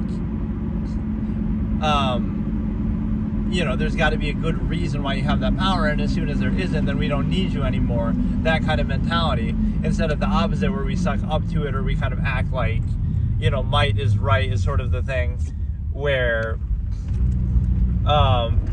we sort of suck up to power, or we look like, we suck up to power, or we decide to, kind of glorify it, and we're held accountable to it, like, oh, we have to appease power or acquiesce to it, not that it has to serve an actual purpose and justify itself for existing. So this goes to one of my other expressions, like, there are no rights, only restrictions, that, like, this kind of backwards framing that is used and is pretty effective on people. It's kind of goes like, you from your inherent state as a human being, everything you could possibly do, right, is limited and inhibited, and then you need permission or some sort of, you have to almost justify what you're doing. Like, you have to, like people say this with gun rights or something else, you have to justify why you're doing something. Why do you need this? Why do you have to do it? Why do you want to do it? You need society's permission or some permit or all these kind of things, instead of the opposite. Not that you need a reason to do something that you're inherently capable of doing. It's that society would need a reason to inhibit you from doing something, right? So whatever you can't do, you better have a good reason, which often is overextended in the modern day. There's a lot of things that are inhibited that don't have a good reason behind them or anything. But, right, so you would understand that, right, you as an individual somehow have to justify anything or everything you do, right, rather than it has to be justified and held accountable why you're being restricted, why you're being inhibited from doing anything at all, right, when you're capable of doing it inherently. So that's kind of the Malcolm X quote, if they can give it to you, they can take it away. So it's like, oh, there are no rights then. This would be the absolutist way of saying it. There are no rights, you have no rights, because you are an inherent human being who can do whatever you're capable of doing. Whatever you're physically capable of doing, right, you can do. That's it. And then you need a good reason to restrict that ability, right? So people bring up basic things like, oh, hurting other people. That's understandable, right? But it doesn't matter, because that's not the extent of what we see. Being restricted is so much more broad than that. And then from here, we have the ability to consider that, getting back to the actual expression here, these are all like related topics, but again, like the emperor has no clothes fallacy, the idea that, you have to look at it a certain way to understand, like, oh, you just don't get it, not that there's nothing to get, or, whether it be some belief system or empirical contrivance state, you would say, oh, somebody just doesn't get it, or it's their fault, you shoot the messenger, they're just dumb, or they're just label them somehow, discredit them. Not that the contrivance state isn't absolute or universally validated. And so this brings me back to my outward insistence concept, the fact that, right, everything's arbitrary, it could be anything, kind of the way that people are so sure of themselves throughout history and stuff like that. So everything is subjective, you can't assume somebody's measure or intent, right? So there's no basis or credibility to outwardly insist and tell other people what to do, because, again, it's a subjective, not credible, not absolute basis. And so, and again, you're assuming their intent. What if they have some other priority and some other measure, right? It's subjective. There is no empirical basis. That's why God is sometimes posed like to try to, it's not just one subjective person versus another or a number of people. It's, it's God saying it, so now you can't question it. So,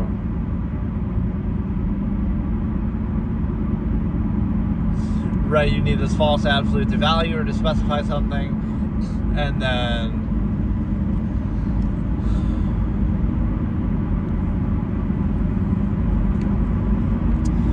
getting back to the main concept here, though, is the fact that, again, you shouldn't need those sort of framings to value something. So again, you would need to, you can only look at it a certain way, or you can't think about it, or you have to suspend critical thinking, right? You can apply this to like emotion and social interaction, like, if you're too self-aware of the process, then that's somehow cringe, or that's somehow, it's negative to be aware of the same exact process. So we kind of glorify those, or, a way that you kind of distract and bypass and overcompensate, right? But it's negative the fact that you would have to, or that sort of self-defeating. You shouldn't need to do that. You should be able to let reality speak for itself, and then if it's a sound process, right, that should be enough. But right, the fact that you need undue emphasis, so that's kind of the same point that I was saying before, right, that necessary and valid. The fact that you need undue emphasis shows you something is lacking and deficient with that, and then it also shows you that, again, I'll give you some examples of what it means to censor reality exactly. The way that I'm saying here is that in order to value your spouse or your girlfriend or your wife or your husband or whatever, right, in order to value that, what do you have to do? What part of reality do you have to censor to acquiesce to the contrivance state, and how it is beholden within the stimuli acme? How do you do that? You would have to do a few things that I mock and ridicule in the past, right? Like, it's love and it's meant to be and it's your soulmate, right, your partner. But what does it require you to censor? You can't be friends with anybody of the same gender because you might be attracted to them. So you have to censor out of your life 4 billion people potentially. Or if you're bisexual, I guess 8 billion people, everybody, because you can't be friends with anybody then because, you might be attracted to them. So you see how insecure that is. So does that sound like an absolute to you, or does it sound like, again, it requires so much of a sacrifice and inhibition and all of this, constant contrivance, regurgitation, in order to appear absolute, right, you have to do that. So by that logic, you could make anything a pure absolute, but it's, right, you shouldn't need to do that. Right, that, you can't be friends with anybody of the same gender for fear that you might be attracted. Why would you be so insecure if it is absolute? And then the other point is the fact that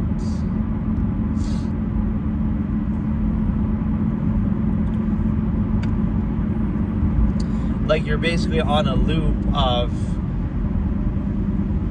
trying to reinforce something that is supposedly absolute, and then anytime it's not, you just kind of blame something else, especially kind of the observer or the person, right, not beholden to that same contrivance state the same way. So what you do here is you understand that, again, you can't be friends with anybody of the same gender because, you might be attracted to them. That's all it would take. So it shows you how not absolute it is. And then it also shows you this,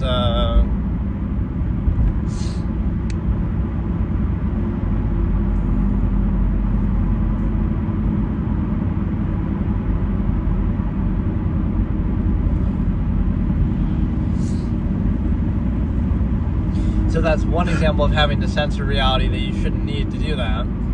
But again, to pose the false absolute, this is like sort of an unintentional form of censoring reality, but the fact of like the nearness postulate, like, you happen to meet that same soulmate, etc., in your immediate local environment. It's like we condemn certain things like, we condemn, online dating is desensitized people, but it gives you options of people all around the world, versus, you're just limited to the ones in your local environment. Once again, censoring reality, because, if you had too many options, now you wouldn't just settle for one, or you wouldn't settle for the one that you have in front of you, right? So all these things that would be condemned to say, OnlyFans ruined my marriage, or adult film stuff ruined my marriage. But if that's all it took, then maybe there's some deficiency with that. Maybe that shows you it's not absolute, or it's not really what you want. You have the false absolute to value or to specify something, and you take an inherent process and try to specify and limit it that way to like one person or one whatever. And then you also have the realization that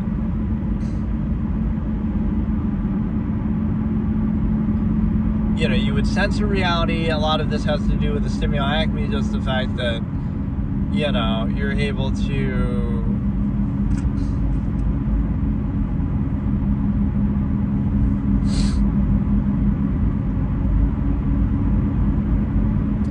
cut people out of your life, so then you can't be friends with girls if you're a straight guy and you have a girlfriend or wife, because no, that's a threat to the false absolute. You have to censor out of existence billions of people. You can't be friends with them just because you are so insecure about your relationship. And that's kind of how we treat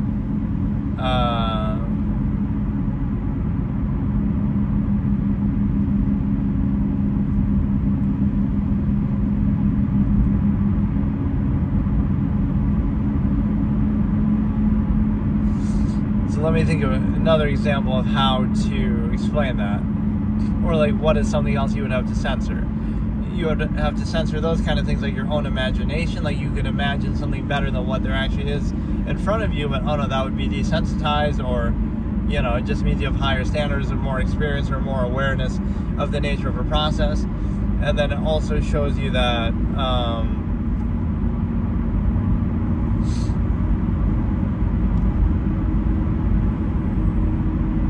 it also shows you the sensory reality idea, the fact that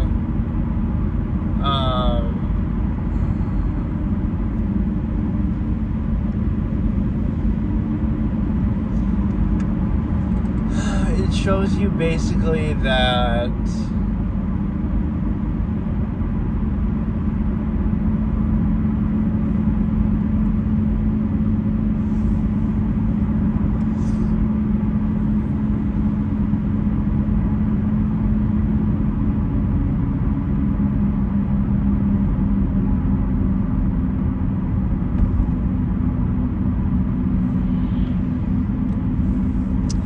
the shadow of my own car is kind of fucking my vision there.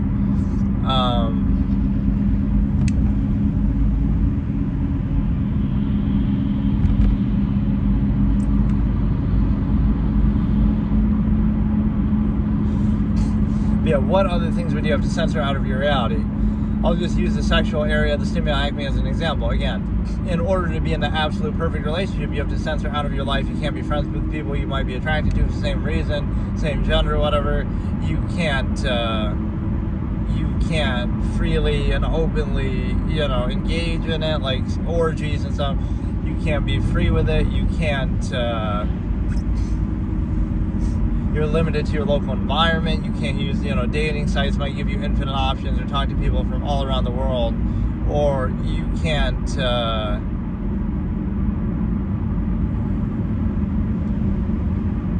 you basically just can't be free of it in a way that kind of insists upon itself. So one of the ways that we do that is the fact that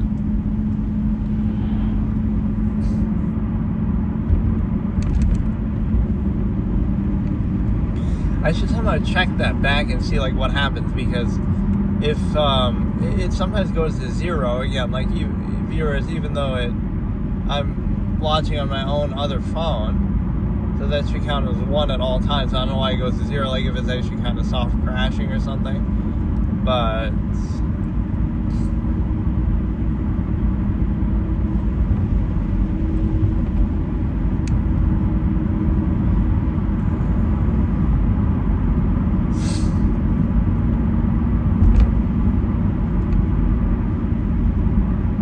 what was the other thing I was saying? It's like, again, for the stimuli acme, you have to limit to your local environment. You can't use dating sites. You can't use OnlyFans. You can't use your imagination. You can't use adult film kind of things. So all of those things are necessary to maintain, let's say, the false absolute state within the stimuli acme, happiness, hedonism. So it's like, you shouldn't need to do that if it is absolute, right? So that's just what it shows you. It's not really telling you what to do, but it's just observing it in great detail, which most people often don't think about. But that's basically what it means, is the fact that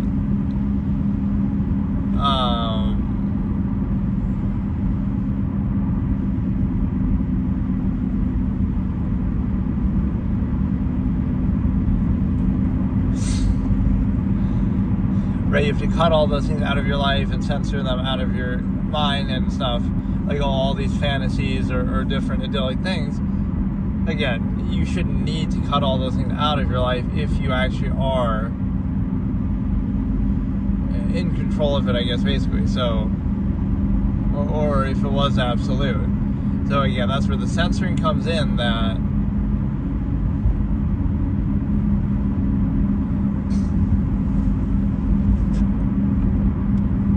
it applies to everything, basically, that like, oh, you can't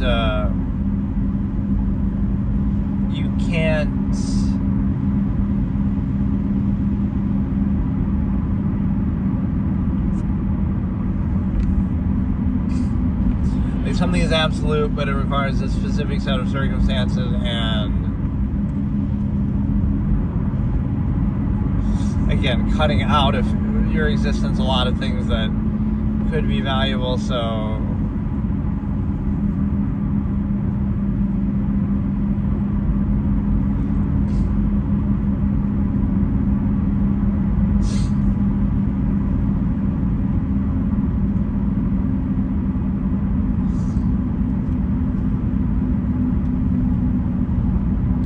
what other examples could I give? Like, again, where you have to censor reality, you have to, pretend that, I don't know, things are the way they are because they have to be. So, like, maybe certain parts of history you wouldn't be acutely aware of, or somehow that would be like sort of missing the message and the point of it.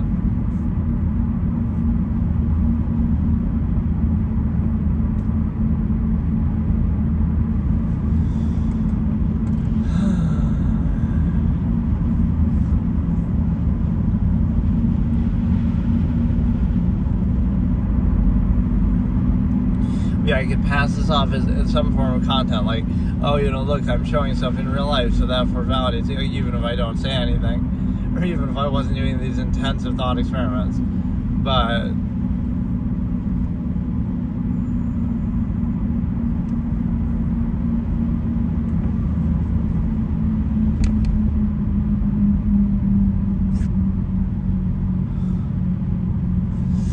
so, again, we look at the stimuli acme, the things you have to censor, being friends with people you might be attracted to, you have to do that.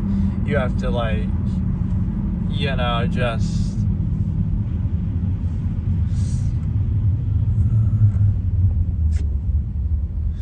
right, like some of these online options and things like that people have, you would say are bad and you shouldn't use them. So I would just say, if that's all it takes to invalidate a process or to reveal the true nature of the process, then maybe it's the process at fault, not the individual, not the observer, right? Don't shoot the messenger, but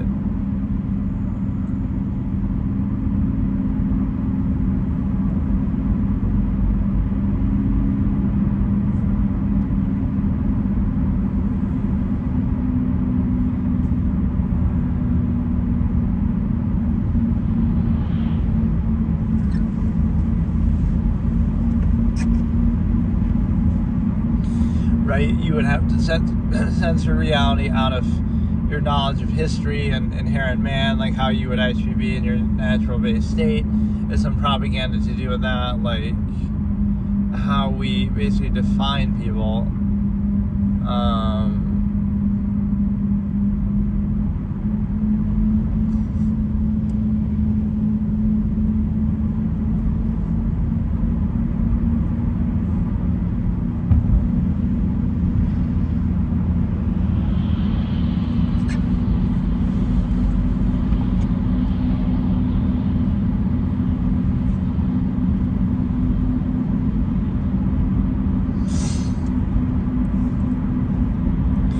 Trying to think of giving you basic examples, but I think the point has been made pretty clear that again, there's a false absolute pose that you're exposed to, whatever, and then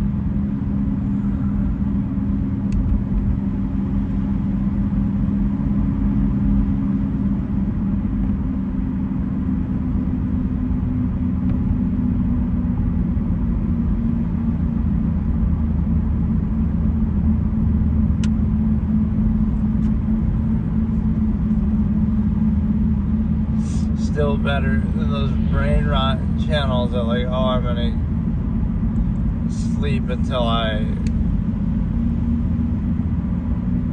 get a super chat or something. There's so many of those fucking channels that'll be like instill a brain rot in Roblox, I guess, and they kind of just let the music play and stuff. But I don't know.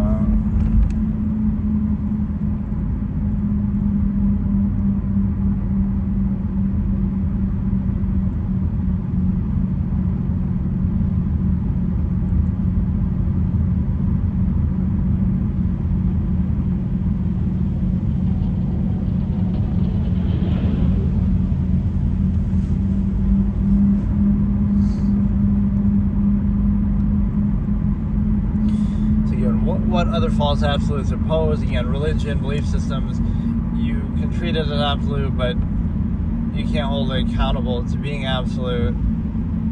And then that kind of works on people to some extent, like, oh, if someone is out of sight, out of mind, it's the rule by omission that I talk about, like, that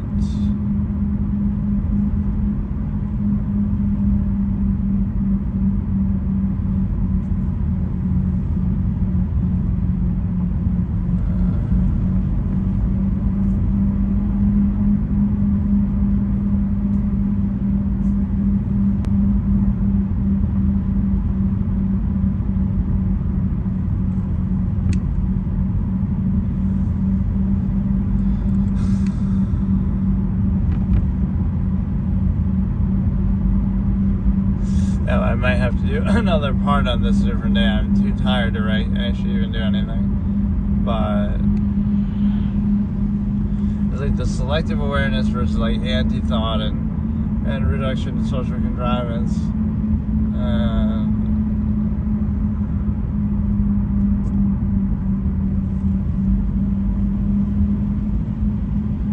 Yeah, if you're in a relationship, you have to censor the reality around sex to value it. Again, no online dating sites where you might question the nearness postulate that, oh, you were defined by geography and controlled by that because they happen to live in the same area as you. And then the second thing is that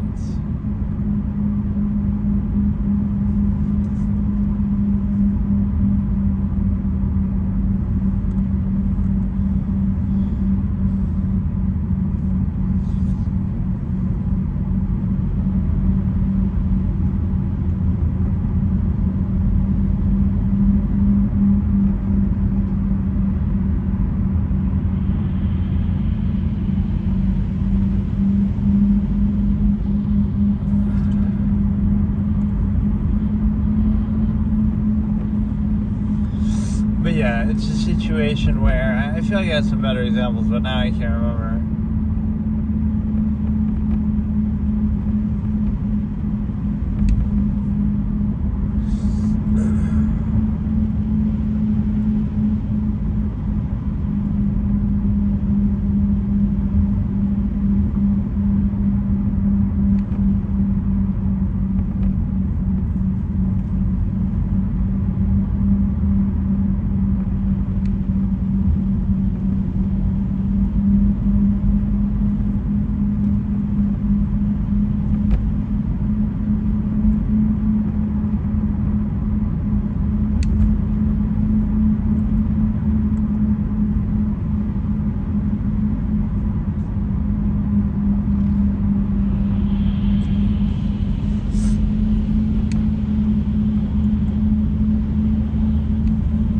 Just to put a wrap on this, I could do maybe a 9.71, 9.7, you know. But no, it should be basically the understanding that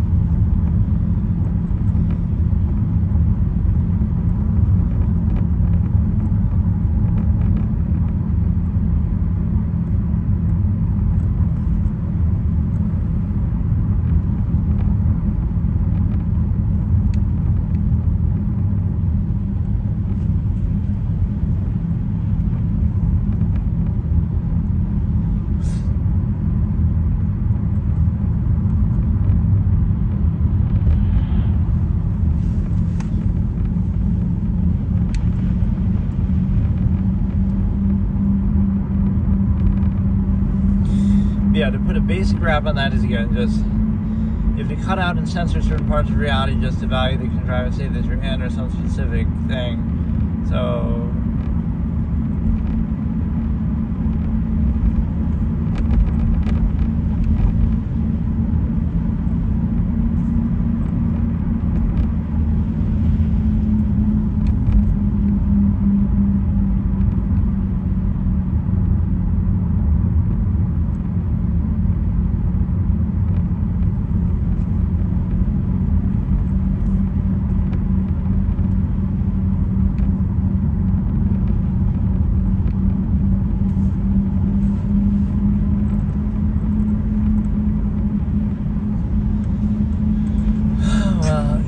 enjoy the sights. I'm too tired to actually do the rest of this episode, so I can continue it later. But basically, yeah, like cutting things out of your life, you shouldn't need to censor them out of it to value what you have. It's maybe like a boomer mentality, like on TV, that if they okay, so today we're going to look at something very nuanced that's almost hard to explain. I feel like I've tried to explain it in the past, but it's just, you have to first understand the stimuli acme, which I'm not really going to explain again because that'll take the whole episode, right? You can refer back to older episodes.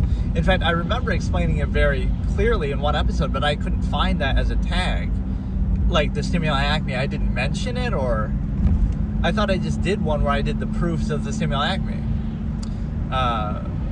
It must have been like off topic, but I'm actually kind of confused. Hang on, let me maybe look through. When could I have discussed it if contrivance is unfounded, the machination process, artifice doesn't last, superficiality protest? These are just like my last episodes. Conquer old fallacies. I must have just mentioned it sort of offhand, but some of the proofs of the stimuli acme, for example, basically just means the human obsession with sex and hedonism is the highest form of measure and expression that they know, the highest form of value that kind of rules them and controls them, and so it's the absolutist greatest enemy is the stimuli acme itself, which means the ways you can prove it are most profanity has to do with sex. Even if you're not thinking about sex, you don't know of any higher form of expression than that to say something sexually related, right? Even if it has nothing to do with what you're doing, you can't think. It's almost like saying God, right? Like, even if you don't believe in God or you're not thinking about that, you'll say, oh my God, or, you know, some appeal to that when you're kind of in disbelief, or something really good, thank God, or you're kind of, whether something really good or bad happens, right? You'll say that. So it's the same thing with the stimuli acme. You'll say something related to that, like a profanity, a swear, a curse, whether something good or bad happens, because you can't think of any higher form of expression than that, which comes back to hedonism. And the highest form of hedonism, we assume in this premise, is the sexual nature, the stimuli acme itself. So once you understand that, that's one of the proofs of it, basically. Most humor has to do with it, comedy, most profanity has to do with it, most fiction has to do with it, a lot of life goals in society. Hey Cardboard, how's it going? A lot of other things, like pretty much everything has to do with it, even if, so that shows you the obsession with it. Oh, that was when I mentioned it. Okay, repression leads to obsession. I must have mentioned it in that area. Hey Johnny, how's it going? Tornado. There's no tornado, it's just what? It looks cloudy. Not bad. So once you understand the absolutist enemy is the stimuli acme, the obsession with sex, how it rules life, how it is pervasive in all areas, even if that would theoretically have nothing to do with it, right? It's that fixation, that's what controls people, that's how they're ruled, that's what they preconceive and project in every area. You'll see that a lot, like, oh, a guy and a girl have a conversation, and it's like, this is how social media would view it, or this is just how, oh, they must be, that's how I met your mother type moment, and you might think it's jokes, but it's like, there can't be anything else, right, on people's mind besides that ever in life, right? Out of 8 billion people on the planet, right, just there's nothing else that people are good for except for that purpose. So it's a obsessive thing, it's a fixation. Hey Gabriel, how's it going? So, okay, when we look at how does the absolutist combat the stimuli acme using limerent siphons. So what is a limerent siphon? This is like a fictional, I wrote this in like some of my short stories. It's like a fictional device. They could almost be like in a game or like a story, or like it's almost like a power, or it's like a mechanic in the game, right, or something like that. That's not really how I mean it, but that's almost how I think of it being applied or being understood. You're kind of using the stimuli acme against itself. So you're saying you're in an era where the stimuli acme is preserved and it controls you too. So you play into it, right, even though you're not, you're trying to end it, you're trying to combat it, but you use it as a motivating factor. So let's first define what is limerence. It's not a very commonly known word, but it basically is this infatuation or obsession or fixation on a person, right? Whether it be sexual, romantic in nature, or some other way. But it's basically this fixation, hyperfixation on them, infatuation, sometimes not even manifesting in, like, addressing them directly. It can come off as a little stalkerish or standoffish, like you're kind of putting them on a pedestal whether you communicate with them or not, which in this case is kind of important, right? To understand that. You should star tornado chasing if you're in Oklahoma. That could be a fun thing for a format. Now that I think about it, yeah, I'll be like the movie Twister. Iowa. I do want to travel around at some point and show different places and stuff like that, so that could be pretty funny. Like, I guess I've shown the snow around here a lot, like how bad it's been, and it's kind of cleared up now, but one night we were in such a bad blizzard, like I could barely even drive, and it was like, I don't know, it was horrible. But yeah, so that's the bonus of doing the IRL camera, even though I find the whole concept of it a little bit stupid, but it's okay. So yeah, limerence is that infatuation, fixation, hyper obsession with somebody, right? Putting them on a pedestal, kind of sexual in nature, but it doesn't really have to be sexual, and it's often not very hands-on. It can be done from a distance, it can be done from afar, it can be done sort of in a way, again, where you're putting them on a pedestal where they're not really that perfect or anything, right? But you make them out to be that. So now how does the absolutist use this as a weapon against the stimuli acme? Well, again, the stimuli acme shows, well, in this era of human civilization, you are ruled by the stimuli acme. It's preserved, it's present, right? But how do we use this now? How do we combat it? Do you say, oh, I'm going to be neutral, right? I'm going to be asexual. I'm not going to engage in that at all, right? And I'm going to reject it and not going to preserve the stimuli acme through reproduction. You could do it that way, but there's another way of doing it, where you take the very means that controls you, right, in this case, and you turn it into, right, like, oh, you use it as limerence. Like, okay, I'm going to pick a point of fixation. This is very, very hard to explain. You pick a point of fixation, could be a person, could be whatever, right? And then you make them like a point of fixation, almost like a godlike figure, but it doesn't matter. You don't communicate with them. You're not trying to be with them sexually. You don't want anything from them, but you're using them as a pedestal that can then be used as a motivating factor, right? Hey, Johnny, how's it going? Or wait, he's already been here though. But yeah, that is a cool idea with the tornado chasing. I guess the sky does kind of look a little bit like that, but we don't get tornadoes around here in New York, although there was one kind of a little further towards Albany recently. So you take, again, the motivating factor, and you create this pedestal, you create this obsession fixation. And why do you do it? You do it for the same level of passion or dedication or devotion that people have, like, oh, they're in love and they'd risk their life for their loved one. You have that motivation, right, that you're appealing. Okay, fine, there is no higher form of measure of expression or value in life than this hedonistic tendency, but you're not going to engage in the hedonistic tendency. You're not going to engage with that person. You don't even have to talk to that person, but you're putting them on a pedestal and you're using it as a form of motivation for the overall goal of ending the stimuli acme itself and combating it, right? So that's the point, is you're using it against itself, because you're saying, oh, that's the only form of motivation that there can be, or that's the highest form that there is. So I defer to it. Okay, I'm controlled by it too, but not for the purpose of actually preserving it, but for the purpose of ending it. So you're sucking it dry, kind of. It'd be the equivalent of like Robin Hood or something like that. Or like you're trying to save money and make as much money as possible, not for your own benefit, right? Like you're in a capitalist, zero-sum, money-obsessed society, and you're trying to make as much money as possible, but not for your own benefit, not because you really want that money, but you want to suck it dry. You want to say, I want to end this whole currency system. I want to end this whole society.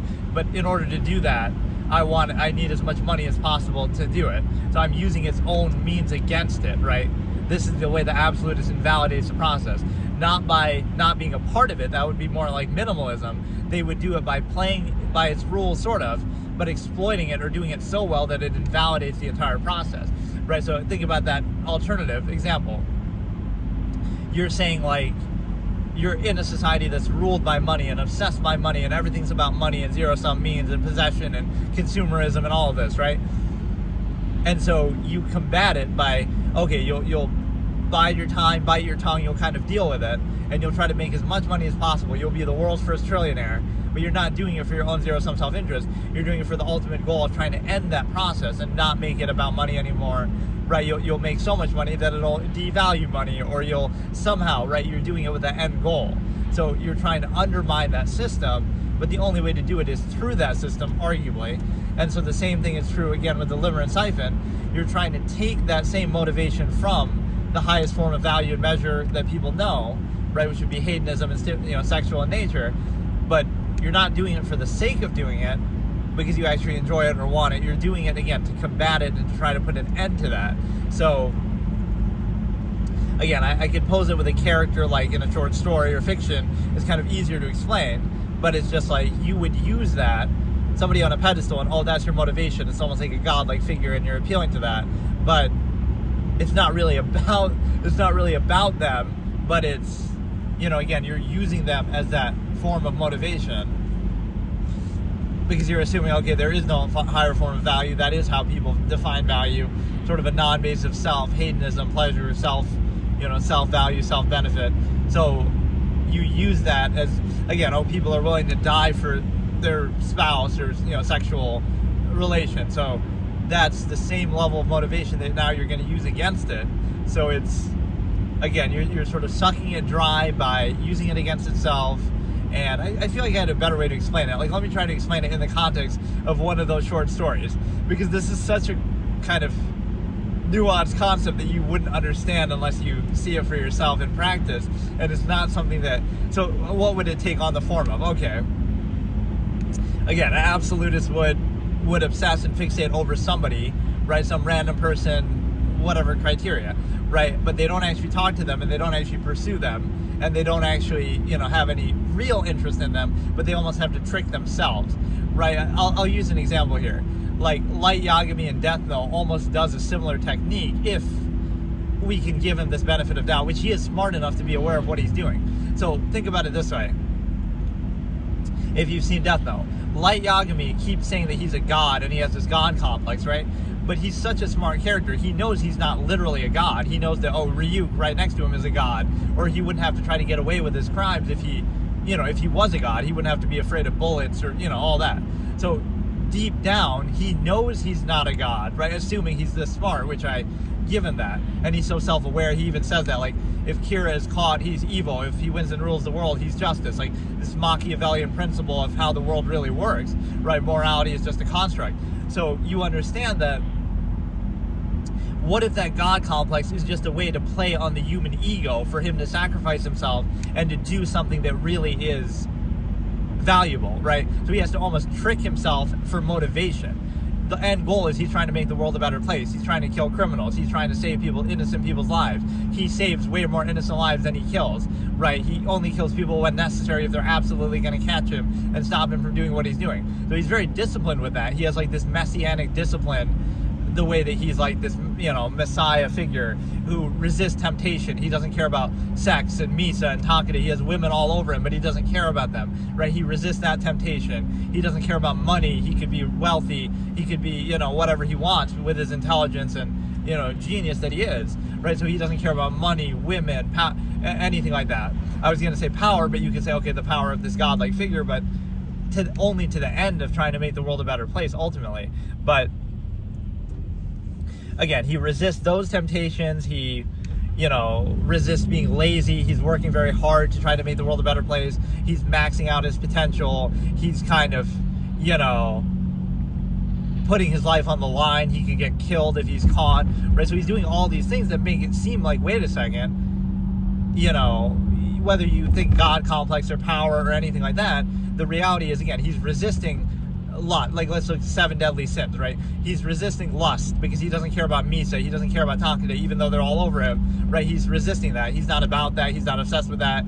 He's not focused on that, right? So he resists lust, he resists greed, he doesn't care about money, he could be wealthy, he could have a nice, luxurious lifestyle based on how smart he is and based on, like how Elle had money kept tucked away, and so he doesn't care about material things, he doesn't care about money, even though he's the world's greatest detective and he takes over for Elle, right? He lives in a little apartment and is, he's not materially focused, right? He resists sloth, he's not lazy, he's willing to put his life on the line, he's willing to, work super hard and put his whole life into being into this goal, right?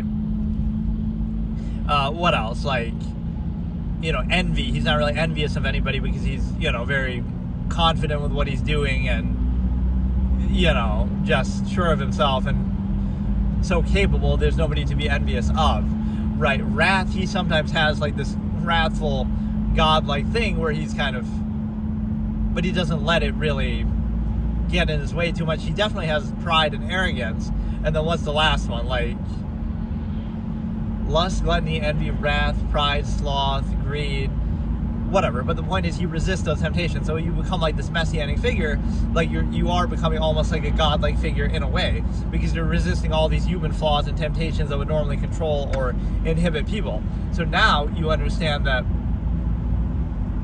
what if he was tricking himself that way? Like he realizes that human beings are egotistical and they're controlled by that.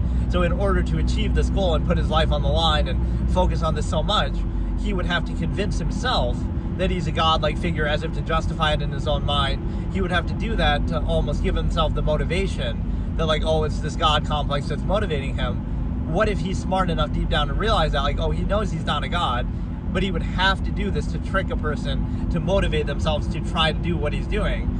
Right, the same way that people in the past have used religion as a pretense, like, oh, for certain things, like we're doing the Crusades or whatever it is. So he's using it as a psychological tool of motivation because human beings are very egotistical and controlled by that sort of thing. So that's what he's doing as for the end goal of trying to improve the world and do that. So what if he was tricking himself ultimately, because that's what it would take to motivate him. So in a similar way, that was a very nuanced old school discussion I had about that, I think, before too.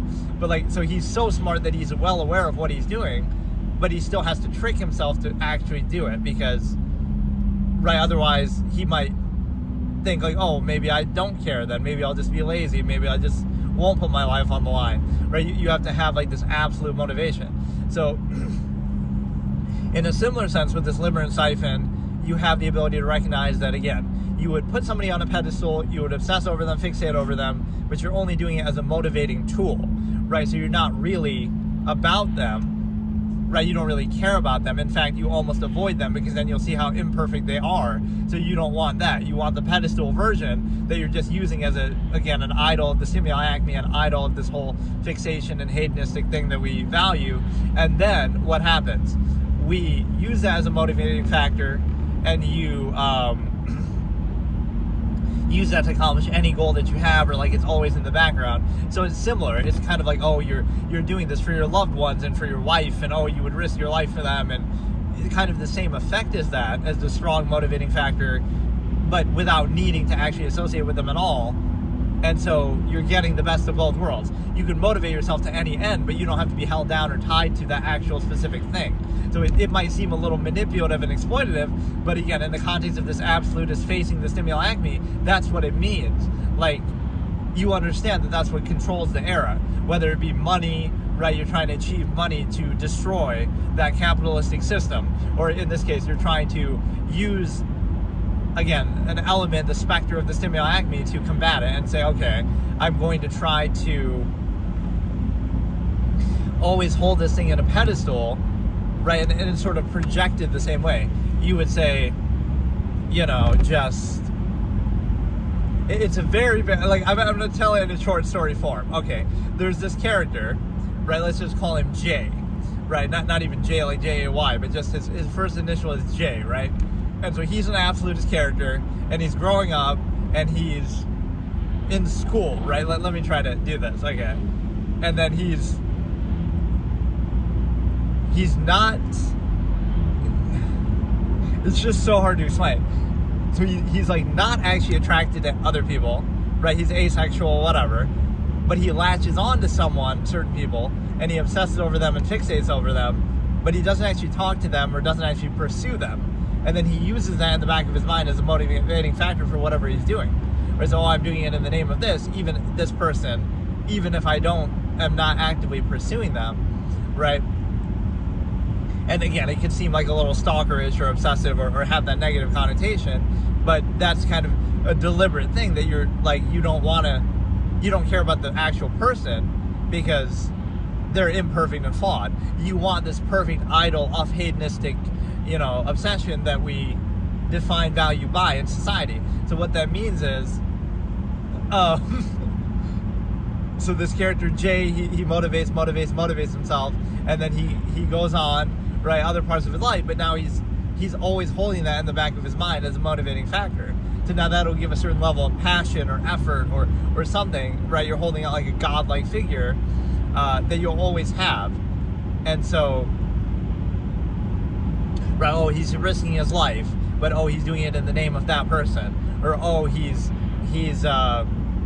which again just represents the hedonistic thing, but you specify it, right, for this purpose, put them on a pedestal. So then risking his life, or toiling so hard for this goal of combating the stimuli, of ending it in that era, of not preserving it. So it'll give that sort of crystallized focus and fixation and passion, right, playing into the same motivating factor that you're trying to defeat, right, that this obsession with sex and hedonism and the stimuli acme. So it really is something that deserves to be in a story. Like, you'd have to show it in practice for it to make sense, because it's very hard to explain. It's just like, I think I tried to explain it in one of these previous episodes too, but this one is like specifically about that. So again, you would be using that as motivation, and what people would see it as is, again, like either stalkerish, or you're an incel, or you somehow lack the ability to do that, but you don't really want to do it, right? It's a means to an end. So it seems very cold, but again, you're using the means of control in an era against itself. You don't really care about that. You don't really value that. But by completely dismissing it, you're missing out on what could be a powerful motivating factor. Because again, in the absence of any sort of absolute or meaning, otherwise you're saying, okay, this is what people actually live for. Like, you're kind of more aware of what people value than they are by not valuing it yourself. So like, this is what people actually care about, even if they pretend they care about other things, like, that's the highest form of value and expression that people know.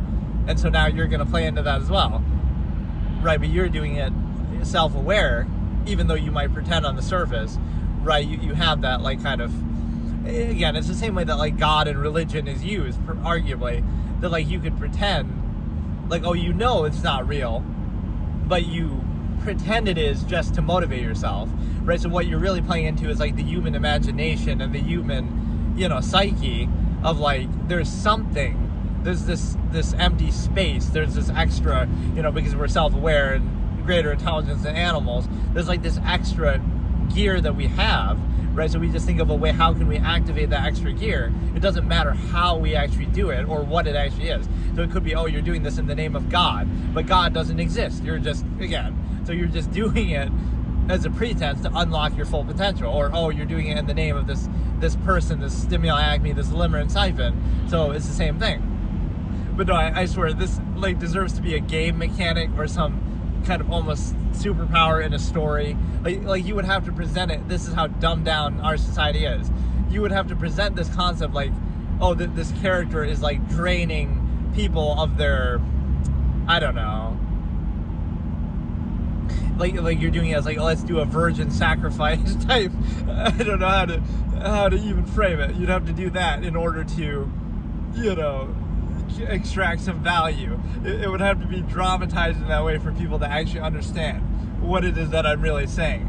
So the same thing, like a game mechanic, let's collect these limerent siphons as a power-up, right? And the more of them you have, the more powerful you become, or something, the greater your motivation is, right? And so again, it seems exploitative, but you're understanding the nature of the process and what controls you.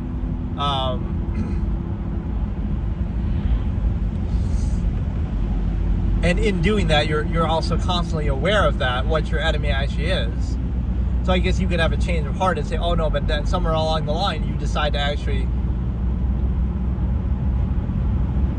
pursue that person for real and not combat the stimuli acme, but that wouldn't be the point of it.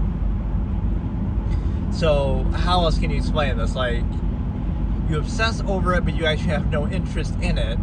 You use it as a motivating tool. Again, you're aware of the proofs of the stimuli acme as well. Like, for example, the profanity, all these different things. I need that in like a more organized sense where I explain that, because that's one of my key. I guess I do have that uploaded on the Court of Reason channel that I barely have uploaded anything on, but yeah, let me try to think of how to explain this exactly. Just again, you use that as a motivating factor. You glorify it. You kind of obsess over it. You fixate over it, even if from a distance, especially, right? Put something on a pedestal.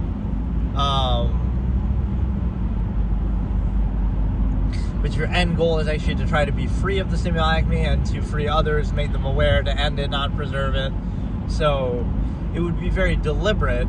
And so it's kind of like this thing that would make people uncomfortable, right? Like, oh, like you're somehow fake, or you're somehow... it's one of two things, right? How it would be projected or perceived by the general public or random people. They would see it as, oh, either like you lack the ability to achieve this goal, to achieve this thing, right? But you're not trying to achieve it, but you have to kind of almost trick yourself that like, oh, you do value it, but it's almost too good, right? It's almost too precious and too valuable that you don't want to sully it by pursuing it, or, again, it's on a pedestal, so you don't want to actually see the reality of it. You just want to glorify it. So, like, you can imagine something better than what is actually there.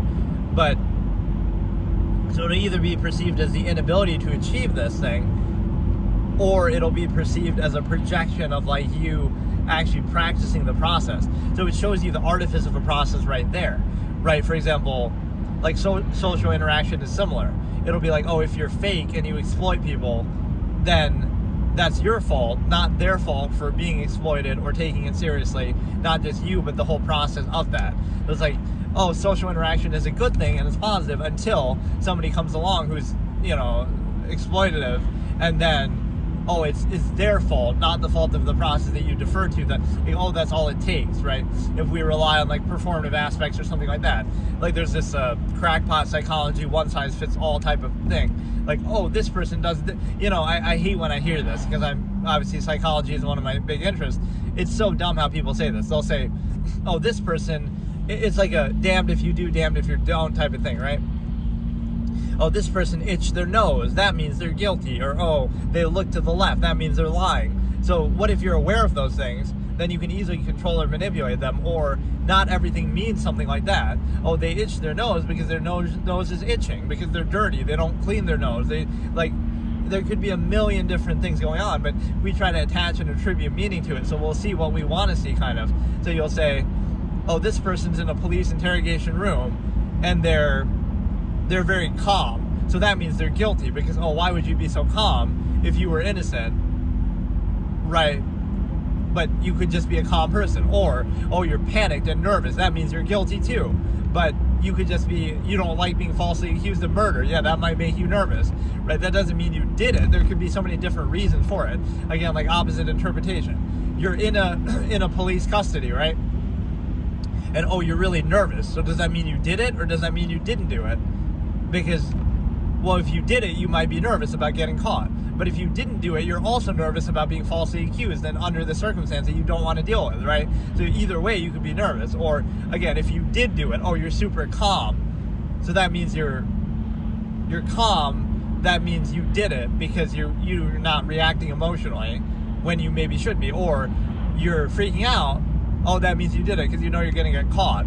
But, like, so it could be either way. It's like... But like, yeah, body language or little things, we try to attach meaning to them, but it's not uniform, right? People aren't like that, especially when you're self-aware. So like the performative aspect of like making eye contact or something like that, that means you're telling the truth. So all it would take to defy that and expose how artificial it is, you would say like, okay, if you might make eye contact or something, have adequate performative aspects, you say 2 plus 2 is 6, and you must be right. And then, you don't make eye contact and you look away and stuff like that, and now you say 2 plus 2 is 4, so you must be wrong, right? Like, it's not a real credible basis. It's just the way you're controlled by, and shouldn't be necessary, and is actually kind of a distraction and a subversive thing. And so now, I like how people like the stream, though, even if they don't hang around or stick around too long, right? They'll still like it or something, just as a nice gesture, because again, this kind of content isn't exactly gonna be the type that draws the viewers in. But I'm really struggling with this topic, actually, because it's such a difficult concept to explain, and I'm not encouraging or telling you to do it, of course. I'm even posing it like in a fictional way to try to explain what it is. So that character, again, they grow up, they're obsessing over something, they could keep adding multiple limerence hyphens. You're trying to, again, suck dry the same process to destroy it, so, or to undermine it, or to be free of it, right? Use that as a motivating factor. So you're getting like the best aspect out of it without actually needing to be held down or tied to it, in the way that, like if your imagination is better, that's kind of like, they'll say you're desensitized, like, the adult film industry or something like that, right? Or just the internet. It'll give you all these options of things, like, you can have the entire collective human creative history at your fingertips, versus some dumb fuck that you're communicating with in person. Like, which would you rather have, or whatever. It's just like, right, it's a net positive, even of the same measure of the same thing. You can communicate online with anybody around the world, but it'll be condemned because it invalidates what you would have had to settle for in the past. Now you don't have to settle. Now you have a higher standard, so it invalidates all the undue emphasis that you would place, like in your local environment or something like that. It's the same process, just more options, higher standard, better. So yes, higher standards and options, more options, will desensitize you to mediocrity and the little lower standard that you would have had to settle for. And so this particular technique, though, is kind of like, again, we can pose the example with money. We can pose the example with, so it's somebody who would like go through, right, all of this for years and years and years, right? They would go through the system and do what they have to do, but they're trying to destroy it from within, or they're trying to kind of, reach an end goal to be free of it. So everything is towards that. So, it's like the cognitive dissonance in human form. Even though they're doing something, they don't vouch for it. And in fact, they're only doing it to achieve a certain end goal, right? That would kind of remove the need. Like, so it would come off as a negative of the self. Like, you somehow lack the performative aspect or something positive, social contrivance or something like that.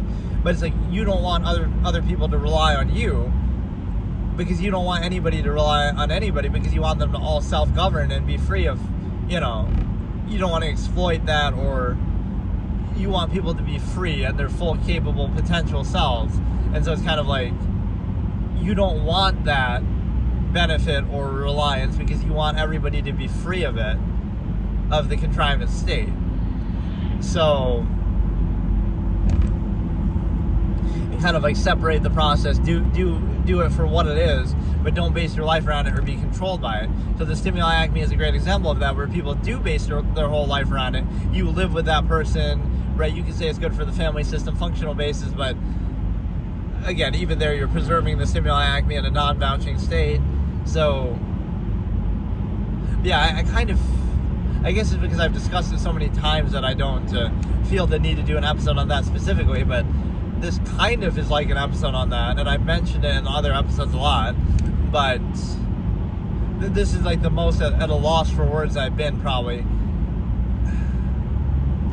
It's really a concept that has to be demonstrated, right? You could maybe do it with a celebrity, like, you're a limerence hyphen, could be Sydney Sweeney or somebody, whoever, right? And everything you're doing in your life is working towards the goal of trying to be wealthy or successful enough to woo her or win her over, and you're working to, everything you do is working towards that end goal of being with them, kind of, right? So if that motivates you to work harder and to do what you're doing, right, that could be kind of the same concept, is that they're out of sight, out of mind, they're on a pedestal, but it's motivating you to do everything better, work harder, things like that. Even if that never ends up happening, or even if that's not even what you really want.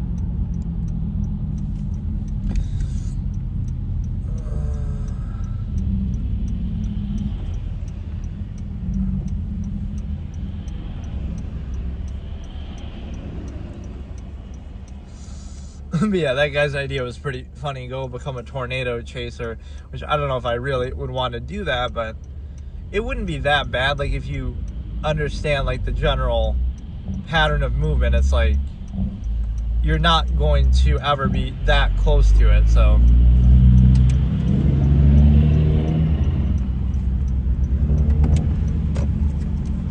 right, like, how fast did they really move? Like, oh no, there's a tornado behind me right now. Like, I couldn't get away with it in a car. Like, of course you should be able to. Although you might get trapped by the roads, like, you could get away, but the angle of it is going to cut you off. You'll have to go, like, off on the grass, or that could be what fucks you over, right? Because it's not going to move according to the road direction only.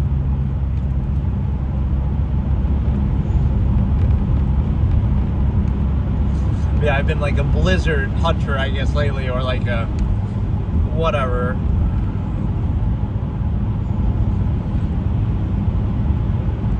So the thing is that when you have something like a liver and siphon, it's a very powerful tool. You try to play the stimuli acme against itself, which both demonstrates the obsession with it, but it also shows the awareness and artifice of it, that like it's nothing more than animals engaging in you know, it's nature's way of inspiring reproduction. So, everything is a process, and if you're aware of the nature of the process, that makes it less desirable, or, you know, then people wouldn't take it as seriously. So imagine you're actively aware of that.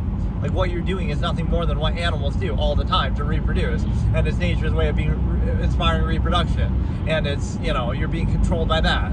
So if we personify that and we put it to the test, and if you're actively aware of that, it's not even that you shouldn't engage in it, but you wouldn't obsess over it and base your whole life around it. That's a tool of gratification to control people, like, oh, it's love, it's meant to be as a soulmate. That's just a way to control you and make you think it's your own idea, to limit it to one person, or to, again, even obsess over it so much.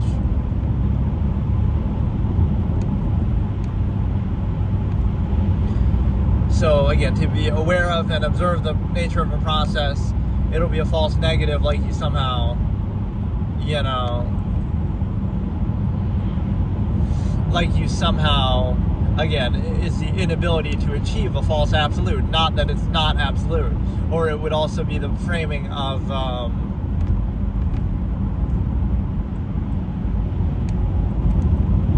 like just projecting that, oh, you are interested in it the same way that anybody else would be, but you can't see past that. You can't be aware of the larger process, right? To be aware of it is not to be above it.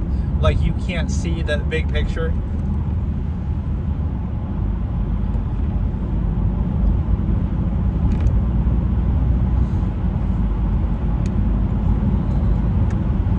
So again, it's a way to play it against itself. It's a way to kind of, you know,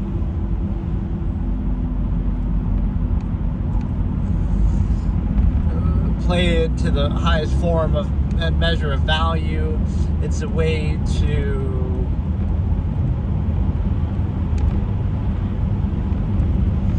basically understand that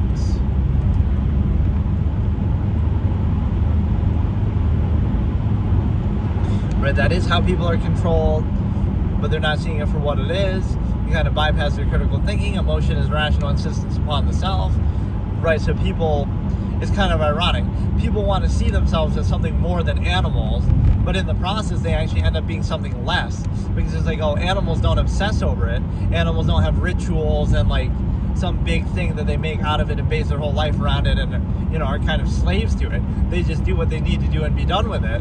So you're more obsessed with it than animals are. So you're something less than an animal, right? It's like a primitive state.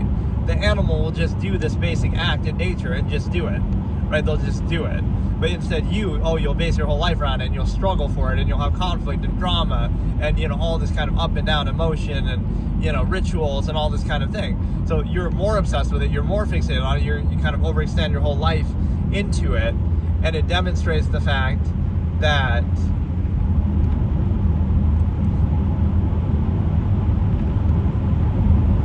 right, like, it might seem like something better, like, oh, it's love and it's soulmate and it's meant to be, but it's actually something less, because at least if you treat the basic act of something for what it is, that's fine. But you're trying to make it out to be something more and obsess over it and fixate over it so much that that's arguably more primitive.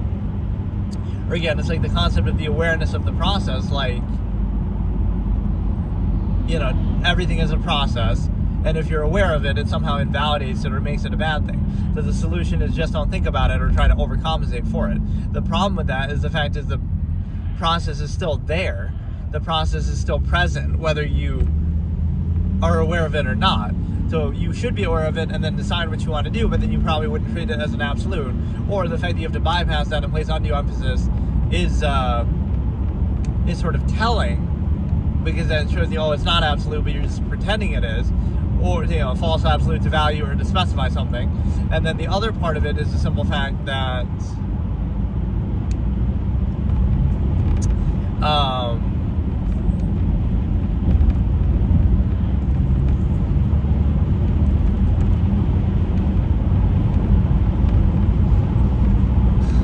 so the objective conclusion would just be that you wouldn't treat it like something more than what it is. You would just treat it for what it is.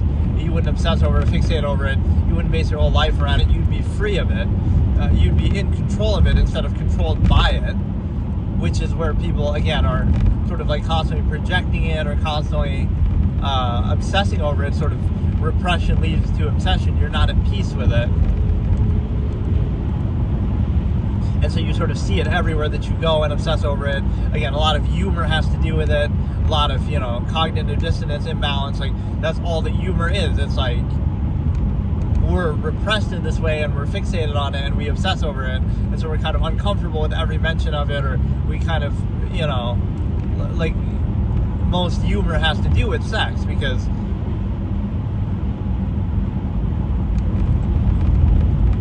or again, just in general, we care so much about that. Like, we'll fix it, this celebrity had a nip slip on TV, or, it's such a big deal. So most humor has to do with it, most profanity has to do with it. Right, a lot of music, fiction has to do with it.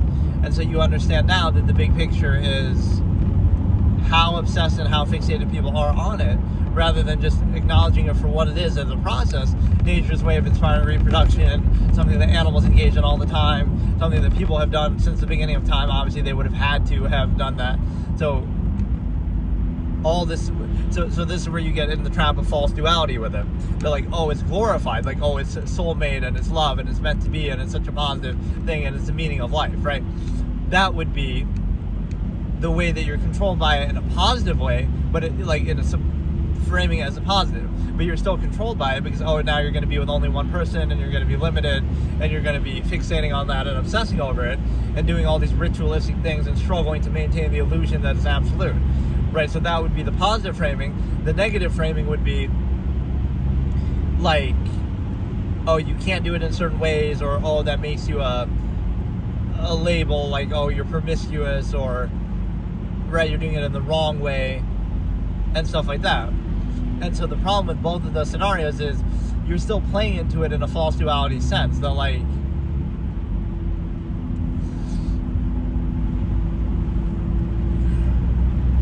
right, you just wouldn't care either way, but it's like, whether it be positive or negative undue emphasis, it's still an obsession with it, right? Like, it's love and it's meant to be and it's the biggest thing in the world, or it's terrible and it's a horrible thing to do and how could you possibly do that? And so this lack of peace and awareness and understanding of this process is sort of like this disingenuous way that it's controlled, because it's like, right, it outwardly insists, it kind of projects itself onto everything, right? This is a great way to prove how pervasive and controlling it is.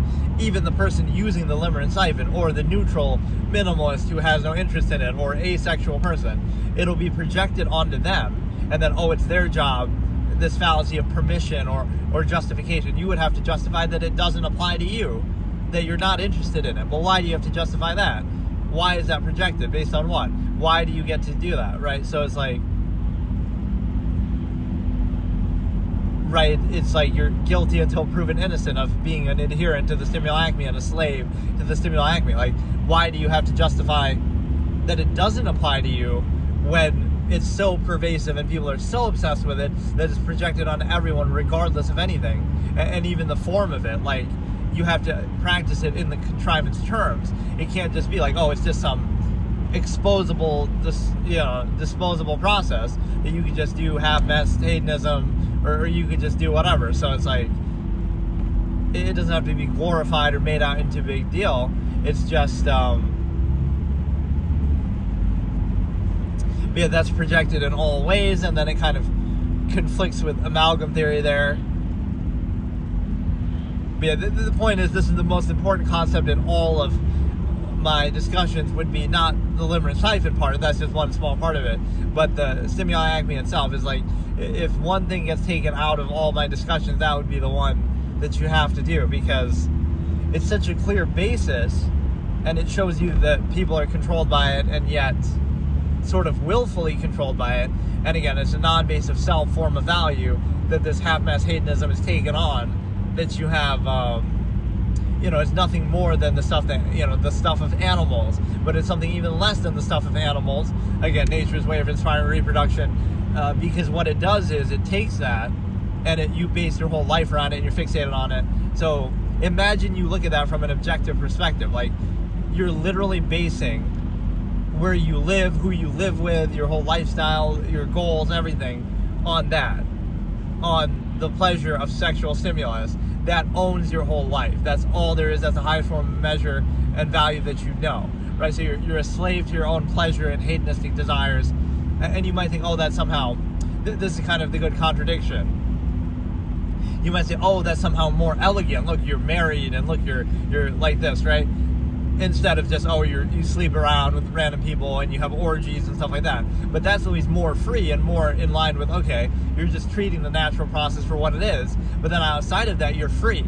You're not obsessed with it. You don't care about it. You're living in a nudist colony. Not everything is about sex, right? You do what you need to do with it, but it doesn't rule your whole life, right? This is the repression leads to obsession, right? Oh, you're nothing more than an animal who wants to engage in this hedonistic act. But then if you just do it and treat it like that for what it actually is, in truth, in reality, now you're not obsessed with it anymore. So now the rest of your life, you can be free. You don't have to live with another person based on the stimuli-acme. You don't have to base your whole life around it. Your finances, your living space, everything like this. You don't have to do that, right? Now you understand it's actually the opposite. By not being free with it, by, again, repression leads to obsession, now you are so obsessed with it and so fixated on it that you base your entire life around it. Again, whether it be living with them, whether it be splitting your finances down the middle, whether it be anything else that you do, right? The amount of struggle and sustenance that you do to keep up the illusion of that false absolute, to specify it to the one person, that is the comical kind of interpretation that you have. Again, the minimalist or the absolutist, right? Let's pose it the three ways, right? The minimalist, the absolutist, and the half-mass hedonist, which would be, again, the person that I was just describing. So, who's kind of controlled by it and obsessed with it. So, the minimalist, let's say, would not engage in sex at all and wouldn't care about it. They just don't care about it, right? So it just doesn't matter, and they might take care of it themselves, let's say. Or, again, they would have minimal to no interest and don't care about it at all. Right, or it could be like a nudist colony, like it's just a body part. It's just a natural thing. It's just what it is, right? There's no special emphasis placed, so you wouldn't base your life around it and obsess over it. You might do it for the sake of doing it. You might remove the need to do it. Again, take care of it yourself, or just don't even, it's just not even of interest to you, right? So you would just be neutral and not care about it, right? So again, that could take on the form of nudist colony. It's just the body. You're at peace with the body, your natural naked body. You don't have to place any special emphasis on it. Right, you don't have to hide from it, censor reality. You don't have to do that. Right, so you kind of remove the need, you have no interest, it's not important to you. Then the absolutist could engage in orgies and, treat it for what it is, do it to the full, you're totally free, you're totally uninhibited, and that's it. So now that would sort of invalidate the half-mass state as well, because again, the way that the absolutist would push it to the limit and do it like, as much as possible, or do it in the fullest form, uninhibited form. So now compare both of those scenarios to the half-mass hedonist, and it's sort of hard to reconcile, because what you understand and what happens is the simple fact that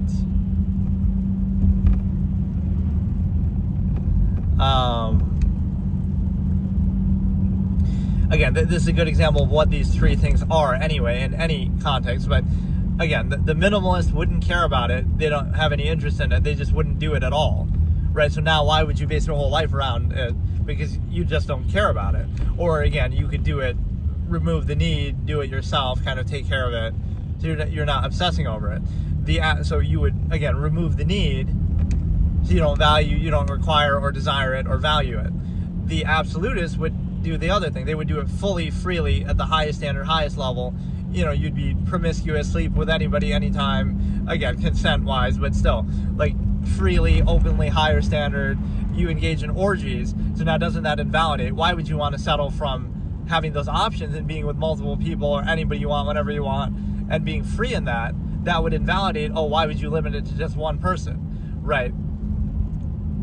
And then half-mass hedonism will use social contrivance and other things to try to pretend, like, we want this one person, but, and again, this is the whole framing, but, so the half-mass hedonism will be always in a constant state of contrivance and struggle and flux, because again, the minimalist is at peace with just not doing it at all. They don't care, they don't have any interest in it. Or the absolutist would do it to its fullest form, and therefore be at peace with it, or not be controlled by it, right? Because you're doing it to its fullest form, so now why would you limit it and say, okay, I want to be with just one person, when you have orgies and all of this? So you would treat the process for what it is, do it to its fullest, right? It's kind of like anything in life. You'd say, that desensitizes you to blank, right? Adult films or again, orgies or something like that. Yes, it'll desensitize you to being a half-mass hedonist and obsessing over it and wasting your whole life around it and limiting yourself to only one person. It would. Having options, standards, and higher quality of something does indeed invalidate you to a mediocre, limited scope of something, right? But it's like, the internet will desensitize you to social interaction or your local environment, but maybe it should, because you can do everything you could do, everybody you could communicate in your local area, you could still do online, but then including everybody else on the whole planet. It was the same thing, just better, more options. Or it's also like, you'll say desensitize, like dating sites. So it gives you the same options you would have had before, but then more, so it's the same process, but we're not placing undue emphasis on it anymore, but that reveals more and more the nature of the process. So the undue emphasis you place in a social way is very arbitrary. So again, the half-mass hedonist would obsess over, fixate over, limit themselves, right? Constantly struggle with that limitation that's posed as a false absolute. So it's kind of ridiculous, because right, nowhere here is anybody saying like what you should do, but you look at the two examples. Either don't do it at all, in which case you're not controlled by it because you don't care, or do it to its fullest and its true, uninhibited, free, full, highest standard, highest form, right? Do it to the utmost without any restriction, no repression, so therefore no obsession. And then you would invalidate any sort of half-mass reduction or obsession, because you're just doing it for what it is. You're just doing it to its fullest. And so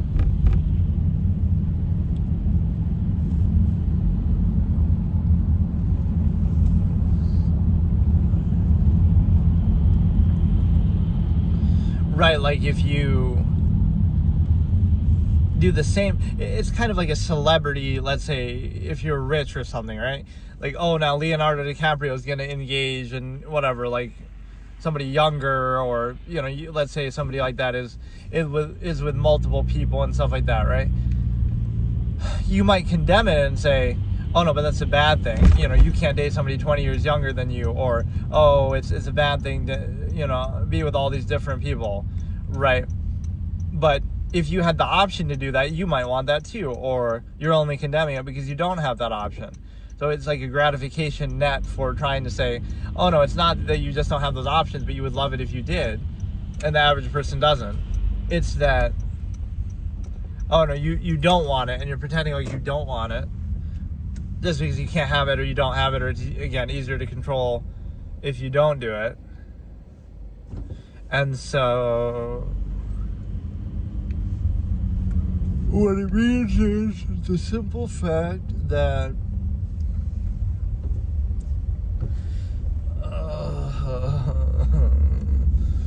it means the simple fact that you're trying to basically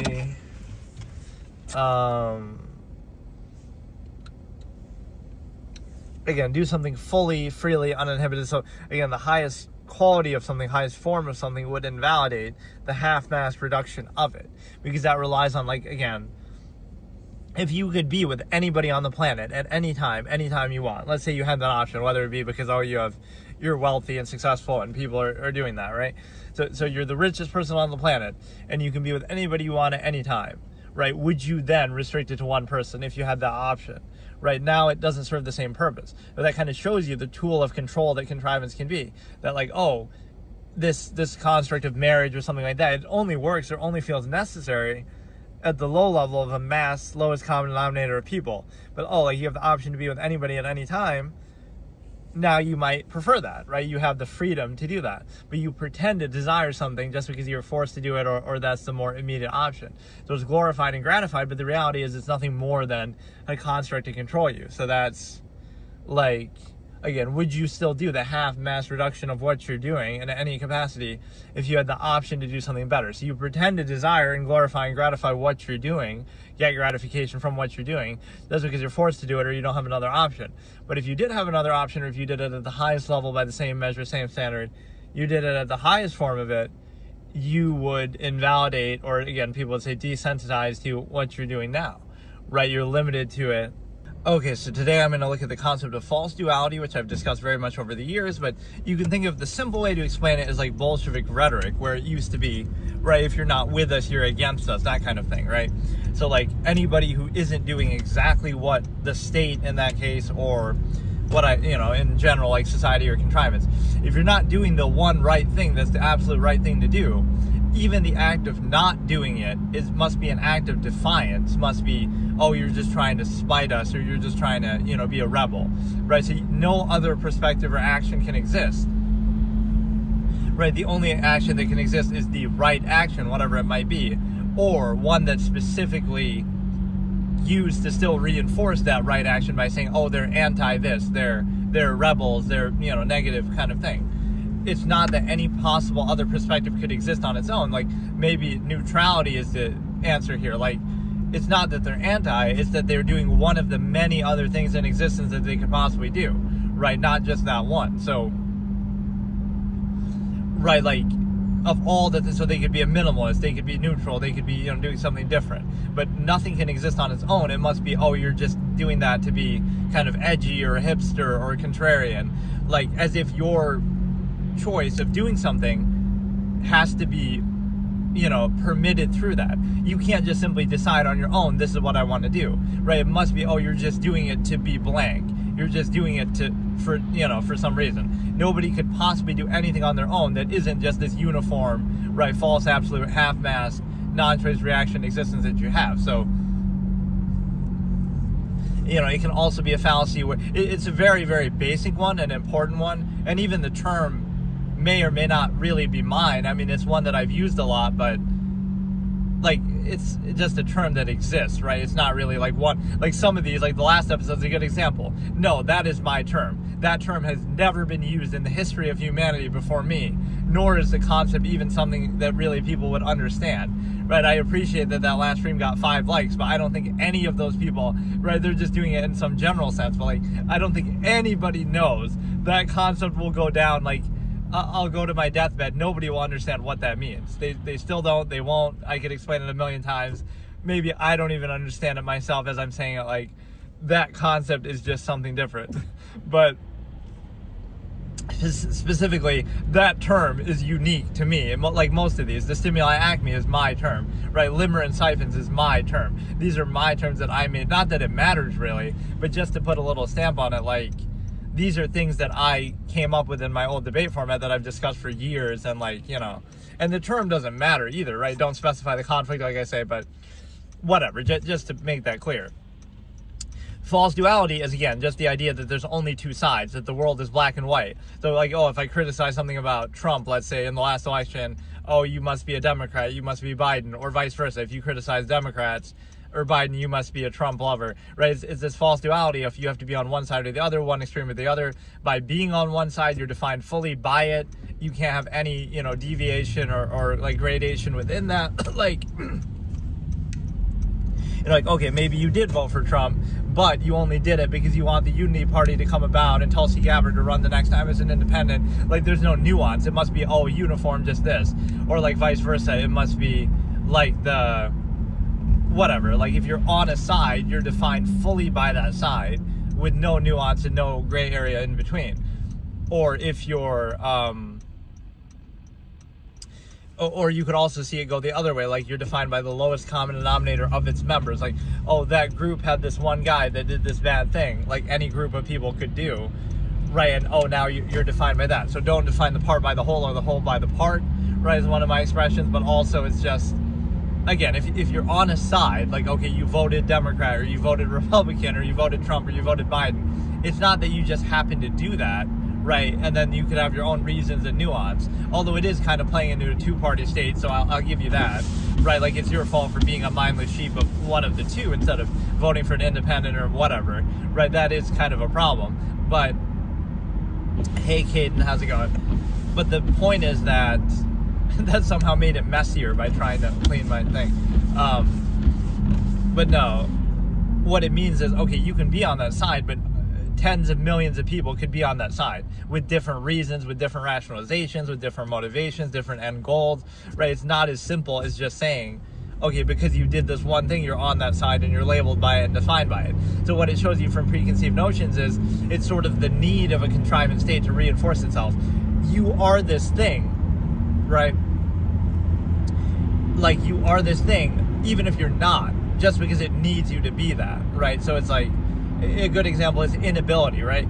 Anything that you do that isn't in line with the contrivance state that you're a part of. Again, it could be government, state considerations, but it could just be social things too, right? It could be anything. So look at modern day. It's like, if you don't do exactly what society wants you to do, it's not that you could choose that, like, okay, you're simply choosing not to do it, or you have some other preference or measure or way that you define value or lifestyle, or it could be that it couldn't be any of that, right? Nothing else can exist. You cannot choose to do something different than the exact empirical basis that's presented for you. So what happens? We have all these labels. Oh, you must be this label. Because you're not doing this, you lack the ability. Like, oh, you just don't know any better. It's an emperor has no clothes fallacy, right?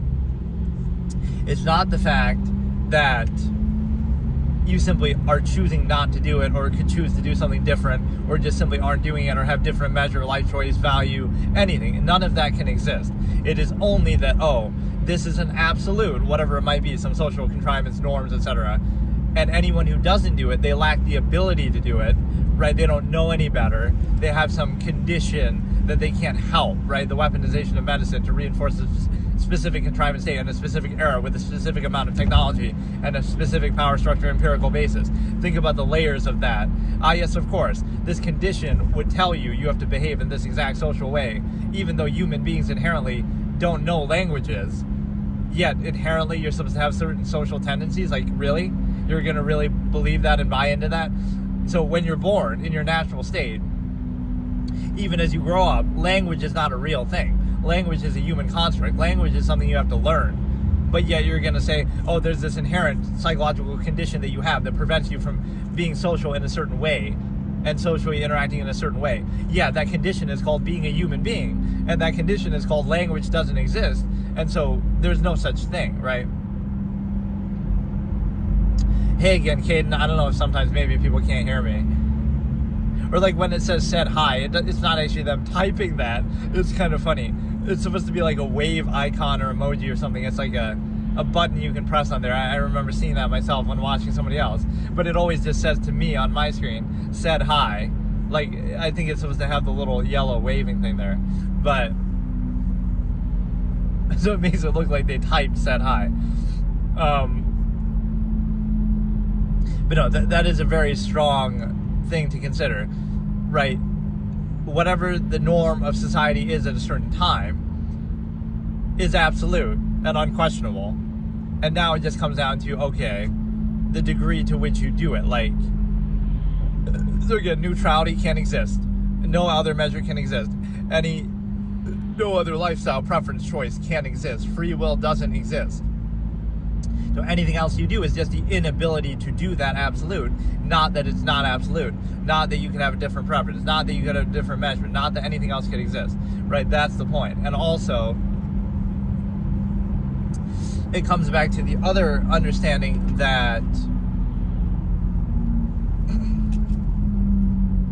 it's even used the other way too. Even the lack of you doing the exact thing that society contrivance wants you to do would be used to reinforce it and say, oh, they're just doing that to be anti. They're just doing this to be, they'll try to explain it away. They'll try to say, oh, it must be some condition, so they don't know any better. So the emperor has no codes fallacy like the anointed. Like, oh, it is absolute, which would mean then you wouldn't need all this contrivance to reinforce it. But it is absolute, but if you don't do it, it doesn't prove that it's not absolute. It just means that you just don't get it.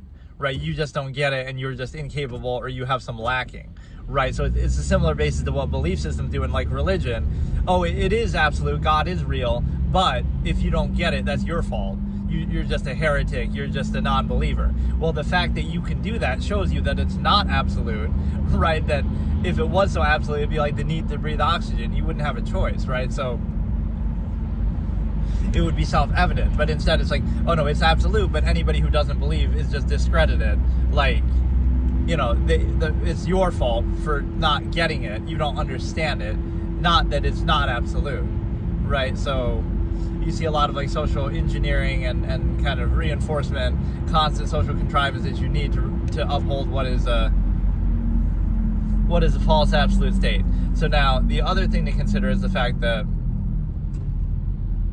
so we're looking at the layers. It's a very multifaceted term that can mean like different things, but that are all fallacies, right?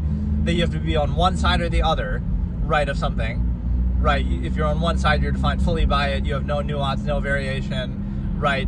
The fact that even if you're not really on that side, you'll be projected like you are, right? So society wants to put you on one side or the other. So if you are on that one side, like let's say you are, okay, a Democrat or Republican, you are on that side, but there's no nuance. You can't have any different opinion. You're just a hive mind. You're just a MAGA. You're just this, a libtard, right? So if you are on a side, you're defined fully by that side with no nuance. The other part of it could be you're not on one side or the other, right? There's plenty of gray area in between, but you'll be put on one of those two sides anyway, because that's the need of society to oversimplify everything in a contrivance state. So what that means is, I feel like we were having a conversation about animals in a room right now. Animals. But no, it's like, yeah, those animals are human beings. But, no, it's like the other meaning of false duality is the fact that, again, either you are on one side or the other, and you're fully defined by it, or even if you're not on that side, you'll be projected like you are on that side. Right, just to be labeled and lumped in with people, even if you're, again, labels have less use for you, right? Typically, the individual doesn't have any reason to label something like, oh yeah, I'm on this side and label me, and I'm, maybe you feel like a sense of unity in a group or some belonging and stuff like that. But the reality is that it's more so just a cudgel to kind of discredit a mass of people and put them in a group, right, and take away their individuality. So it's more a use of a contrivance state and a power structure as a tool. And then the other meaning that I was getting to is, again, the false duality, the sort of the Bolshevik rhetoric aspect of it that could be framed as anybody who doesn't do that exact thing is doing it, again, either in defiance of this absolute, which kind of shows you it's not absolute, but, it can only be done in defiance. Nobody could possibly do anything else on their own. Or again, they lack the ability to do it. They just don't know any better. They have a psychological condition, or they are just somehow bad and discredited and label them. So there is an absolute, but anybody who doesn't do it doesn't prove it's not absolute. It just is an attack on them. And then, right, so again, Bolshevik rhetoric. There's also another use of it. I feel like one of the times I used it best was explaining the gender fluidity and the gender, modern trans movement, right? That exposes false duality very well, because if you look at it, even people who are trans, this is kind of a very nuanced level to look at it. Even people who are trans are falling for the false duality of gender roles in society, right? You might think you're defying it or going against it, or again, even that false duality of defiance, but you may think you're freeing yourself of it, but you're actually still trapped by it. So for example, in this hypothetical context, right? Society has these rigid gender roles that have nothing to do with biology, that are overextended and preconceived to try to control people. Like, oh, you have to dress a certain way, you have to act a certain way, you have to have certain hobbies. None of those things have to do with biology, right? Biology would be, okay, you have these body parts, you can reproduce or be the one who impregnates somebody. That would be it. That would be it. Certain physical advantages, sure. But everything beyond that, like colors. Oh, at one point, the color blue was associated with girls and the color pink was associated with boys. Like, there's no inherent relation to any of those things, right? A color is just a color, right? Why are we going to restrict or label those things? There's nothing, right? That has nothing to do with biology. So the point is that this is a great example. I had this discussion in the past before. So it's like the fact that those things are not tied to gender. So what happens? Society has these rigid gender roles. Yay, new people. Yeah, that happens every once in a while. It's interesting how the YouTube algorithm works. It'll just randomly dump like together at once, right? I really don't get it, but it's definitely much better than Twitch in that regard. That Twitch would never do that, which you could say maybe that's better as like a constant thing, but YouTube will give you these little algorithmic bumps for whatever reason. And it seems to only happen on these streams when I'm streaming on my phone.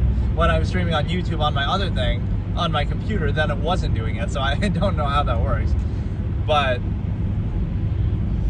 yeah, the point is that, again, the trans example, that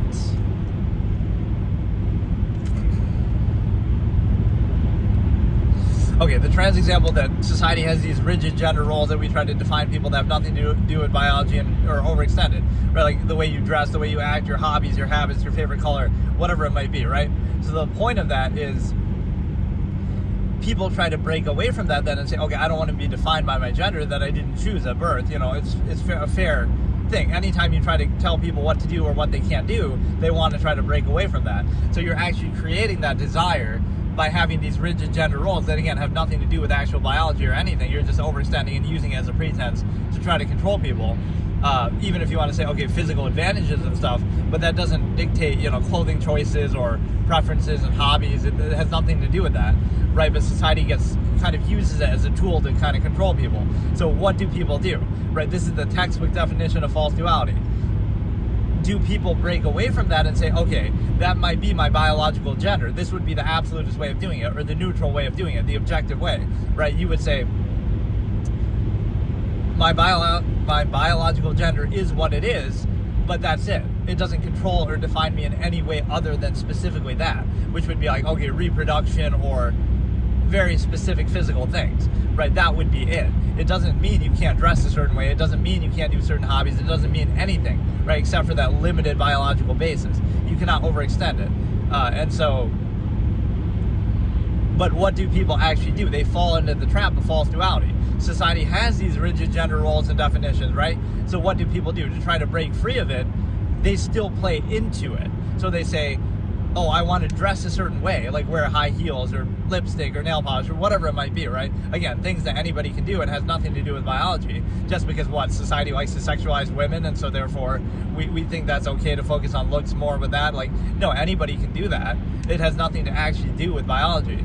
But the only one you could argue is like maybe the bra, that like, I analyzed this to such a deep level in the past that I can draw upon this at any time.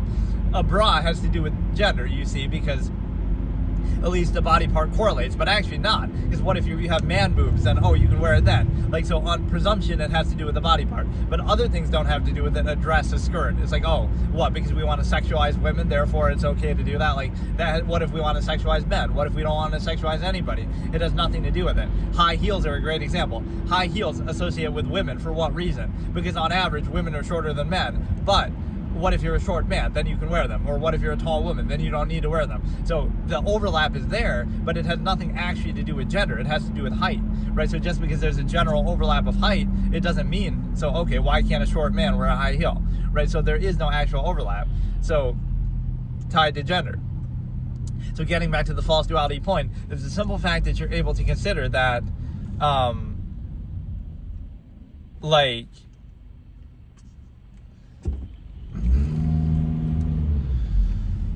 it's the simple fact that you're able to consider that people try to break away from that false duality and the preconceived notions around gender by doing what? Oh, you're a biological male and you want to wear lipstick or nail polish or high heels. So you say, it's not that you're capable of doing that. Objectively, you physically are capable of doing that, and it has nothing to do with gender. You would say, oh no, I'm going to become a trans, you're going to identify now as a trans, as a female, basically, effectively, in order to have society's permission from its unqualified empirical basis that we've already established that those things aren't actually rooted in anything, right? So now you have to identify as a female. Okay, you're a trans female, right? Or whatever, trans male who is identifying as female. You have to do that now to play into society's terms. So either way, you're still doing it, right? You're not truly escaping from it because you're saying, oh, you know what, society is right in its overextended empirical basis, but so it's not that society is wrong or heavy-handed in doing that. It's that, oh, it's right, but I'm just going to play into the different one. It's right, but mine is wrong. Like, it's like they labeled me incorrectly, so I'm just going to identify a different way so that I can do these things that I want to do that otherwise I wouldn't be allowed to do, right? Not the fact that you shouldn't be restricted from doing it in the first place. So that's the point. It's like you're playing into that of like, you can only do it if you are that gender, is what society empirically says. So instead of realizing, oh no, anybody can just do it, so it doesn't matter what your gender is, and that's the objective reality. No, you would say, oh no, you know what, society is right, but I'm just going to change my gender now to acquiesce to it and get permission to be able to do that. Right, so you're still playing into it. So the objective basis would be it doesn't matter at all and you can do whatever you want objectively. Or that, oh no, it's right, but now I'm just going to change my gender or identify as another gender in order to be able to do things that now society permits associated with that gender. Right, so that's the problem, is like,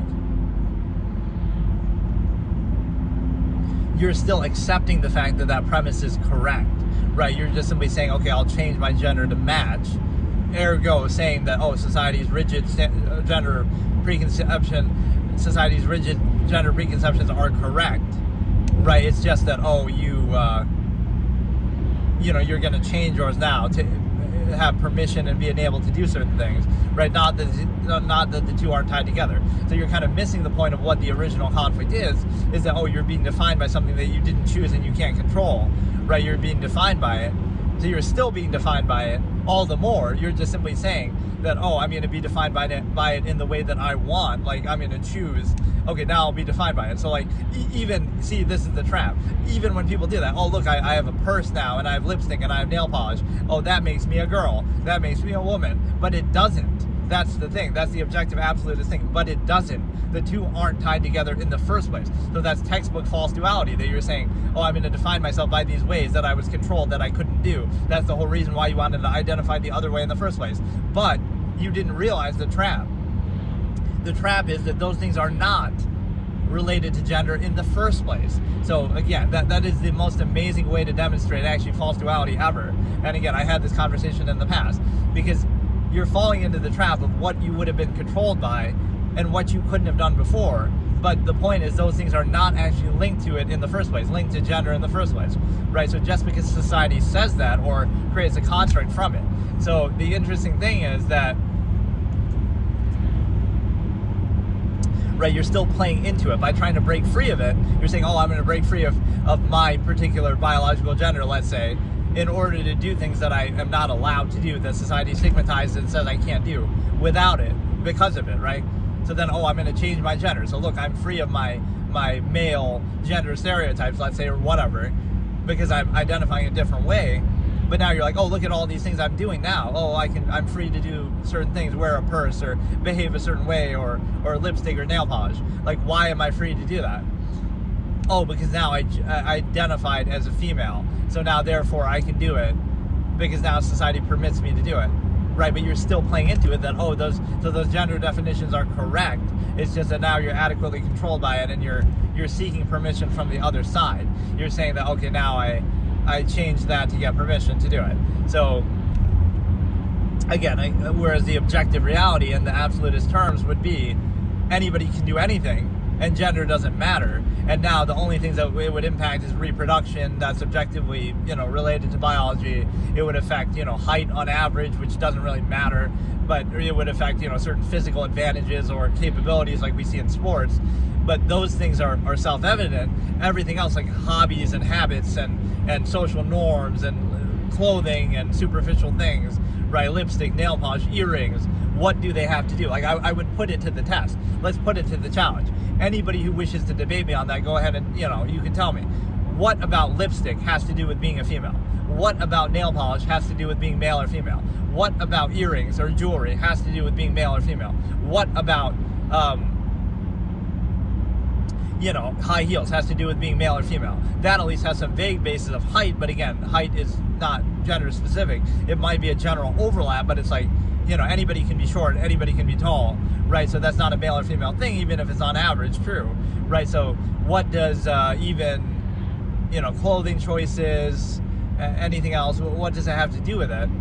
So again, you'll get back to now the stimuli acme is my core enemy of the absolutists. Like, oh, so it's because society sexualizes women, you see, that's why it's okay to do, that's why those things are associated. But why? You could say, oh, society sexualizes women because from a natural standpoint, they have certain body parts that are considered more attractive and more protruding and so forth. But it doesn't matter, because it's like, so because society chooses to sexualize women, we're gonna say that they can do certain things and men can't do them, right? So that is an amazing example of false duality. And the other point that I say with this is the fact that you might think, oh, does that mean I'm arguing for one thing or another? But I'm really not. I'm just observing the reality of it.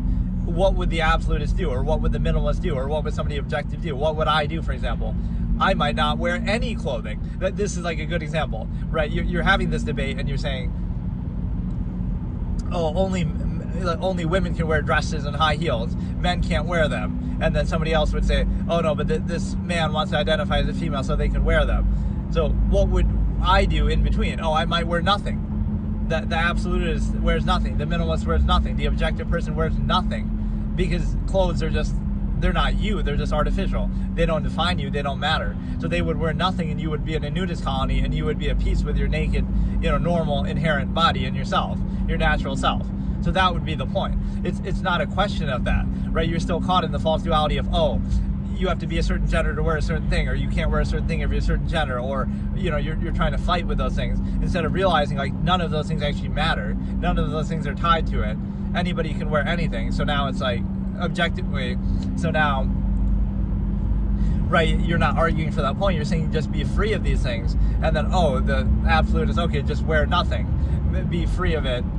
Wear something very bland and functional that doesn't matter, or don't wear anything at all and be part of a nudist colony, or be like that. So now you're free of these stereotypes and you're at peace with your inherent natural self, instead of hiding behind it, or getting caught in the trap of you want to do something that society doesn't allow, so you have to play into society's standards to be able to get permission. Basically, the fallacy of permission, that you need society's permission to do something that you're capable of doing that isn't necessarily hurting anybody. So that will be my consistent enemy, no matter what topic I'm discussing, is the stimuli acme, is that, like, that's the darker interpretation. Why are certain things associated with women, right, that only they can do it? Oh, because society wants to sexualize women. That's all it is. So because society is sex obsessed and it wants to sexualize women, it's therefore okay to have certain clothing choices associated with them and not with men. So is that really the basis you want to use? And it's especially disturbing with younger people, like, with young girls growing up, they're wearing certain types of clothes or whatever. That might not even be revealing at that point, but it's like that style of clothing is associated with women. Why? Because, women are sexualized. Like, are you serious? Like wearing makeup or wearing, like, why is that? So if we were free of the stimuli acme, that wouldn't be the case. We wouldn't do it anymore then, right? Anybody can wear makeup. It makes you look a certain way. So if you want to look that way, it doesn't matter. That's why it's not tied to it. So this is like the whole, you sometimes see this with certain people, like even Charlie Kirk, rest in peace, or these kind of conservative commentators will sometimes say that, like, gender is biology, biological gender, right? That's true, right? That is a real thing. But what does it encompass? It encompasses only a few things, only reproductive capabilities, only certain physical attributes, and that's it. It doesn't say that you can't, where in nature, where in biological nature does it say you can wear certain jewelry or clothing or nail polish? First of all, those things aren't even naturally occurring. Like, those are constructs of society anyway. A caveman is born in the wild, and it's like, oh, you can't wear nail polish because you're a man. It's like, there is no nail polish. You'd have to make it yourself. You'd have to invent it. Like, what do you mean? So, like, that shows you how artificial it is. Oh, you can't wear high heels. What fucking high heels? You're in your bare feet because you're out in the jungle. Like, this is where we lose track of reality. It's like, you're talking about biological gender, but where does biological gender in nature say that? Right? What you can and can't do in terms of human-made artificial constructs like clothing. There's no such standard that exists. So that's when you know you're telling a lie and you're kind of feeding into some societal stereotype that is loaded, right? Again, it wants to sexualize women. It's very sex-obsessed.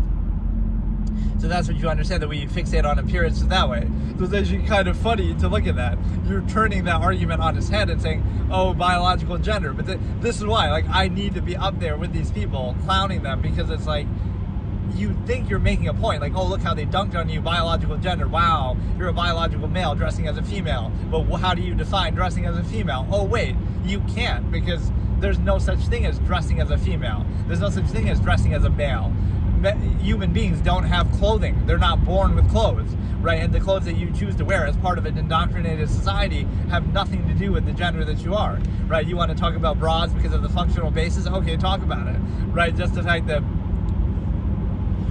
okay, it covers a certain body part, but sometimes men have man boobs, or sometimes women are flat-chested. So again, that's a variable factor. Or again, height for high heels. That can go either way. Like, men can be short, women can be tall. So you see that there's no actual functional overlap that goes on there. So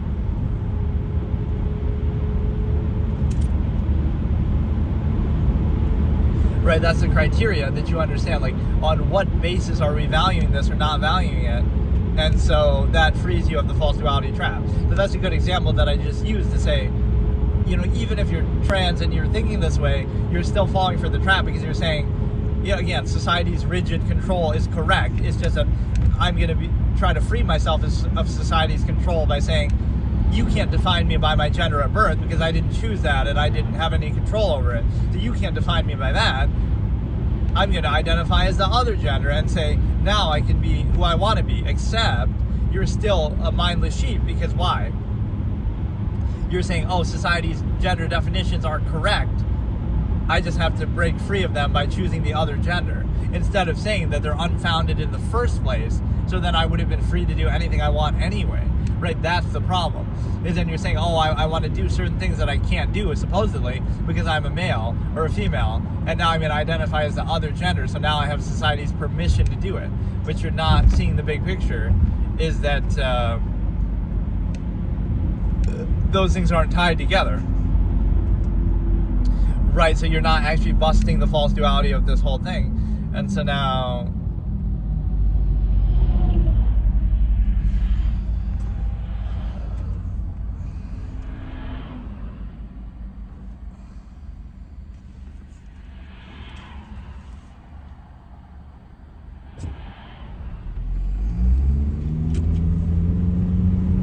right, you're not really breaking the false duality. Let me try to, I've said it a couple times, but I'm trying to explain it in a very specific way that can be more clearly understood. It's just like you're trying to break free of something you didn't choose at birth, right? Your gender, which is understandable. Whenever you tell people they can't do something, right, they want to do it. But you're breaking free of it not by saying that the gender stereotypes you were given associated with the gender that you didn't choose are wrong. Like, oh, you have to do this because you're a man, or you can't do this because you're a woman, right? You're not saying that those things are incorrect. You're saying, oh, you're right. But now I'm just going to change my gender to acquiesce and say, well, but now I can be free and do other things that I couldn't do before, because now I'm going to change genders to the other one, instead of the objective realization that, wait a second, those things aren't tied to gender in the first place, so I can do whatever I want in the first place without needing to do that, without needing to say, oh, I'm going to change my gender to be allowed to do certain things that have nothing to do with it. Right, even though we're indoctrinated to associate that. If you look at certain parts of history, right, there are parts of history where men wore heels, or men wore wigs, or wore jewelry, or where women would be associated with certain colors like blue, or like it's not a real thing. It's a social construct. So, right. Well, what other examples of false duality can I give? I mean, it's one of the most common fallacies. Right. Here are like the 2 or 3 most common fallacies. Right. Number 1 would be like to be aware, or like this is an anti-fallacy to counter some of the most common fallacies. So you would say, I would say, to be aware of it is not to be above it, which means they'll attack you and say, oh, well, look at you, you think you're better than everybody, but you're not. You're just aware of something that anybody could be aware of, right? So it doesn't mean that it's about you. It's like saying, or they'll attack you, like shoot the messenger, right? You're aware of a flaw in a process or some contradiction. That doesn't mean that you're above it or better than it, or it's about you. It's just, you can be aware of that. So otherwise, you could never criticize or observe anything ever unless you were perfect, but then that casts doubt on the person who did set it up. Like, oh, you can't question the government or society because you're flawed and imperfect too, and you're created by it, or rely on it, or subject to it. The problem with that is what? The fact that, well, some flawed, imperfect person like you is the one who set up that society in the first place, or, so they don't have credibility to establish that on an empirical basis. But yet it's already established, so you just accept it without question. Or even there's something like that should be a term that I use that I really haven't coined yet, but like the initial, I guess I just call it the initial basis, right? Something's already established, so it's right. But like, I guess my logical razor there is things are the way they are because they're meant to be. Because something's already established, you treat it as absolute. So if it wasn't established, it wouldn't be. Or if something else was established, that would be instead, right? There is no actual criteria. You're not questioning it. You're questioning it off everything else off the basis of it. Like, you need a reason not to acquiesce to it, not that you need a reason to qualify it in the first place. And so,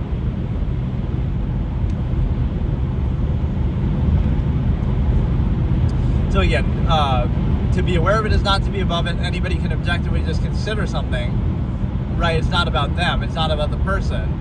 Also, don't specify the conflict. You make it about one example, not the larger process behind it. Like, oh, this one person did this one thing, and that's the issue. No, it could be a symptom of a larger disease, a larger process, a bigger picture, right? It's not, don't just focus on the initial specific example. And then the other one is the fact that, again, like false duality, but maybe in a specific sense, again, just, you're not always on one side. There's nuance, there's, in between, there's freedom, self-actualization. People can think for themselves. So it doesn't mean that, right, that you always have to be on one side or the other, that the world isn't just black and white. There's many nuances in between that you can choose for various reasons. Because you are on one side doesn't mean that you're fully defined by it. You can still have your own variation within that side, right? These labels are oversimplifying. And then you also have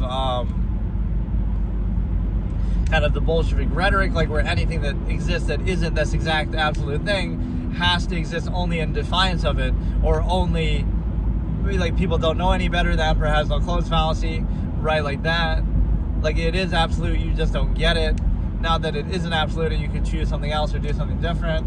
And then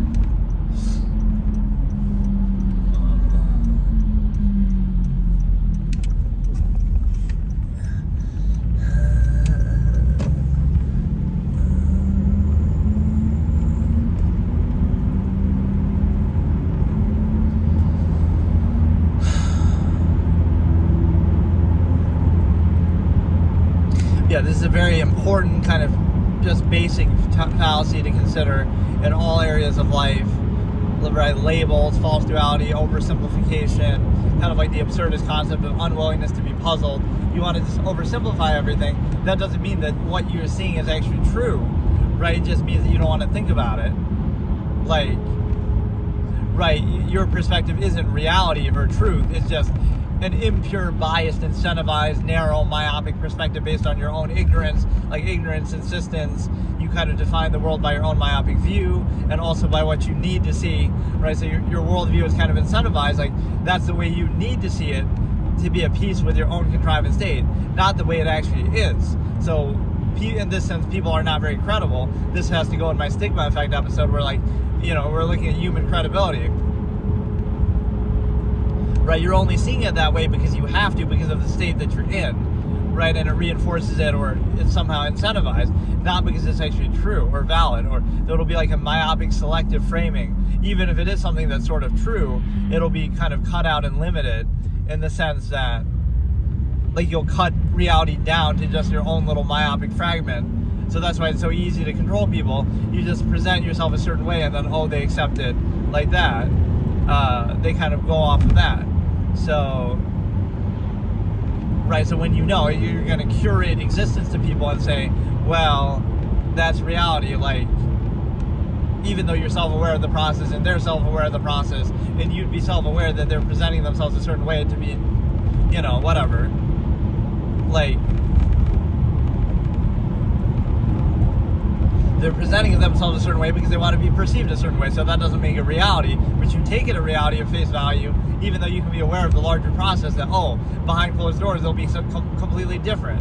So, like, that's not true, but you just, like, you respect the effort that somebody goes in to present themselves that way, but that shouldn't be necessary.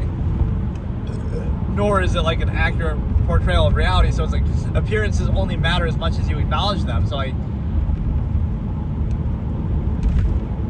and there's even, like, this bypassing cognitive dissonance thing there too. Like, you don't want to be aware that somebody's doing that, but they are doing it. Like, they're presenting themselves a certain way, but they have to simultaneously present themselves a certain way that you would react to positively, but which nobody naturally is that way, right? It's all trained behaviors, all societal contrivance, but you also want them to do it in a way that seems natural, like, they're not trying to do it, even though they are trying to do it, because everybody's always, actively putting on a front in society. That's just the nature of it. But getting back to the original point, is like the best example of some of these labels and terms to try to discredit people is like, or like your lack of ability, right? It might be necessary to maintain the contrivance state, but who says that contrivance state is necessary or absolute? So, like, language is a good example. Like, you have this psychological condition, right, that involves some social interaction. But guess what? That's not a real thing. That's not a real human thing. Why? Because, what if you never learned a language? What if you're in the jungle? You were born in nature. You're a caveman. You're a Neanderthal. You have other ways of communicating somewhat with noises and stuff. But, like, if you did that today, then that's some psychological condition that's apparently, that makes you somehow less human, or that somehow defines you, like some inability that you have. It's not an inability that you have, because it's not a real thing. There's nothing in human existence that says, human beings have to learn a language that they made up themselves that has all the flaws and limitations of that era and whatever, right? They have to learn a certain language, and then, once they learn that language, they have to act a certain way within that language and use that language in certain ways. And if not, they have the psychological condition that, like, so every caveman had that condition. Everybody before language existed has that condition. Everybody who, like, it makes no sense. There's no such thing as that, right?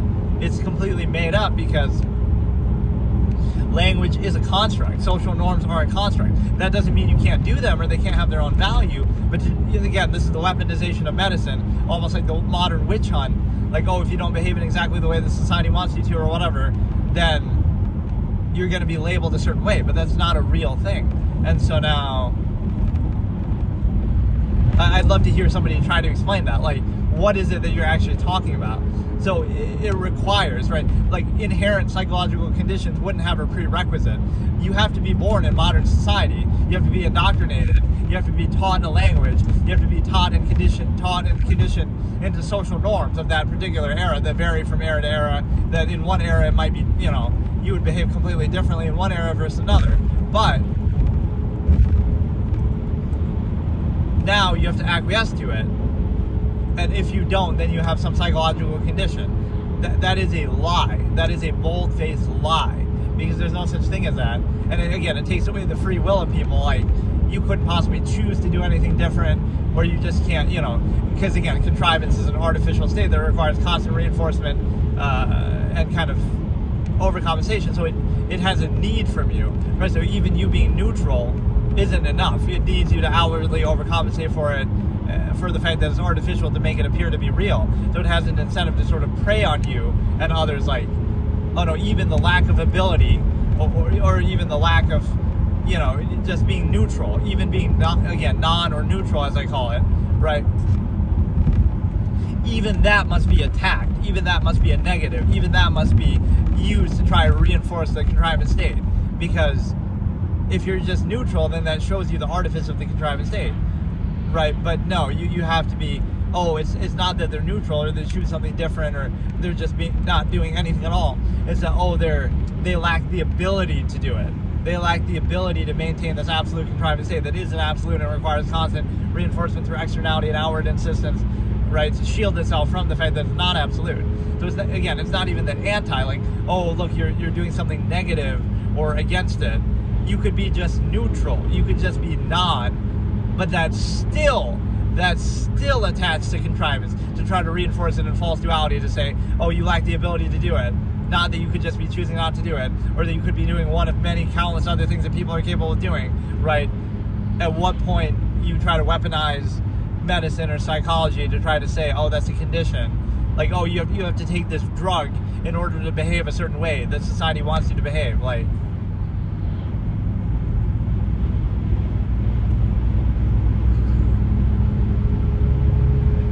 right, so this uniformity, yes, this is a normal state of human beings to be in, but all it requires is for you to be born in a specific society, be indoctrinated for years before you can critically think for yourself, use drugs, learn a language, learn social norms. That's all it takes for you to be in the state that you naturally are in, right? This false inherent contrivance response, except that's not how you naturally are at all. Again, that doesn't mean you can't still do it, but there's a difference between doing something and choosing and deciding for yourself and just doing it on your own, right? Okay, so today I'm going to do yet another episode in the episode 9.8 now. It's part of the overall stigma effect, human credibility versus history, or history versus human credibility is how I said it. But it's a situation where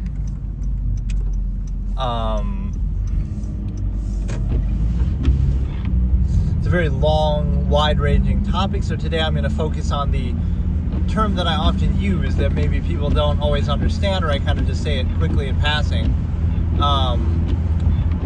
is the self-actualized from an inherent base state, which basically just means you're deciding for yourself, using a standard or something self-defined, right, how you want to be as a person, or what you want to do, what your priorities are, right? You're sort of trying to define your life for yourself, instead of what you often do is you sort of cling to things that you didn't choose, right? Like you didn't choose your parents, but you cling to that, or you didn't choose where you were born, but you're proud of it, or whatever it is. So at a certain age, you get to be old enough to critically think for yourself after all the indoctrination and exposure and everything you've been through. So now it's not so much a negative that you have to say, right, that those things are bad. It's just more so you didn't choose them, so now treat them as a neutral. Don't give them special treatment just because of that. And now decide for yourself from an objective inherent based state, right, what it is that you actually value, define some criteria for yourself, right, your own measure, as I call it, like how do you define things, how do you define value, and then you can decide for yourself, instead of just being more reactive in a way that, right, because otherwise it's arbitrary, like, oh, you love your family, but that means, with extreme circumstances notwithstanding, oh, you just love them because they're your family, right? There's actually no basis to it. Oh, so if somebody else was your family, you would just love them. Like, it's a non-choice reaction. So it doesn't mean it's bad, but it's kind of an irrational thing, right? You're insisting upon something you didn't choose and letting it define you forever, right? So there's an equalizing, neutralizing point in your life where you can say, okay, I'm going to equalize everything that I experienced and was indoctrinated to, and now I can decide for myself what I want to choose to value, right? But nobody really does that, or if you did do that, it leads to an objective basis, like, hey, how's it going? Do I take song requests? I mean, I'm not playing any music, so I don't know what you mean. Like I could play the radio or something, but no, it's a situation where again, and a lot of things are defined this way too. Like even in psychology, people will say the same thing. Like, oh, your traumas define you from your youth, and it's easy to understand that. Like when you were younger, right? When you're young, you're like hyper suggestible and reactive to everything, right? So whether you realize it or not, it's as shallow and stupid as this. All of your hobbies and things that you think you like or are interested in, and can I tell you a song and you play it? I guess I theoretically could, but I also don't want to get copyright stuff on my stream. I don't know how strict YouTube is about it. I guess I could play it on my other phone and you'd probably be able to hear it. But no, it's like everything that you think you like or you choose or you desire is nothing more than something that you experienced when you were younger, right? Whether it be entertainment or a hobby or something like that. So if you hadn't been exposed to it, you wouldn't like it. Or if you were exposed to something else, you would like that instead. And so the understanding becomes a little bit deeper that you get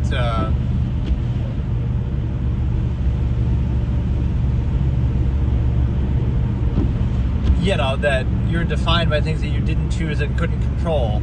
So now it's your choice at a certain point in your life. Do you want to indignantly insist upon it and act like, take pride in it and associate your identity with it, or do you want to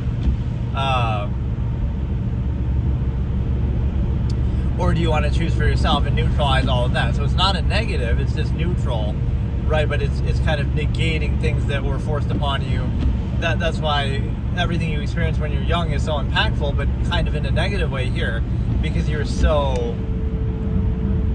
not choosing it that it doesn't matter what it is, even if it seems to be good or overcompensative, right? It still isn't your choice. So you want to neutralize it and then decide, okay, would I have come to that conclusion on my own? But instead people take pride in that, so there's like a little egotism that goes on. Like, well, it's like playing on people's ego and cognitive dissonance. Like, you couldn't be wrong, right? A person doesn't want to think that, oh, they're doing something wrong, or that, not even like morally wrong, just like a standard. You would say, Wake Up in the Sky by Gucci Mane.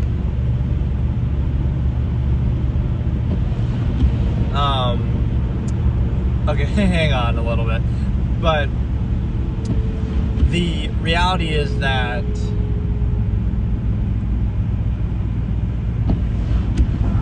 what was I saying? It's the fact that the only way you can understand that is you didn't choose it, so do you choose to insist upon it, or do you react to it, right? So it'll be framed in like false duality that's somehow negative. But when you're younger, it's like you don't really process it, but it still impacts you heavily, and so it defines what you like. So, right, what you're exposed to controls you, and so now, yeah, it's the cognitive dissonance of basically saying, you couldn't be wrong, right? This is how you control people in a very easy sense, but somehow people don't realize it. What you do couldn't be wrong, right? People don't want to think that, like, oh, I'm going to question myself and what I'm doing and my lifestyle and everything I've done up to this point, right? People don't want to question themselves and think that what they're doing could be wrong, or that they wouldn't like it, or they don't value it. So what do they do instead? They try to cover it up with appearances and pretenses, and they kind of just treat it as a false absolute, and they kind of just don't think about it, and again, indignantly insist upon it, associate their identity with it, right, and take pride in it. But what you have to qualify with that is one other point. It's the fact that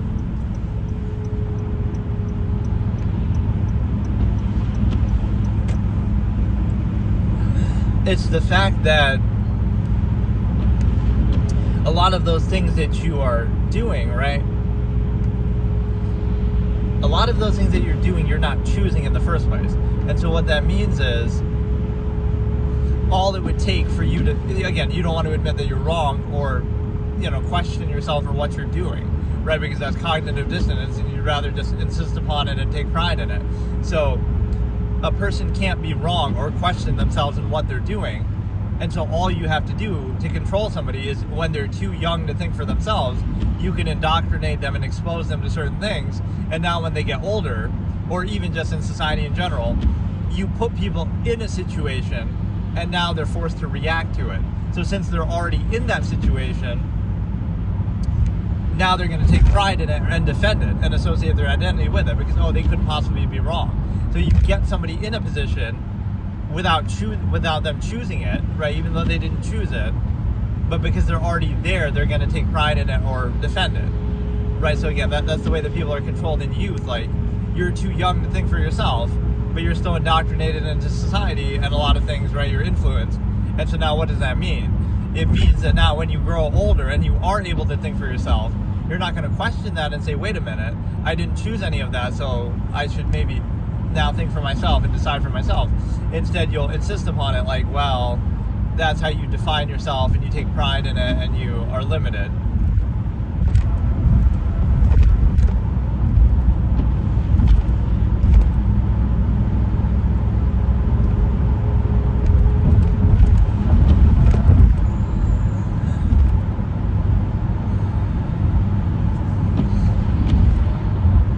Right, so the other point with that is the simple fact that you are limited that way, you take pride, and you put people in a situation. So the two examples are in childhood, and the other example is just in society, right? Both of these apply to the cognitive dissonance way of controlling people through their ego, because they don't have self-awareness or can't question their state that they're in. So once they're in that state, they'll defend it no matter what it is, right? Even though they didn't choose it, and even though if they did think for themselves and they did self-actualize from an inherent base state, the likelihood of them ending up in this exact state is pretty much 0%. But, right, especially in uniformity, like for everybody, for millions of people or billions of people to end up in that exact state, it's a 0% chance. But since, again, it's reactive, so now you're going to defend it reactively. So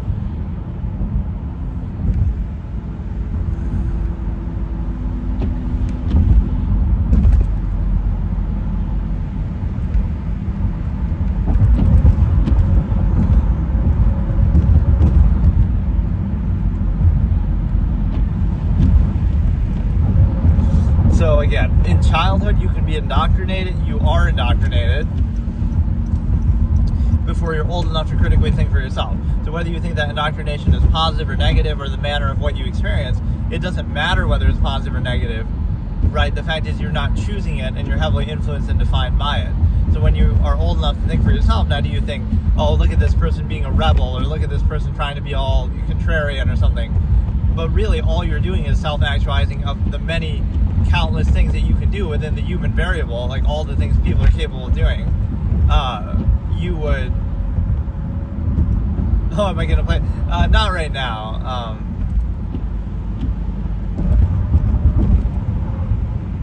I feel like I know that song and maybe it's not... I'm just worried about copyright type stuff. Maybe I could do a specific stream where I am more willing to do stuff like that, but I don't want it to ruin my episode.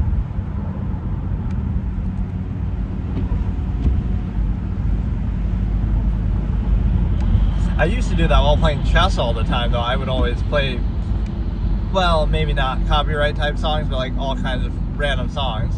And it would usually not be an issue, but no, again, you're indoctrinated in youth before you can think for yourself, and then when you are old enough now, do you insist upon that or do you choose for yourself, right, and decide what you value? And the same thing, if you're put in a situation like, if you're put in a situation where, again, by society, like, you know, your things already are the way they are, so now you'll insist upon it like things are the way they are because that's the way they should be, is the fallacy that I'm a logical razor that I use, that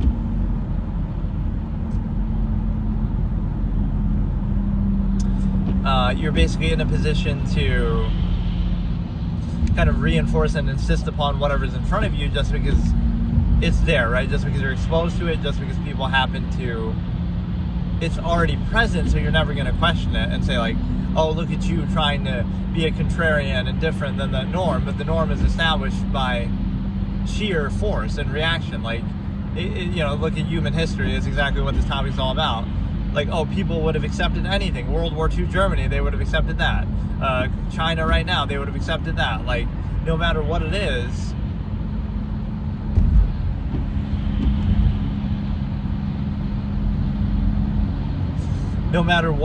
right, people would accept anything. So if you present something as like the initial basis versus something a little bit more long form,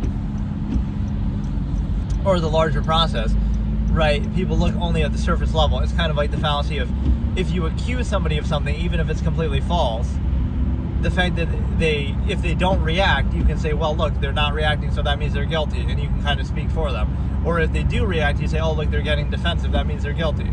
So it's the same sort of thing where, like, the first one to make a claim is somehow credible, or the loudest voice is the one that's taken into consideration, right? Even if it's completely baseless, right? That's the initial basis of what it values, and often a mass of people is controlled that way.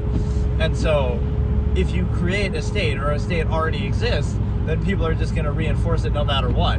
It doesn't matter. They don't have a standard, right? What are the chances, whatever standards you supposedly have, whether it be a belief system or your own internal base of value, what are the chances that they align perfectly with modern society and the machination process and all modern technology?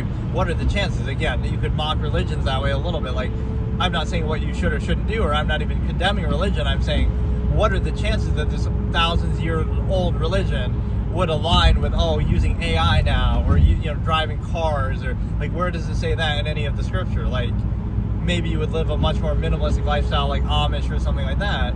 And the reason why that works is because at least less is more, right? You might say, it doesn't say to do modern things and technology, but it also doesn't say not to do them. But wouldn't you rather play on the safer side and say, okay, I'm going to be a minimalist and do as little as possible, so I know that what I'm doing is deliberate and, consistent. And so,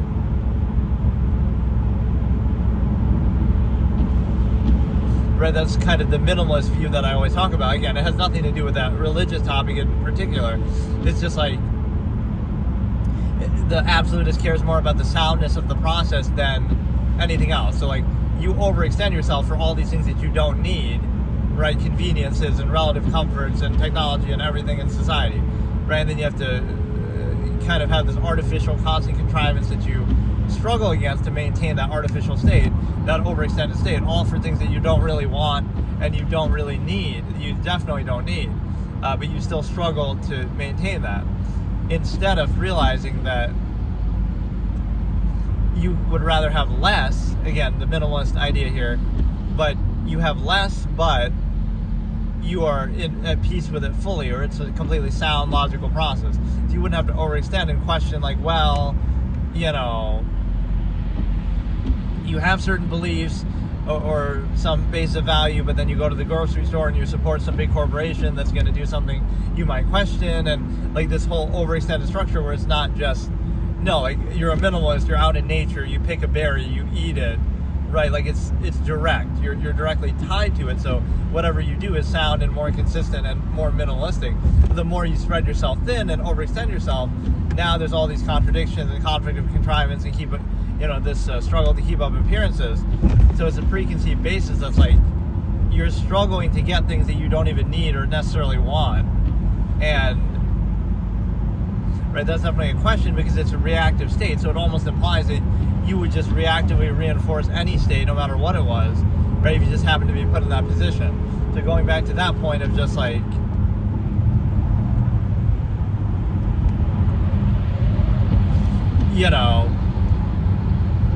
you're indoctrinated in youth and then you insist upon it, or whatever experiences you have in your youth anyway, right? You'll let that define you and cling to it and take pride in it, non-choice reaction. And then the other side is you'll do the same with like a state that you're put in or that already exists. So for example, society is a certain way and you just kind of go along with it because you're already part of it or you're expected to be. So there's no actual standard or critical thinking that goes into it. It's just more like, you're just mindlessly reacting and reinforcing whatever's already there. So if it was something else, you would just reinforce that, right? There is no actual standard behind it. There might be a general bread and circuses overcompensation that's present. Like, well, it's comfortable, or it's kind of, adequate zero-sum means and stuff like that. But that's kind of arbitrary. It's not an absolute, and it's not, it's not a clearly definable or accountable process. And so what it means is, you're basically putting yourself in a position where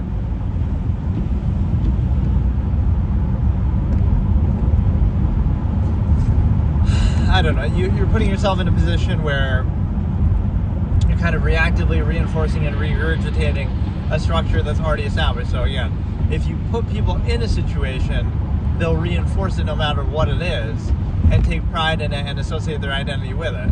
And so that's kind of like the force, a forced preconception argument that, like, you believe so, victory, history is written by the victors kind of idea. Like, oh, you believe so strongly in your current lifestyle, and then somebody comes along and makes some new technology, and now you latch onto that and you're defined by that. Or, some Genghis Khan comes along and ravages the whole known world, and now people are going to live a different lifestyle because of it. So you were so sure of yourself until somebody does something by force, and now that's everybody's sure of that thing too. So you would condemn the force, or you wouldn't do it yourself, but then you would go along with it if you were the result of it. So the way that this process is realized is very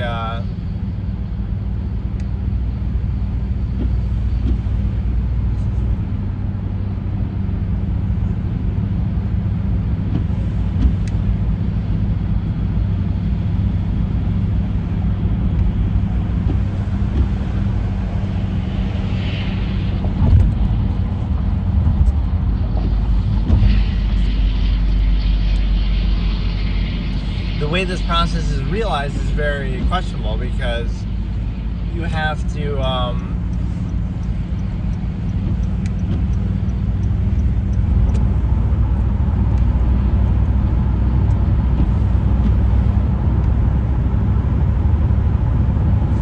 again, you're put in a position. I'm trying to think of an example too of how that happened. It's kind of like how propaganda works, right? Something happens and then everybody jumps on the bandwagon, like, I'm trying to defend it, or like, it already you can say this with the recent Maduro fucking Trump thing. It's like, he does it, and then now people want to defend ex post facto justification.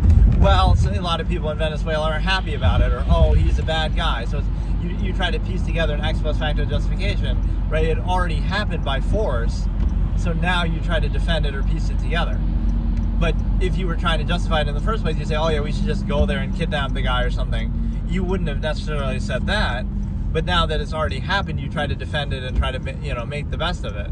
So it's kind of like this hive mind sheep mentality that you have with a lot of things, right? Where something just happens by force, and then it's, people tend to be like suckers for authority that way, right? They'll go along with whatever the narrative is, or whatever the kind of company mindset is. And then if you question it, then you're the odd one out. I'm trying to think of an example. This is very common just in general social spaces. Like, if something is said from empirical authority, then people will kind of adopt that, and then, right, anybody who doesn't adopt that, oh, they're the ones who are taking an outward position. They're just kind of mindlessly repeating that or adopting that. So, right, it's much easier to get people to reinforce something that's already established there than to get them to think for themselves or to counter it. And so I feel like there's so many examples that I always see, like either in YouTube comments or something, of this tendency. It's like,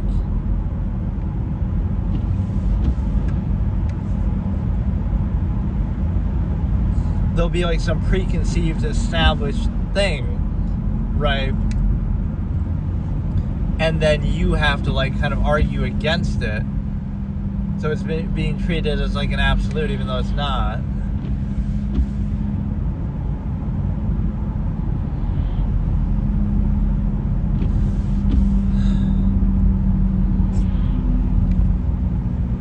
Let me try to think of a specific example, just like,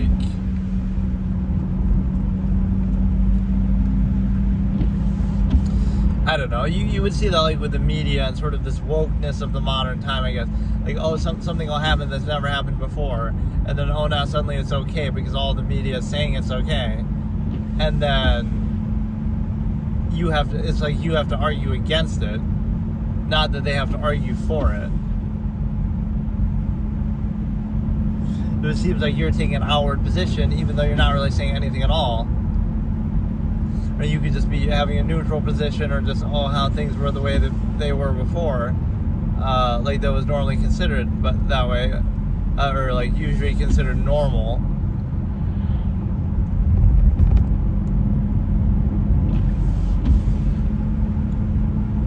Yeah, that's a pretty basic fallacy here. Again, the thing, like, things are the way they are because that's the way they should be, or even the other point that you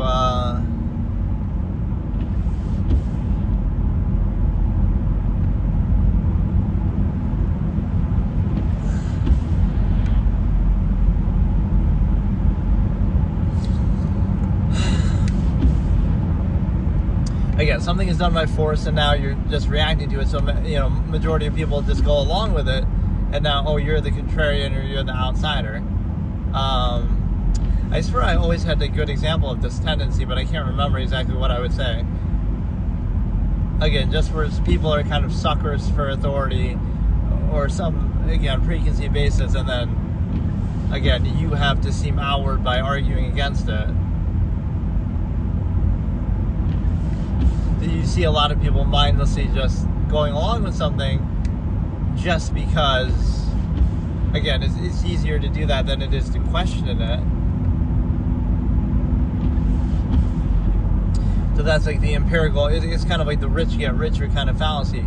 The powerful get more powerful, or it kind of validates itself. Like, that's right because power did it. Not that we have to hold it accountable to be right because to deserve the power, or, it sort of becomes the inverse. People, again, have that suck-up mentality of doing that.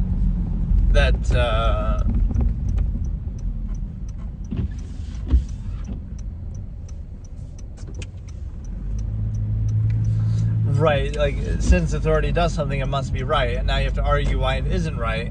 Not that it has to be qualified or held accountable in the first place. And, again, the other point is the fact that you'll be exposed to something that's kind of man-made, arbitrary, not absolute, self-created, not even, your self-created, but just created by people, and then it'll be treated as an absolute and passed off. And so what happens is,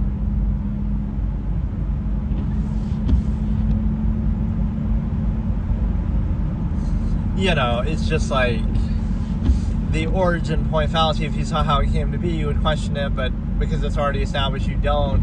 It's the initial basis. It's the fact that,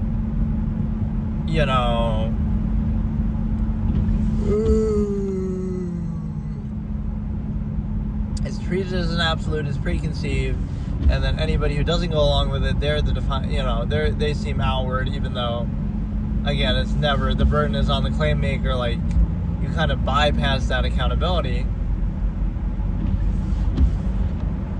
And the other understanding with this concept is the fact that, but I know there's one good example I would always say. But again, just something happens and then now you automatically defend it. It could be with a new technology that comes out, or it could be with some sort of, again, government thing like what we even see now. Like, the government, it's a good example. People who are defending this Maduro thing, they're like, we just went there and kidnapped the guy and his wife. Right? It's like, you would have never said that in the first place. Right? Nobody was saying that. Nobody was saying, we should just go and kidnap them. Right? 0 people were saying that. But now all of a sudden, because it already happened, now we just defend it and say, well, he is a bad guy, so that justifies it. Or, some Venezuelans are happy about it. Right? That's not the point, because it's like the process is, right, you can't just do that just because you think the result is fine. It's like a selective thing. By that logic, Putin is a bad guy, and, that doesn't mean we just go there and do that. Or, China has a lot of issues. That doesn't mean we just go there and, kidnap President Xi because we disagree with something's going on there. So it's a little bit different. So it's a good example of that concept. The fact that something that you never would have said should happen in the first place, and that you would even condemn, you'll defend and even praise reactively because, it already happened. It was kind of like a reward by force element of like, if you just do something, if you just do it by force, now we squabble over the details, and the mindless hive mind of people will defend it because, it already happened. It's much easier to say that, it's right because it happened, rather than holding it accountable that it happened because it's right. Like holding it accountable and preventing it, stuff like that. Right? So you would say that initial basis, again, that this always happens just like in social discourse, for example. Right, again, something is, I just can't think of the example that I used. I swear I had a good one. But yeah, whatever. It's like the reactive state, people reinforce no matter what it is. There's no standard, there's no accountability behind it. And it's also a situation where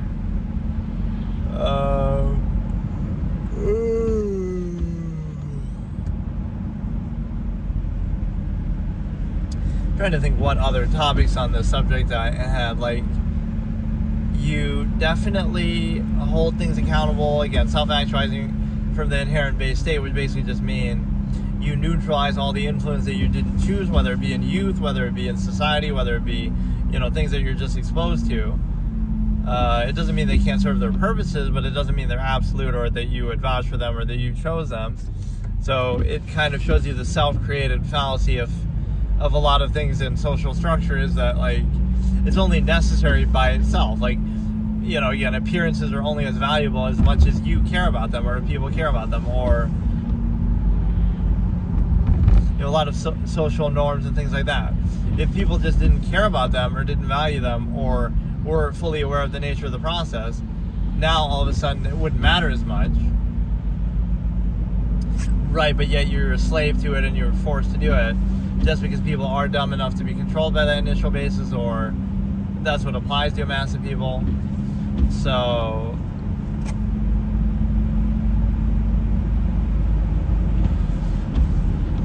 I should always do these sessions in the morning. I'm too tired now to really get into a super deep topic like this, but I'll try. So, and you don't get as good of a view, I guess, visually, right, in the dark, although today it doesn't seem too bad, but especially if it's snowing and stuff like that too. So you equalize and neutralize your influence, things that you didn't choose in youth, things that you don't choose in society. There's one thing to tolerate them, it's another thing to falsely desire them. And then it's like,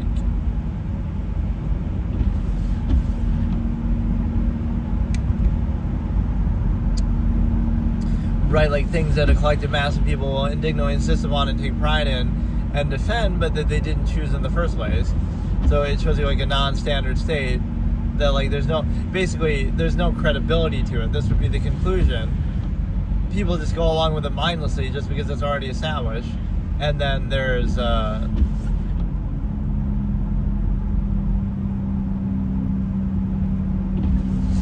right, people go along with it mindlessly because it's already established. And then at that point you I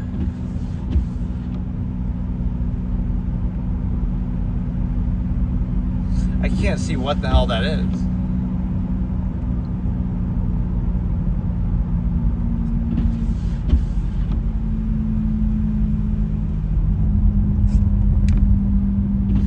Oh, it's just a cloud thing.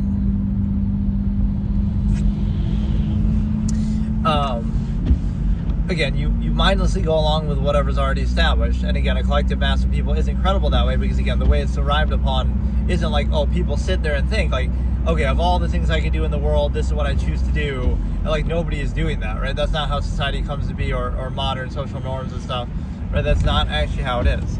And so what that means is, it comes about by bypassing critical thinking, not by actually answering it or achieving it or holding up to it. And so it's this empirical basis that's forced on people, but they indignantly insist upon it and defend it as if it's their own choice. And so this is the trap that you fall into of, right, it's not credible because it's just reactionary.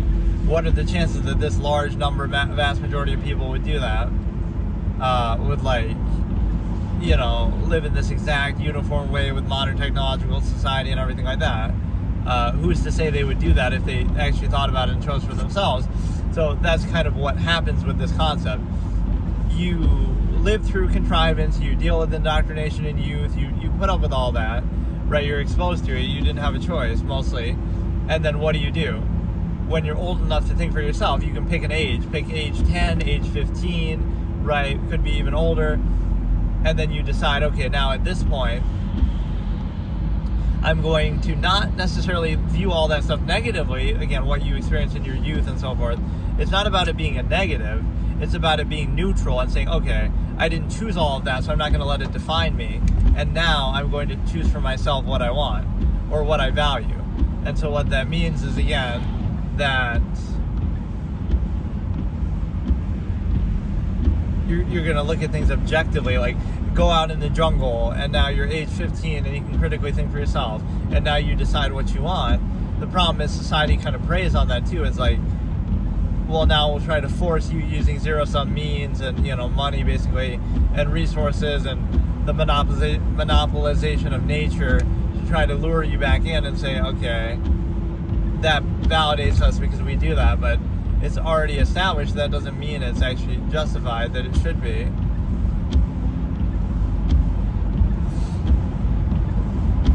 And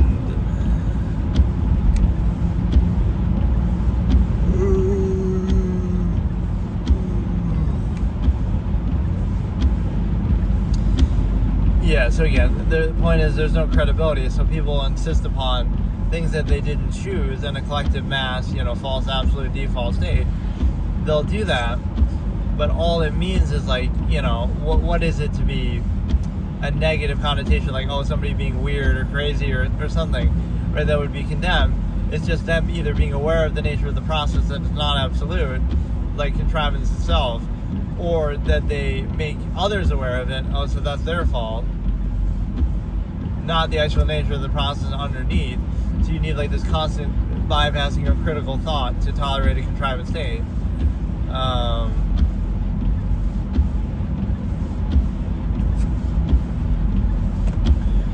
There's also one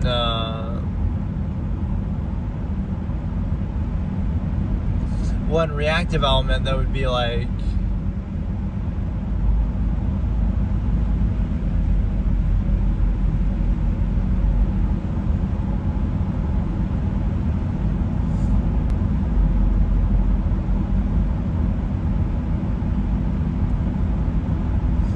reactive element, again, you'll reinforce some already established state. So if you just take the initiative and, okay, I'm gonna, again, like sort of put people or force people in this situation, then you'll get a mass of people just trying to defend it because it's already the case, right? Whatever it is right. Things are the way they are because that's the way they should be. But when a person sets it up, right, when people are behind this, then you kind of don't take it as seriously or credible.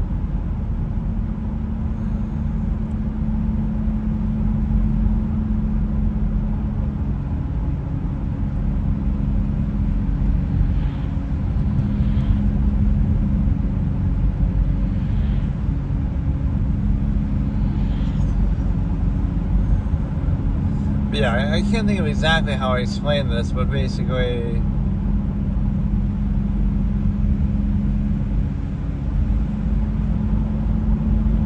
that's a very strong point, is again just that there's no credibility to outwardly insist and tell other people what to do or have like an empirical basis of authority just because you, again, are only thinking on the initial level.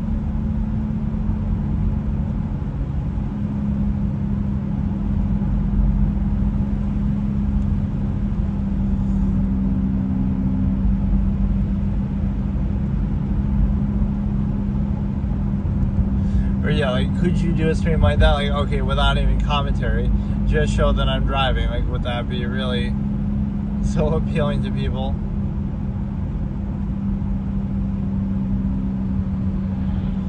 Like, where, I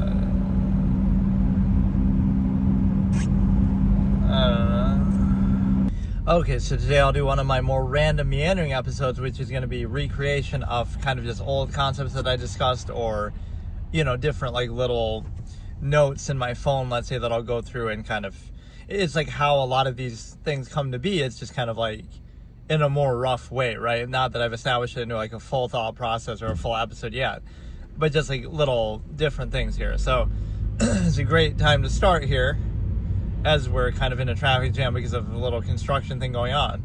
So always, give us something exciting to look at, something different than the same route that I keep doing over and over. But yeah, let's just go through a couple random concepts here. And I guess what I should encourage in these sessions, because you do sometimes get those people in from the algorithm and stuff, it's just like I don't have a consistent enough community yet, which is understandable, especially because this is my third channel too. It's not like it's my main thing. But where like people could view or participate, it's kind of a good use of streaming that way. It's like, they can suggest a topic or they can debate me actively, right? That becomes more interesting the more people there are. Or like they could almost call in. Some people have a feature like that. That one chick with the banana phone I always see when I'm scrolling through, or the other dude. There's this one dude who really thinks he's me, who's like always discussing religion and God, the existence of God, and he's streaming that, and it's like, I don't know. It's like the same sort of arguments, I would have said in the past or anybody else would have said, but somehow that's what I don't like about sometimes the discourse of these sorts of things is it's not about the individual, right? I always say that. Like, I reject cult of personality. That's why I don't do face cam. But that's what it ends up being, a contest of like, oh, who can do a hot take in a couple seconds that sounds cool, but it doesn't really answer or do anything. It's just like, oh, it sounds good. Right, but now let's get into what I call the long-form postulate. Like, let's get to an actual, something meaningful, an actual conclusion, something actually useful. It's similar to what I say about, like, entertainment and escapism. It's like, you could be an artist, okay, you make, like, the world's best-selling book or something, but did it really change the world, or did it really improve anything? It's like, it not only does it not change anything, even if it has some profound ideas and stuff in there, it almost serves as an outlet to not change the world, because it kind of either distracts people and reinforces what the current state is, right? Just keeping them occupied or stimulated. And it kind of gets out their desire that they would otherwise use to try to actually do something of significance and change something. Instead, they're like, oh no, we're just going to be content by experiencing those ideas in a fictional work and then go back to our normal humdrum lives, right? Like, where do we lose the meaning of, oh no, maybe the point of fiction is to bypass censorship of society and to actually inspire people to do something different and bring about change. But we don't look at it like that in the modern day, especially. Like, oh no, it's just a way to distract you and keep your life going exactly the way it is. But that's not what it was, that wouldn't be the way it originally is meant to, or what it can possibly do, right? That seems like a waste. So it's like, oh yeah, you write a best-selling book, and what does it do? Nothing. Everything stays exactly the same. Everybody just reinforces their current life. It's almost like a slap in the face, right? You could make fun of somebody. Like, a book will tell you all the things that are... Comedy is usually like this, right? Humor is nothing more than cognitive dissonance, I always say. I have that one clip. So, what it means is the fact that... I always find moments like that encouraging more so than anything else. Like, random clips that I posted, right? I started doing that on this channel. We'll get like 100 views or a couple hundred views, just random. This is a random channel that I never even use, that, right, like there's no context to it. It's not like I'm established or people know who it is, right? So that's always encouraging. Like, you just randomly do it, and I'm not expecting anything, but that's kind of the whole philosophy, right? If you build it, they will come, kind of a thing. Like, just do it and then see what happens, because you never know what to expect. I guess I'm a really bad judge of that with the whole algorithm and, like, different what it is that people are actually gonna like or watch, or like what would go viral. I'll think, oh, that's stupid, but then if I post it, it'll get 1,000 views, and then I'll think, oh, this is really good, and then it won't, because it's not short form and not dumb enough or something. It's almost the opposite. If it seems nuanced, it's not going to do well. If it seems stupid and lowest common denominator, then it will do well, right? So but no, what was I saying? Is the fact that hey Mocha, how's it going? Hey Ryan.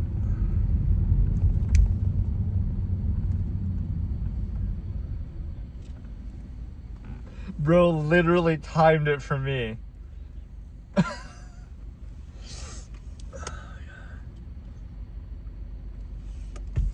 But no, what I was saying is the simple fact that like how humor is nothing more than cognitive dissonance. So what happens with that is the simple fact that what it means is that like entertainment or escapism or even humor is like rubbing it in your face. It's like the fact that a comedy or a book or a movie or something or a stand-up comedian, hey Shepard, it's like it'll point out all the contradictions in your lifestyle or things that seem fallacious or seem that you would have some cognitive dissonance with, but then what is the result? It'll rub it in your face like, oh, this is stupid, and how can you do this process, and how can you tolerate this, and how can you put up with all these contradictions in your lifestyle and treat like the stimuli acme as a false absolute and stuff like that. How can you do all of this? And it'll ridicule it and kind of rub it in your face almost like it's making fun of you. It's not laughing with you, it's laughing at you. And then what happens? You go on to continue living that same exact life. And so not only do you not change anything because of that, you even reinforce it by distracting yourself or by somehow getting that out as an outlet instead of actually addressing it. So those things can kind of be dangerous that way, to say, right? It's similar to like what I say about superficiality and expression. Like you get a piercing or a tattoo, or you wear like a logo on your shirt, or you do something like that as if to compensate it. Okay, you're going to define your identity by those things and get out your desire of expression and self-actualization that way, instead of actually doing something. So if you didn't do those things, for example, then you would have that need and that desire to actually do something of impact in your life, even if that's harder to do, it's more controlled, whatever. So what that means is you're kind of getting that out as an outlet for like, an outlet for expression that you have the desire to do, even if you aren't actually doing anything of impact. So you care about your favorite band or your logos on your shirt, or like the way you do your hair or your makeup or your tattoos or your piercings or something like that, right? And so it's a situation where that can be counterproductive because it's manifesting the conflict of like, okay, you're in this inhibited, restricted, indoctrinated state, but then you're resolving that cognitive dissonance or that desire to self-actualize, not by actually doing it in a meaningful way, but by doing it in a way that is like, you can choose what flavor of ice cream, or you can choose what superficial thing you do, like as far as appearance and stuff like that, right? What tattoo, what shirt, what logo, what piercing. And so that is kind of the significant point here, is that it's not only not a positive thing that you should be proud of, it's actually a negative thing, because it allows you to, again, relieve that without actually addressing something in a significant way. It's like a placeholder. You could make a similar discussion to do with like video game violence, or like with something similar. I can't remember what the other example I gave was, but basically that can be a positive thing in a way, like, it's an outlet for people to get those things out, instead of, like adult film stuff. It's an outlet for people to get those things out instead of actually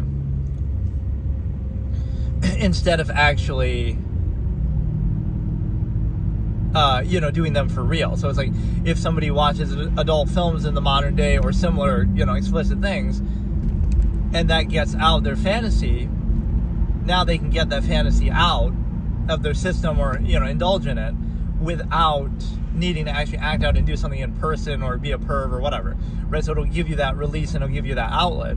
So it's not only not a bad thing necessarily, it could actually be a good thing, because, now you have all these resources, so now you don't need to rely on just the in-person stuff anymore, where you might, people might harass or bother, that might actually prevent stuff like that from happening. And then the other point of it was the fact that, again, video game violence could be used in the same discussion. Like, not only is it not a negative, it could be a positive, because, people get out some of their violent urges that way, if you want to take it literally. Frankly, most people they know it's not real, so it's just for fun and they're just messing around. But if you want to psychoanalyze, you say it's a good thing because they're getting out some of their anger, frustration, or violent tendencies. Let's say that's what it is, which is still a bit of a stretch to analogize it like that. But they're getting some of that out of their system and relieving it Whereas if they didn't do that, maybe they would do it for real, or maybe they would do something, something more in person. So if it serves as an outlet, that's kind of how you can use the argument against itself. Like, oh, it's just a video game, it's not real. But then you'll say, oh no, but it's still serious and it's psychologically impactful. Well, if it is real and it is psychologically impactful, then it can be used as a therapeutic tool, as sort of like, as a release then, if it is such a big deal, or if it is so real or significant. But no, that was actually a comical moment. I'm glad I started the stream at that position. We go in this line of traffic, right? And 100 cars go before us and 100 cars are behind us. And this literal dude standing there with a sign, right? He puts the stop up right with me. He trolls me on purpose. He puts it right up. And look at this clown with this little Starlink Mini. I'm gonna make, and if he could tell I'm maybe streaming or not, I'm gonna make sure I stop this clown right here. Right? He just wanted to get a front row seat of my stream. Like, I can show that. I was like, oh, that's a dynamic, organic moment. Like some random moment that happens in a game that goes viral. Like, that's so stupid. He literally chooses to make it stop right when I'm the next person. That's the kind of thing that could come out of doing this IRL camera, because I'm not sure really what else to do with it. Like, okay, I'll go fucking play Pokemon Go because I can show you like where I'm going. Like, I don't know how I would show the game and this at the same time, but like, this is the kind of shit that people would do. Like, that's what you would need as a pretense to explore. But I forgot what the original topic I was just discussing was, but those points are like, you're using it as an outlet, and that could be sometimes a bad thing, because otherwise you would be inclined to do something significant, but now you're kind of placating it. It's similar to how social contrivance works. So for example, social contrivance is used as a tool to reinforce whatever state's in front of you. So it's like, oh, you should be more positive, or oh, you should be nice to people. But like, let's say you're living in World War II Germany, or oh, you're living in China right now. Maybe you shouldn't be nice. Maybe there's a reason to, not be at peace with what's going on. Maybe you shouldn't be positive, right? Maybe there's something you should change fundamentally about your lifestyle that you're forced to endure, right, in society itself. So, but no, it's always like, oh, you should be positive. But by being positive, you're overcompensating and reinforcing a specific contrivance state that might be flawed, right? That might be, it's overextended. So don't fall for that trap, right? You should be a realist. Don't be positive or negative. Just let reality speak for itself. And then, I'm literally catching reds today, but no, I'll make a clip of that just to test my theory of how, let's see an IRL viral moment. Like, just something random and stupid like that happens. Like, this is honestly why I hate everything about this whole content space. Is like I'll be doing this for years, right? Like, okay, every day I do a session like this, and it'll get whatever small amount of views it gets or something. But what'll happen is, the one clip that'll go viral and it'll get 1 million views, it'll be like, oh, I'm just driving and I happen to witness a car crash. And it's like, I don't want that to happen, and I'm not trying to do that but that's the kind of stuff that people would react to, right? Something crazy like that'll happen, or like, that's the kind of dumb stuff that that people react to, right?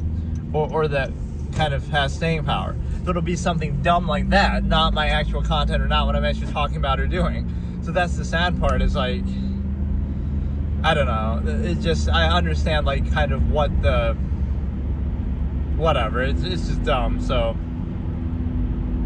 yeah, let me try to go through some of these older concepts or just random stuff.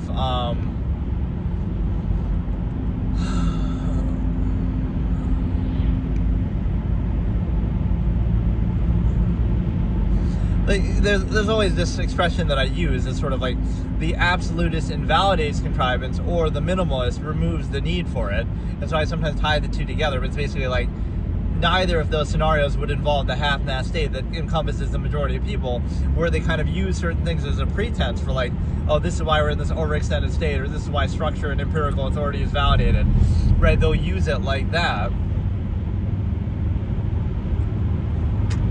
but they won't actually hold it accountable or be consistent with it. So it's kind of like, what would the absolutists do? They'd push everything to the limit. Like, okay, that's the base of value, so let's do it fully. And then we kind of invalidate the process, or we do it so well that it kind of, why would we wouldn't be in this half-mass state anymore? Then we would be in some elevated state, or, it would be no longer necessary. So it wouldn't keep you in this limbo of like, everybody's just an ordinary, mediocre person, it would be like, okay, if you value it, then do it all the way. Okay, we value this thing, whatever it might be. So you push it to the limit, like amalgam theory. You do it like every waking second, every single day, if it's worth doing and if it's worth being inhibited for. That's what you'd be trying to be free from. Okay, I'll accept the fact that, we're inhibited in society to help other people and for the sake of other people. But you wouldn't be gratified by that. You'd be saying, okay, let's really help them then. Let's sacrifice 2 meals a day so that somebody isn't starving, and let's not preserve the stimuli acme so we can create the village of 100 effect. Like, you're not... This is where the absolutist invalidates the process. They don't ignore it or kind of oppose it. They hold it accountable. It's kind of an interesting psychological effect, right? It's like a kid at school. I could show you this example, right? It's not that, this kid would not take, or here's even an example of myself. When I was younger, right, I wasn't religious or anything, but I read the Bible when I was a kid. I read the whole thing. And so it's like, does that mean I'm religious, or is it because I'm Christian? No. It's because I wouldn't dismiss it before I first consider it. So I went through, I made all these highlighted segments of things that seemed questionable or morally adrift, right? And so it's like, I'm giving it the full chance, and then I'm making my decision. So what I'm saying is, that's what the absolutist does. They don't dismiss it, or they're not anti or against it. They grant it the benefit of the doubt. Okay, if it is absolute, let me hold it absolutely accountable, and then that will invalidate it, because there are no absolutes. So it's the same thing in society. Like, you go to school, and it's like, you're following authority, and this is all to learn. But it's not just to learn. There's a lot of distractions, there's a lot of other things that you're focusing on. There's the empirical structure authority, right? Is it really the best process, or is it really the number one priority? So you would do it so fully that would be framed as a negative, or kind of invalidate the process. So if it's worth doing, then do it all the way. Don't give us this halfway thing, because people are a result of their circumstances a lot more than you might realize, right? Like the nature versus nurture. It's no coincidence that certain things turn out the way they do. So that's so again, that's what the absolutists would do. They would take contrivance at face value. Then, okay, this is what we value, this is what we're trying to do, so then let's just do it. Let's get it. Let's not do it in this endless cycle. We would remove the need. It's kind of like the expression of, if doctors and medicine really wanted you to get better, then they'd make some panacea, like this miracle drug, and then everybody would be cured forever, and then you'd no longer need doctors and medicine, right? This is the best way to explain it. An absolutist would make themselves obsolete, or, they wouldn't wed themselves with the contrivance that way, but whatever, they would make it obsolete. That's the point. So, an absolutist doctor would cure people so well, or make a way to do it, that it wouldn't be about them, and they wouldn't benefit from it, and now they would invalidate their own profession, right? So the medical field would make a medicine so good that anybody ever gets sick anymore, or education would be so good that you don't need schools anymore, that it's just kind of self-evident, or the government would make things so perfect that we no longer need the government, right? That would be the point.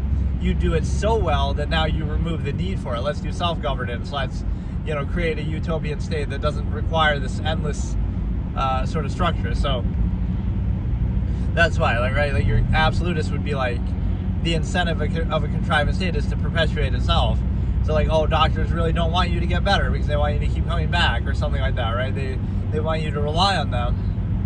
But this is why the absolutists would be opposed by the contrivance state.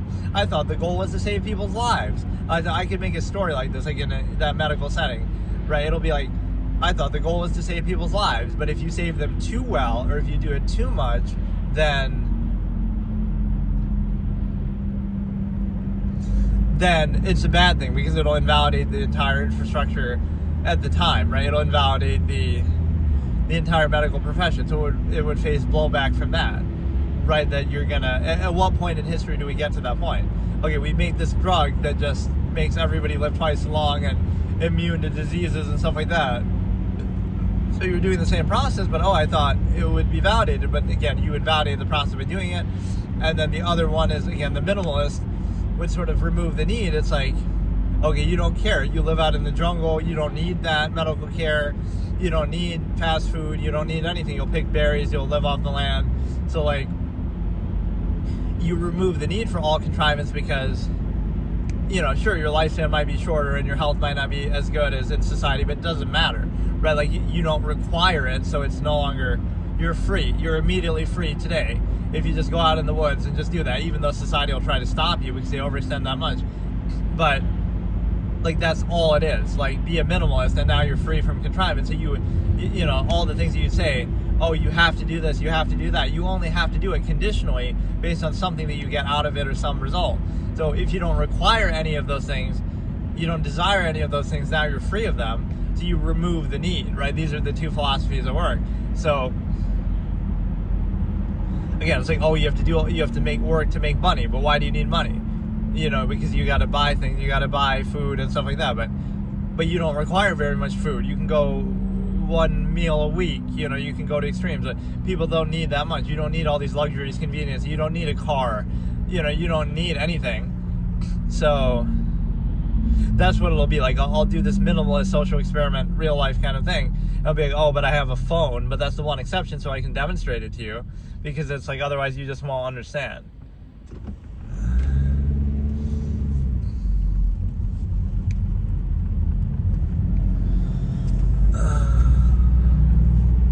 Yeah, those are the two examples there, where you sort of treat everything, everything is zero sum, so you just try to get it over with. You don't take any gratification from it. It's just a zero sum process.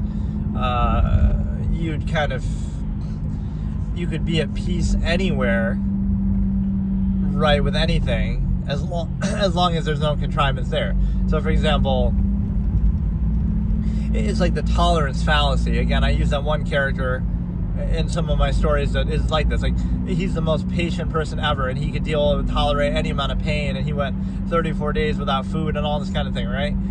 So it's like he can tolerate anything, but that's why he doesn't want to tolerate it from contrivance and from society. It's like, no, if I can tolerate anything, but then it better be for a good reason, or it better be like, so you don't get gratification from it. Like, oh, look what a good person I am for tolerating this subversive state. No, you shouldn't have to do it, or it should be held accountable. So it's like,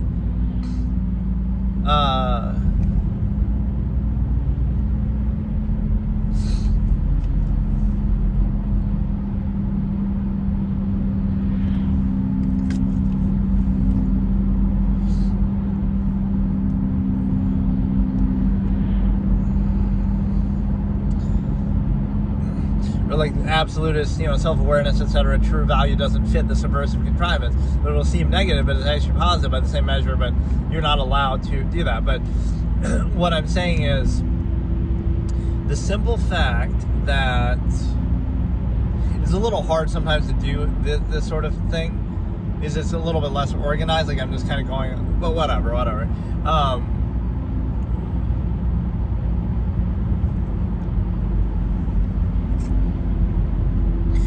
Everything is a zero-sum process. And so what I was saying with that is the fact that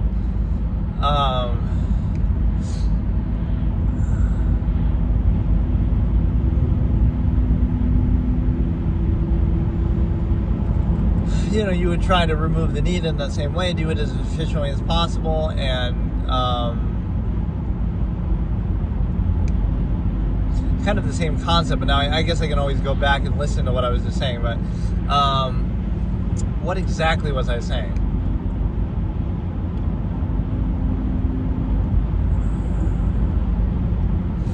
If you can't value it fully, you're not free to do that.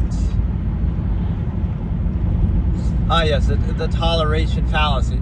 Like, you could tolerate anything. You could wait forever. You could not eat any food. You could put up with any kind of adversity, any kind of subversive state. You could do that, right? This guy can tolerate anything. He's gone 34 days without food. He's the most patient person ever. He can wait forever. That's why he is impatient. That's why he makes sure he doesn't do that, because there's got to be a good reason for it. He's not going to be a fool who's controlled by his own gratification, like, oh, look what a good person I am, or oh, look how much I can suffer through and sacrifice in a subversive state. No, it's like, that's the trade-off.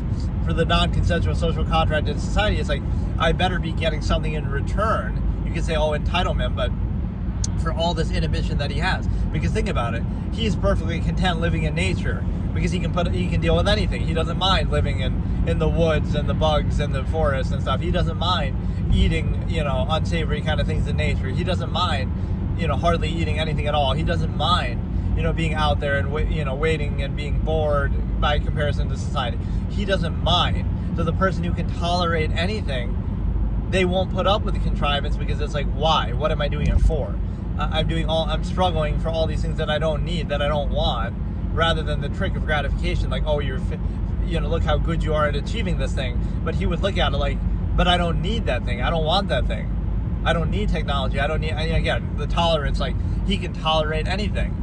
So it's the fallacy in society. It's like, oh, just deal with it, or oh, just don't be entitled, or just put up with it. But it's like, he can put up with anything, but he'll put up with it from nature. He'll put up with it from an inherent standpoint. He won't put up with it in the name of some overextended contrivance state of government or society or corporations trying to ravage the land. He won't put up with it for that, right, on behalf of a subversive state that's cognitive dissonance inducing, that's unqualified. He'll do it from nature. He'll do it like, okay, I'll deal with whatever conflict in nature I have to tolerate, right, for zero-sum survival, etc. But I'm not going to put up with it for a contrivance state that's not qualified, that is completely inconsistent, self-invalidating, arbitrary, right? That he will not do. So that's the difference, right? If I'm going to put up with something, this is actually a great kind of thing I could demonstrate in like a short story or a short film kind of a thing, right? It's sort of show like he'll put up with anything, right? So like think about this person in society. He's not going to put up with the kind of something that would seem like a minor inconvenience, but he'll put up with the biggest seeming inconvenience in nature, right? Like, oh, a bear is going to try to come and kill him, or oh, he's got to step over this, dirty, muddy stuff, and he's, whatever. He's got to deal with inconvenience. Like, you could show it as a contrast. He wouldn't put up with some minor inconvenience in society because of the soundness of the process. It's not about again, he can tolerate anything, so it doesn't matter. He won't deal with something in society that is subversive and doesn't make sense, cognitive dissonance inducing, right? Some contradictory element. He won't put up with that. He could easily do it, but he won't, because it's not a sound process. Whereas, in nature, as this inherent person, he'll put up with anything there that could be 10 times worse, right? But at least it's based in, okay, that's just nature, and it's consistent, and it's a sound process, and he's a minimalist, and he's choosing to be there, and he's choosing to do it as more in line with your natural state. So he'll put up with anything there, but he won't put up with anything in the subversive contrivance state, because it's like, I shouldn't have to put up with anything. But this is sort of like, seems like entitlement, but it's accountability for contrivance, because like, if I'm going to be inhibited in all these different ways, I have to live in this society, I have to abide by all these rules, I have to get these permits, I have to do this, all these rules, all these laws, I have to put up with all this. I can't even take the fruits of nature, and everything's monopolized by corporations, and like, so if I'm going to be inhibited that much, then there better be a return for it. Otherwise, why are we doing it? But that's the false inherent contrivance response state. The false inherent contrivance response, which would tell you the simple fact that you're able to consider that, again, you're born, you're free to do anything you can. There are no rights, only restrictions. Right? So rather than hold that accountable, you would have the realization that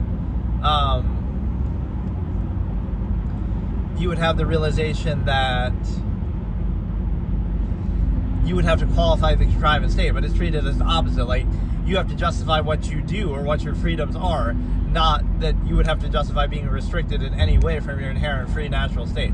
So it's kind of turned on itself. So again, you get this false inherent contrivance response, like, oh, it's God, it's absolute, it's meant to be, or that morality is inherent or objective or absolute, even though it's not. So what does that mean? It means that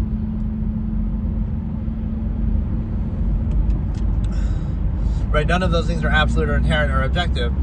And so now you understand the big picture is that they have to be held actively accountable, and most of it is unqualified and overextended. But people are weak and mindless sheep.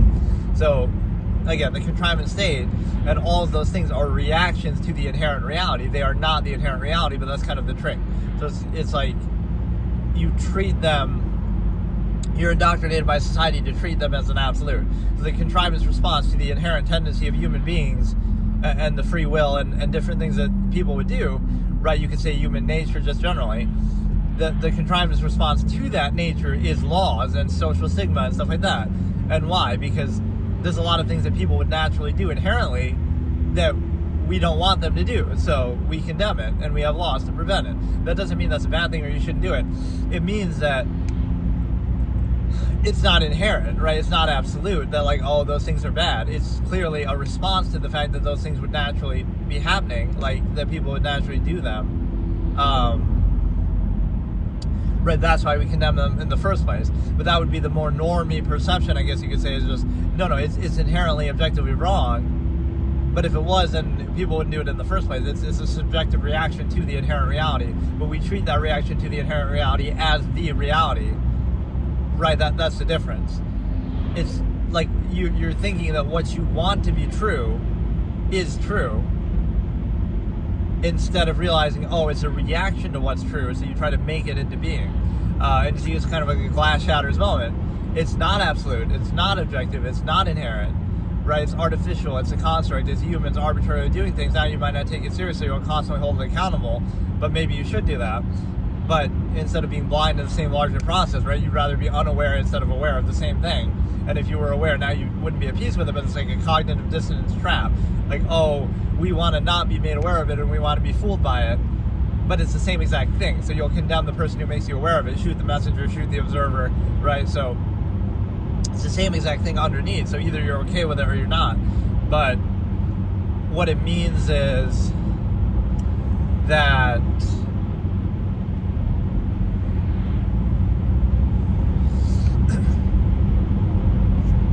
again, the false inherent contrivance response, I'm trying to think of exactly how I phrased it originally in a very succinct way. Just, again, it's the reaction to the inherent reality or the inherent state of human beings.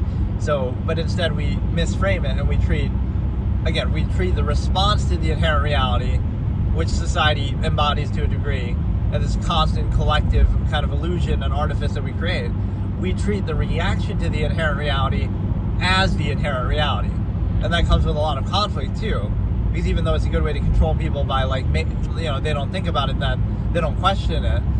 It creates the problem because we take it for granted, or there's a lot of inconsistencies and contradictions with that because it's obviously not true. But the worst way to make something happen is to pretend it's already true, because then you won't do what's necessary to make it so.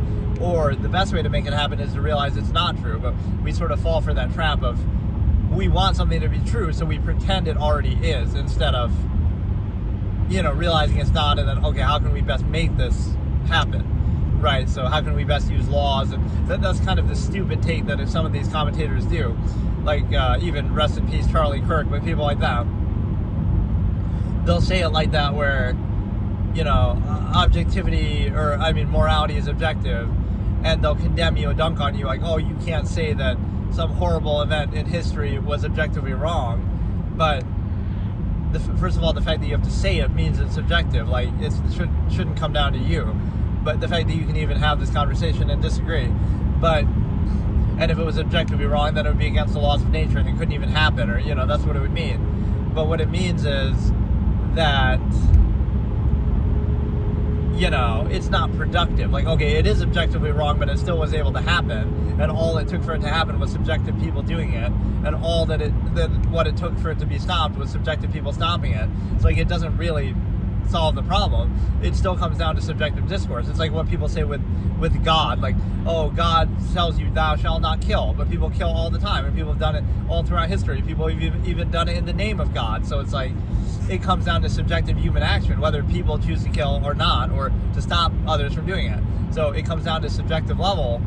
So whether God says that or not, God doesn't care, apparently. God's not here to stop it. So we have to take it upon ourselves. So this is the absolutist perspective in a pure sense, is like, reject those false absolutes that control you or inhibit you or keep you in this half-mast state where you're not reaching your full potential, and now realize, no, the only thing that's real is ourself and our own ability, right? So now we have to push that to its limit and use that to define ourselves, instead of holding back and like, oh, we're going to hope and pray to God, and meanwhile we're inhibited in our own potential. It's a good way to control people. Or like, create this peasants working for heaven mindset. So you have a situation of, it's just not consistent. So it's a way to weaken people and say, oh no, we're going to rely and defer to some invisible authority and kind of trust that and believe in that as we inhibit ourselves. It's kind of similar to a fallacy about meaning, like, oh, there's no meaning to life, so why should you even bother, going on? Sometimes people say it like that. But that's not necessary, right? you don't need a meaning of life to simply exist in nature and just survive, right? It's a zero-sum process. People have done that from the beginning of time. Animals do that all the time.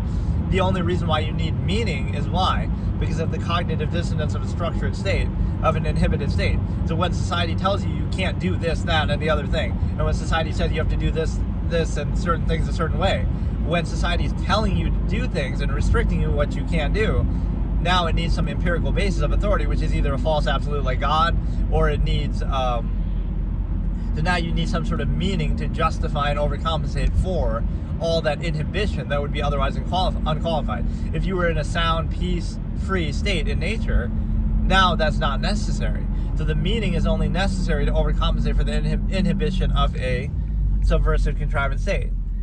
Right, where you're restricting somebody, now you need a reason, now you need a meaning to justify that restriction, versus just being in your inherent natural state. But that's what the minimalist would do here, is that you would sacrifice the supposed conveniences of society that you don't even need for the freedom and the inherent peace of it, versus this constant conflict of contrivance where it's a false absolute state, but you constantly struggle against it and have to overcompensate for it. It's sort of a self-creating process too. The imbalance overcompensation concept that I talk about is the idea that you're basically able to consider the fact that this is how I should talk, like just get to, absolutist speak. You don't care about the form or the pretense or the anything. Like, it's just let the idea speak for itself. People are too stupid to think for themselves, but just do it. Just let it speak for itself, and whatever happens, happens. But no, imbalance overcompensation. The only reason why you want those overcompensations that society gives you and technology gives you is why. You want them because you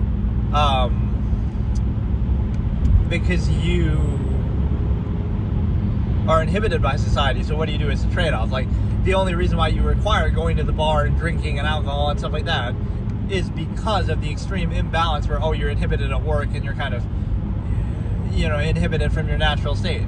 So it's like society will, on one hand, inhibit you to extreme degrees, and now you want to act out and overcompensate to extreme degrees.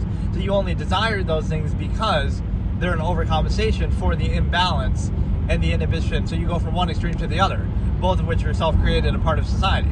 So the kind of thing is like, if you remove that imbalance, now you're at peace in nature and free, and like the lazy king effect that I was talking about.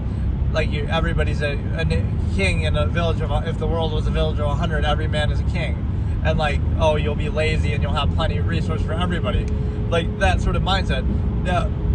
Now you remove that imbalance. So now you no longer feel the need to overcompensate, or you can do it at any time. It's kind of like the fallacy of permission and tradition. The idea of, you can celebrate on this one day, but not any other time. It's like, even the temporary freedom from contrivance is like granted to you by contrivance. You have the permission to celebrate this day, but not any other day. But the absolutists would reject those type of things, like, you'd be sullen, a little kid sullen at their birthday party, because they realize deep down it's just an overcompensation and a way to control you and reinforce the contrivance state that you're subject to in subversive state. And so what it means is the fact that you would reject those things because it's like, every day should be a holiday, or every day could be, or any day that you choose, or you can self-actualize, or you can, like, it's value from collective, value from preconceived basis. It's a value from a fallacious origin point that's arbitrary. If I tried to introduce a new holiday to you, you would question it and critically think about it, but you accept the ones that are established just because they're established. It's arbitrary. You trace it back and, it's just some random dude doing some random thing that you would question if it happened in front of you, but because it's already established, you don't think about it. You operate on the initial basis, false absolute, right, preconceived notion. But the point is that you would be like, I could do what I want any day. You don't need permission. You don't have to do it as tradition, right? You would do it whenever you want freely. You would be free of it. And so you would be like, right, you're not beholden to that in false duality. Like, even the freedom from contrivance has to be granted by contrivance. You can celebrate and you can do this thing, but you can only do it when it tells you to, or you can only do it this one day, right? So that shows you how controlled you are. And it's kind of like the same thing in the opposite sense, like, every day could be a holiday, or any day could be a holiday, or no day could be a holiday, right? And you pick and choose for yourself and define for yourself and self-actualize, instead of, no, you have to follow this false absolute preconceived thing. That is not a basis you would accept. And so it's like you reject things like that because all it shows is it serves to overcompensate for the subversive state that you didn't choose, that you're subject to. And so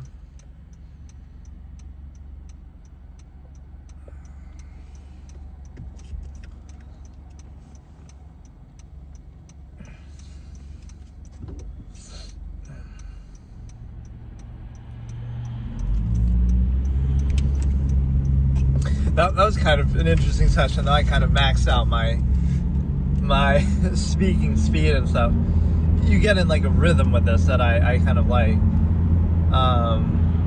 It's just like this is something I had to do, right? Like I did this originally, and it was what it was.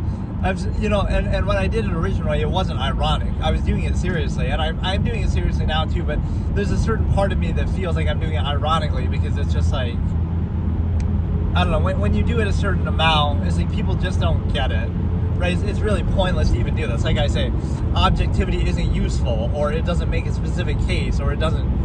That's sometimes what people might ask. Like, what is the point of what I'm saying? There is no point. Like, you're holding an outward contrivance state accountable, or you're holding some existing, false absolute structure accountable. So you're not making a point. You're not making a case, right? That's like the non-claim of non, I would almost call it, which sounds maybe silly, but it's like you're not making a claim. You're just holding accountable the claims of others and the contrivances that you're subject to on behalf of those claims, right? Whether it be society, whether it be God, religion, you're holding those things accountable and showing that they're arbitrary. So what it simply shows is the unspecified state. It'd be like, oh, so what does that lead to? It doesn't lead to anything. That's the point. Objectivity and reality and truth would not lead to a specific contrivance state like what we have now. It leans on bypassing that accountability, not an answer to it. So you have to indoctrinate people when they're young before they're old enough to think for themselves. So it's an unnatural contrived state that's not rooted in logic and reason. And so what it does is, that's what it relies on. So it's arbitrary. There's no uniformity. There's no logical thought process that would lead to this exact state that we're in. It's reactionary. It's the opposite. It's like it's forced upon you, and now you have to tolerate it. Right? And the mass of people are trained like animals, and it's like, oh, you're finally old enough to think for yourself after being indoctrinated heavily before you can critically think, and before you're old enough to think for yourself. Now you can, and you choose any of the many things you can do as a human being, the human variable, and now they say, oh, you're rebellious, and you're this and that. Like, you're defined by not. Anytime you're defined by not doing something rather than doing it, that shows you're in a controlled state, a closed structure contrivance state. So like, oh, you're defined by not doing something, not by doing it. So that shows you doing it is compulsory and forced, as if it's a natural state, even though it's not a false inherent contrivance response. So what it means is that, you're in a position to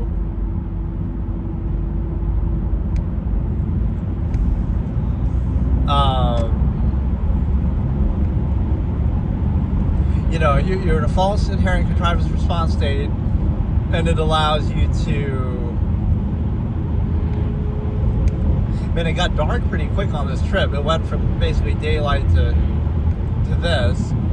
But yeah, it's a false inherent contrivance response, and it's just like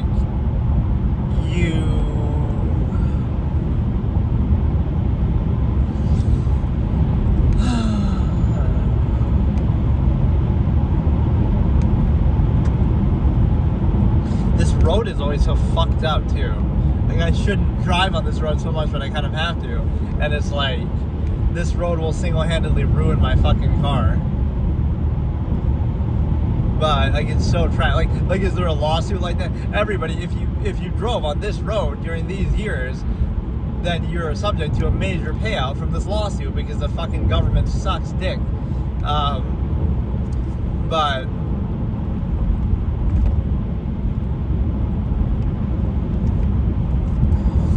I don't know, what was I saying? The contrivance response state that you allow to,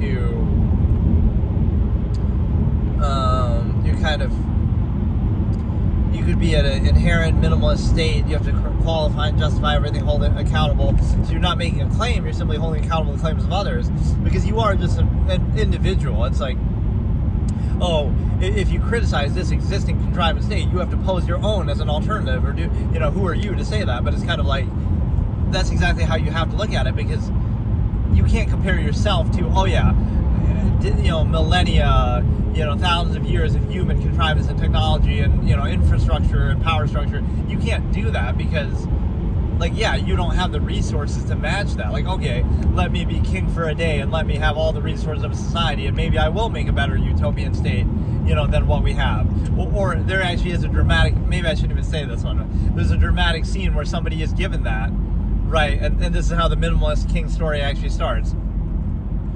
He's a leader, like this figure who keeps saying kind of these things, and then the contrivance state basically says to him, okay, fine, we'll let you have control for a day and, you know, see how you like it.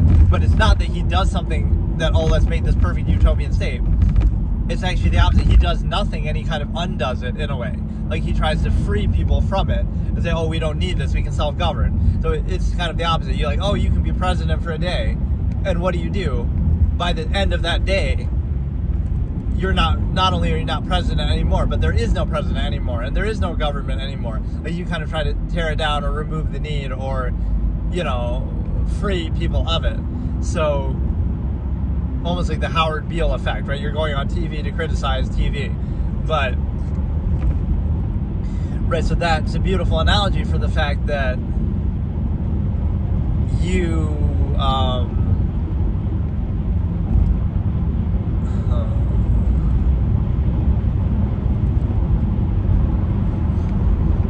but you can just feel the bouncing, like, and again, maybe my car is not in the greatest shape even, but it's just, come on.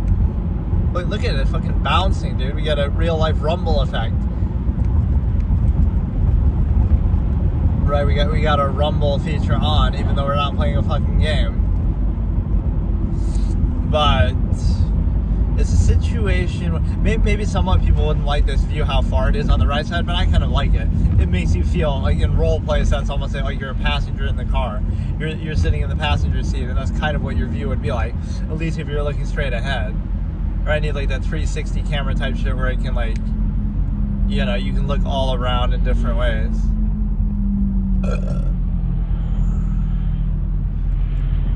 Like this would be the base position, but then you can kind of rotate it.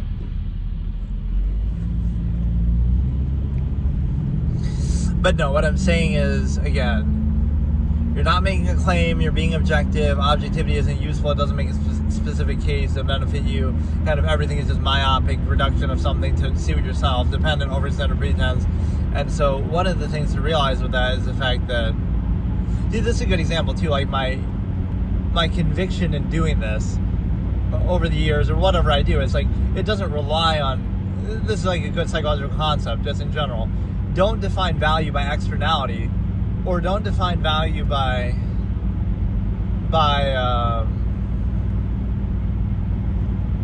other people and what they think in that sort of preconceived basis, because then everything starts at zero. It's like, oh, you know, you've never heard of something, therefore it's not valuable. But at the beginning, nobody would have heard of it, so somebody has to take a chance on it, right? Like, define value inherently by a standard or by something else, right? Not by, like, oh, people's reaction to it. It's like, oh, you could have 1 million viewers, but that doesn't make something valuable. And it kind of insists upon itself. Now people see it has 1 million viewers, so now they'll automatically be drawn to it just for that reason alone. It's kind of self-fulfilling fallacy. But on the flip side, you have the fact that, again, if you define value inherently, like, okay, this has value if you're doing something, then you just do it, and then whatever happens, happens. It's you know, it should be intrinsic. It shouldn't be like reliant, like, okay, you're relying on externality, other people for value or validation. And the other point is the fact that, again, everything is sort of selectively, myopically framed for a certain benefit. And again, the non-claim of non aspect is actually the term that I use, but it's kind of, it sounds weird, but I could explain it later. But basically my point is that you're not making a claim, you're simply holding accountable the claims and contrivances that already exist because they're outward. So the conclusion might just be a neutral state where, okay, again, you live in nature, you live out in the woods, you do as little as possible because you're not making a claim, you're not loaded with some preconceived notion that you would then have to justify, especially if you're forcing it on other people, which is why the unqualified empirical basis and authority of society is completely, you know, unsound, because you can't assume somebody's intent. How do you know even what somebody wants? But you kind of try to manufacture and create that. Like, you don't need a lot of what you have, what you struggle to get in society and whatever. You might think, oh, convenience and reaction relief process, but you can't say that, right? Like, again, you could be content. You're going to live in the jungle. You're going to live in the woods. You're going to, you know, you could do that, and you would say, how can they tell you you can't do that? But, again, so objectivity and it doesn't make like a specific case is the point. So you might think, oh, you'd invalidate everything then. You'd invalidate every religion, every government, every contrivance state, every social structure. But you would invalidate them specifically, right? You could make an argument, okay, this is useful in this way, and a false absolute default state that you just accept, but you couldn't make a specific case for one of them as exclusionary to everything else. You would say, right, we're like, oh, this is the right one and everything else is wrong, and this is absolute and this should be forced on other people. Then you would have to hold it fully accountable, and there'd be all these contradictions. So you might think, oh, it's like you have to be perfect. It has to be perfect, otherwise you wouldn't do it. But it's not about so much perfect. It's about the fact of, just it would assume that state of being absolute or perfect such that it can be forced on other people, even assuming their intent, and even indoctrinating them from birth, right, without their consent. You would need a strong empirical basis, so you better hold it accountable. And you might say, oh, you were created by that process, but so what? It's like, you didn't choose to be, so why, you don't owe anything back to it. It's like, oh, you're even living in that process now, but it's like you're being forced to. It's like, what would you do without it? Well, what you would do without it if it didn't exist, not this other fallacy that people use, like, what would you do without it as it exists, and it inhibits and monopolizes every aspect of nature and life and overextends. No, what would you do without it if it didn't exist? You'd be perfectly fine. You would have nature, you could do anything you want, you could even, ravage in a way from other people, but it's kind of like, so what would you do without this protection or the benefit of society? But you would be so free. Imagine all the things you could do that you can't do now. So you defer to it, you're inhibited by it. So it's not a one-way benefit. It's like, you defer to it and you sacrifice a lot to be a part of it. So that's the concession that you get from it.